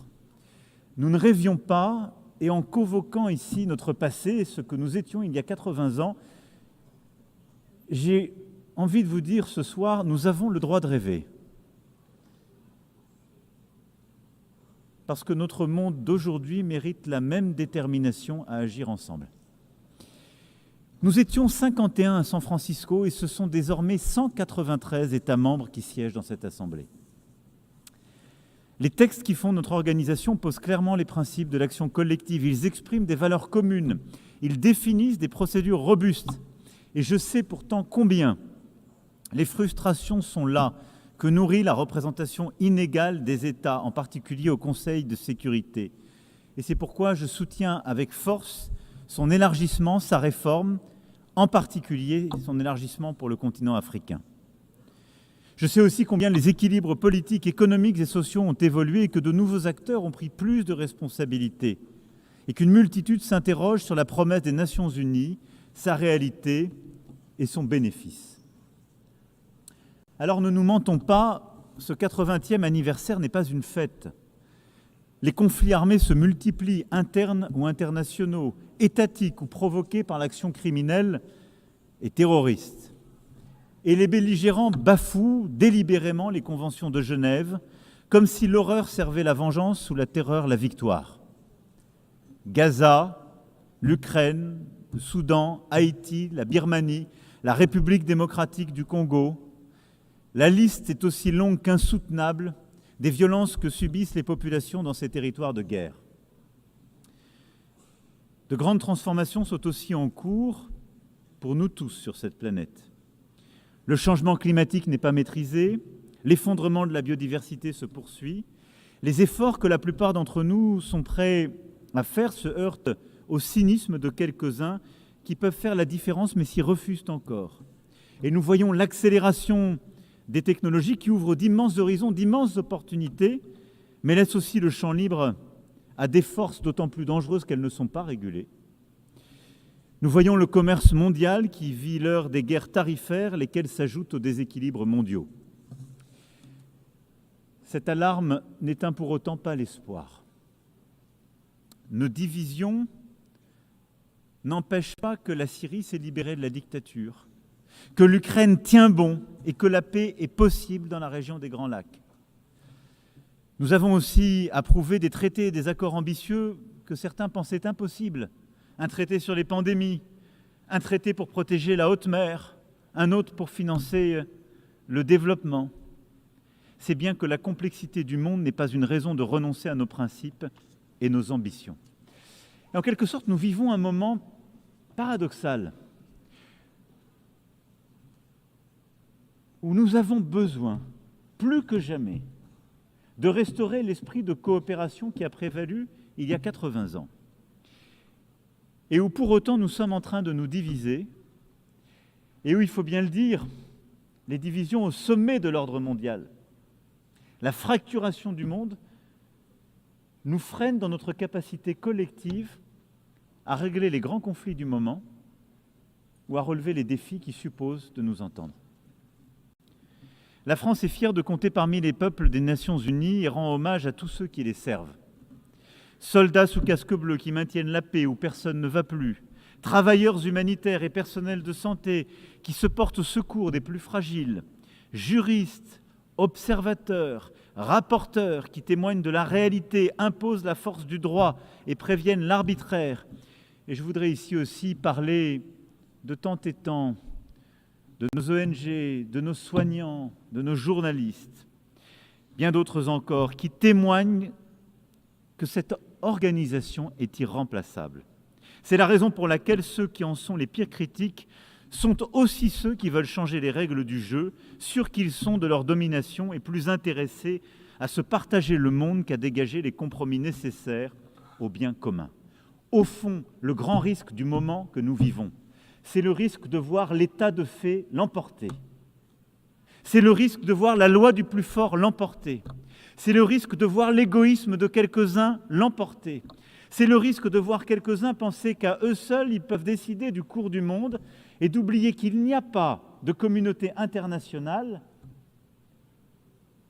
sans un rapport respectueux entre pairs, sans une coopération entre pairs, qui seul rend possible la paix, qui seul rend possible de relever les défis du changement climatique, de la transformation technologique ou de la lutte contre les proliférations militaires. C'est pourquoi la priorité, 80 ans après, qui doit être la nôtre, est de savoir retrouver la sève de ce multilatéralisme efficace, d'une efficacité collective. Là où il faut bien le dire,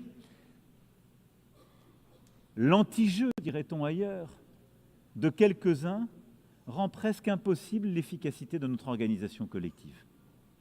Il nous faut travailler ensemble pour retrouver ce multilatéralisme efficace. Et il est vain à cet égard de diviser le Nord du Sud, de penser qu'il y aurait un Occident uni face à un Sud global. Fantasme, récit du moment qui voudrait opposer bloc à bloc les uns aux autres.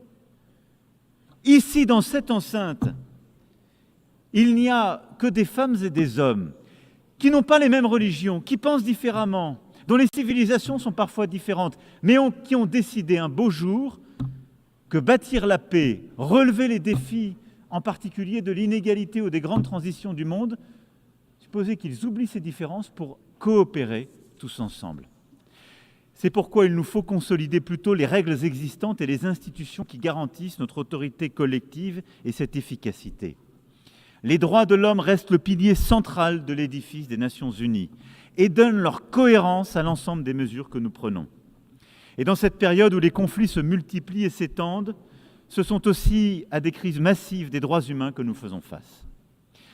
Notre devoir à tous est donc de veiller au respect du droit humanitaire international, comme nous proposons de le faire dans ce cadre de l'initiative mondiale que nous portons avec quelques homologues, l'Afrique du Sud, le Brésil, la Chine, la Jordanie, le Kazakhstan et le CICR. Soutenons la Cour pénale internationale dans sa lutte contre l'impunité. Permettons que les arrêts de la Cour de justice internationale soient mis en œuvre. L'autorité du droit est notre meilleure chance face à la loi du plus fort. L'application des principes est le seul remède aux deux poids, deux mesures que tant d'entre nous sont venus dénoncer à cette tribune, devant cette Assemblée, depuis que nous en avons fait le Parlement du monde. La paix et la sécurité sont pour tous. C'est pourquoi il est si important que l'Ukraine résiste à la Russie et obtienne une paix qui dissuade celle-ci de lui voler encore son territoire, ses enfants, ses richesses et son avenir. L'agression russe n'est pas le problème de l'Europe, mais celui de nous tous ici. Elle pose l'éternelle question de l'autorité du droit face à la loi du plus fort, de la liberté face à l'impérialisme. L'Ukraine n'a pas voulu la guerre. Elle veut la paix. La France aussi veut la paix. Les Européens veulent la paix. Les États-Unis d'Amérique veulent la paix. Pour cela, l'Ukraine a un droit fondamental, celui de vivre en sécurité et de ne plus craindre que la Russie l'attaque à nouveau. C'est pourquoi la France, avec le Royaume-Uni, a bâti une coalition des volontaires rassemblant 35 nations pour donner à l'Ukraine des garanties indispensables à sa sécurité dans la durée. Nous créons ainsi les conditions d'une paix solide et juste qui permettra aux Ukrainiens d'accomplir leur destin. Et ce qui s'est passé ces dernières semaines dans l'espace aérien de la Pologne, cher Président, de la Roumanie, les provocations vues en Estonie ou ailleurs, sont la preuve aussi que tous les Européens sont défiés aussi par des menaces et des volontés de déstabilisation russe qui supposent une telle unité. L'Ukraine l'a dit souvent, elle est prête au cessez-le-feu et accepte la négociation. Il revient désormais à la Russie de prouver qu'elle peut choisir la paix alors qu'elle multiplie aujourd'hui les attaques contre les civils en Ukraine et les provocations que je viens d'évoquer. Dans cette attente, la France se tiendra fermement aux côtés de l'Ukraine, avec ses partenaires européens et tous ceux qui comprennent l'importance de mettre la Russie en échec pour préserver l'ordre mondial. Et je me félicite des propos il y a quelques heures du président des États-Unis d'Amérique, rappelant l'affaiblissement progressif de l'économie russe, les échecs sur le terrain de la Russie qui, imaginez-le, en plus de 1000 jours, a à peine pris 1% du territoire ukrainien, malgré tant et tant de pertes, tant et tant de victimes civiles. Et je me félicite de voir que le président américain croit dans la capacité de l'Ukraine, pas simplement à tenir, mais à faire valoir ses droits avec nous. C'est parce qu'elle refuse le double standard, ce deux poids, deux mesures, que la France s'engage aussi aux côtés de l'Ukraine, comme je viens de l'évoquer, comme elle le fait pour la paix au Proche-Orient. Hier, nous avons adopté un plan crédible pour mettre fin à la guerre à Gaza, préserver une solution à 2 États, Israël et la Palestine, permettre la libération de tous les otages et sauver tant et tant de vies. Nous avons tracé un chemin vers la paix qui nécessite avant toute autre chose que les otages encore détenus par le Hamas soient libérés, que les frappes sur Gaza cessent. Et je suis heureux que l'Arabie saoudite et la France aient convaincu un grand nombre de membres de cette Assemblée de signer la déclaration de New York. Nous sommes 142 membres de cette Assemblée à tendre la main pour bâtir un chemin de paix. La paix immédiate, libération des otages, cessez-le-feu, la stabilisation de Gaza, la démilitarisation et le démantèlement du Hamas, et une reconnaissance réciproque de 2 États et un État de Palestine démilitarisé, reconnaissant Israël, et un État d'Israël reconnaissant un État de Palestine. Et tous les États de la région qui ne l'ont pas encore fait, reconnaissant ainsi l'État d'Israël.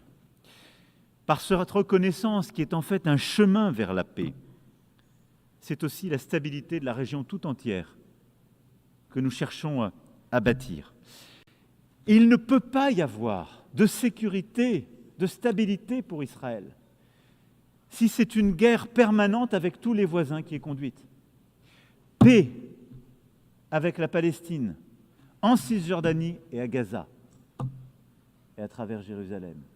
Paix au Liban, où la lutte contre le terrorisme ne peut pas se faire au détriment de la souveraineté des Libanaises et des Libanais. Et c'est pourquoi je me félicite du travail que nous avons conduit main dans la main avec les États-Unis d'Amérique, avec les Nations Unies et la FINUL, pour bâtir ce chemin qui permet de restaurer la souveraineté du Liban, remettre les forces armées libanaises en situation, avec l'appui de la FINUL, de retrouver point à point cette souveraineté et évidemment de bâtir ce monopole des armes qui seules peuvent être détenues par les forces armées libanaises.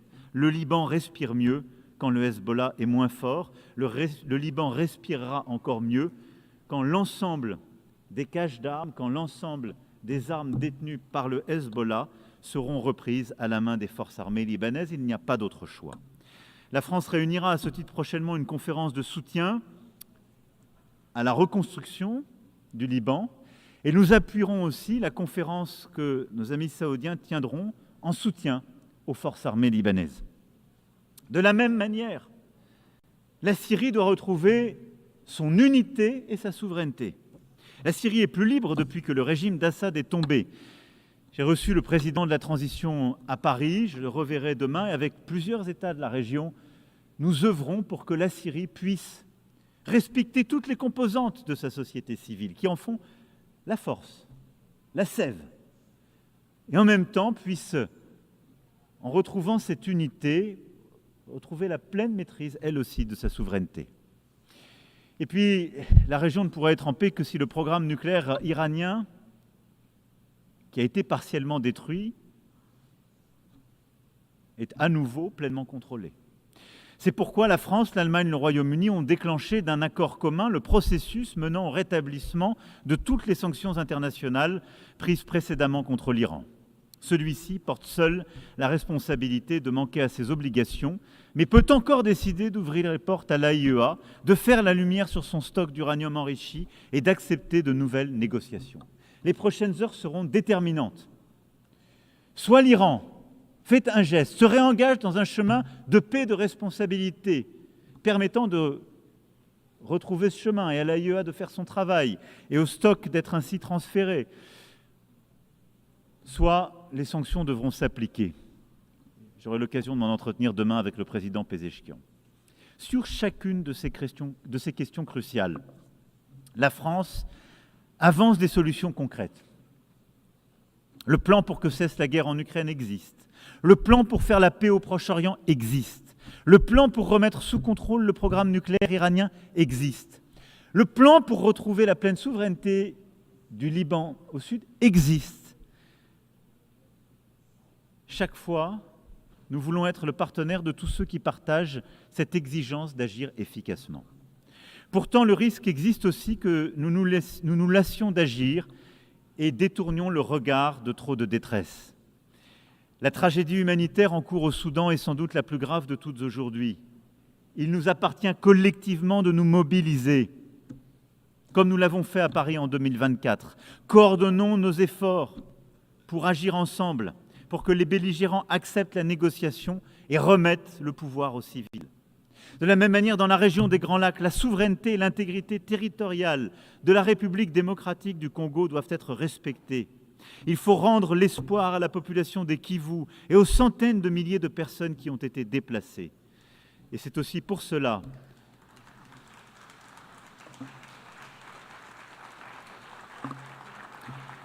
que nous réunirons le mois prochain à Paris tous ceux qui peuvent répondre à l'urgence humanitaire et faire converger les initiatives de paix. Et je me félicite de ce qui a été conduit par l'Union africaine, par tant de voisins, par le Qatar, par les États-Unis d'Amérique. Mais l'urgence humanitaire, là aussi, est indispensable.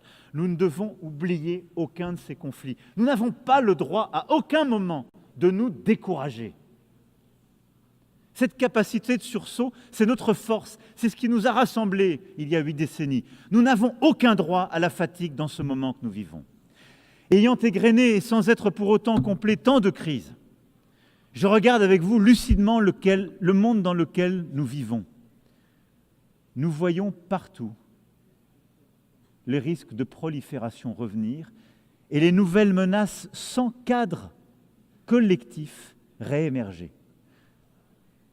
L'urgence est aussi à rebâtir un cadre crédible, vérifiable pour lutter contre toute prolifération nucléaire, de reconstruire un cadre crédible pour recontenir les menaces et les proliférations balistiques.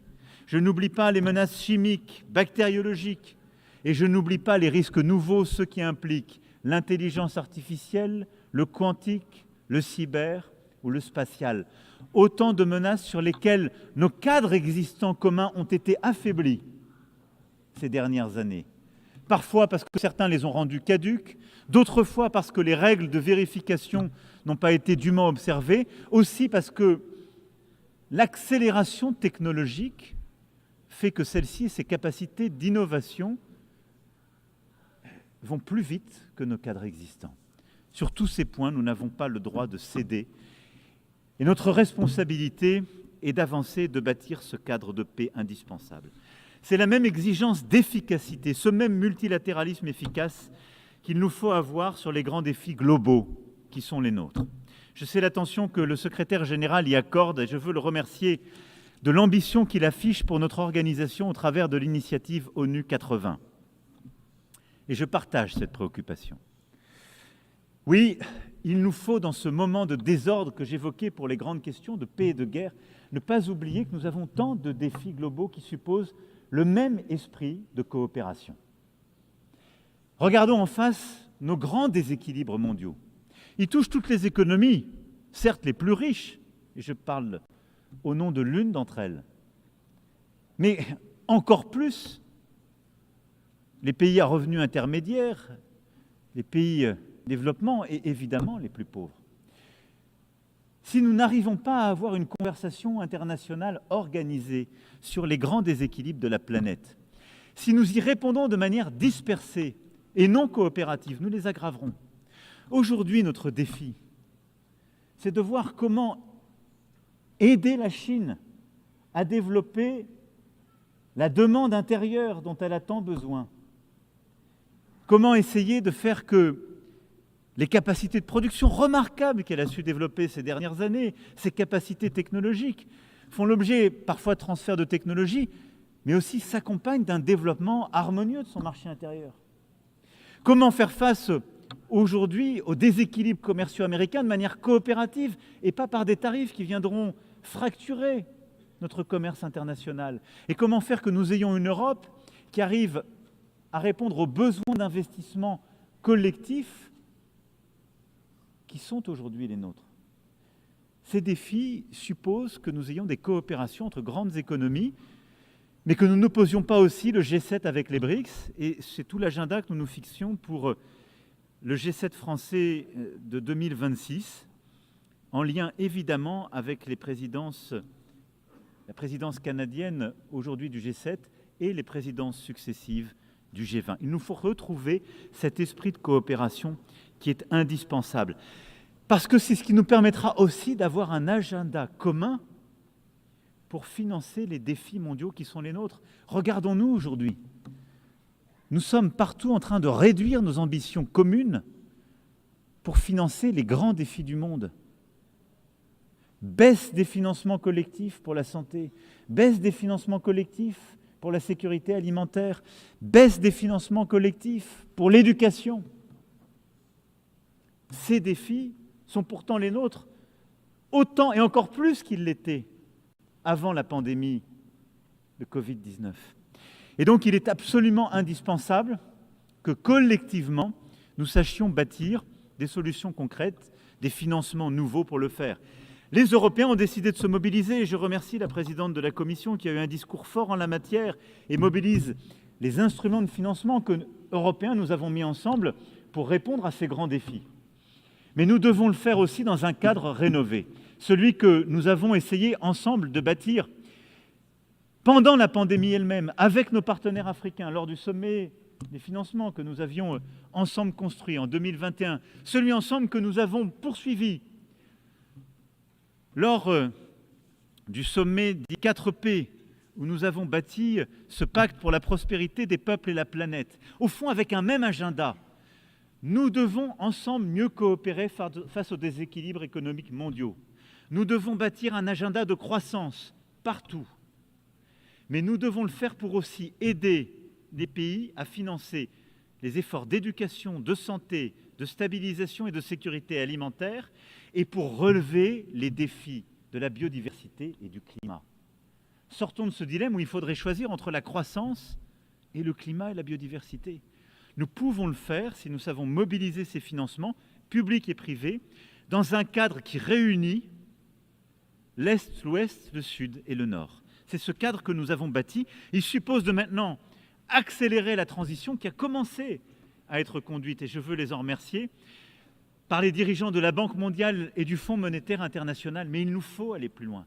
Ces cadres sont encore devenus obsolètes. Nous avons besoin de mobiliser davantage de financements privés pour accompagner ces transitions, dans les pays à revenus intermédiaires, dans les pays en développement, dans les pays les plus pauvres. Il nous faut construire des mécanismes de garantie, de prise en charge des premières pertes. Il nous faut mobiliser plus de financements privés pour venir dans ces pays et les aider à la croissance. C'est indispensable si nous voulons éviter les crises, les déstabilisations de demain.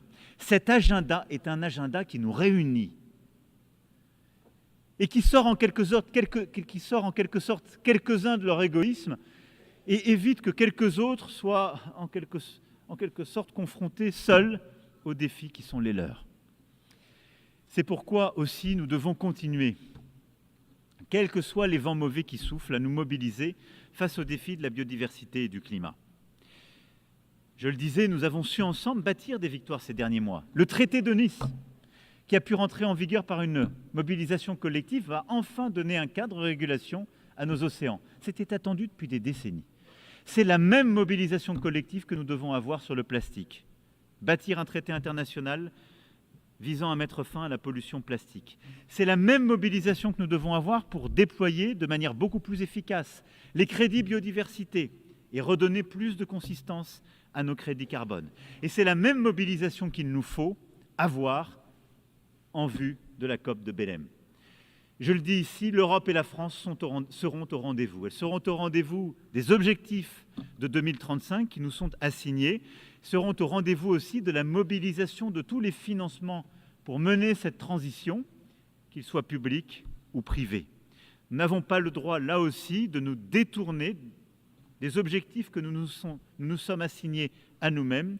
Nous n'avons pas le droit, en quelque sorte, de nous replier. Comme vous l'avez compris, tous ces défis globaux, l'éducation, la santé, l'agriculture, la sécurité alimentaire, la biodiversité, le climat, la lutte en fond contre toutes les inégalités qui déstabilisent notre ordre mondial, supposent le même esprit de coopération que celui que j'évoquais face aux guerres ou aux déstabilisations. Le défi qui est le nôtre, c'est que les crises sont multiples, s'accumulent, et que mon discours, déjà trop long, est pour autant très incomplet. Mais je vous rassure, je vais l'arrêter là. Mais je vais vous le dire avec beaucoup de force.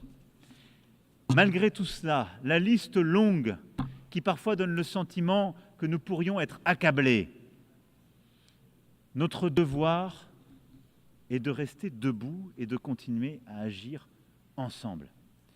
Il y a 80 ans, ceux qui nous ont précédés étaient face à l'effondrement.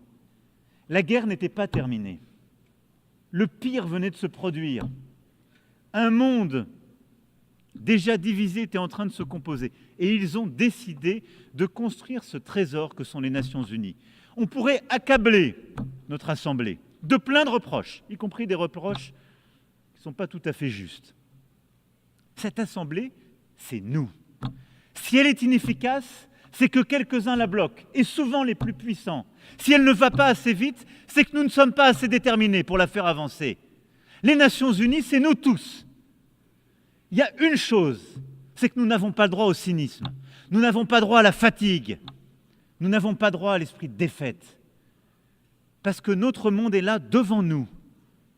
Et le risque qui court, c'est celui de la fragmentation, de la loi du plus fort, de l'état de fait, du cynisme et en quelque sorte de la perte de contrôle. Oui, c'est bien ça, la perte de contrôle. C'est ce que vivent partout nos peuples. La peur devant un futur qu'ils ne contrôlent plus, la peur devant des migrations subies chez les uns, la peur devant un climat qu'on n'arrive plus à contrôler, la peur devant des inégalités qu'on n'arrive plus à stabiliser, la peur devant une guerre qu'on n'arrive pas à arrêter.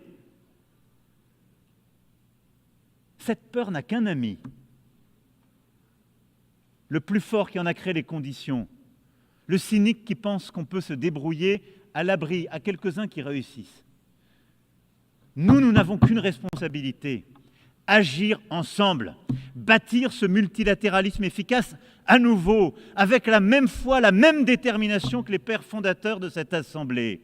Le faire avec encore plus d'efficacité, mais avec la même volonté. Ne rien céder aux injustices. Ne rien céder à la fatalité. Agir, agir, agir. Alors c'est à nous de faire, ensemble. Je vous remercie.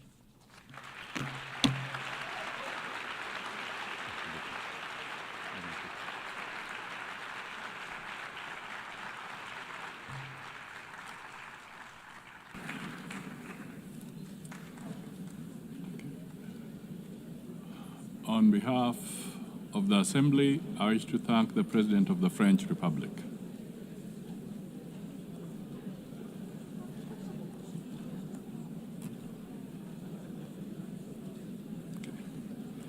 The Assembly will now hear an address by His Excellency Shadia Zaparov, President of the Kyrgyz Republic. I request protocol to escort His Excellency and invite him to address the Assembly.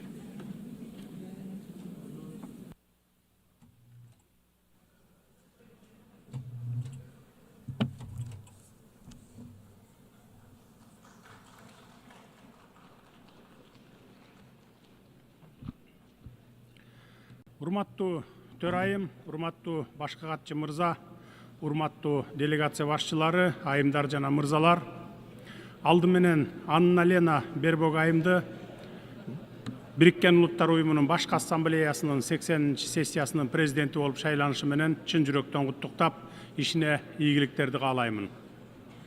Быйыл биз дээрлик бир кылым бою жер жүзүндө тынычтыкты, коопсуздукту жана өнүгүүнү коргоп келген уникалдуу уюм Birikкен Улуттар Уюмунун 80 жылдыгын белгилеп жатабыз.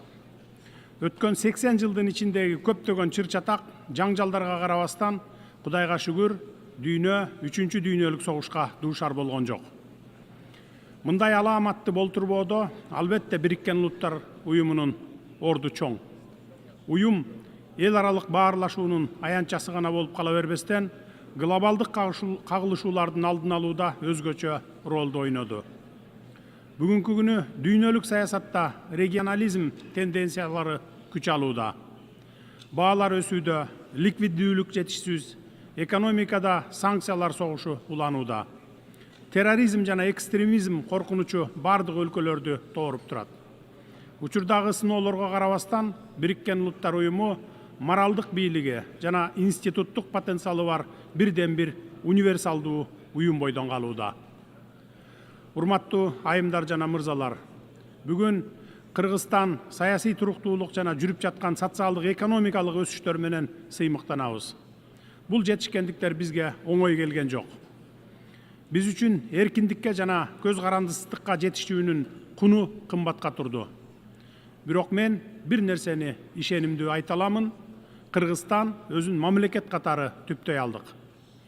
Бул жетишкендигибиз бизге келечекке карай чоң максаттарды коюуга мүмкүнчүлүк берди.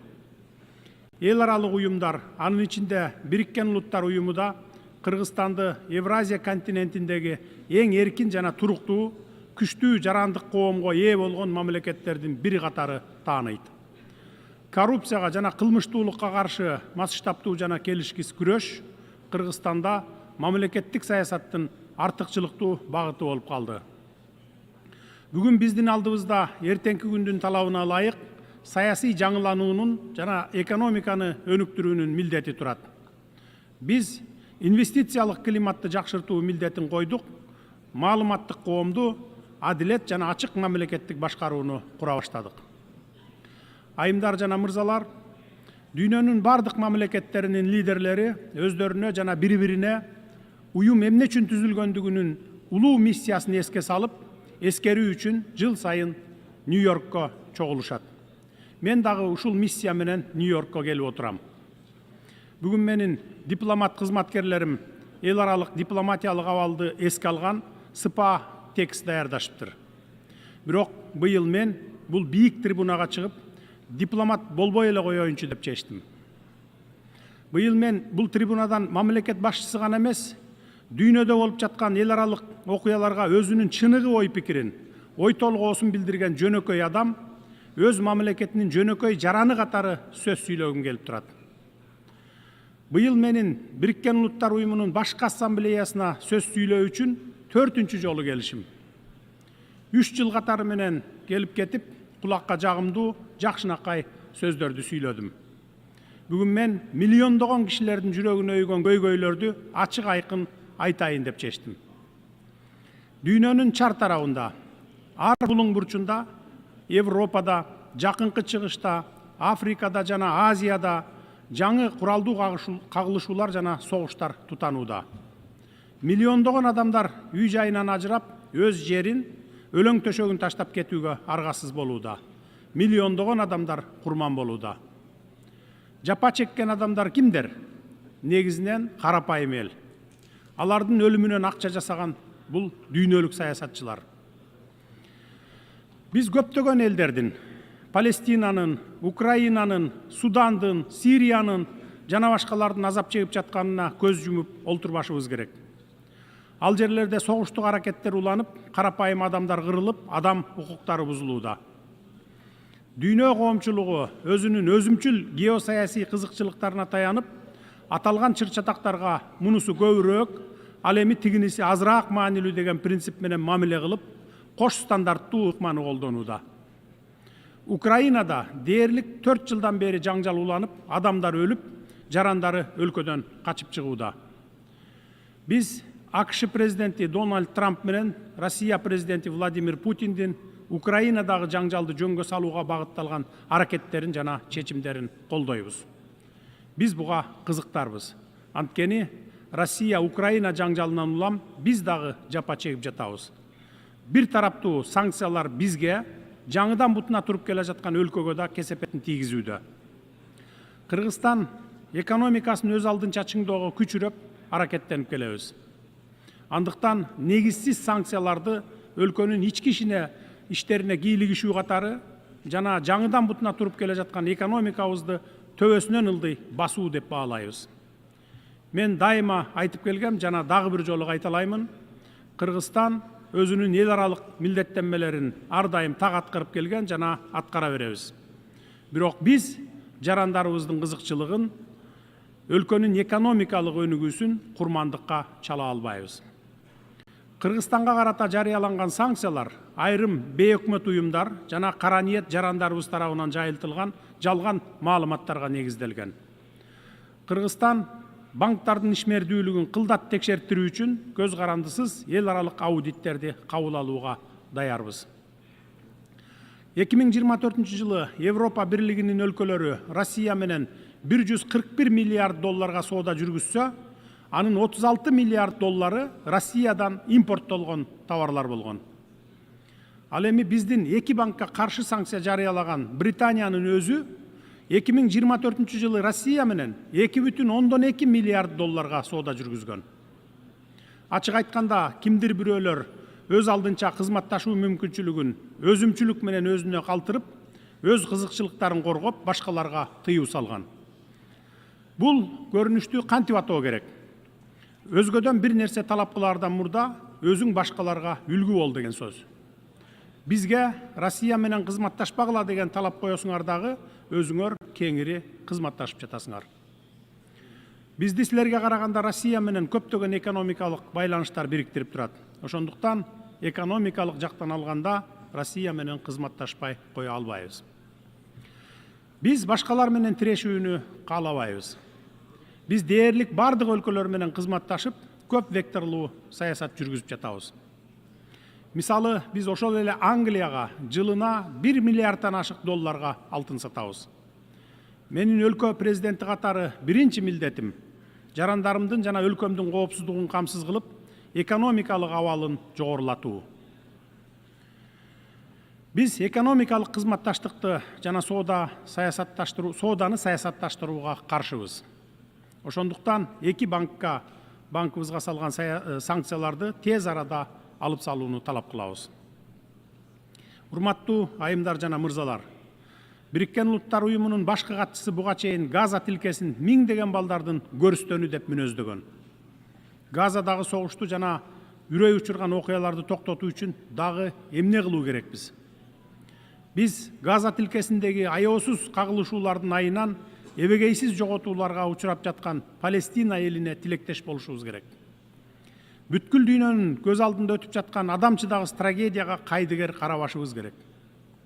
Биз палестиналыктарга каршы геноциддин токтотулушун жана Бириккен Улуттар уюмунун эл аралык соту тарабынан эл аралык соттук иликтөөнүн башталышын талап кылабыз. Менин өлкөм ар дайым зордук зомбулуктун жана терроризмдин бардык көрүнүштөрүн кескин айыптайт. Анын ичинде 2023 жылдын 7 октябрындагы Израилге террорчулардын кол салууларын дагы айыптайбыз. Андай террорчуларды катуу жазалоо керек. Бирок терроризмге каршы күрөшүүнүн, террорчуларды жок кылуунун өз ыкмалары, жол жобосу бар да. Ошол ыкмалар менен күрөшүш керек эле. Андай террорчулардын кесепетинен миллиондогон жөнөкөй жарандар, жаш балдар кырылбаш керек эле. Эмне себептен карапайым элдин, бейкүнөө балдардын 100 миңдеп кырылышына жол берип жатабыз? Тынычтыкты орнотуунун бирден бир жолу эки эл үчүн эки мамлекет принцибин ишке ашыруубуз керек. Палестина 1967 жылдагы чек аралардын негизинде көз карандысыздыкка ээ болушу керек. Биз ошондой эле Катар менен Ирандын аймагына жасалган акыркы ракеталык чабуулдарды айыптайбыз. Анткени бул чабуулдар көз карандысыз өлкөнүн эгемендүүлүгүнө кол салуу болуп саналат, аймактагы туруктуулукка жана коопсуздукка коркунуч келтирет, жана эл аралык укуктун ченемдерине каршы келет. Газа, Иран, Ливан жана башка аймактардагы терроризмге, коркунучтарга каршы күрөшүү алардын масштабына жана мүнөзүнө ылайык келүүгө тийиш. Бейкүнөө жарандар, аялдар жана балдар жабыркабашы керек, алар курмандыкка чалынбашы керек. Урматтуу айымдар жана мырзалар, коңшу өлкө катары Кыргызстан азыркы оор шарттарда Афган элине ар тараптуу колдоо көрсөтүүнү, Афганистандын экономикасын аймактык жана дүйнөлүк экономикалык процесстерге интеграциялоо маанилүү деп эсептейт. Афганистанды эл аралык изоляцияга алуу, аны чет элдик жардамсыз калтыруу туура эмес. Бул адилетсиздик. Геосаясий идеологиялык максаттарды көздөп, каржылык инструменттерди колдонуу аркылуу гуманитардык кризисти курчутууну адилетсиздик жана адамгерчиликсиздик деп эсептейбиз. Ошондуктан биз батыш өлкөлөрү тарабынан тондурулган Афганистандын активтерин 9 миллиард акш долларынан ашык акча каражатын мүмкүн болушунча тез арада мыйзамдуу ээсине, Афган элине кайтарылышы керек деп эсептейбиз. Аталган каражаттар инфраструктураны калыбына келтирүүгө, жергиликтүү банктар аркылуу жарандарга жеткиликтүү насыяларды берүү мүмкүнчүлүгүн кеңейтүүгө, айыл чарбасын өнүктүрүүгө жана жакырчылыкта жашаган миллиондогон адамдарга жаңы мүмкүнчүлүктөрдү түзүүгө жардам бермек. Бул акчаларды ушул тапта өзүңөр колдонуп, пайдасын көрүп жатасыңар. Эмне деген уятсыздык. Ушул эле Бириккен Улуттар Уюмунун маалыматына ылайык, 2025 жылы Афганистанда 15 миллиондон ашык адам ачкачылыкка дуушар болсо, 24 миллион адам гуманитардык жардамга муктаж болуп турат. Баарыбызга маалым болгондой, сентябрь айынын алгачкы күндөрүндөгү жер титирөөдөн улам 2000ден ашуун афган боордошторубуз каза тапты. Тилекке каршы акча каражаттарынын жетишсиздигинен жана инфраструктуранын начарлыгынан улам жабыркагандарга өз убагында жардам көрсөтүүгө мүмкүн болгон жок. Биз батыш өлкөлөрүнүн лидерлеринин Афган элинин келечеги үчүн активтерин тез арада кайтарып берүүгө чакырабыз. Эгер Афган эли жакырчылыктан, ачарчылыктан тез арада чыксын десеңиздер, токтоосуз кайтарып бериңиздер. Адам укугу, мамлекеттер аралык укуктар жөнүндө сүйлөгөн сөзүңөр менен кылган ишиңер мына ошондо бири-бирине дал келет. Урматтуу жыйындын катышуучулары, Африка өлкөлөрүндөгү чыр-чатактардан баштап азык-түлүк коопсуздугуна чейинки маселелер сөз жүзүндөгү боорукердикти эмес, конкреттүү иш менен бекемделген тилектештикти талап кылат.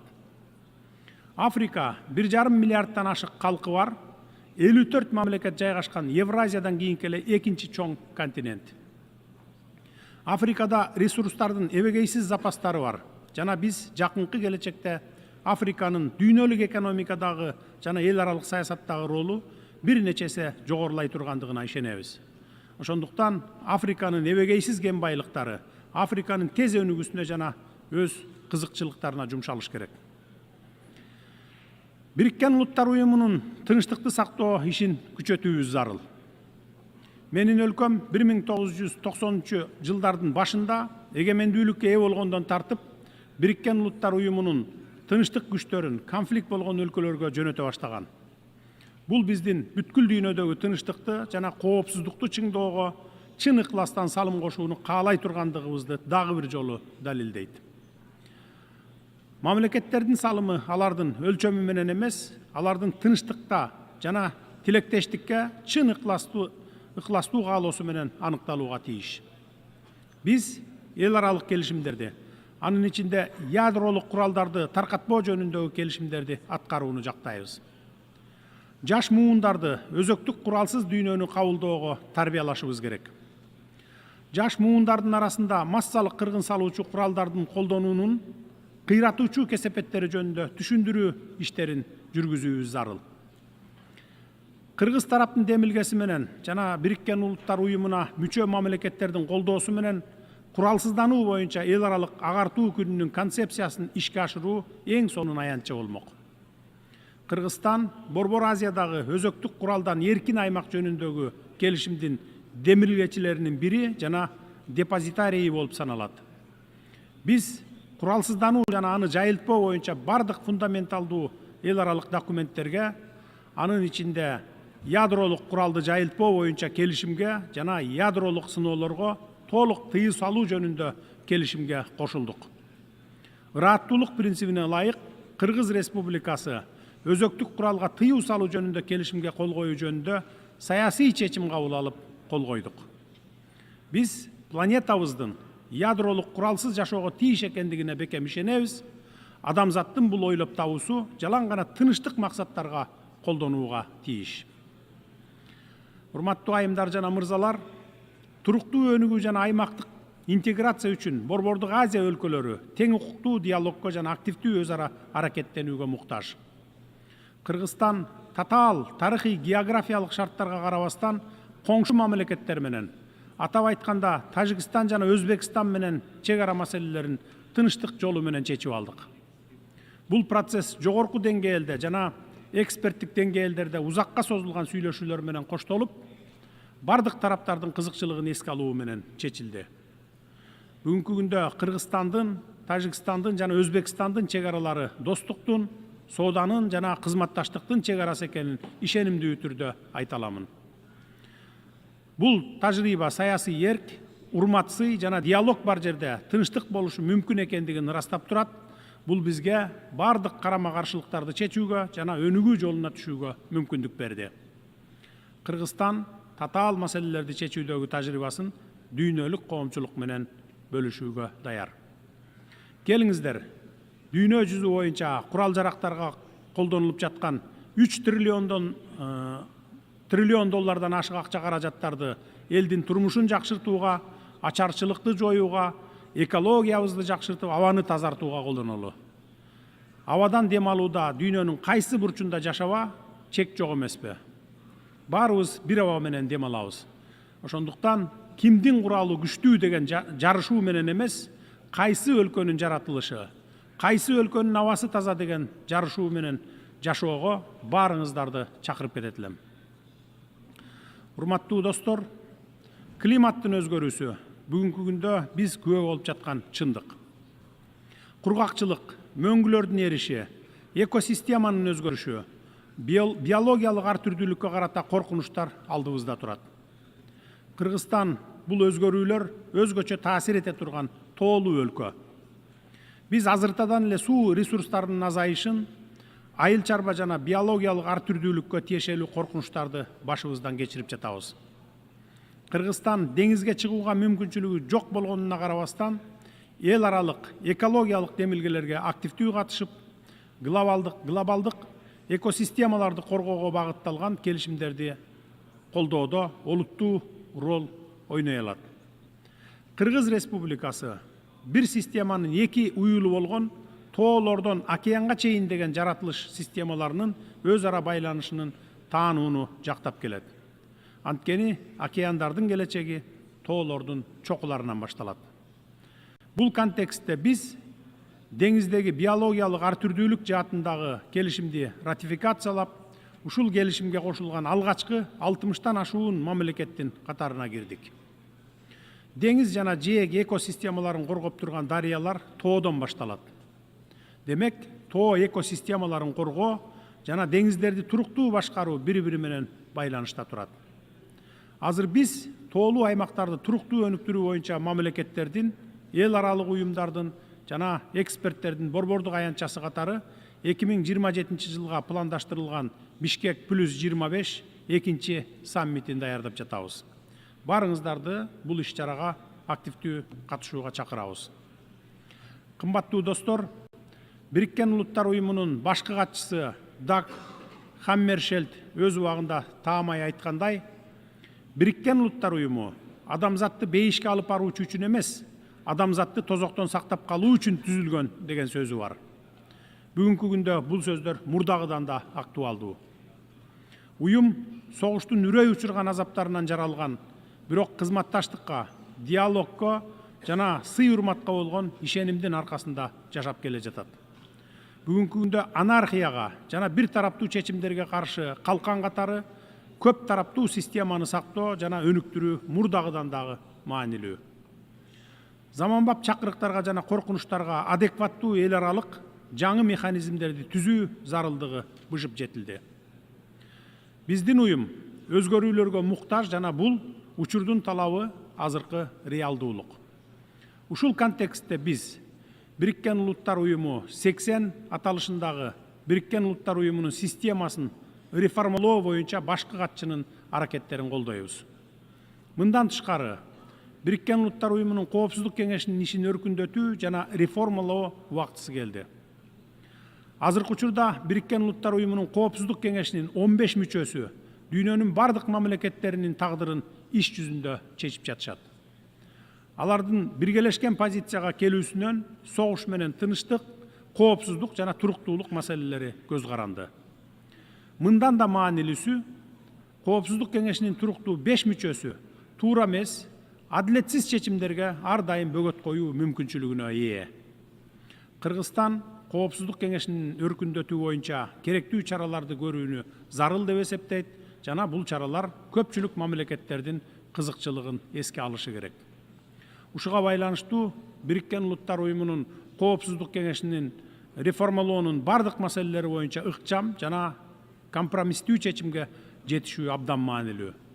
Бул реформа универсалдуулук, кеңири географиялык өкүлчүлүк принциптерине негизделип, Бириккен Улуттар уюмунун мүчө мамлекеттеринин колдоосуна ээ болуусу зарыл.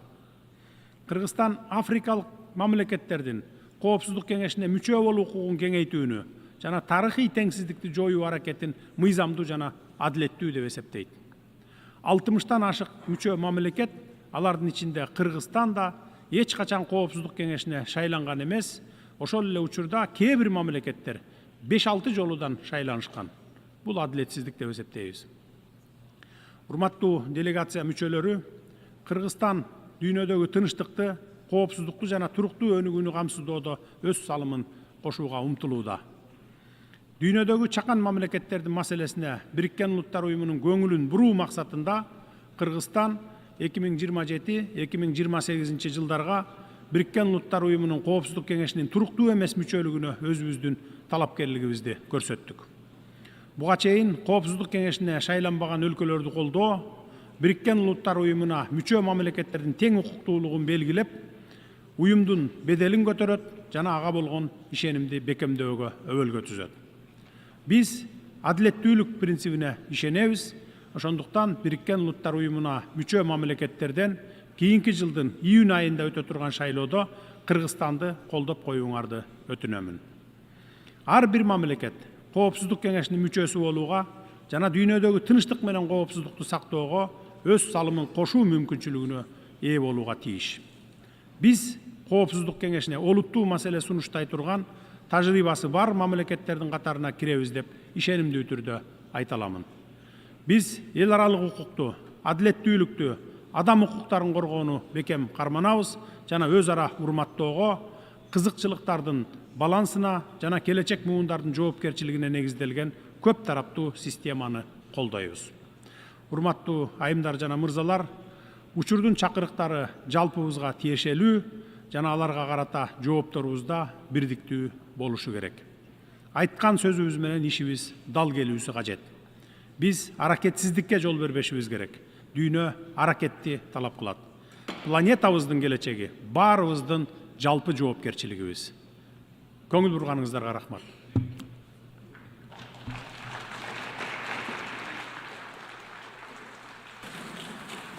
On behalf of the Assembly, I wish to thank the President of the Kyrgyz Republic.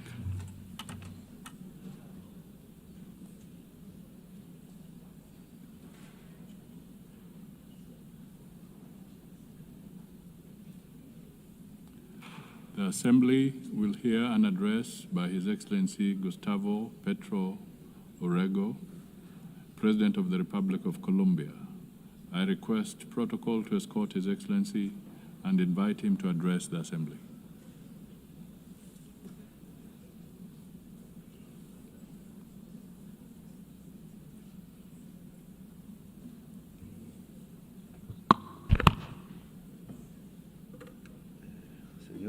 Señor presidente de la Asamblea,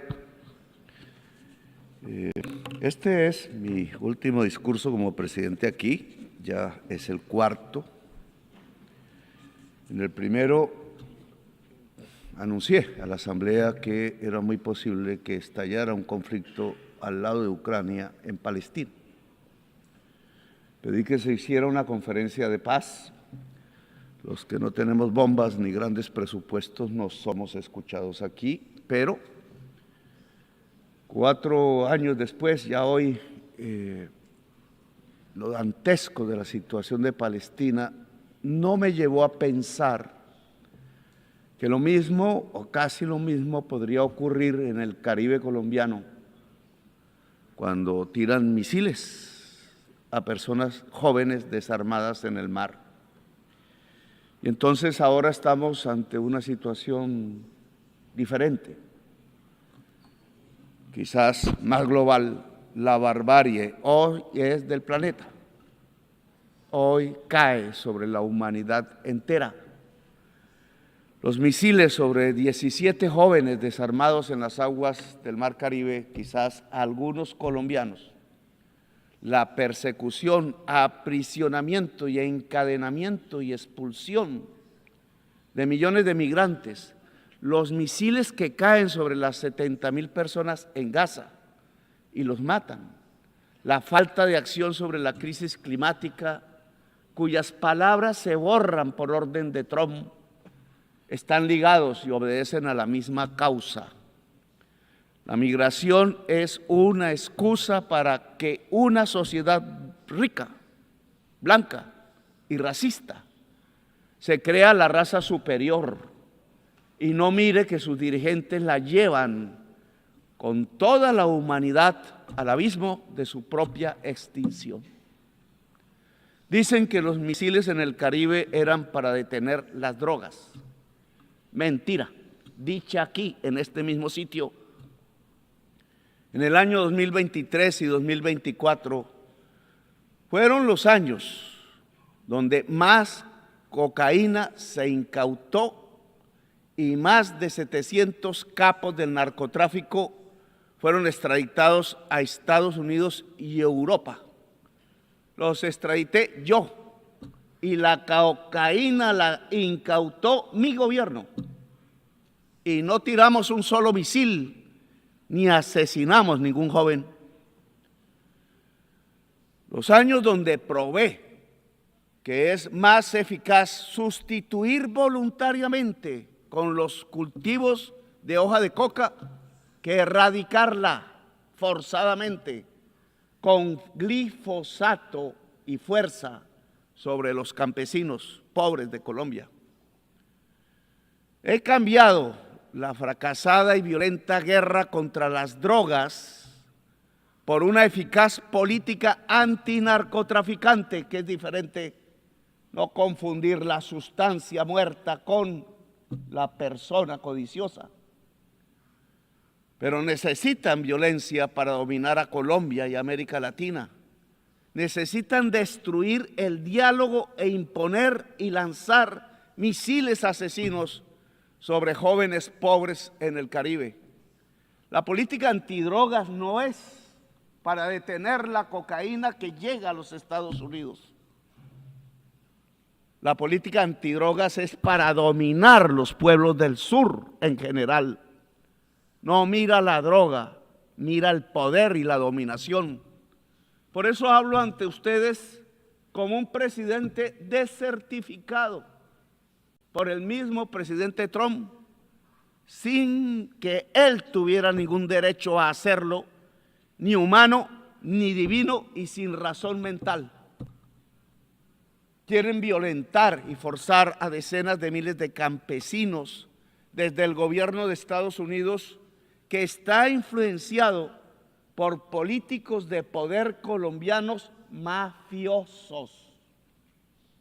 A centenares de miles de campesinos colombianos los han masacrado como masacran a los niños en Gaza. Las masacres fueron hechas en Colombia por políticos que eran senadores, presidentes, ministros, ligados y sobornados por la mafia colombiana del narcotráfico. aliados al mismo tiempo a la extrema derecha de la Florida en Estados Unidos y ahora aliados al gobierno de Trump, aliados desde hace décadas a los capos del narcotráfico de la cocaína en Colombia, verdaderos esquifos, como dicen los italianos. Aliados a esquifos, hacen la política antidrogas desde Washington, Estados Unidos. No sé si Trump sepa que su política exterior hacia Colombia, Venezuela y el Caribe es asesorada por colombianos que son aliados políticos de la mafia de la cocaína. Yo mismo denuncié con nombre propio a estos políticos del paramilitarismo narcotraficante, con nombre propio por una década en el Congreso de la República siendo senador, y me quisieron matar muchas veces por ello, y quisieran que no fuera presidente y me callara y me silenciara, y ahora quieren que no continúe un nuevo gobierno progresista, y por eso me desertifican casi que personalmente y calumnian a Colombia. En Colombia se ha incautado la más alta cantidad de cocaína de toda la historia del mundo y lo hizo este gobierno y me desertifican. En Colombia hemos logrado detener el crecimiento de la tasa de crecimiento de los cultivos de hoja de coca que venía de 43% anual en el gobierno de Duque y lo he bajado en este año a 3%. Y no desertificaron a Duque, que tenía un financiador narcotraficante en su campaña, y sí a Petro, porque dice cosas y verdades. Luego, la política antidrogas no es para la salud pública de la sociedad, sino para la política del poder. No quieren que se haga luz en la América Latina y llegue de nuevo la hora de los pueblos. Los jóvenes asesinados con misiles en el Caribe no eran del Tren de Aragua, que nadie quizás conozca aquí su nombre, ni de Hamas. Eran caribeños, posiblemente colombianos, y si fueron colombianos, con el perdón de quienes dominan las Naciones Unidas, debe abrirse proceso penal contra esos funcionarios que son de los Estados Unidos. Así se incluye el funcionario mayor que dio la orden, el presidente Trump, que permitió los disparos de los misiles contra los jóvenes que simplemente querían escapar de la pobreza. Jóvenes en una lancha, si tuvieran un cargamento ilícito, no eran narcotraficantes, eran simples jóvenes pobres de la América Latina que no tienen otra opción. Los narcotraficantes viven en otra parte y no es en la América Latina. Trump lanza misiles sobre lanchas desarmadas de migrantes y los acusa de narcotraficantes y terroristas sin ellos tener una sola arma para defenderse, cuando los narcotraficantes viven en Nueva York, aquí mismo, a unas cuantas cuadras, y en Miami, y hacen acuerdos con la DEA, donde les permiten traficar en África, en Europa, Rusia o China, pero no en los Estados Unidos, país que detiene el crecimiento del consumo de cocaína sin rebajarlo, solo porque sus enfermos drogadictos pasaron, y son enfermos, pasaron a consumir la droga mortal de la contracultura de la humanidad en tiempos de la extinción por la crisis climática, el fentanilo. Este fentanilo se produce en el aparato industrial de los Estados Unidos, aquí, cerca de aquí, y aquí están los consumidores. Es un autoconsumo estadounidense que deriva lo peor de lo que se ha podido entender de drogas en la historia de la humanidad desde que supimos del vino, del alcohol o de la cerveza. Adictos al fentanilo y a la gasolina, venenos totales de la vida en el mundo. Peor la gasolina que el fentanilo. Solo los pueblos negros de aquí, ancestrales de aquí, de más de 20.000 años de antigüedad, las juventudes, las mujeres que no quieren ver morir en masa a sus hijos, blancas, negras, de todos los colores, que aún piensan, gentes que aún piensan, no duermen bajo el fentanilo o bajo la televisión mentirosa y que pueden detener la tiranía dentro de Estados Unidos mismo y en el mundo. Los ciudadanos que salen a las calles en California, en Nueva York, en Filadelfia, donde se tocó la campana de la libertad, a pesar de los ejércitos que manda Trump contra su propio pueblo para amedrentarlo, a los estados de las ciudadanías libres, en los mismos estados que dejan de estar unidos hoy ante la tiranía. De mal en peor, el presidente de los Estados Unidos no ve que han caído asesinados 1 millón de latinoamericanos entre sí mismos, el mayor porcentaje de ellos compuesto por colombianos, y otro 1 millón morirá de norteamericanos por el fentanilo en 10 años. La cocaína mataba por venenos que le mezclaban 3.000 personas al año en este país. Hoy el fentanilo mata 100.000, 33 veces más. ¿Mejoró Estados Unidos con 50 años de una política absurda?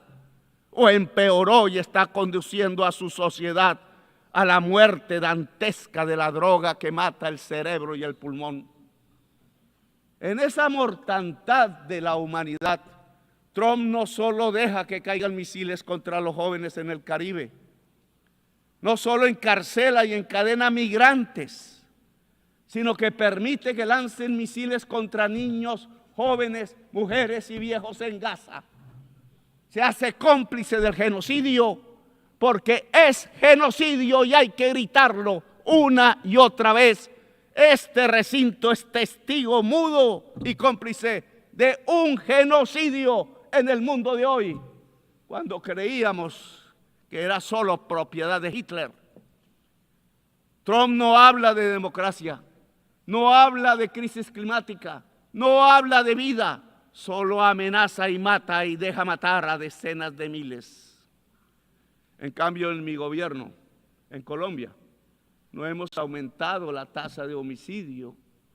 Tenemos la tasa de desempleo más baja del siglo en el país. Tenemos la tasa de pobreza más baja del siglo en nuestras estadísticas. E impulsamos nuestra agricultura a 10% anual real y nuestra industria al 5% anual. Y llegaron turistas como nunca por millones a mirar nuestra enorme belleza, el país de la belleza y de la diversidad natural y humana y cultural.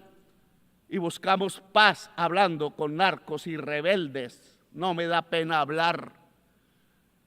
hablar siempre para salvar vidas, poniendo por principio la erradicación total de las economías ilícitas y la erradicación de los cultivos de hoja de coca por voluntad misma de los campesinos que están cansados de la violencia. No nos dejamos sobornar de los narcos, como sí sucedió en gobiernos pasados de Colombia.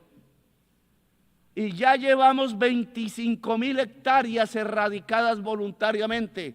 Tenemos éxito en nuestra política nueva, que no es de drogas, es antinarcotraficante, que es diferente. Le agradecemos a los países que nos han ayudado a sembrar paz.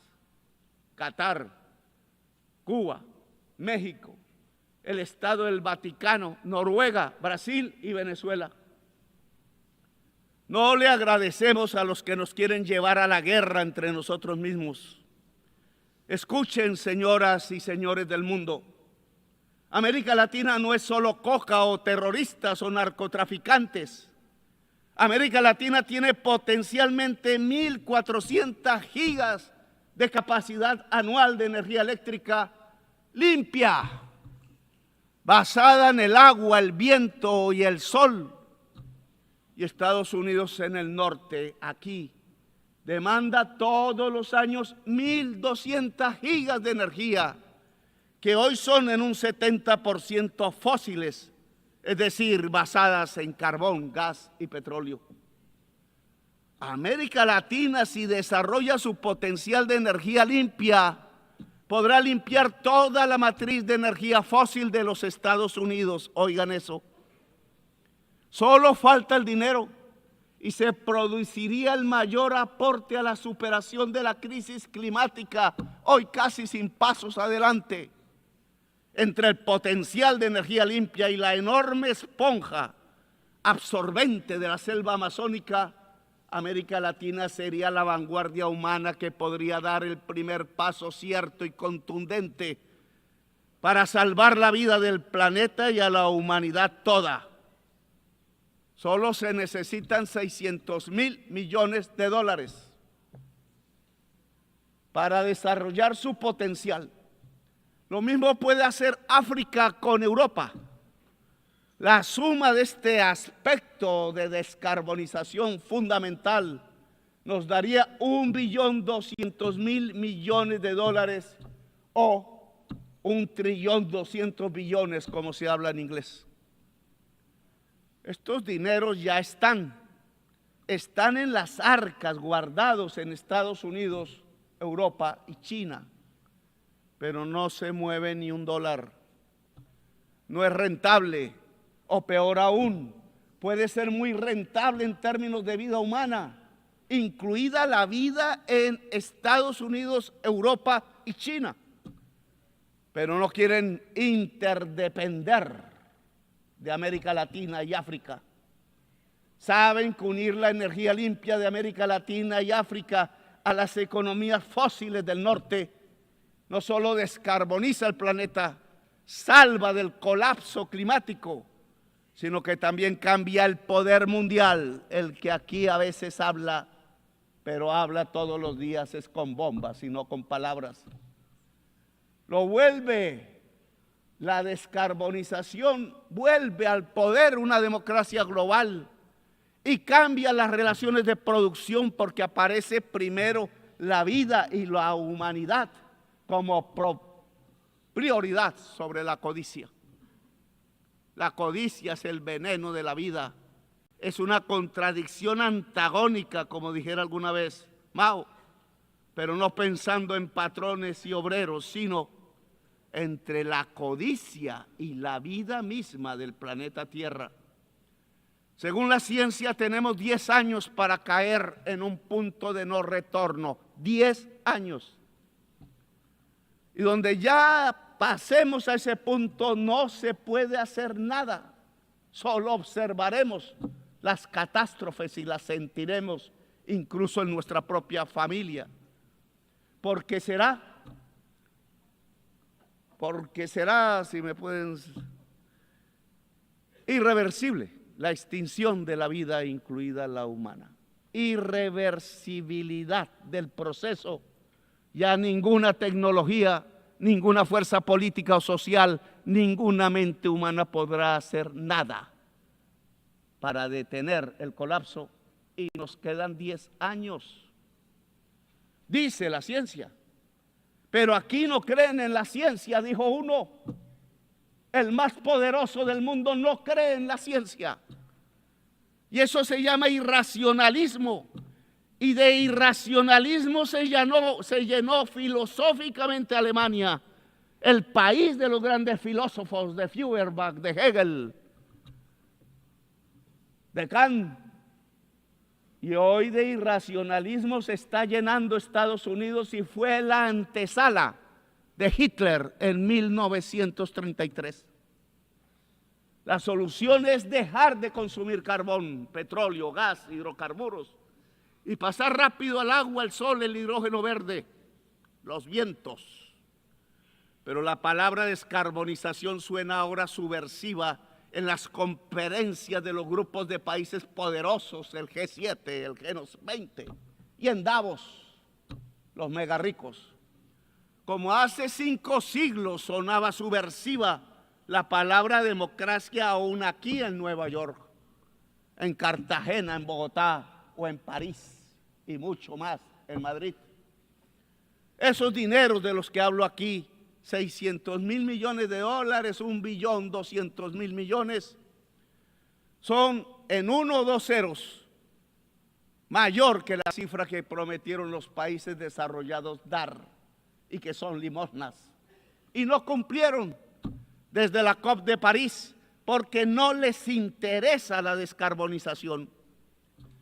Y es entre ceros la demasía de la cifra sobre los exiguos préstamos de la banca multilateral, que son eso, pura limosna inocua, pura ideología pensando que la rentabilidad del capital limpia la atmósfera y salva la vida.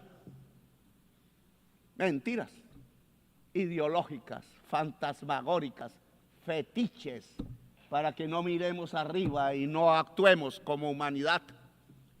La crisis climática implica priorizar en todos los presupuestos públicos la inversión en descarbonización y adaptación.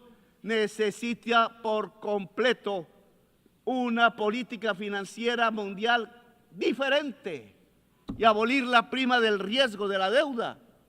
¿Quién dijo que son riesgosos los países que no son riesgosos? Los países que emitan más gases efecto invernadero como este, el segundo primero de la Tierra.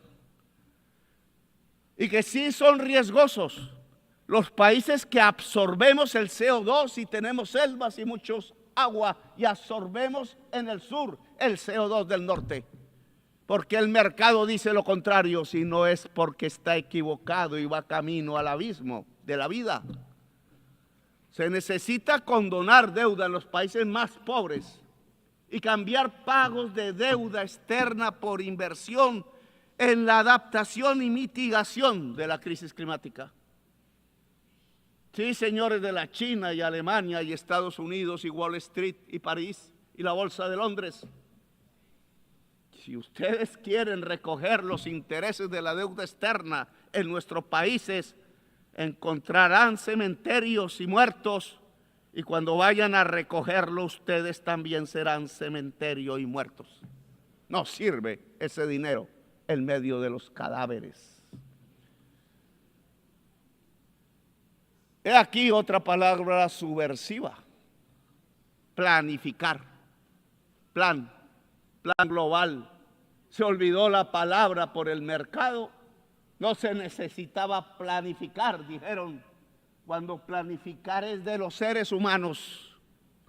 Es anatema, tanta creencia religiosa y falsa se desató sobre el mercado. Creencia fundamentalista, pensando que llevaba el mercado a la felicidad. Dijo Walras, el suizo, economista, y el abismo, lo que lleva el mercado es no a la felicidad, sino a la muerte y el abismo, como ya lo vemos hoy. Walras estaba equivocado, el neoliberalismo estaba equivocado desde el principio y llevamos 50 años guiando a nuestros países bajo fórmulas completamente erráticas y acientíficas y no las cambiamos. El plan debe ser vinculante a los estados nacionales, realizado en una democracia global, supervisado en su cumplimiento por el Consejo de Seguridad sin veto. Pues sepámoslo, el mercado no soluciona la crisis climática, sepámoslo de una vez, porque él mismo la produjo.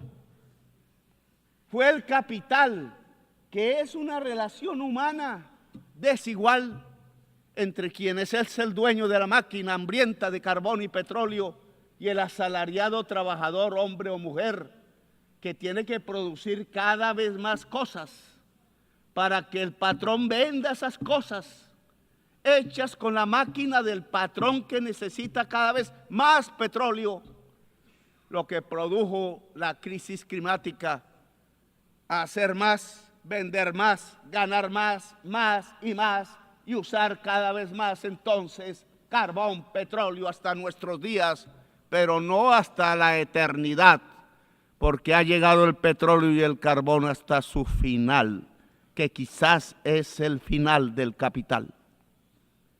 Si no es del capital, será de la humanidad y de la vida entonces. El dueño del capital es un ser humano de poder y no es una cosa, no es un fetiche. Ese ser humano con su codicia, con su esclavitud total a la codicia, es el que buscará que aquí se apruebe, que se busque cada vez más petróleo, que en cada país se busque cada vez más petróleo, no importa el envenenamiento de la atmósfera con CO2, que es el envenenamiento de la vida toda del planeta. Taladrar, taladrar y taladrar, dicen sin piedad. Así que capital o vida, amigos y amigas, o codicia o vida, o barbarie o democracia local y global, o libertad o muerte, como decía Bolívar y enarbolaba esta su bandera roja, negra y también blanca.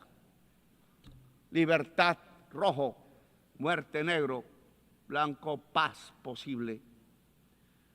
Es una revolución mundial de los pueblos lo que se necesita para superar positivamente la crisis climática y no dejarla llegar de crisis a colapso global. Es una revolución de los pueblos unidos, de las civilizaciones que tienen que dialogar más que los estados mismos. Es una revolución de la humanidad para seguir viva en el planeta y libre, quizás aliada a algunos gobiernos que quieran defender la vida. Hoy Naciones Unidas ve su crisis y la necesidad de su transformación. Aquí se reúnen estados-nación que ya no tienen poder, que por mucho que voten no se les hace caso, porque el Estado-nación ha llegado también a su decadencia y quizás final. Se inventó alguna vez hace unos siglos y ya no da más. Y ya no da más porque el mismo capital se volvió global, no estatal. El socialismo de Stalin debió de volverse global y no estatal, pero Stalin no tenía las entendederas para ello y creyó más en la tribu y condenó en Yalta una revolución mundial en España, en Italia, en Grecia y quizás hubiera sido América Latina y otros. La humanidad es el nuevo sujeto político que aparece, no el Estado-nación. Y por tanto, Naciones Unidas se tiene que volver y transformar en una humanidad unida, aunque diversa. Está apareciendo un nuevo sujeto político en la historia humana y es importante y me parece espectacular. Y es que superamos la idea del Estado-nación para convertirnos en humanidad. Pero esa humanidad, para que esté unida y sea única en la acción, tiene que tener democracia en todo el mundo, tiene que tener diálogo permanente en medio de la diversidad. Es la diferencia lo que nos impulsa la posibilidad de una coordinación eficaz de la acción a escala mundial. Humanidad que dialoga, sí. Humanidad civil, sí. Humanidad profundamente democrática, sí. Ojalá una humanidad de personas libres, que es su definición, su sinónimo, porque no puede haber humanidad esclava.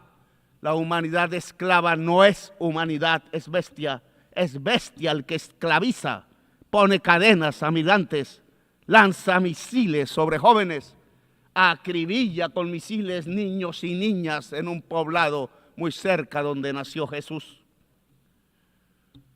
Esto ya no se resuelve con estados que hablan y no se resuelve con gobernantes sobornados por el petróleo. y dispuestos a lanzar misiles a los pueblos del sur. Un nuevo sujeto político entonces aparece, la humanidad unida y diversa en sus culturas. Mientras el colapso se acerca y mientras las sociedades viejas y blancas de Europa y Estados Unidos siguen aplaudiendo a sus nuevos Hitlers de moda, no escuchan ni a sus jóvenes, ni a sus niños, ni a la humanidad, ni a las estrellas, ni a sus abuelos que murieron como héroes en los campos de Europa luchando de verdad contra Hitler y su idea criminal de una raza superior. Hoy hacen lo mismo que Hitler. Construyen campos de concentración para migrantes y aplauden las mayorías electorales y dicen que son de una raza inferior los migrantes y colectivizan culpas en ellos como hicieron con los judíos y los llaman terroristas e inferiores y ladrones, narcotraficantes todos, dicen. Cuando la mayoría de los narcotraficantes son rubios y de ojos azules y guardan sus enormes fortunas en los bancos más grandes del mundo y no viven en Bogotá, ni en Caracas, ni en el Caribe, ni en Gaza, sino que viven en Miami y son vecinos del presidente de los Estados Unidos y viven en Nueva York y en París y Madrid y en Dubái. Viven donde hay lujo, no pobreza. Pero los misiles los tiran donde hay pobreza y no donde hay lujo.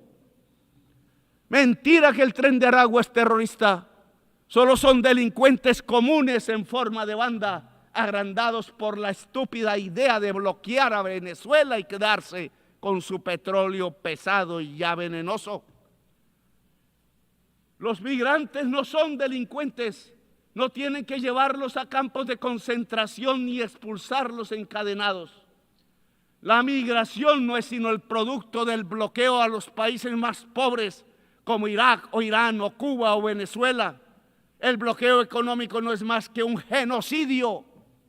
La migración no es sino el producto del empobrecimiento de los países más pobres por una deuda impagable y codiciosa. La migración no es más sino la consecuencia de las guerras y las invasiones por el petróleo desatadas por Estados Unidos y la Europa de la OTAN. La migración no es más sino la consecuencia de la crisis climática que transita a colapso y que deja sin agua las tierras del trópico, porque al aumentar el calor se evapora el líquido vital. La solución a la migración no es otra o muy diferente a las cadenas, a las cárceles, a los misiles. No hay raza superior, señores. No hay pueblo elegido de Dios. No lo es ni Estados Unidos ni Israel. Ignorantes fundamentalistas de extrema derecha piensan así. El pueblo elegido de Dios es la humanidad toda. Usan la migración como excusa para no hacer nada contra la crisis climática que barre cada día con la vida. Buscan la migración para ganar votos de blancos y viejos y viejas, pero para desde el poder ocultar que hay que acabar con el consumo del carbón y del petróleo y lo incentivan para taladrar y taladrar y taladrar. La ONU tiene que cambiar ya. Una ONU diferente, humana, debe antes que nada detener el genocidio de Gaza. La humanidad no puede permitir ni un día más de genocidio, ni a los genocidas de Netanyahu ni sus aliados en Estados Unidos e Europa, dejarlos libres. Las Naciones Unidas deben hacer respetar los tribunales internacionales de justicia, el derecho internacional que es la base de la civilización y de la sabiduría de la humanidad condensada en la historia, y debe hacer cumplir las sentencias de su justicia. La diplomacia ya acabó su papel, señores, en el caso de Gaza. No pudo solucionarlo. No es cierto, y me disculpa Macron, que podamos insistir y insistir en hablar y en hablar cuando cada segundo cae un misil y destroza los cuerpos de bebés inocentes bebés niños y bebés niñas en el país árabe de Palestina. Cada día de mociones vetadas en el Consejo de Seguridad de la ONU, cada día que pasa son más los niños bombardeados, cada veto más bombas, cada veto más muertos. El que veta, que piensa, no es madre, no es padre, no está vivo, viene quizás de fuerzas oscuras, es un robot porque no tiene corazón para vetar. El genocidio debe parar con lo que sigue a la diplomacia. Es con una votación de la Asamblea de las Naciones Unidas, ¿sí? Y no con una votación del Consejo de Seguridad, que vetan. Es con una Uniting for Peace para Palestina, conformando una fuerza armada para defender la vida del pueblo palestino. Palabras y armas toca hoy. No son cascos azules, no entrenados y a veces indispuestos para lo que toca. Es un ejército poderoso de los países que no aceptan el genocidio. Por eso invito a las naciones del mundo y a sus pueblos sobre todo, como parte de la humanidad, a unir ejércitos y armas. Hay que liberar a Palestina. Invito a los ejércitos del Asia, de los pueblos eslavos que derrotaron con tanto heroísmo a Hitler, a los ejércitos latinoamericanos de Bolívar, de Garibaldi, que también tuvo uno en Italia, de Martí, de Artigas, de Santa Cruz. Ya sobran las palabras. Es la hora de la espada, de la libertad o muerte de Bolívar, porque no solo van a bombardear a Gaza, no solo al Caribe como ya lo hacen, sino a la humanidad que clama libertad, porque desde Washington y la OTAN matan la democracia y hacen renacer la tiranía y el totalitarismo a nivel global. Hay que levantar la bandera rojinegra de la libertad o muerte que alzó Bolívar, sin olvidar el color blanco que levantó junto al rojinegro, color de la paz como esperanza para que haya esperanza de vida en la tierra y en el corazón de la humanidad. Los Estados Unidos ya no enseñan democracia, sino que la matan en sus migrantes y su codicia. Estados Unidos enseñan tiranía. La ONU debe empezar su cambio deteniendo el genocidio en Gaza con la efectividad de un ejército de la salvación del mundo, votado por la Asamblea de las Naciones Unidas y sin veto. Después de salvar Gaza, pasaremos al plan para descarbonizar la economía del planeta, para que sea un hecho democráticamente construido a escala mundial y funde democracia global, y que el órgano que vigile su aplicación rápida sea el Consejo de Seguridad, pero sin vetos, y que sea vinculante sobre la OMC, el Banco Mundial, el FMI, el sistema financiero privado, por la gran capacidad que tiene el sistema financiero nacional y mundial de centralizar el capital. Es desde allí donde la humanidad puede regular el capital para subordinarlo a la vida y a la humanidad, un capital regulado y subordinado a la vida y a la gente. Por este camino las Naciones Unidas transitarán desde una alianza de estados a una alianza de pueblos y culturas diversas que son el componente de la humanidad. Si superamos la crisis climática, y solo lo haremos unidos como humanidad, lograremos también que las Naciones Unidas den el paso hacia una asamblea de los pueblos, buscando que cada persona sea libre en el planeta, buscando que los cerebros de cada persona alcancen su máximo potencial y se interconecten en el planeta, porque ese gran cerebro de la humanidad, como inteligencia poderosa, alumbrado por la ciencia cada vez más profunda, podrá no solo salvar la vida en el planeta, sino cumplir la misión de la humanidad, expandiendo la vida en las estrellas. Una humanidad unida y libre puede mirar las estrellas y alcanzarlas, tal como los romanos legionarios pensaron algún día antiguo allí cuando se inventaron las palabras en latín ad astra. Ad astra, hasta las estrellas, siempre es la hora de la libertad o la muerte, y es real la muerte en misiles, pero también es real la libertad en el corazón humano y su capacidad de unión, de rebelión y de existencia. Gracias, muy amables.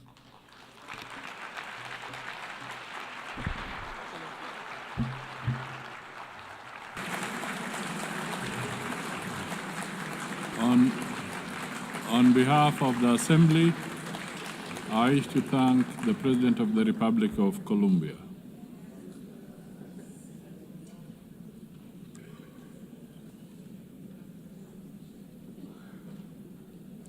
The Assembly will now hear an address by His Excellency Karol Nawrocki, President of the Republic of Poland. I request protocol to escort His Excellency and invite him to address the Assembly.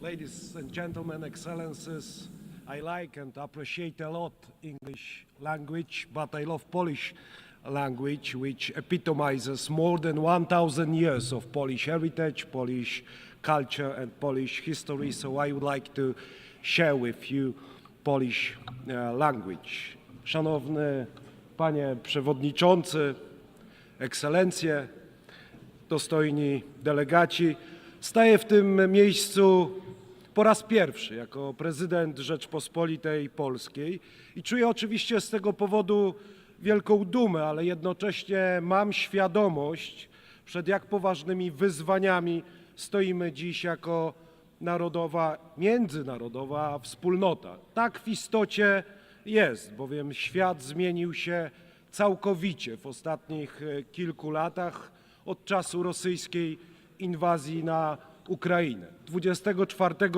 lutego 2022 roku zostaliśmy brutalnie wszyscy wybudzeni z błogiego snu o świecie końca historii. Historia się nie skończyła i historia się nie skończy. Musimy mieć tego świadomość. Zostaliśmy wybudzeni z błogiego snu, w którym dążymy do powszechnego pokoju, do przestrzegania zasad prawa międzynarodowego. To są chyba słowa, które powtarzane są najczęściej w tym gremium. Ten sen, drodzy Państwo, już nie istnieje i często powtarzamy słowa, które nie oddają rzeczywistości, jaka nas otacza i w Europie Środkowej, i w Europie Wschodniej, i w wielu innych regionach świata, z którego Państwo przyjechaliście. Granice państwowe przestały być w istocie nietykalne, a międzynarodowe prawo, dotąd uważane za kompas ładu światowego, zaczęło być traktowane raczej jak sugestia, a nie jak reguła. Przypomnę, że krótko po wybuchu wojny i ataku Federacji Rosyjskiej na Ukrainę Polki i Polacy okazali ogromną solidarność z walczącym narodem ukraińskim. Otworzyliśmy nasze serca, nasze granice, otworzyliśmy nasze domy, okazaliśmy pomoc materialną, finansową, pomoc militarną i pomoc dyplomatyczną. Dziś, szanowni Państwo, w Polsce mieszka 1 000 000 ukraińskich uchodźców. Szanowni Państwo, rosyjska inwazja na Ukrainę to nie tylko najpoważniejszy konflikt w Europie od czasów II wojny światowej, ale to także punkt zwrotny. Dotychczasowy ład międzynarodowy kruszeje na naszych oczach. Świat wszedł w nową, niebezpieczną erę rywalizacji wielkich mocarstw, łamania zasad i testowania, jak daleko można się posunąć, zanim ktoś powie wyraźne dość, stop.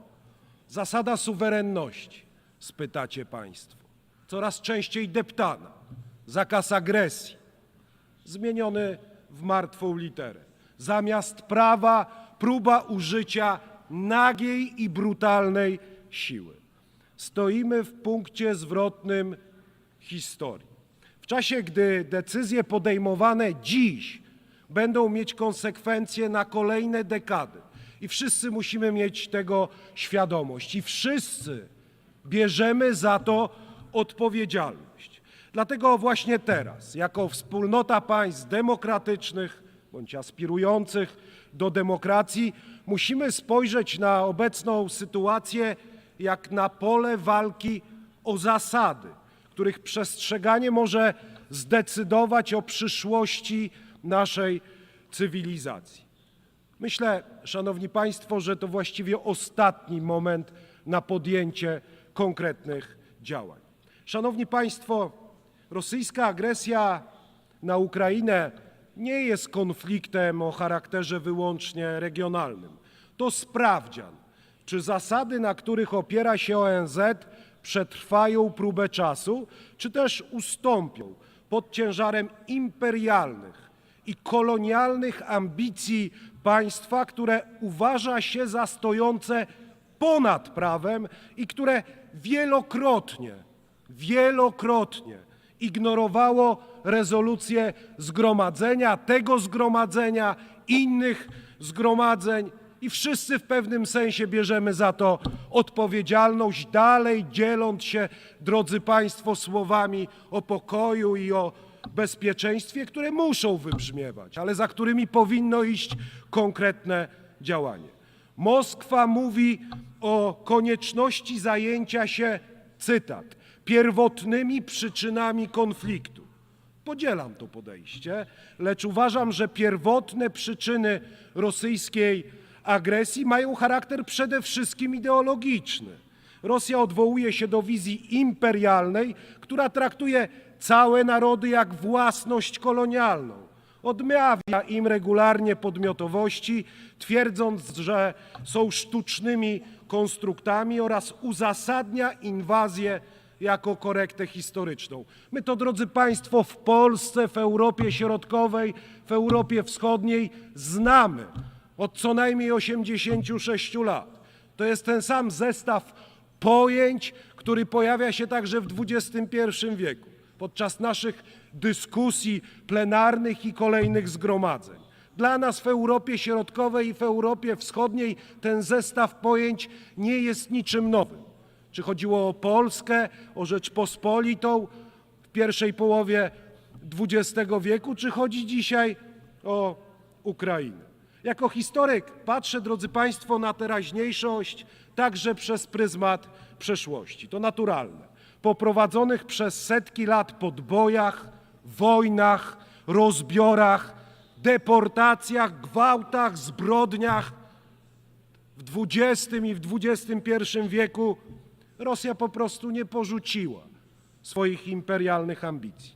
Jeden z moich wielkich poprzedników, świętej pamięci prezydent Lech Kaczyński, doskonale to rozumiał, gdy przemawiał na placu przed gruzińskim parlamentem w roku 2008. Jego ówczesne słowa przetrwały próbę czasu. Prezydent Lech Kaczyński mówił, drodzy państwo, dziś Gruzja, jutro Ukraina, pojutrze państwa bałtyckie, a później może i czas na mój kraj, na Polskę. Gdy Rosja zaatakowała Gruzję, nie dla wszystkich było jasne, że to dopiero początek nowego imperializmu Kremla. Niestety wiatr historii, którą tak dobrze znamy oraz rozumiemy w Polsce, zaczyna także wiać obecnie. Ponownie zaczynamy doświadczać rosyjskiego imperializmu także na naszych ziemiach, w Polsce. 2 tygodnie temu w nocy z 9 na 10 września doszło do ataku rosyjskich dronów na terytorium państwa członkowskiego NATO, na terytorium Polski. Kilkanaście dronów naruszyło granice mojego kraju celowo, bo zapewniam państwa, że nie był to przypadek, na rozkaz wydany w stolicy państwa będącego stałym członkiem Rady Bezpieczeństwa. W konsekwencji Polska po raz pierwszy od II wojny światowej była zmuszona do otwarcia ognia do wrogich obiektów nad naszym terytorium. I zapewniam Państwa, jako zwierzchnik Sił Zbrojnych i prezydent Polski, że Polska zawsze będzie odpowiednio reagować i jest gotowa do obrony swojego terytorium. Polacy, drodzy Państwo, nie przestraszyli się sowieckich hord w roku 1920 i broniąc cywilizacji europejskiej pokonali Sowietów w roku 1920. Polacy i kraje Europy Środkowej nie oddały swojego ducha wolności i suwerenności przez 45 lat sowieckiego kolonializmu po roku 1945 i Polacy i kraje Europy Środkowej i Wschodniej nie przestraszą się też rosyjskich dronów. Tylko to, drodzy Państwo, nie o to chodzi. Chodzi o to, jak długo będziemy jeszcze zezwalać na tego typu akty łamania naszej narodowej, międzynarodowej wspólnoty. Dlatego właśnie, Szanowni Państwo, w Polsce przeznaczamy znaczące kwoty na rozwój naszych zdolności obronnych, dlatego budujemy odporność naszego państwa, ale też całej naszej części Europy, bowiem ofiarami podobnych prowokacji ze strony Rosji stały się bowiem także państwa bałtyckie, nasi przyjaciele, choćby Estończycy, a także Rumunia. Jako lider regionu działamy na rzecz wzmacniania bliskich powiązań państw bukaresztańskiej dziewiątki i dlatego też rozwijamy współpracę w ramach inicjatywy Trójmorza. Jako głos regionu podkreślamy, nie ma naszej zgody na to, by Moskwa tak bezpardonowo dokonywała wobec nas i innych narodów Europy aktów prowokacji, testując nasze reakcje i zastraszając nasze społeczeństwa. Nie ma na to naszej zgody. Szanowni delegaci, neoimperialna i neokolonialna Rosja na naszych oczach stara się burzyć architekturę bezpieczeństwa międzynarodowego. Łamie prawo międzynarodowe, wzmacnia podziały, dąży do odrodzenia się koncertu mocarstw.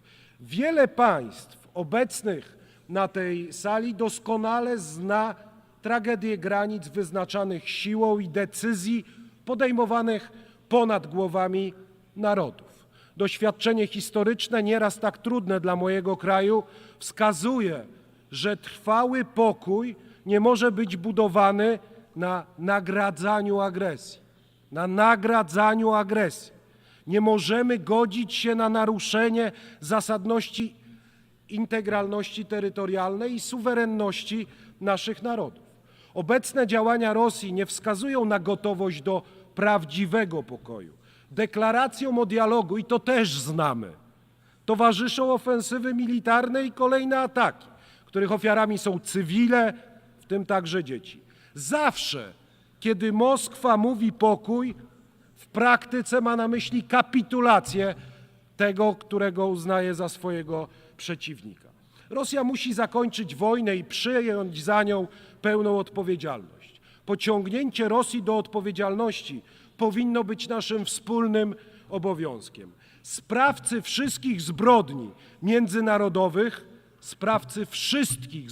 międzynarodowych muszą być sądzeni przed właściwymi sądami. Mam nadzieję, że tak się, drodzy Państwo, w najbliższym czasie stanie, a nie będziemy spotykać się w kolejnych latach także mojej prezydentury i dyskutować rzeczy, które powinny być dla nas wszystkich oczywiste. Dlatego też Polska wspiera pracę Międzynarodowego Trybunału Sprawiedliwości oraz Międzynarodowego Trybunału Karnego i popiera ideę ustanowienia specjalnego Trybunału ad hoc, który osądziłby sprawców agresji. Żadne wojny nie mogą się bowiem agresorom opłacać. Wojny nie mogą opłacać się agresorom także pod względem ekonomicznym. Państwom i narodom należy się pełne zadośćuczynienie, także od tych, którzy wywołali II wojnę światową, bo jeśli chcemy budować wspólnotę państw demokratycznych, wspólną Unię Europejską, to musimy zgodzić się wspólnie na to, że wojna nie może opłacać się pod względem ekonomicznym żadnemu z agresorów. Szanowni Państwo, jak wspomniałem, stoimy dziś przed całą gamą wyzwań o charakterze globalnym, ale też charakterze lokalnym. Oczy świata i również nasze są dziś zwrócone na Bliski Wschód.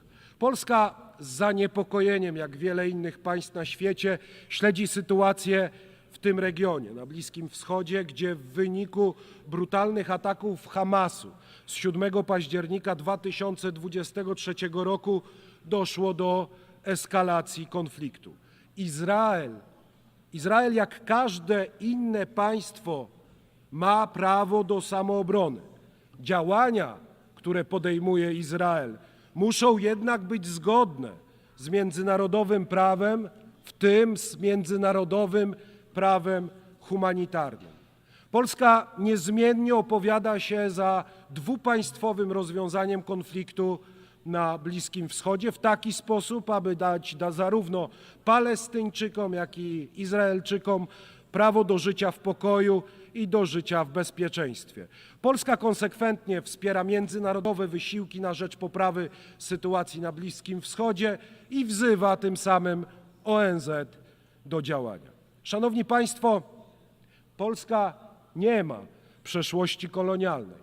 Dlatego jesteśmy dla państw azjatyckich i dla państw afrykańskich partnerem pewnym i partnerem wiarygodnym. Powiem więcej, sami, drodzy Państwo, w przeszłości my, Polacy, byliśmy ofiarą kolonialnej polityki mocarstw, więc doskonale rozumiemy instrumenty stosowane przez neoimperialne mocarstwa i nie ma naszej zgody na to, by destabilizowały one niektóre regiony świata. Jako prezydent Rzeczypospolitej Polskiej będę przykładał szczególną uwagę do rozwoju naszej współpracy z różnymi regionami świata. Myślę tu o kontynencie afrykańskim. Wszyscy widzimy, jak trwające wojny, konflikty i ataki terrorystyczne podważają wysiłki dumnych afrykańskich narodów, by żyć i rozwijać się w bezpiecznych oraz sprawiedliwych warunkach. Świat musi stanąć po stronie wszystkich dotkniętych brakiem bezpieczeństwa i pomóc im w przywróceniu pokoju. Nie ma naszej zgody na to, by neoimperialne mocarstwa destabilizowały na przykład Sahel w celu arbitralnego zarządzania globalnymi przepływami migracyjnymi czy stosowania presji migracyjnej. Nie ma też naszej zgody na to, by międzynarodowe grupy przestępcze czerpały zyski z handlu ludźmi i z ich niewolniczej pracy. Chcemy także oczywiście jako Polska, drodzy Państwo, rozwoju relacji z państwami Azji i Pacyfiku. Rola tego regionu w kształtowaniu porządku międzynarodowego w XXI wieku znacząco wzrosła. Dynamicznemu rozwojowi gospodarczemu towarzyszą jednak, jak wiemy, rosnące napięcia geopolityczne, co ma wpływ na stabilność, dobrobyt, na bezpieczeństwo, także w innych regionach świata. Jesteśmy, drodzy Państwo, jako Polacy zaniepokojeni negatywnym wpływem światowych kryzysów. Ale chcę powiedzieć jako prezydent Polski otwarcie wśród Was, we wspólnocie międzynarodowej, że jesteśmy też głęboko zaniepokojeni i jesteśmy też świadomi błędów popełnionych przez naszych zachodnich partnerów, przyjaciół i sąsiadów. Tak, zgadzam się z prezydentem Donaldem Trumpem, że w ostatnich latach, przed czym przestrzegaliśmy jako Polacy i taki sygnał szedł też z Europy Środkowej i Wschodniej, Europa pogrążyła się w ideologicznym szale, który doprowadził do złych decyzji w zakresie migracji, do zielonego szaleństwa i zielonego ładu, który niszczy rynki gospodarcze, ekonomiczne i także rynki rolne. Tak, ta sama Europa, nasi przyjaciele i nasi partnerzy, z którymi chcemy budować wspólną Unię Europejską, przez wiele lat dotowali Federację Rosyjską, kupując ruski, tani gaz. My to wszystko, drodzy Państwo, w Polsce i w Europie Środkowej wiemy i cieszymy się zawsze wtedy, kiedy przywódcy państw Europy Zachodniej wyciągają z tego konsekwencje i słuchają naszego głosu. Drodzy Państwo, pomoc rozwojowa i pomoc humanitarna stanowią integralną część polityki zagranicznej naszego państwa w aspekcie budowania globalnego pokoju, bezpieczeństwa i rozwoju. Postrzegamy ją jako wspólną inwestycję w naszą przyszłość, bezpieczeństwo, stabilność i dobrobyt. Jesteśmy obecni z naszym wsparciem w wielu obszarach, w Afryce, w Europie Wschodniej i na Bliskim Wschodzie. Dostojni delegaci, Polska, współzałożyciel Organizacji Narodów Zjednoczonych, jest 20. co do wielkości gospodarką świata oraz krajem, który w ciągu ostatnich 30 lat z powodzeniem przekształcił się z kraju rozwijającego się w kraj rozwinięty oraz z gospodarki centralnie planowanej w gospodarkę rynkową. To wyjątkowe doświadczenie pozwala nam wnieść istotny wkład w dyskusję ONZ na temat rozwoju, łącząc perspektywy globalnego wschodu i globalnego zachodu, a także północy i południa. Biorąc pod uwagę nasz potencjał i nasze doświadczenie, konsekwentnie zabiegamy o udział w pracach G20 w formacie, który pełni rolę mostu w obecnych burzliwych czasach. Mamy też głęboką nadzieję, że zaproszenie do współpracy oraz do udziału w kolejnym szczycie grupy wystosowane przez Stany Zjednoczone, za co dziękuję prezydentowi Donaldowi Trumpowi, przełożą się na stałą obecność Polski w tym gronie. Szanowni Państwo, prawa człowieka są jednym z 3 głównych filarów, na których opiera się system Narodów Zjednoczonych. Nie możemy mówić o prawdziwym pokoju, jeśli nie chronimy praw człowieka. Każdego człowieka bez wyjątku. Pokój to nie tylko brak konfliktów zbrojnych, to także sprawiedliwość, równość i szacunek dla ludzkiej godności. Dlatego też ochrona praw człowieka musi być priorytetem w każdym procesie budowania pokoju i budowania bezpieczeństwa. Wyraźnie dostrzegamy dramatyczne konsekwencje rosyjskiej agresji, także w zakresie praw człowieka i kwestii humanitarnych. Priorytetem dla nas, dla Polaków, dla Polski pozostaje także sytuacja praw człowieka na Białorusi. Musimy bronić stanowczo także praw człowieka w tym najbardziej podstawowym wymiarze prawa do życia bezbronnych, od poczęcia do naturalnej śmierci. Chronimy nasze rodziny jako miejsce szczęścia, miłości i wychowywania dzieci. Upominamy się jako Polska głośno o los jednej z najbardziej prześladowanych na świecie grup chrześcijan. Uważamy Radę Praw Człowieka za główny organ praw człowieka w systemie Narodów Zjednoczonych, który odgrywa kluczową rolę w przestrzeganiu standardów ochrony praw człowieka. Dlatego też Polska przedstawiła swoją kandydaturę do członkostwa w Radzie Praw Człowieka na lata 2029-31. Nasza kandydatura odzwierciedla nasze zaangażowanie w promowanie i ochronę praw człowieka na całym świecie. Szanowny Panie Przewodniczący, Ekscelencje, dostojni delegaci, 80 lat temu powołano ONZ. Ta rocznica pokazuje, jak daleko zaszliśmy, ale też ile jeszcze jest wyzwań przed nami. Dziś wiemy, że międzynarodowa współpraca nie jest opcją, a jest koniecznością dla nas wszystkich. Nie może być tak, że agresorzy zaczynają maszerować bezkarnie przez cudze terytoria, a sprawcy zbrodni wojennych zasypiają sobie spokojnie każdego dnia bez odpowiedzialności. Przypomnę Państwu, że po II wojnie światowej nie było miejsca na relatywizowanie zbrodni, przynajmniej dla najważniejszych dowódców wydających rozkazy. Była Norymberga, był sąd, było imię, było nazwisko, zarzut, wyrok, bo nie chodziło tylko o zemstę. Chodziło o zasady i dziś także chodzi o zasady. O to, by zbrodnia nie została wynagrodzona, a prawo nie zostało nigdy zastąpione siłą. Dziś musimy wrócić do tego ducha, zbudować międzynarodowy system odpowiedzialności, który nie zawaha się nazwać zła po imieniu, niezależnie od flagi, jaką nosi to zło na ramieniu. Musimy powiedzieć jasno, istnieją granice, istnieją prawa człowieka, istnieje prawo międzynarodowe, a każdy, kto je łamie, powinien ponieść surowe konsekwencje. Ale to nie stanie się oczywiście, szanowni państwo, samo, bo porządek świata nie jest dany raz na zawsze. On zależy właśnie od nas, od rządów, od instytucji, ale przede wszystkim od społeczeństw. Jak powiedział kiedyś jeden z laureatów pokojowej Nagrody Nobla, neutralność zawsze pomaga oprawcy, nigdy ofierze. Milczenie zachęca prześladowcę, nigdy prześladowanego. Niech te słowa będą nie tylko, drodzy państwo, przestrogą, ale i wezwaniem do działania tu i teraz. Dziękuję państwu za uwagę.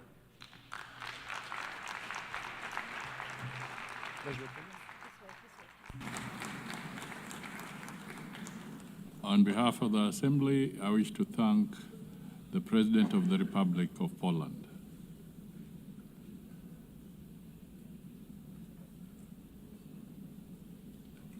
The Assembly will now hear an address by His Excellency Daniel Francisco Chapo, President of the Republic of Mozambique.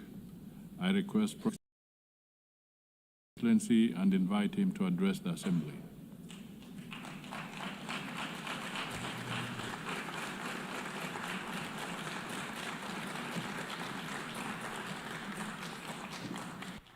Muito obrigado. Sua Excelência, Senhora Presidente da 80ª Sessão da Assembleia Geral das Nações Unidas, Sua Excelência, Senhora Secretário-Geral das Nações Unidas, Sua Excelência, Chefe de Estado e de Governo aqui presentes, ilustres chefes das delegações, minhas senhoras, meus senhores, constitui para nós uma honra profunda dirigirmos pela primeira vez como Presidente da República de Moçambique a esta augusta Assembleia, num momento de significados múltiplos para Moçambique como para a Organização das Nações Unidas. Digo isto porque celebramos 50 anos da nossa independência nacional, 50 anos da nossa admissão como membro do pleno direito das Nações Unidas e os 80 anos desta grande organização. Assim, gostaríamos de saudar e felicitar a Senhora Presidente, Sua Excelência Ana Helena Barbock, pela presidência da 80ª Sessão, bem como enaltecer o trabalho do Presidente cessante, Sua Excelência Philemon Yang, que fez um excelente trabalho. Não poderíamos deixar de render homenagem ao Secretário-Geral das Nações Unidas, o engenheiro António Guterres, pela sua incansável advocacia em defesa do multilateralismo, pela atenção dedicada às prioridades de África e pela visão de lançar a iniciativa UN 80.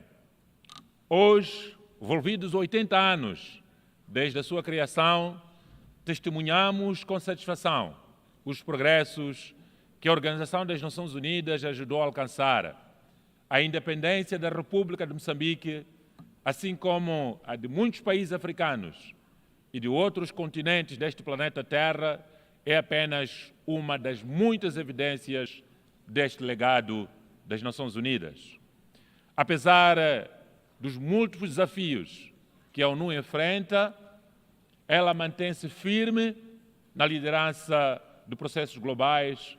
Por isso sublinhamos qualquer esforço de reforma que vise torná-la mais ajustada e com maior capacidade para dar resposta às realidades contemporâneas só será completo quando incluir de forma inequívoca a reforma do Conselho de Segurança das Nações Unidas.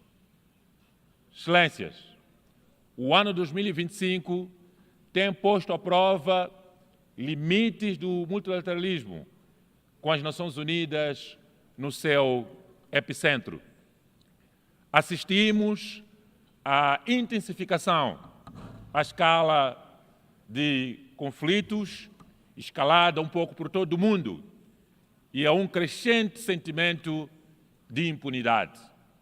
Os conflitos em curso em vários cantos do mundo e crises prolongadas que nos recordam que a promessa de salvar as gerações vindouras do flagelo da guerra, inscrita na Carta de 1945 das Nações Unidas, continua por cumprir. 80 anos de construção de instituições multilaterais e salvaguardas de princípios que têm regido os assuntos globais estão agora em risco. O resultado é evidente. As guerras multiplicam-se, a crise climática agrava-se, as dívidas aumentam, as tarifas crescem, a desilusão alastra-se e, acima de tudo, regressa o espectro nuclear. A estas ameaças somam-se as consequências econômicas de crises sucessivas no mundo. A pandemia da Covid-19, a guerra na Europa, no Médio Oriente e as guerras em África. Do aumento do preço das matérias-primas à volatilidade financeira global. Tudo isto gera dívidas insustentáveis e desigualdades cada vez mais profundas na sociedade. Assistimos também a um preocupante retrocesso dos compromissos internacionalmente acordados. Faltando apenas 5 anos para 2030, a Agenda para o Desenvolvimento Sustentável encontra-se em risco, pois as metas ainda não foram cumpridas e falta muito por cumprir. E a crise climática acelera e intensifica todas as outras que nós conhecemos. Secas transformam-se em fome, ciclones em catástrofes humanitárias, deslocações em desespero, e este é explorado por atores sem escrúpulos. Foi neste contexto que o parecer histórico do Tribunal Internacional de Justiça, de 23 de julho de 2025, reafirmou de forma inequívoca que os Estados têm obrigações jurídicas vinculativas de proteger o clima e o ambiente contra emissões de gases de efeito de estufa. Trata-se de um marco de alcance universal. Para países como Moçambique, que não têm responsabilidades históricas pela crise climática, mas estão entre os mais atingidos pelas suas consequências. Secas, ciclones, cheias, inundações. Esta decisão é mais do que um princípio legal para nós. É um apelo à justiça climática, é um apelo à solidariedade global e à ação imediata por parte de todos nós. A crise ambiental soma-se à decisão tecnológica. A inteligência artificial e as tecnologias emergentes oferecem oportunidades extraordinárias, mas também riscos sérios de exclusão, manipulação da sociedade e até da militarização através de armas autônomas. Estes avanços colocam novos desafios à defesa da dignidade humana, da justiça e do trabalho. Enquanto não compreendermos plenamente o funcionamento destes modelos, não podemos confiar-lhes missões críticas sem salvaguardas robustas, sob pena de destruir o mundo. Por isso, Moçambique defende uma diplomacia tecnológica e climática capaz de regular riscos e democratizar benefícios, através de uma verdadeira transferência e partilha de conhecimento e tecnologias, para que a ciência e a tecnologia não sejam fatores de exclusão, mas sim instrumento de justiça climática e de desenvolvimento inclusivo no mundo. Perante estes desafios interconectados, o nosso continente, África, pode e deve assumir um papel ativo na definição de normas e padrões internacionais, na formulação de princípios de ética científica e na determinação das prioridades de investigação, garantindo que a inovação tecnológica esteja sempre ao serviço da humanidade e não na destruição da humanidade. Perante estas crises, o caminho não é o isolamento, é o diálogo construtivo e o reforço do multilateralismo. O Pacto do Futuro, adotado em 2024, oferece respostas concretas e inovadoras para o relançamento de um multilateralismo ajustados aos desafios do século XXI. Moçambique, como país africano, detentor de vastos recursos naturais e de uma riqueza cultural inigualável, tem se destacado na promoção e fortalecimento da democracia no continente africano. Desde que avançamos com o pluralismo político, trabalhamos intensamente e incessantemente para consolidar as bases de um sistema democrático robusto, com a realização de eleições regulares e transparentes, refletindo a vontade popular e assegurando que cada cidadão moçambicano tenha voz e participação nas decisões que moldam o futuro da nossa nação moçambicana. Aliás, a nossa presença neste pódio hoje é o resultado de um processo de escolha livre e transparente do povo moçambicano, do Rovuma ao Maputo, do Zumbugo ao Índico e na diáspora. Temos, historicamente, um compromisso contínuo com o diálogo e a construção de pontes entre diferentes atores políticos e sociais. Este compromisso com o diálogo foi crucial para a paz duradoura alcançada após décadas de conflito e para a estabilidade política que temos hoje em Moçambique. Atualmente, Moçambique destaca-se pelo esforço contínuo em promover um diálogo nacional inclusivo, cuja fase da escutação pública lançamos no passado dia 10 de setembro. Trabalhamos para que todos os setores da sociedade, independentemente da sua origem ou posição política, social ou econômica, sejam ouvidos e tenham suas preocupações consideradas nas grandes decisões nacionais. Este processo não só fortalecerá a democracia moçambicana, mas também vai assegurar que o desenvolvimento do país seja realmente um reflexo das necessidades e aspirações de todos os moçambicanos, sem exceção. Acreditamos nós que a verdadeira força de uma nação não está apenas na sua capacidade de resolver conflitos, mas na sua habilidade de promovê-los de forma pacífica, construtiva e inclusiva. Estamos orgulhosos do caminho percorrido até aqui e reafirmamos o nosso compromisso inabalável de continuar avançando como um exemplo de democracia em África e convivência pacífica no continente e no mundo. Orgulhamos-nos igualmente de ter promovido durante o nosso mandato do Conselho de Segurança, onde fomos membros não permanentes, a Declaração Presidencial sobre o papel da África nos assuntos globais, bem como de ter contribuído para a histórica Resolução 1729 de 2023, que abriu caminho para a possibilidade de financiamento previsível e sustentável das operações de apoio à paz africana através de erários das Nações Unidas. Estes marcos confirmam que a África não é apenas beneficiária de ordem multilateral, mas ator indispensável na sua reforma e revitalização.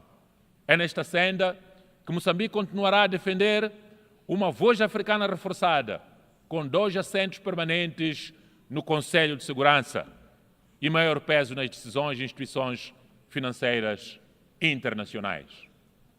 Uma nova arquitetura financeira global, capaz de aliviar dívidas, mobilizar recursos financeiros para o desenvolvimento sustentável e ação climática, bem como de corrigir assimetrias históricas.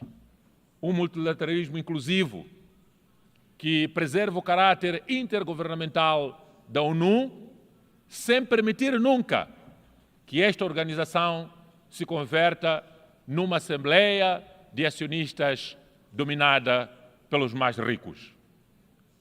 Reiteramos igualmente a nossa defesa da solução de 2 Estados para a Palestina, vivendo lado a lado em paz e segurança com Israel, como o único caminho justo, legítimo e duradouro para a concretização das aspirações de ambos os povos. Congratulamos-nos com os países que recentemente decidiram reconhecer o Estado da Palestina, o mesmo direito reconhecido a Israel, contribuindo assim para reforçar a legitimidade e a irreversibilidade da solução dos 2 Estados. Do mesmo modo, reafirmamos a nossa firme oposição às medidas coercivas unilaterais que continuam a punir povos inteiros, de Cuba a Venezuela, do Zimbábue a outros países, em clara violação da Carta das Nações Unidas, em contradição com os princípios da justiça, da solidariedade e do direito internacional.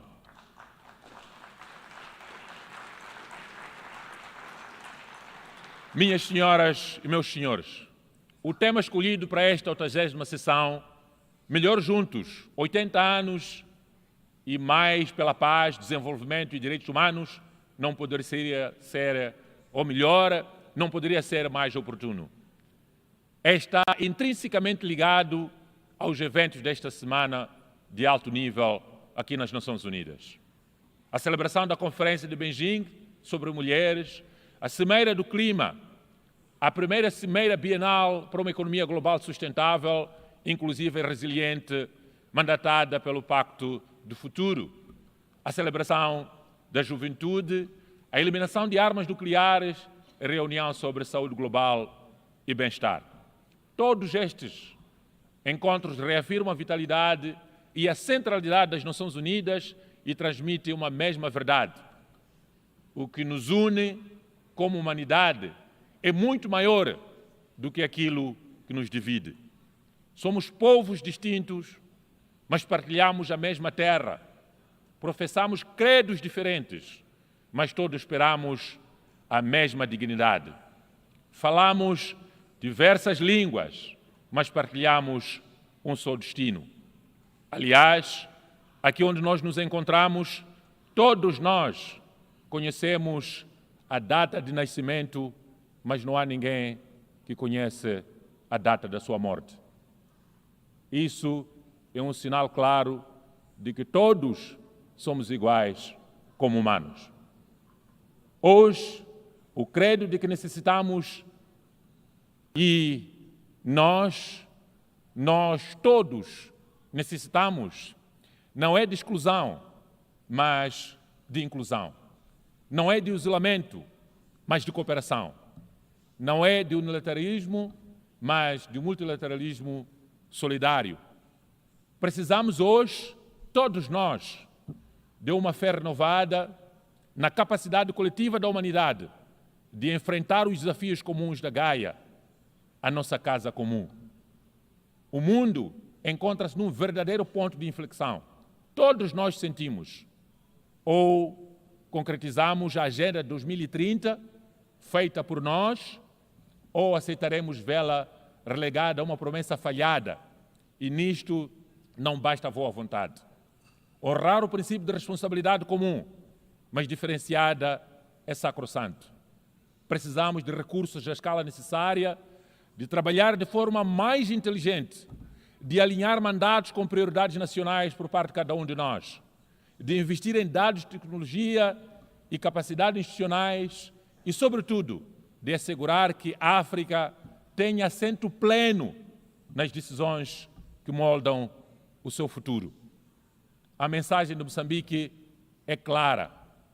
Queremos parcerias baseadas no respeito mútuo e no valor partilhado. Parafraseando o malogrado presidente Samora Moisés Machel, presidente da República Popular de Moçambique na altura, hoje República de Moçambique. A solidariedade internacional não é um ato de caridade, é um ato de unidade entre aliados. O 80º aniversário das Nações Unidas convida-nos a todos nós a renovar este espírito de solidariedade internacional e humana. Os desafios diante de nós são enormes, mas somos de facto melhor juntos, como diz o lema das Nações Unidas. E se é verdade que cada geração herda o mundo do anterior, também é verdade que cada geração tem o dever de legar um mundo melhor à geração seguinte. Este é o fio condutor da Agenda 2030. É o espírito do Pacto do Futuro e é a razão de ser desta organização, as Nações Unidas. Transformar a esperança do povo no mundo em ação. A solidariedade em resultados concretos para os povos. Que tenhamos a coragem, todos nós, no planeta Terra, de reformar com sabedoria, aprender com os nossos erros e a determinação de oferecer a paz, o desenvolvimento e direitos humanos a todos os seres humanos no planeta Terra. Para terminar, digo que Moçambique conta com a ONU e a ONU pode contar com Moçambique.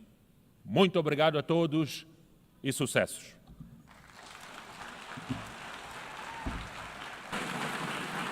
On behalf of the Assembly, I wish to thank the President of the Republic of Mozambique.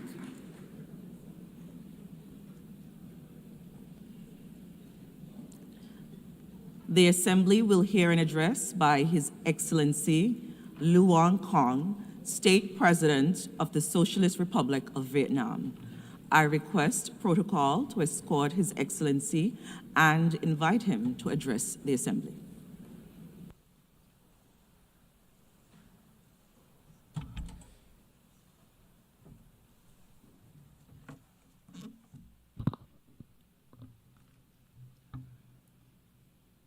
Thưa bà Chủ tịch, tôi nhiệt liệt chúc mừng bà Anna Lena Baerbock được bầu làm Chủ tịch khóa họp 80 Đại hội đồng Liên Hợp Quốc. Tôi tin tưởng rằng với kinh nghiệm và năng lực của mình, bà sẽ dẫn dắt khóa họp thành công tốt đẹp. Tôi cũng đánh giá cao những đóng góp của ngài Piramong Iang, Chủ tịch khóa 79, và ngài Tổng thư ký Liên Hợp Quốc Antonio Guterres. Thưa bà Chủ tịch, trong suốt 80 năm qua, dẫu phải đối mặt với nhiều khó khăn trở ngại, Liên Hợp Quốc luôn hiện thân cho khát vọng và cam kết của toàn nhân loại vì hòa bình, hợp tác và phát triển, dựa trên những giá trị phổ quát về quyền con người, về độc lập dân tộc, bình đẳng, dân chủ và tiến bộ xã hội. Hợp tác đa phương đã và đang mang lại những thành quả to lớn, nhất là ngăn ngừa chiến tranh, vun đắp hòa bình, hợp tác và hữu nghị, đẩy lùi đói nghèo và bệnh tật, nâng cao chất lượng cuộc sống của người dân, thúc đẩy những bước tiến mạnh mẽ của khoa học, công nghệ. Tình hình thế giới đang biến đổi sâu sắc với những thách thức gay gắt chưa từng có.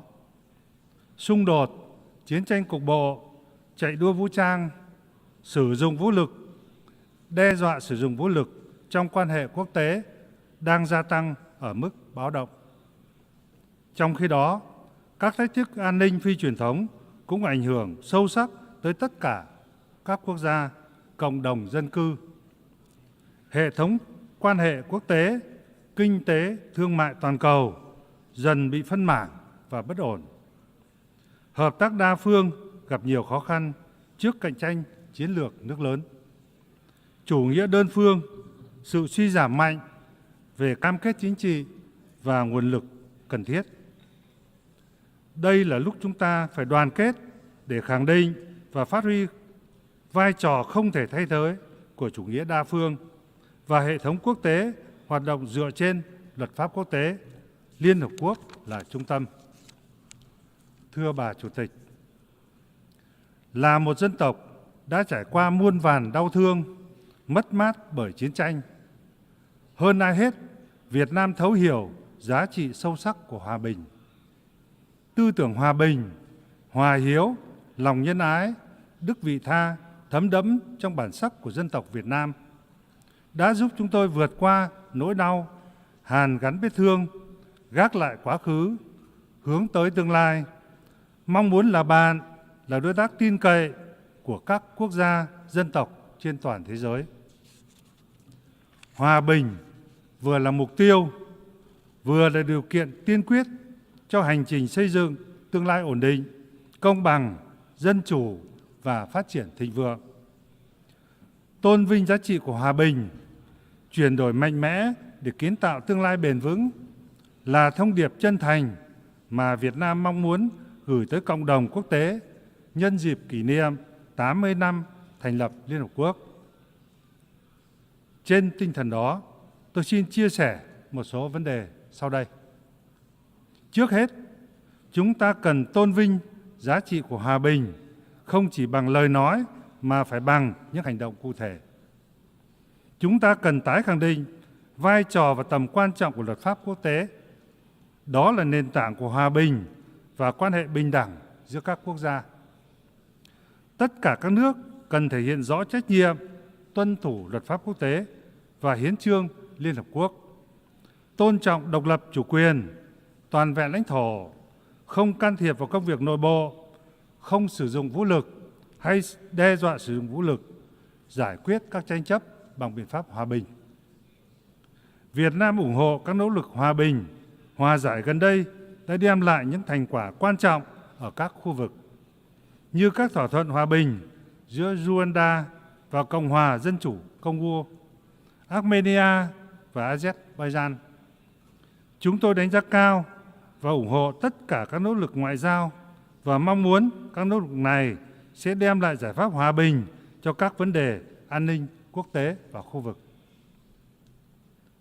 Chúng ta phải có trách nhiệm nuôi dưỡng, thực hành văn hóa hòa bình thông qua việc xây dựng lòng tin, tăng cường hợp tác và đoàn kết quốc tế, đối thoại, lắng nghe, thấu hiểu, tôn trọng khác biệt, nỗ lực vun đắp tình hữu nghị giữa các dân tộc. Nhân dịp này, Việt Nam kêu gọi ngừng bắn và chấm dứt tất cả các hành động bạo lực, bảo vệ thường dân, tạo điều kiện tiếp cận nhân đạo tại các vùng xung đột. Việt Nam đánh giá cao các nước vừa tuyên bố công nhận nhà nước Palestine và kêu gọi cộng đồng quốc tế hành động khẩn cấp chấm dứt khủng hoảng nhân đạo mà người dân Palestine đang phải hứng chịu. Chúng tôi một lần nữa khẳng định sự đoàn kết với nhà nước và nhân dân Cuba, kêu gọi Hoa Kỳ dỡ bỏ các biện pháp cấm vận đối với Cuba, đưa Cuba ra khỏi danh sách tài trợ khủng bố. Chúng ta cần phát huy hơn nữa vai trò của các tổ chức, khu vực trong bảo đảm hòa bình, hợp tác và phát triển. Các nỗ lực quốc tế vì hòa bình và phát triển sẽ thực sự hiệu quả khi có sự kết nối, định hướng của các tổ chức phù hợp với đặc thù của từng khu vực, từng quốc gia cụ thể. Là một thành viên tích cực, Việt Nam tự hào ASEAN ngày càng lớn mạnh, khẳng định vai trò trung tâm trong cấu trúc an ninh và phát triển châu Á-Thái Bình Dương. Vừa qua, ASEAN đã thúc đẩy thỏa thuận ngừng bắn giữa Campuchia và Thái Lan. Chúng tôi cam kết giữ gìn các giá trị cốt lõi là đoàn kết, đồng thuận và thống nhất trong đa dạng. Xây dựng cộng đồng ASEAN tự cường, bao trùm và bền vững. Triển khai hiệu quả đồng thuận 5 điểm về Myanmar. duy trì hòa bình, ổn định, an ninh, an toàn, tự do hàng hải ở Biển Đông trên cơ sở pháp luật quốc tế, đặc biệt là Công ước về luật biển năm 1982, thực thi đầy đủ tuyên bố ứng xử và hướng đến hoàn tất Bộ Quy tắc ứng xử ở Biển Đông. Thứ hai, trong một thế giới đầy biến động, có tính bước ngoặt, chúng ta cần chuyển đổi mạnh mẽ để kiến tạo tương lai bền vững.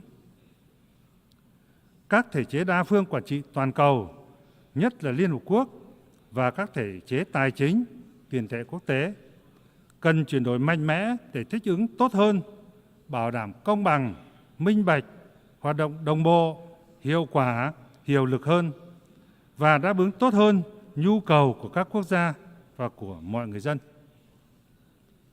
Việt Nam ủng hộ các nỗ lực cải tổ Liên Hợp Quốc, trong đó có sáng kiến UN80, hướng tới một Liên Hợp Quốc tinh, gọn, gắn kết và hiệu quả.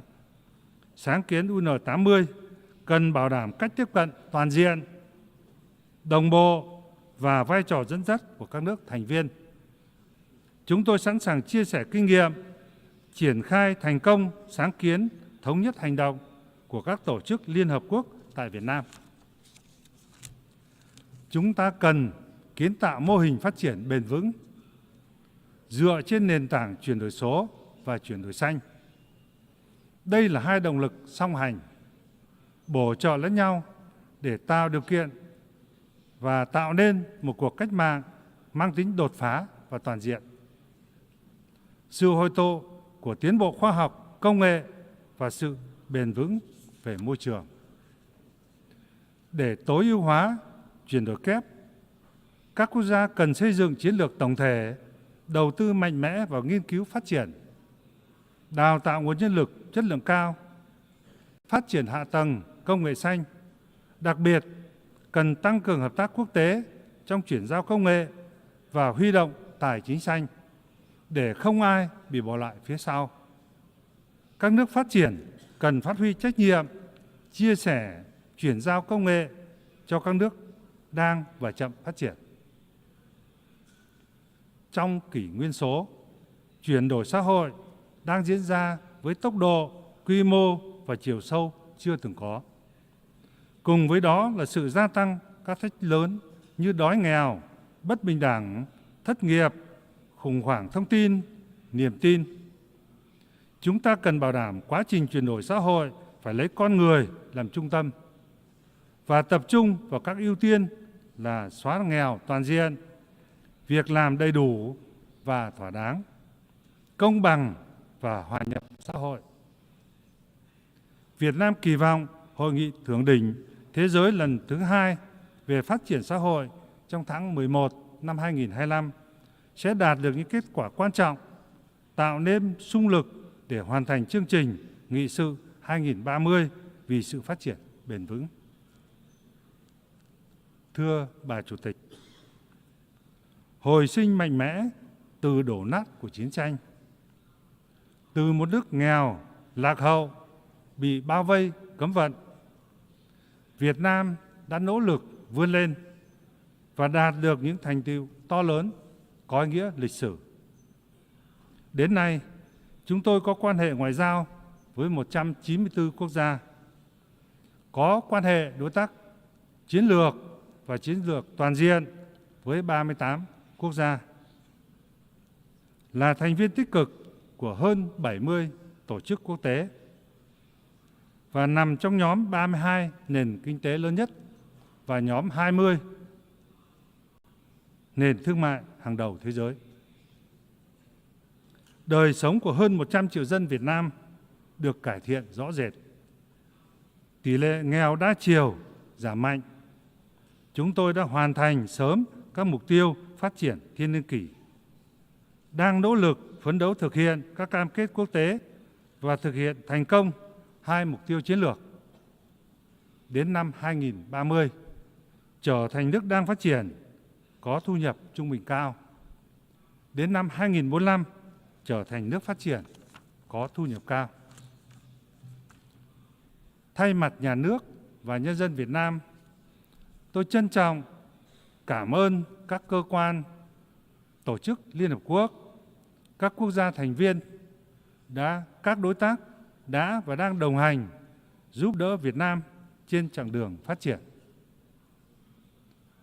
Với tinh thần độc lập, tự chủ, tự cường và đoàn kết vì mục tiêu chung, Việt Nam nhất quán thực hiện đường lối đối ngoại độc lập, tự chủ, hòa bình, hợp tác và phát triển, đa phương hóa, đa dạng hóa, chủ động và tích cực hội nhập quốc tế sâu rộng và toàn diện.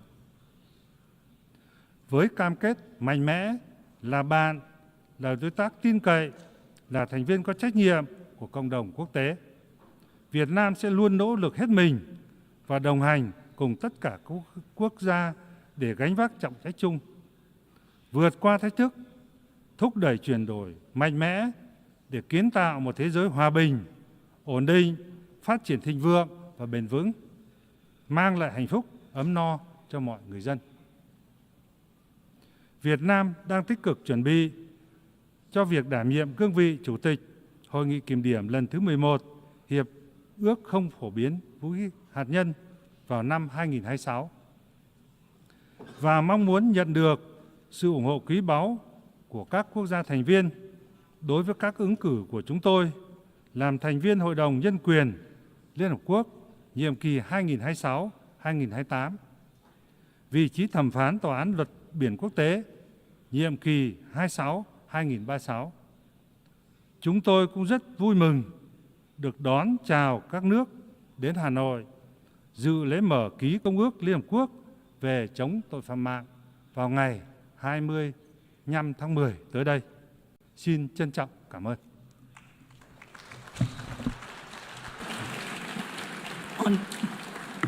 On behalf of the Assembly, I wish to thank the State President of the Socialist Republic of Vietnam,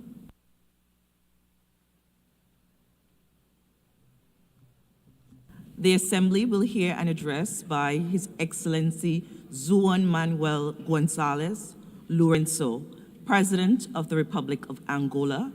I request protocol to escort His Excellency and invite him to address the Assembly.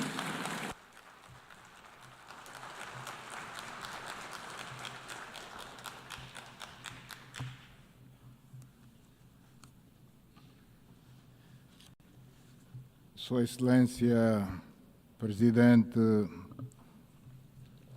da Assembleia Geral, Suas Excelências Chefes de Estado e de Governo, Excelentíssimos Senhores Chefes de Delegações, minhas senhoras, meus senhores.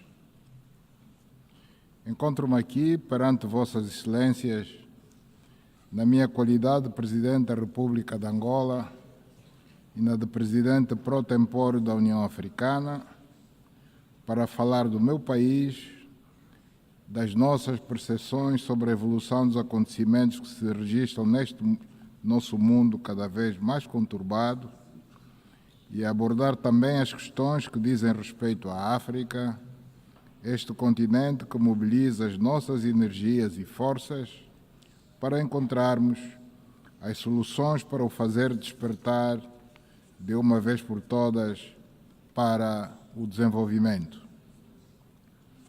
Permitam-me que felicite Sua Excelência Ana Liana Baerbock pela sua eleição ao cargo de Presidente da Assembleia Geral das Nações Unidas, convencido de que a sua experiência e os conhecimentos que acumulou ao longo das diferentes funções que exerceu com grande mestria vão assegurar o êxito do trabalho que assumiu desde o início deste mês de setembro.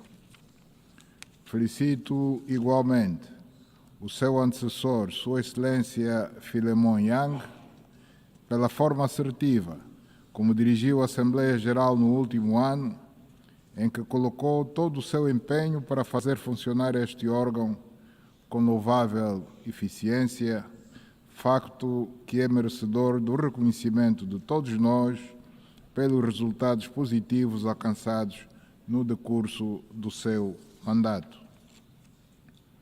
Não posso deixar de mencionar Sua Excelência António Guterres, secretário-geral das Nações Unidas, pelo papel que tem sabido desempenhar com um grande sentido de compromisso, em que subjaz a sua apreciável qualidade de homem de diálogo e de paz, no meio das complexidades geopolíticas atuais. Senhor Presidente, Excelências, transcorreram 80 anos desde que, por imperativos dessa época, um conjunto de países e seus respectivos líderes tomaram a sábia decisão de fundar a Organização das Nações Unidas, que vem conseguindo desde então, entre momentos mais tumultuosos e outros não tanto assim, desempenhar o seu grande papel de manter a paz e a estabilidade mundial, contribuir para o desenvolvimento da humanidade, para a preservação e aprofundamento do respeito pelos direitos humanos. Esta é uma grande conquista dos povos do nosso planeta, que não pode ser descurada e nem subestimada por nenhum poder, por líderes políticos ou outros, sob pena de, na base da exacerbação de visões e interesses egocêntricos, deitarmos a perder os benefícios da paz que nos foram legados por mulheres e homens que, ao longo do tempo, nos conduziram até aqui num ambiente de harmonia e conciliação global. Este percurso nem sempre foi feito de forma linear, mas nos momentos mais críticos, a sensatez sobrepôs-se aos piores impulsos de uma conflagração de grande escala, tendo isto sido possível pelo diálogo contínuo como único fator capaz de aplanar divergências, superar obstáculos e serenar os espíritos mais conturbados e belicosos. Nos dias de hoje, estas lições do passado têm um inestimável valor e devem ser as únicas referências a guiar-nos para caminhos que nos levem à solução dos conflitos em África, na Europa, no Médio Oriente, na América Latina, na Ásia e onde quer que eles existam. No contexto incerto em que estamos a celebrar o 80º aniversário das Nações Unidas, o tema Melhor Juntos, 80 anos e mais para a paz, o desenvolvimento e os direitos humanos, ganha uma dimensão que nos convida a refletir sobre o significado profundo do apelo da Senhora Presidente da Assembleia Geral à renovação do multilateralismo e da ação solidária dentro de um quadro de ações comuns e complementares executadas por uma Organização das Nações Unidas mais ágil, eficaz e responsável, tal como concebido no roteiro Initiative 80 do Secretário-Geral. Diante destas perspectivas, é urgente que revitalizemos as Nações Unidas e que a façamos sair da intrincada situação em que se encontra, para resgatarmos o papel ativo que sempre exerceu e que foi de utilidade inegável para que, durante a Guerra Fria, não nos sentíssemos tão próximos de uma conflagração global como ocorre neste momento, com a grande dissonância que se verifica nas relações internacionais. As principais potências mundiais tendem a caminhar de costas voltadas umas para outras, distanciando-se dos pontos de convergência mínimos que as fariam manter-se vinculadas ao compromisso de privilegiar primordialmente o diálogo e a concertação. Os desafios de hoje nos colocam diante da escolha entre fazer tudo para preservar a paz ou enfrentar a guerra, com todas as suas consequências, e assim comprometermos o futuro da humanidade. Aquelas potências mundiais que no passado jogaram um papel crucial para a libertação da Europa e dos europeus das garras do nazismo, do fascismo e também para a libertação da África e dos africanos do regime do apartheid da África do Sul, não podem comportar-se hoje de forma diferente, agredindo outros países, invadindo e anexando territórios alheios, nem mesmo financiar e organizar a subversão que pode levar ao derrubo de governos legítimos, como constatamos atualmente no nosso próprio continente. Com este precedente perigoso, nenhuma instituição regional, continental ou mundial terá daqui para frente a autoridade moral para chamar a razão a qualquer Estado violador dos princípios que regem a Carta das Nações Unidas e o direito internacional. Nós, os africanos de países colonizados durante vários séculos, percebemos melhor do que ninguém a importância da paz, por termos de fazer face diariamente à luta para levar alimentos às pessoas, água potável, saúde, educação e outros bens essenciais fundamentais, o que gera uma sensibilidade especial sobre a incidência nefasta da insegurança e da instabilidade sobre a realização dos nossos objetivos e projetos de desenvolvimento. Esta realidade agrava-se ainda mais com os múltiplos conflitos e guerras que assolam países e regiões do mundo, de onde esperávamos encontrar cooperação e um intercâmbio frutuoso, a fim de superarmos as nossas dificuldades e contribuirmos com os nossos imensos recursos e capacidades para a prosperidade mundial. É nesta base que a República de Angola tem procurado prestar uma contribuição honesta e genuína à solução do conflito na região do SALL, no Sudão e no leste da República Democrática do Congo, relativamente ao qual as nossas diligências criaram um quadro negocial com soluções de paz que, lamentavelmente, não se concretizaram em dezembro de 2024, como era expectável, mas que se mantêm como uma plataforma válida para outros esforços que vêm sendo envidados com o propósito de se pôr um fim definitivo a esse conflito.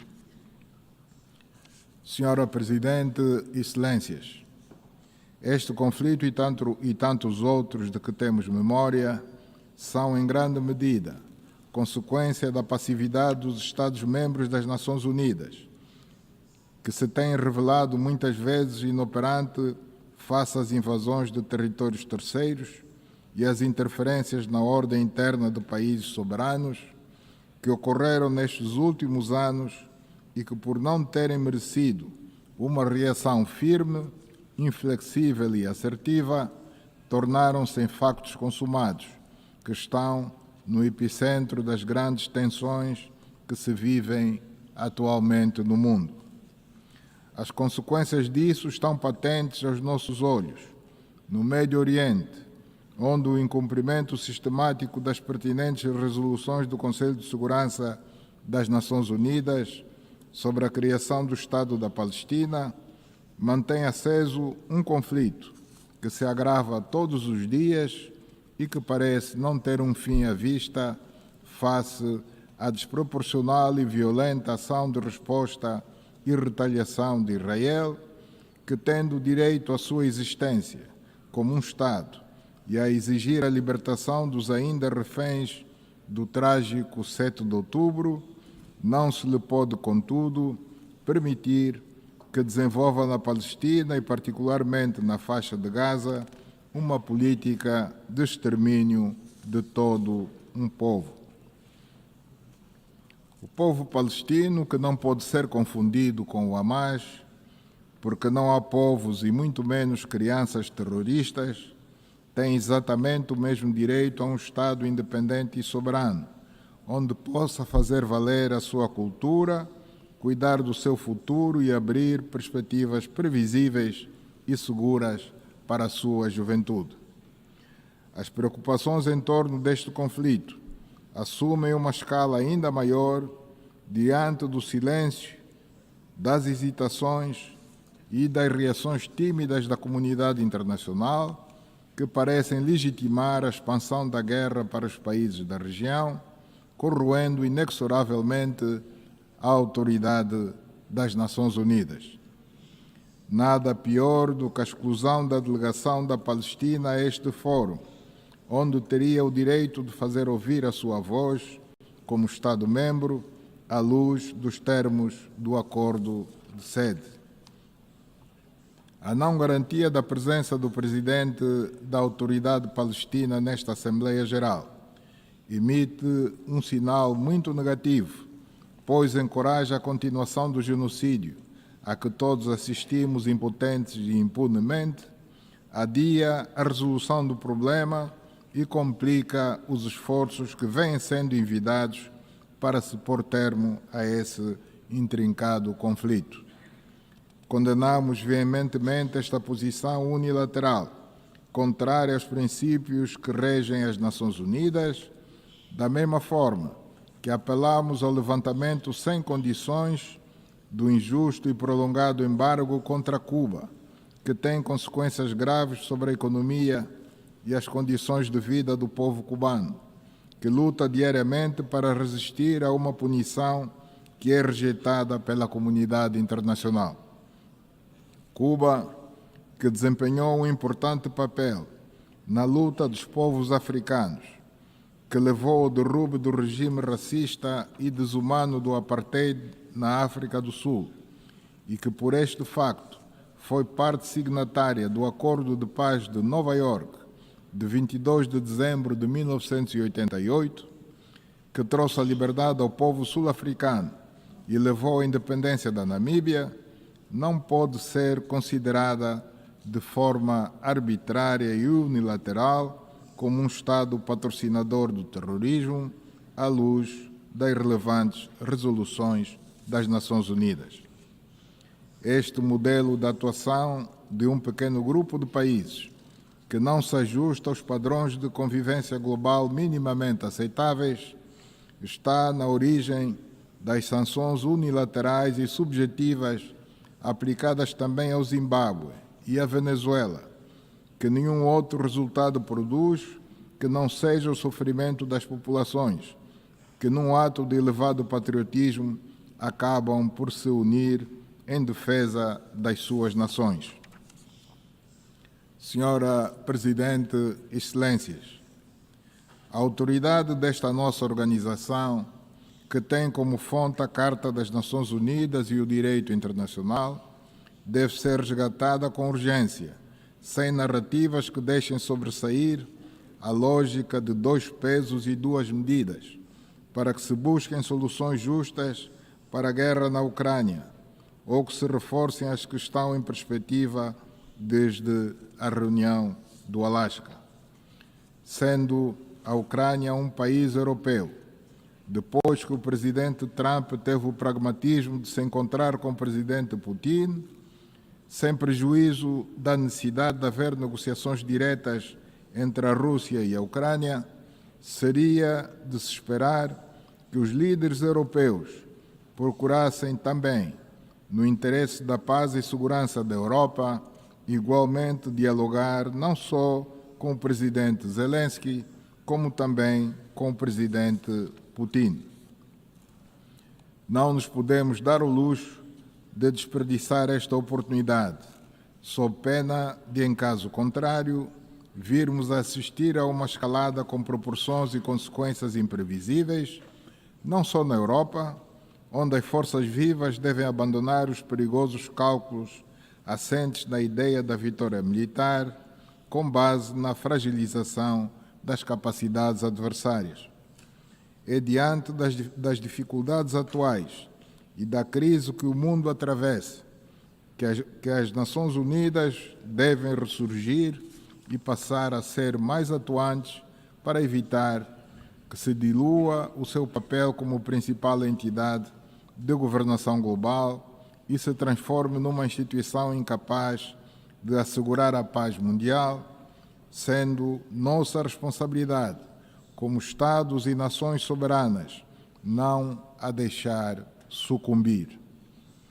as Nações Unidas, na sua forma atual, são a única organização com capacidade para agir em nome de todos nós, em busca de consensos mundiais a favor da paz e com legitimidade de chamar à razão os Estados-membros que desvirtuarem os seus fundamentos na forma como atuam na cena internacional. Por isso, devemos preservá-la a todo custo e adaptá-la às realidades do mundo contemporâneo na base de reformas que se impõem com urgência. Neste aspecto muito particular, defendo a reforma do Conselho de Segurança nos termos da posição comum africana, plasmada no Consenso de Esulini e na Declaração de Sirte, adotados há 20 anos e que prevêem 2 assentos permanentes e 5 não permanentes para o continente africano, num Conselho de Segurança alargado, mais representativo e consentâneo com a realidade geopolítica contemporânea. Sem este passo imprescindível, que já leva um atraso dificilmente justificável, não poderemos assegurar a concretização do Pacto para o Futuro adotado no ano passado, o qual reconheceu a necessidade urgente de se dotarem as Nações Unidas de um Conselho de Segurança mais democrático e equilibrado. Este pacto tem a virtude de se constituir numa grande oportunidade para se revitalizar o multilateralismo, tornando-o mais abrangente, para funcionar como uma base de sustentação alargada de discussões a respeito dos temas sensíveis do mundo atual, de que destaco, dentre outros também relevantes, as questões sobre o financiamento para o desenvolvimento e o desafio climático. Sobre matérias relativas ao apoio ao desenvolvimento, há muito o que discutir, mas também é justo que se dê realce aos passos recentes que foram dados com a adoção do Compromisso de Sevilha, alcançado na 4ª Conferência sobre o Financiamento para o Desenvolvimento, no âmbito do qual se preconiza a reforma urgente das instituições financeiras internacionais, de modo a torná-las mais representativas, inclusivas e capazes de atender às ingentes necessidades dos países em vias de desenvolvimento, especialmente os de África.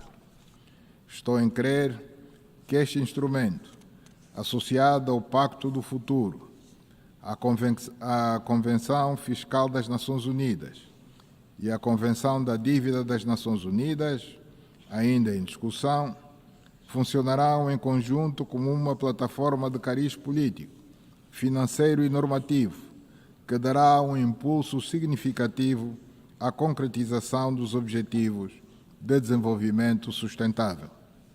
Senhora Presidente, Excelências, é essencial que encaremos a crise climática como a maior ameaça existencial do nosso tempo e perante a qual só atingiremos resultados agindo juntos, coordenados e solidários. À luz do agravamento contínuo do aquecimento global e das catástrofes naturais, cada vez mais violentas e frequentes, tornou-se imperioso que as nações que mais benefícios tiraram do desenvolvimento industrial e econômico no passado assumam hoje plenamente a sua responsabilidade histórica, garantindo, num gesto de justiça climática, financiamento adequado, transferência de tecnologia e apoio à adaptação e mitigação para os países em vias de desenvolvimento. Os países que têm uma participação residual nas emissões de gases de efeito de estufa são os que enfrentam de forma desproporcional e praticamente sós os impactos das alterações climáticas, do aquecimento global e dos seus efeitos devastadores sobre a agricultura, a segurança alimentar e a saúde pública. Perante tais evidências e as responsabilidades que daí decorrem, Angola mantém-se comprometida com o Acordo de Paris e com a implementação de medidas de adaptação e mitigação alinhadas à Agenda 2030 das Nações Unidas e à Agenda 2063 da União Africana, que consagram o consenso sobre a mobilização de financiamento climático previsível e acessível, destinado a garantir uma transição energética justa e capaz de proteger as comunidades mais vulneráveis. Esta temática transversal, que exige uma postura de responsabilidade cada vez mais acentuada, quer no âmbito das agendas públicas, como na das grandes corporações industriais, merecerá a devida atenção na Cimeira sobre o Clima, COP30, a ter lugar proximamente no Brasil, que acolhe pela segunda vez um evento desta magnitude, ilustrando bem o compromisso e o engajamento deste país com as questões ambientais. No ano de 1992, no Rio de Janeiro, inaugurou-se a Convenção Quadro das Nações Unidas sobre Mudanças Climáticas, o paradigma que se revelou de grande utilidade para discussões cada vez mais profundas que se mantêm até hoje e que seguramente, na conferência que se avizinha, nos permitirá a todos dar mais um passo em frente neste longo caminho que teremos que percorrer para atingirmos os grandes objetivos sobre o clima almejados pela humanidade. Excelências, envolvidos 80 anos desde a fundação das Nações Unidas e após o fim da Guerra Fria, a nossa expectativa era a de que estivéssemos a viver num mundo sem incertezas atuais e não tão perigoso quanto observamos nos dias que correm.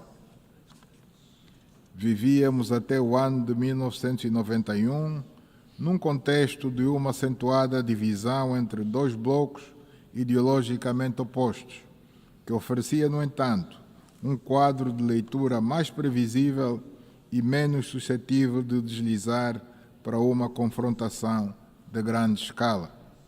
Esta retrospectiva não nos deve remeter para a ideia de que a estabilidade mundial só é possível num quadro de rígidas divisões, seja de que natureza for, mas sim para a construção de um quadro de equilíbrio de interesses e de preocupações partilhadas sobre matérias respeitantes à segurança global, capaz de gerar a complementaridade e convergências de todo o tipo num ambiente de multilateralismo que será a única via capaz de nos salvar de uma verdadeira hecatombe.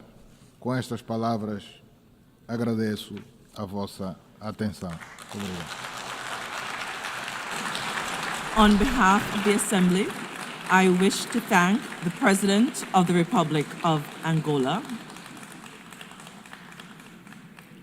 The Assembly will hear an address by His Excellency Joseph Nouma Boakai, President of the Republic of Liberia.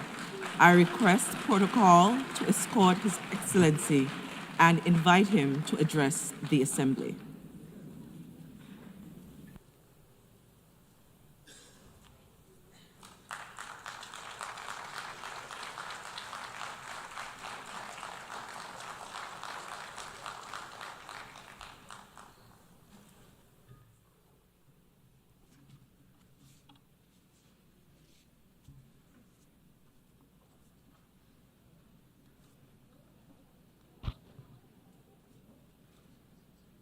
Madam President,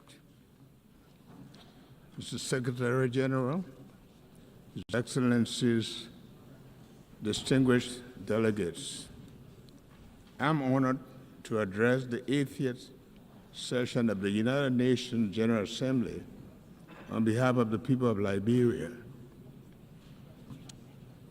8 decades after its founding, in which Liberia was involved, our country is proud that the United Nations remains the most critical multilateral platform for international cooperation and collective action. The UN continues to employ the best framework of humanity for peace, justice, security, dignity, and shared prosperity. Madam President, please accept the congratulations from the delegation to Liberia on your assumption of the esteemed office of President of the 80th session of the General Assembly. We trust in your leadership to guide the affairs of this august body. We also extend our commendation to your predecessor for his stewardship on the 79th session, and are grateful to the Secretary General for his leadership. Excellencies, distinguished delegates, please accept the gratitude of the Liberian government and the people for the overwhelming trust demonstrated by the General Assembly members in electing Liberia to serve on the non-permanent seat of the United Nations Security Council for the 2026-2027 term. This marks Liberia's first full term on the UN Security Council, 80 years after the country signed the charter in Herbst Theater Auditorium in San Francisco. While the nameplate during this 2-year term will read Liberia, the seat, however, belongs to Africa. We are committed to ensuring that Liberia's contribution to the Security Council's discussions and the decisions are shaped by hard-earned experiences in conflict resolution, as well as our successes in peace building, democratic reform, political transition, and governance. Additionally, the collective experience of the continent will be taken into consideration. Liberia looks forward to advocating for Africa's fair representation on the UN Security Council, which can only be achieved through permanent representation as a key part of the UN Security Council reform agenda. Excellencies, when the UN was founded in 1945, nations came together in the belief that peace could only be secured through cooperation. After 2 world wars, it became a widely held conviction that nations are stronger when united than when divided. 80 years later, that conviction is being tested like never before. From wars and displacement to terrorism, threats to technological advances, climate change, and widening inequalities, today our world faces challenges that no country can solve alone. At the same time, and paradoxically, when the world needs to strengthen multilateralism, its credibility and efficacy are being questioned. As one of the 4 African countries to sign the Charter of the United Nations, Liberia feels morally obligated to call for renewal rather than reversal of multilateralism.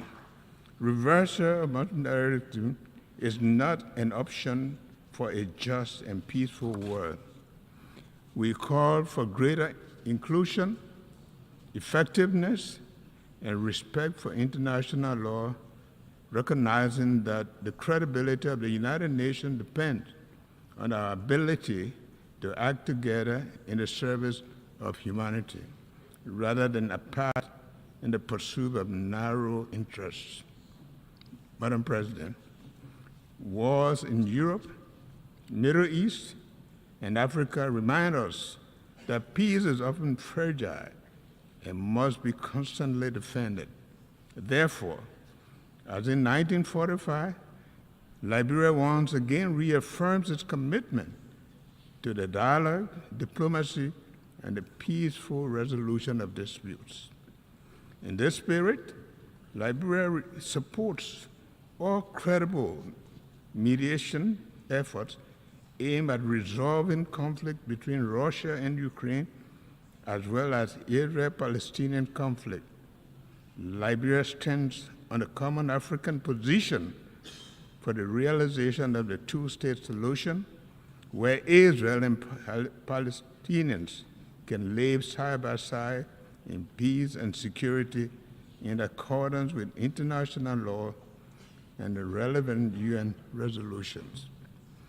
We call on the international community to act together decisively to protect civilians, hold perpetrators of atrocities accountable, and strengthen mediation efforts.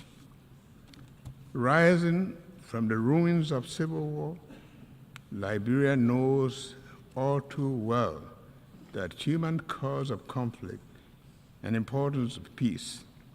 Since 2003, Liberia has experienced 3 peaceful and orderly democratic transitions, each marked by a smooth transfer of power, making our nation safer, more stable, and more secure after over 30 years of unrest, instability, and destruction. Liberians have also worked hard to achieve this through multilateral cooperation with support from ECOWAS, the African Union, and the United Nations. Excellency, distinguished ladies and gentlemen, for Liberia, climate change is not a distant threat, but a present reality.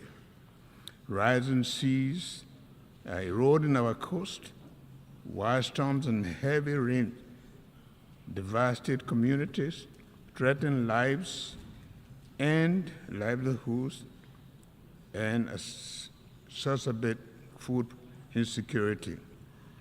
Yet, we are acting.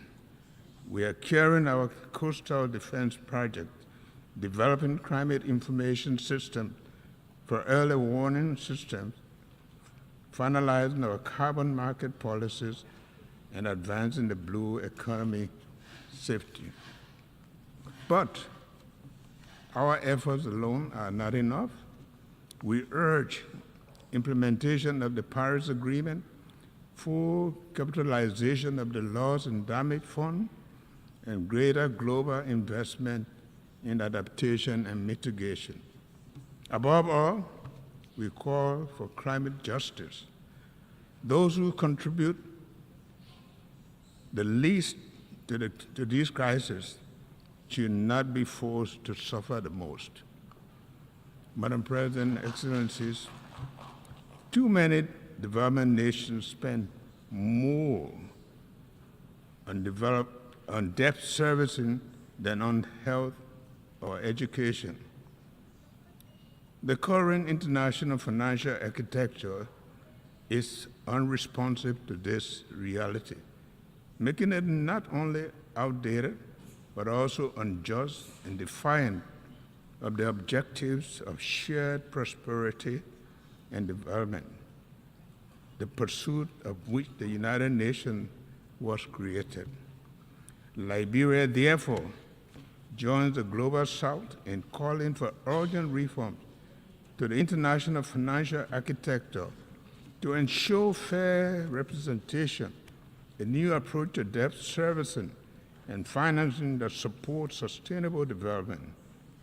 Shared prosperity requires a system that truly leaves no nation behind. Excellency, distinguished ladies and gentlemen, at home, inclusive development remains our top priority.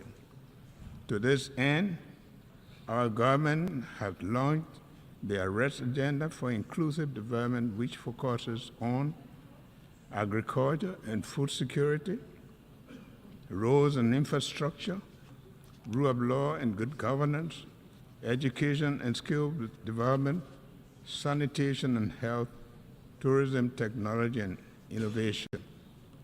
The arrest agenda aligns with our National Vision 2030, which aims to